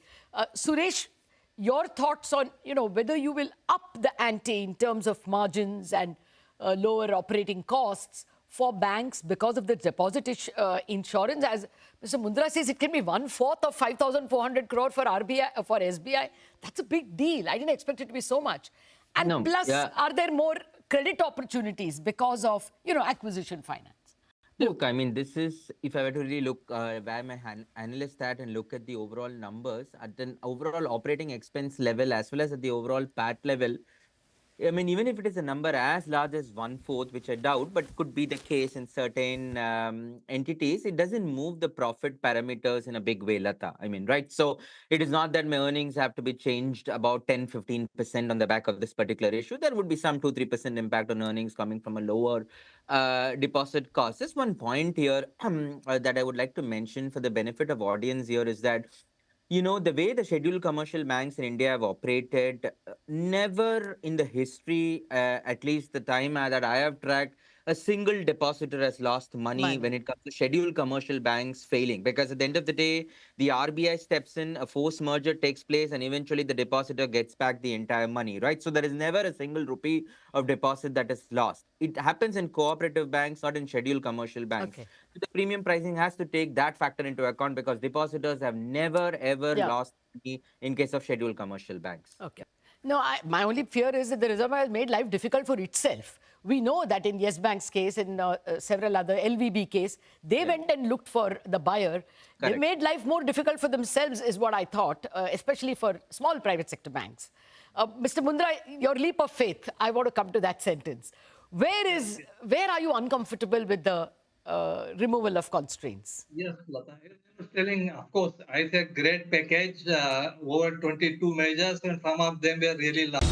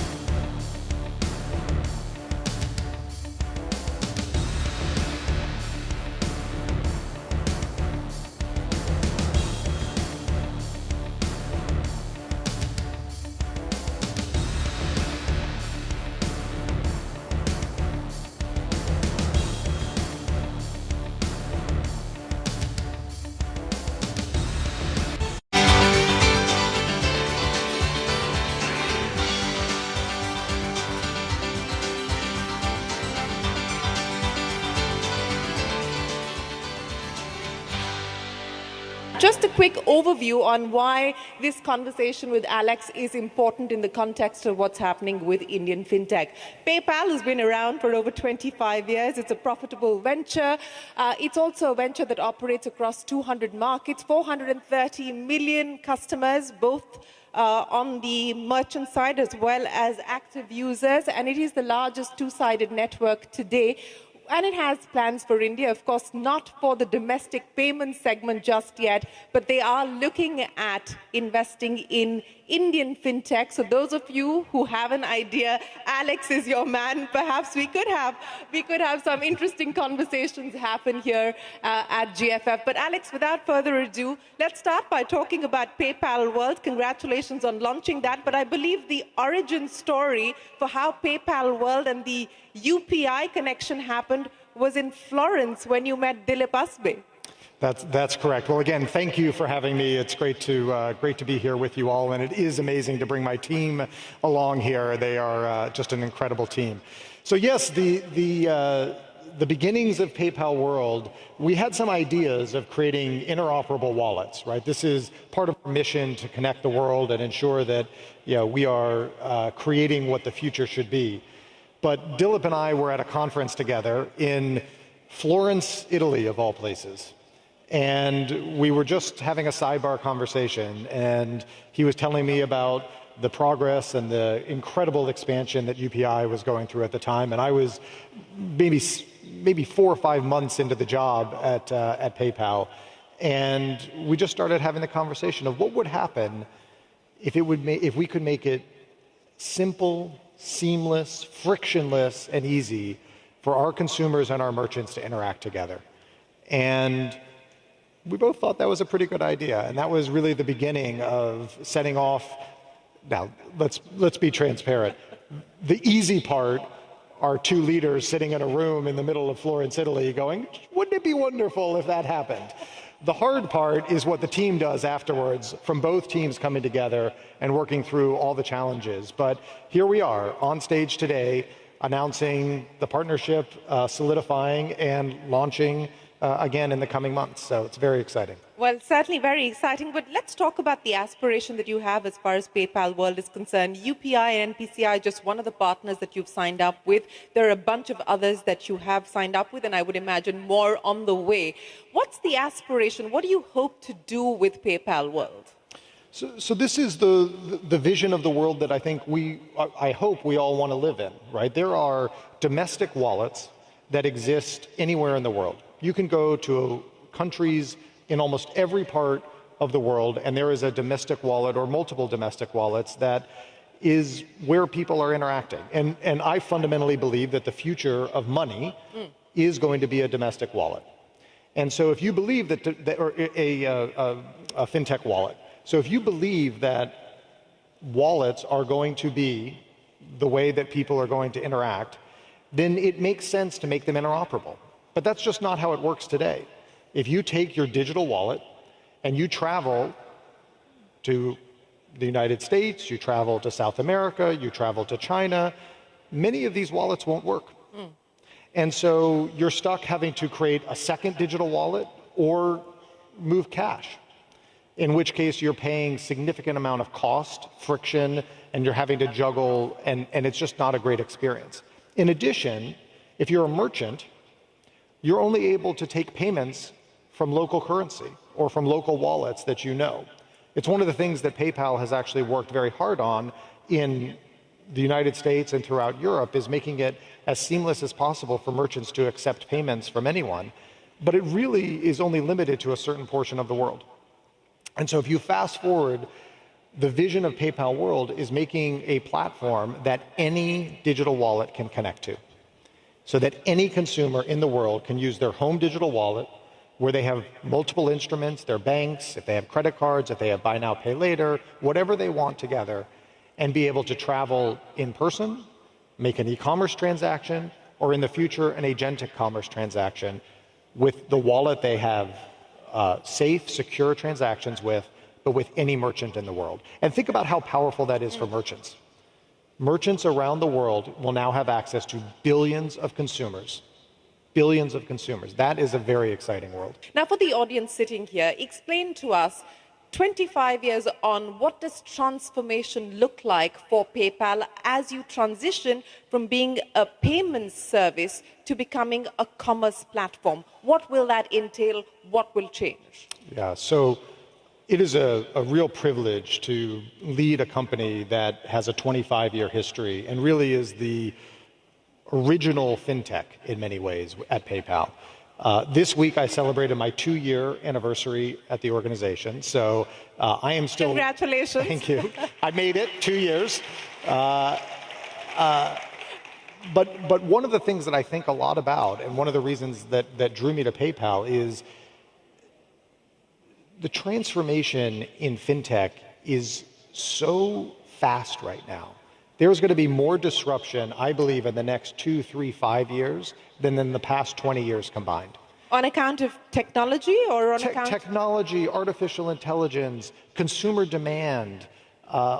I think we're just, in many parts of technology, you're seeing an exponential acceleration in development.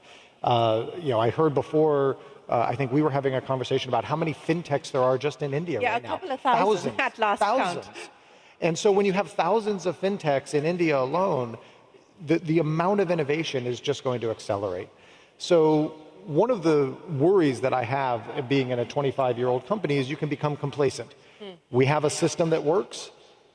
You could just sit back and say, hey, this system works, let's not mess with it. And I think that's a recipe for becoming yesterday's company.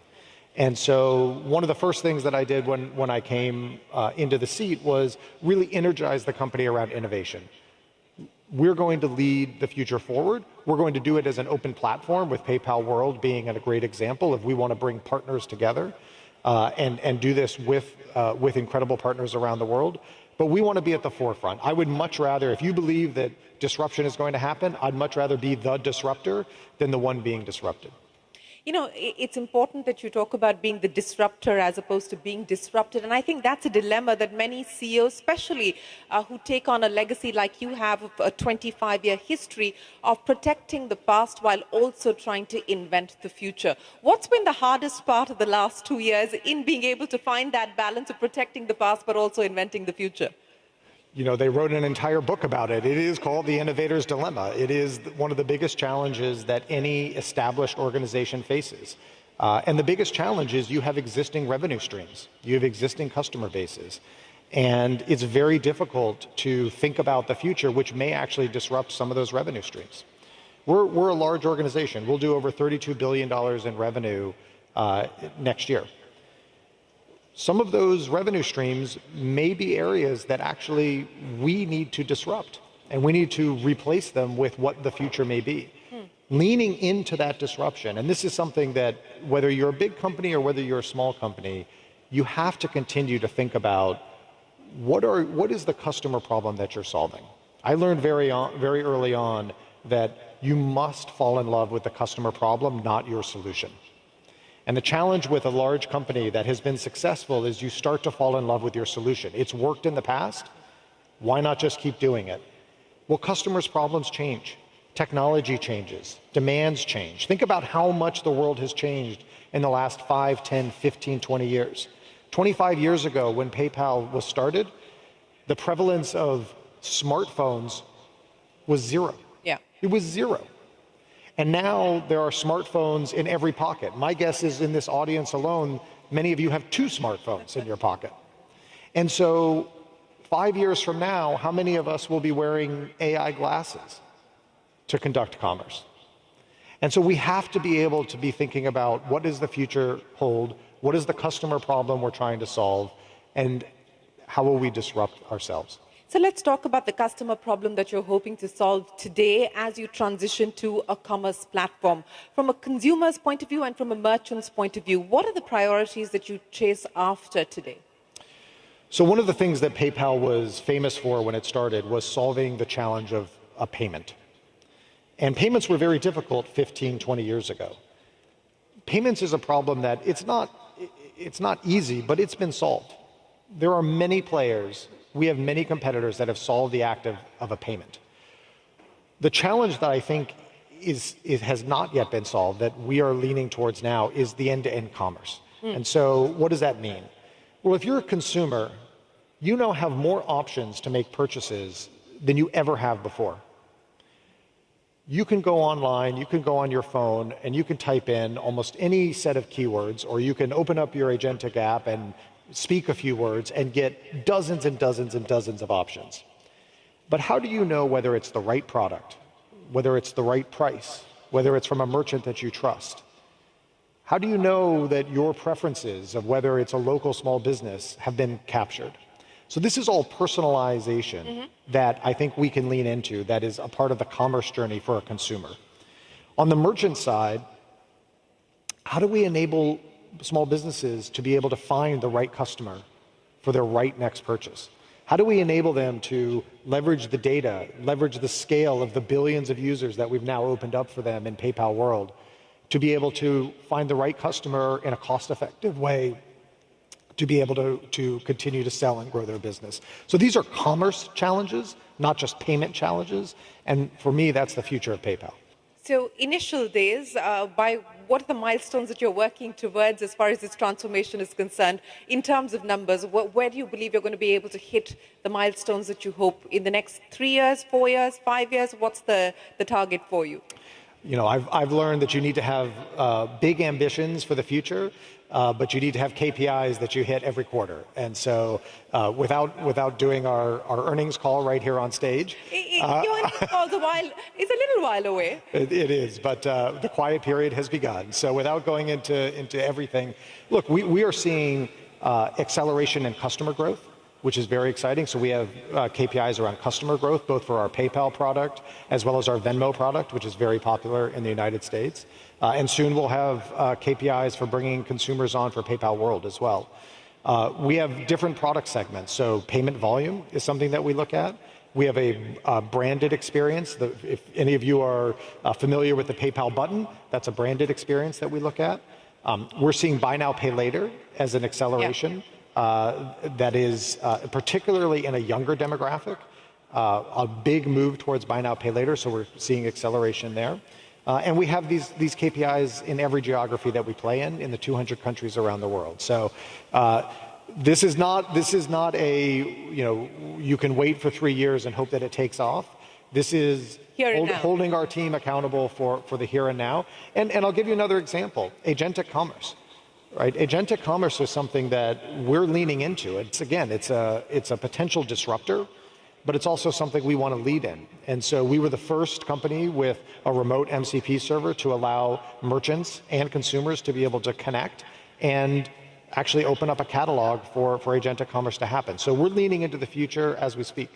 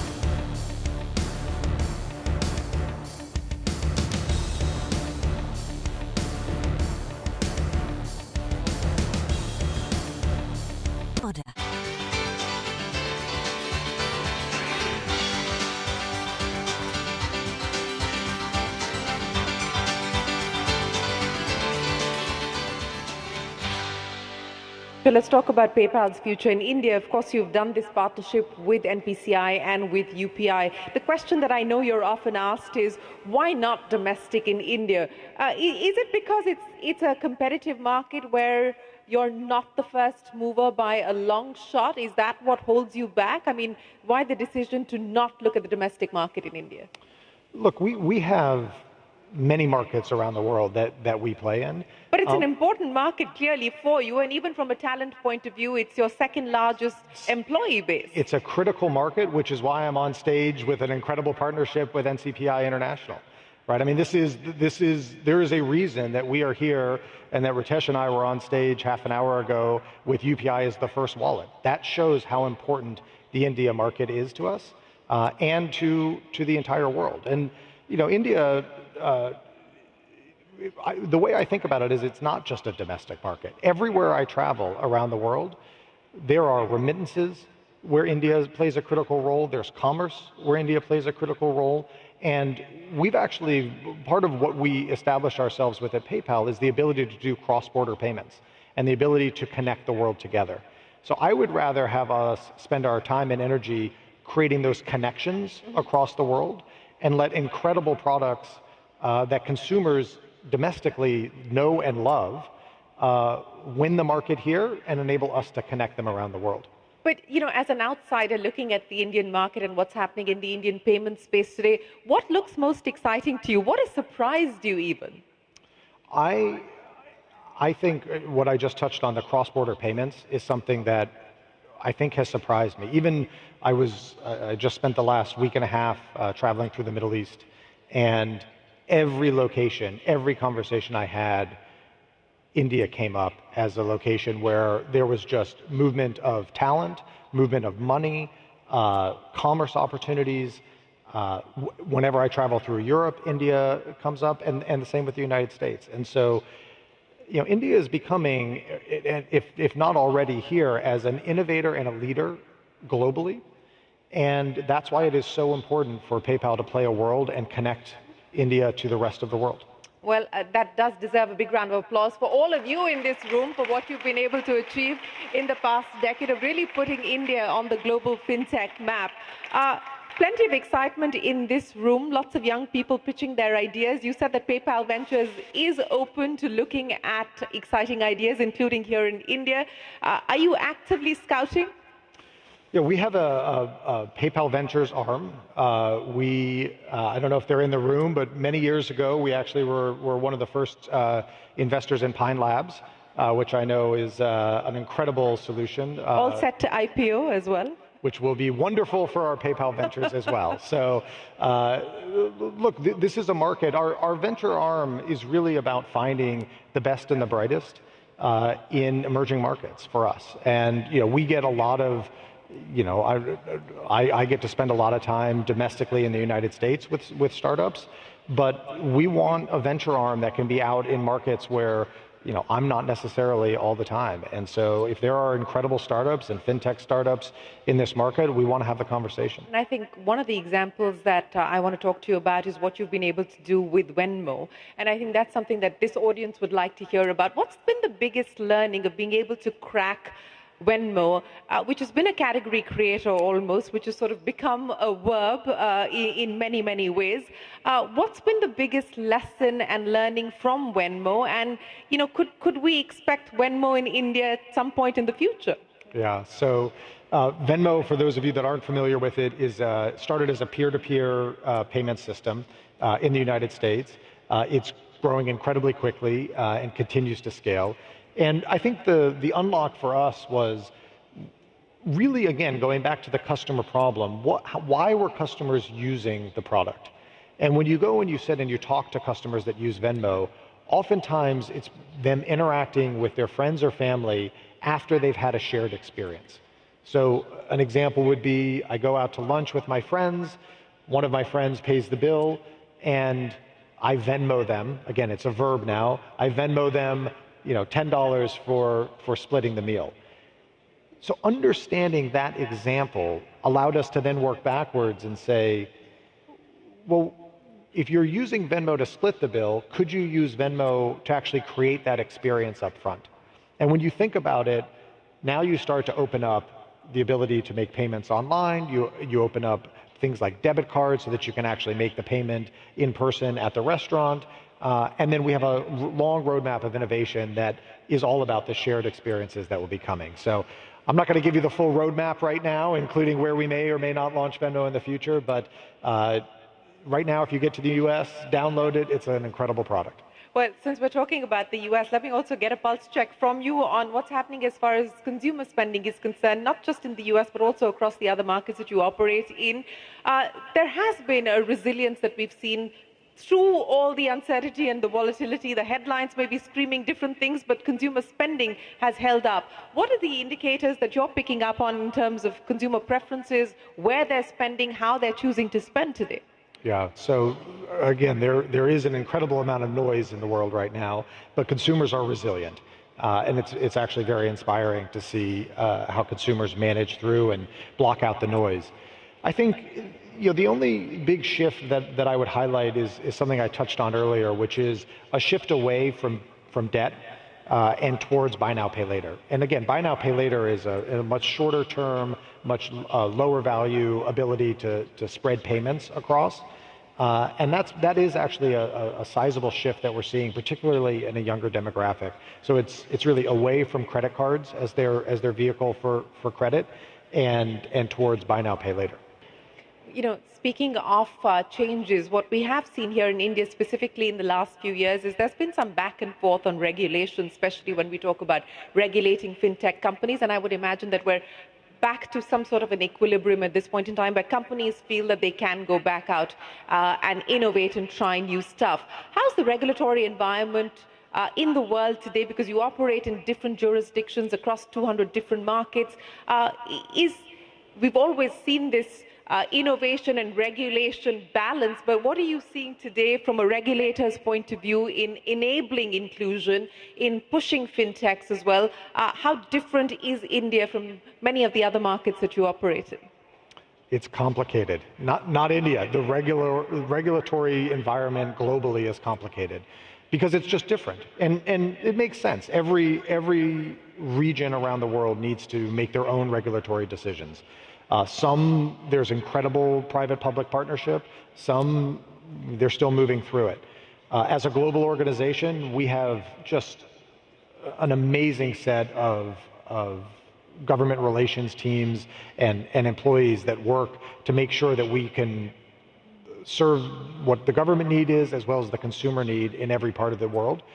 If I were to just sum it up, though, I do think there is a shift towards ensuring that a global world can exist. I don't see very many countries that are trying to lock down commerce and trying to just keep keep constraints on consumers and merchants. They absolutely want to protect. And money is important, right? I mean, if you think about money, it is the thing that gives consumers and merchants the most anxiety. So it is important to protect it. It also needs to be able to flow. And so we work very hard with regulators to meet their needs, but also push the envelope to help consumers. So let me end then by asking you about the world that we're living in, cryptos, stable coins. What does all of that mean as far as PayPal is concerned? The US has moved the legislation. We've got the Genius Act now pushing all of these commodities. How do you see a world where PayPal operates with cryptos and stable coins, etc.? I would just go back to what I said earlier. I think there's going to be more disruption in just the natural state of the financial system over the next 3, 5, 10 years than the last 20 years. Stablecoins, agentic commerce, all of this is going to contribute to that disruption, and we'll be at the forefront. Our job as a leader in this space is to push the innovation, partner with incredible partners like we just did this morning, and continue to write the rules of what the next chapter of fintech will be. And a last message to India? Well, thank you for having us. Thank you for being incredible partners with PayPal. We are here to stay, and we are here to partner and create an incredible world together. Thank you. Alex, many, many thanks. Ladies and gentlemen, a big round of applause for Alex, and congratulations once again to the PayPal team. We wish you the very best of luck with your plans here in India. Thank you very, very much.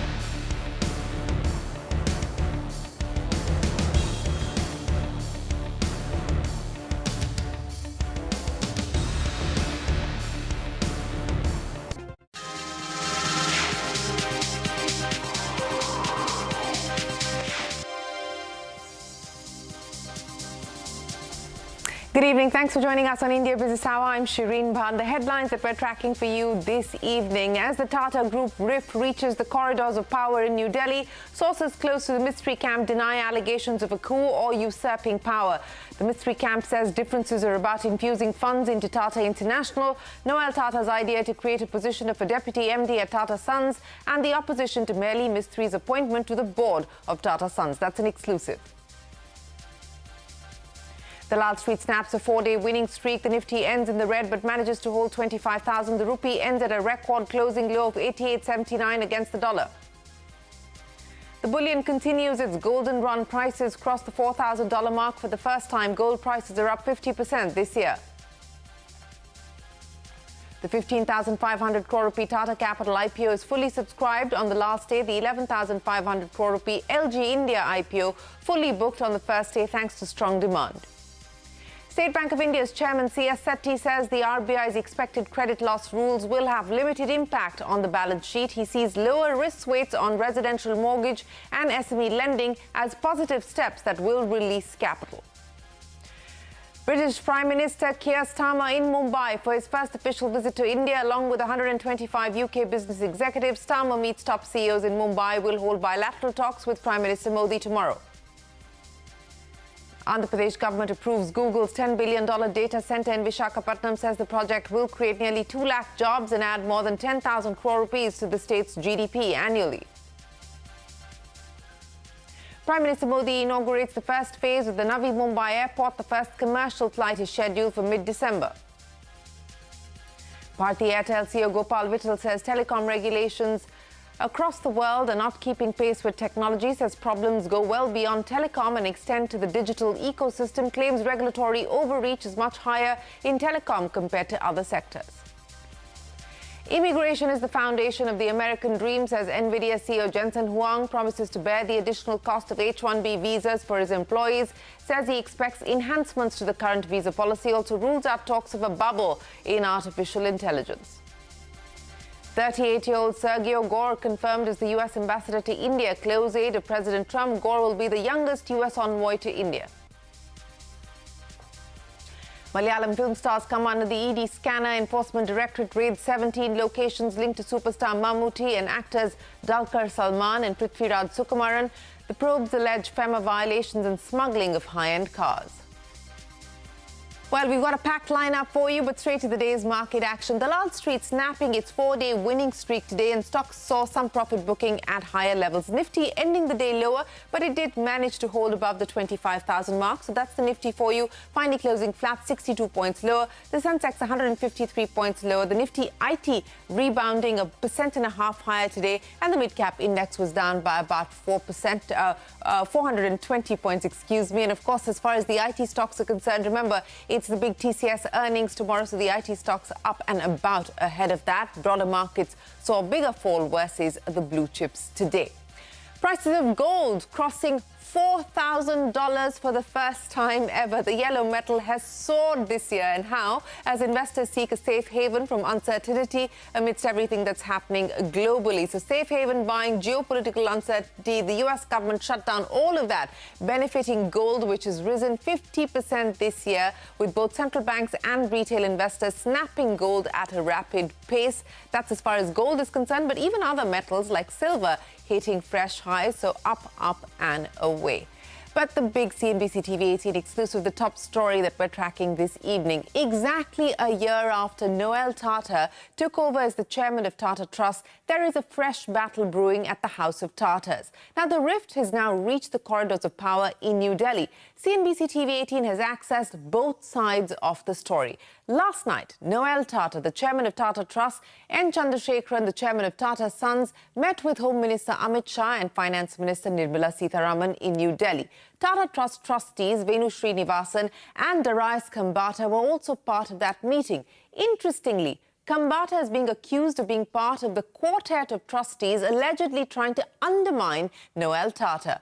Now, this latest power struggle comes nearly a decade after that bitter public battle between the late Ratan Tata and the late Cyrus Mistry. Now, sources close to Noel Tata claim that there is a coup attempt by 4 trustees. Here are the trustees: Darius Kambata, Jayatsi Jahangir, Pramit Javeri and Meli Mistry. Now, sources close to Noel Tata allege that these trustees tried to emasculate the leadership of Noel Tata and wanted to function, quote-unquote, as a super board. But sources close to the Mistry quartet deny these allegations. They claim that the coup narrative is false and there is no attempt to usurp powers.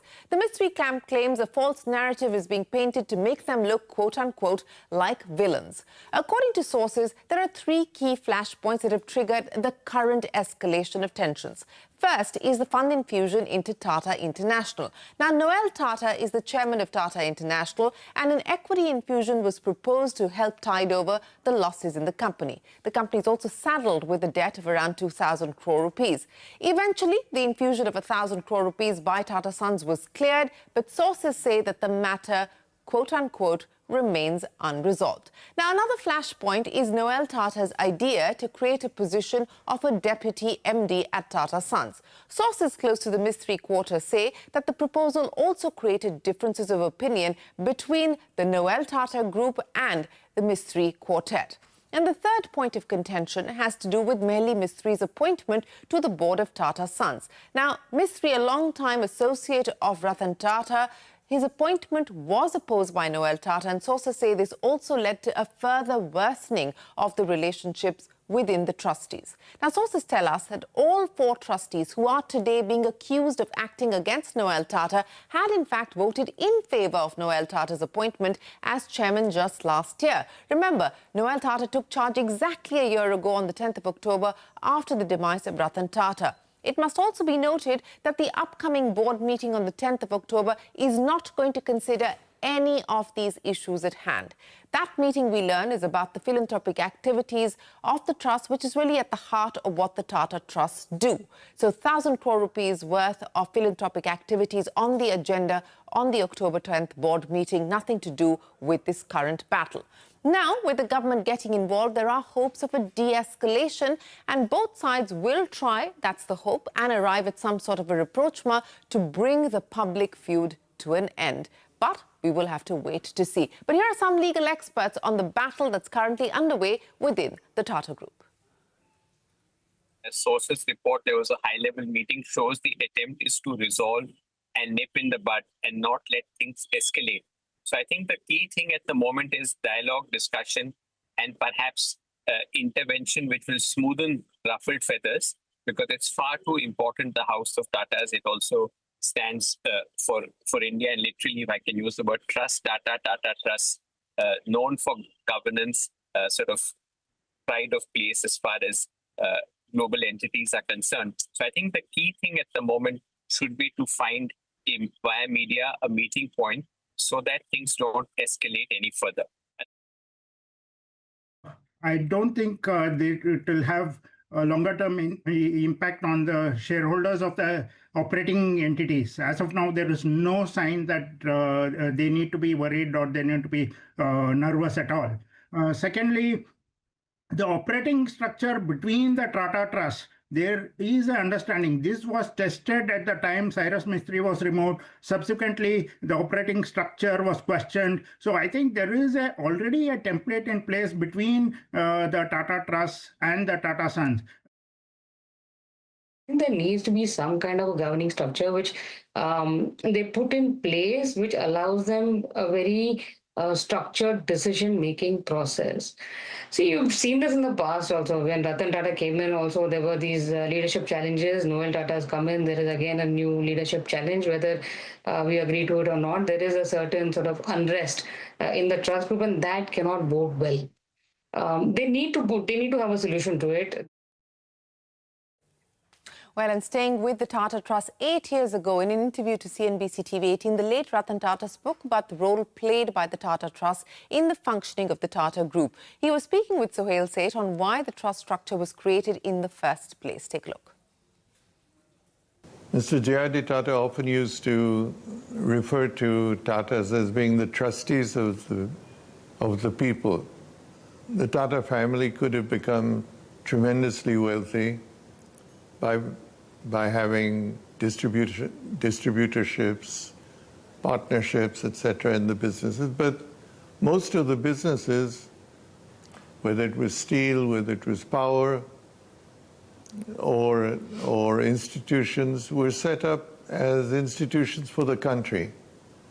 So Jamshedji Tata could just as well have dedicated Tata Steel to the nation or dedicated Tata Power to the nation. They belong to the shareholders and to the people. Personal ownership and personal wealth happened when it happened, but was never the criteria for these companies to be established. So it was natural that he did leave his ownership to his two sons, and then his two sons, who had no children, left them in charitable trusts as beneficiaries of the companies that they held. So it was a refreshing change that gave way to ownership in an industry not being for the beneficial interest of A or B or C, but for the better good of humanity.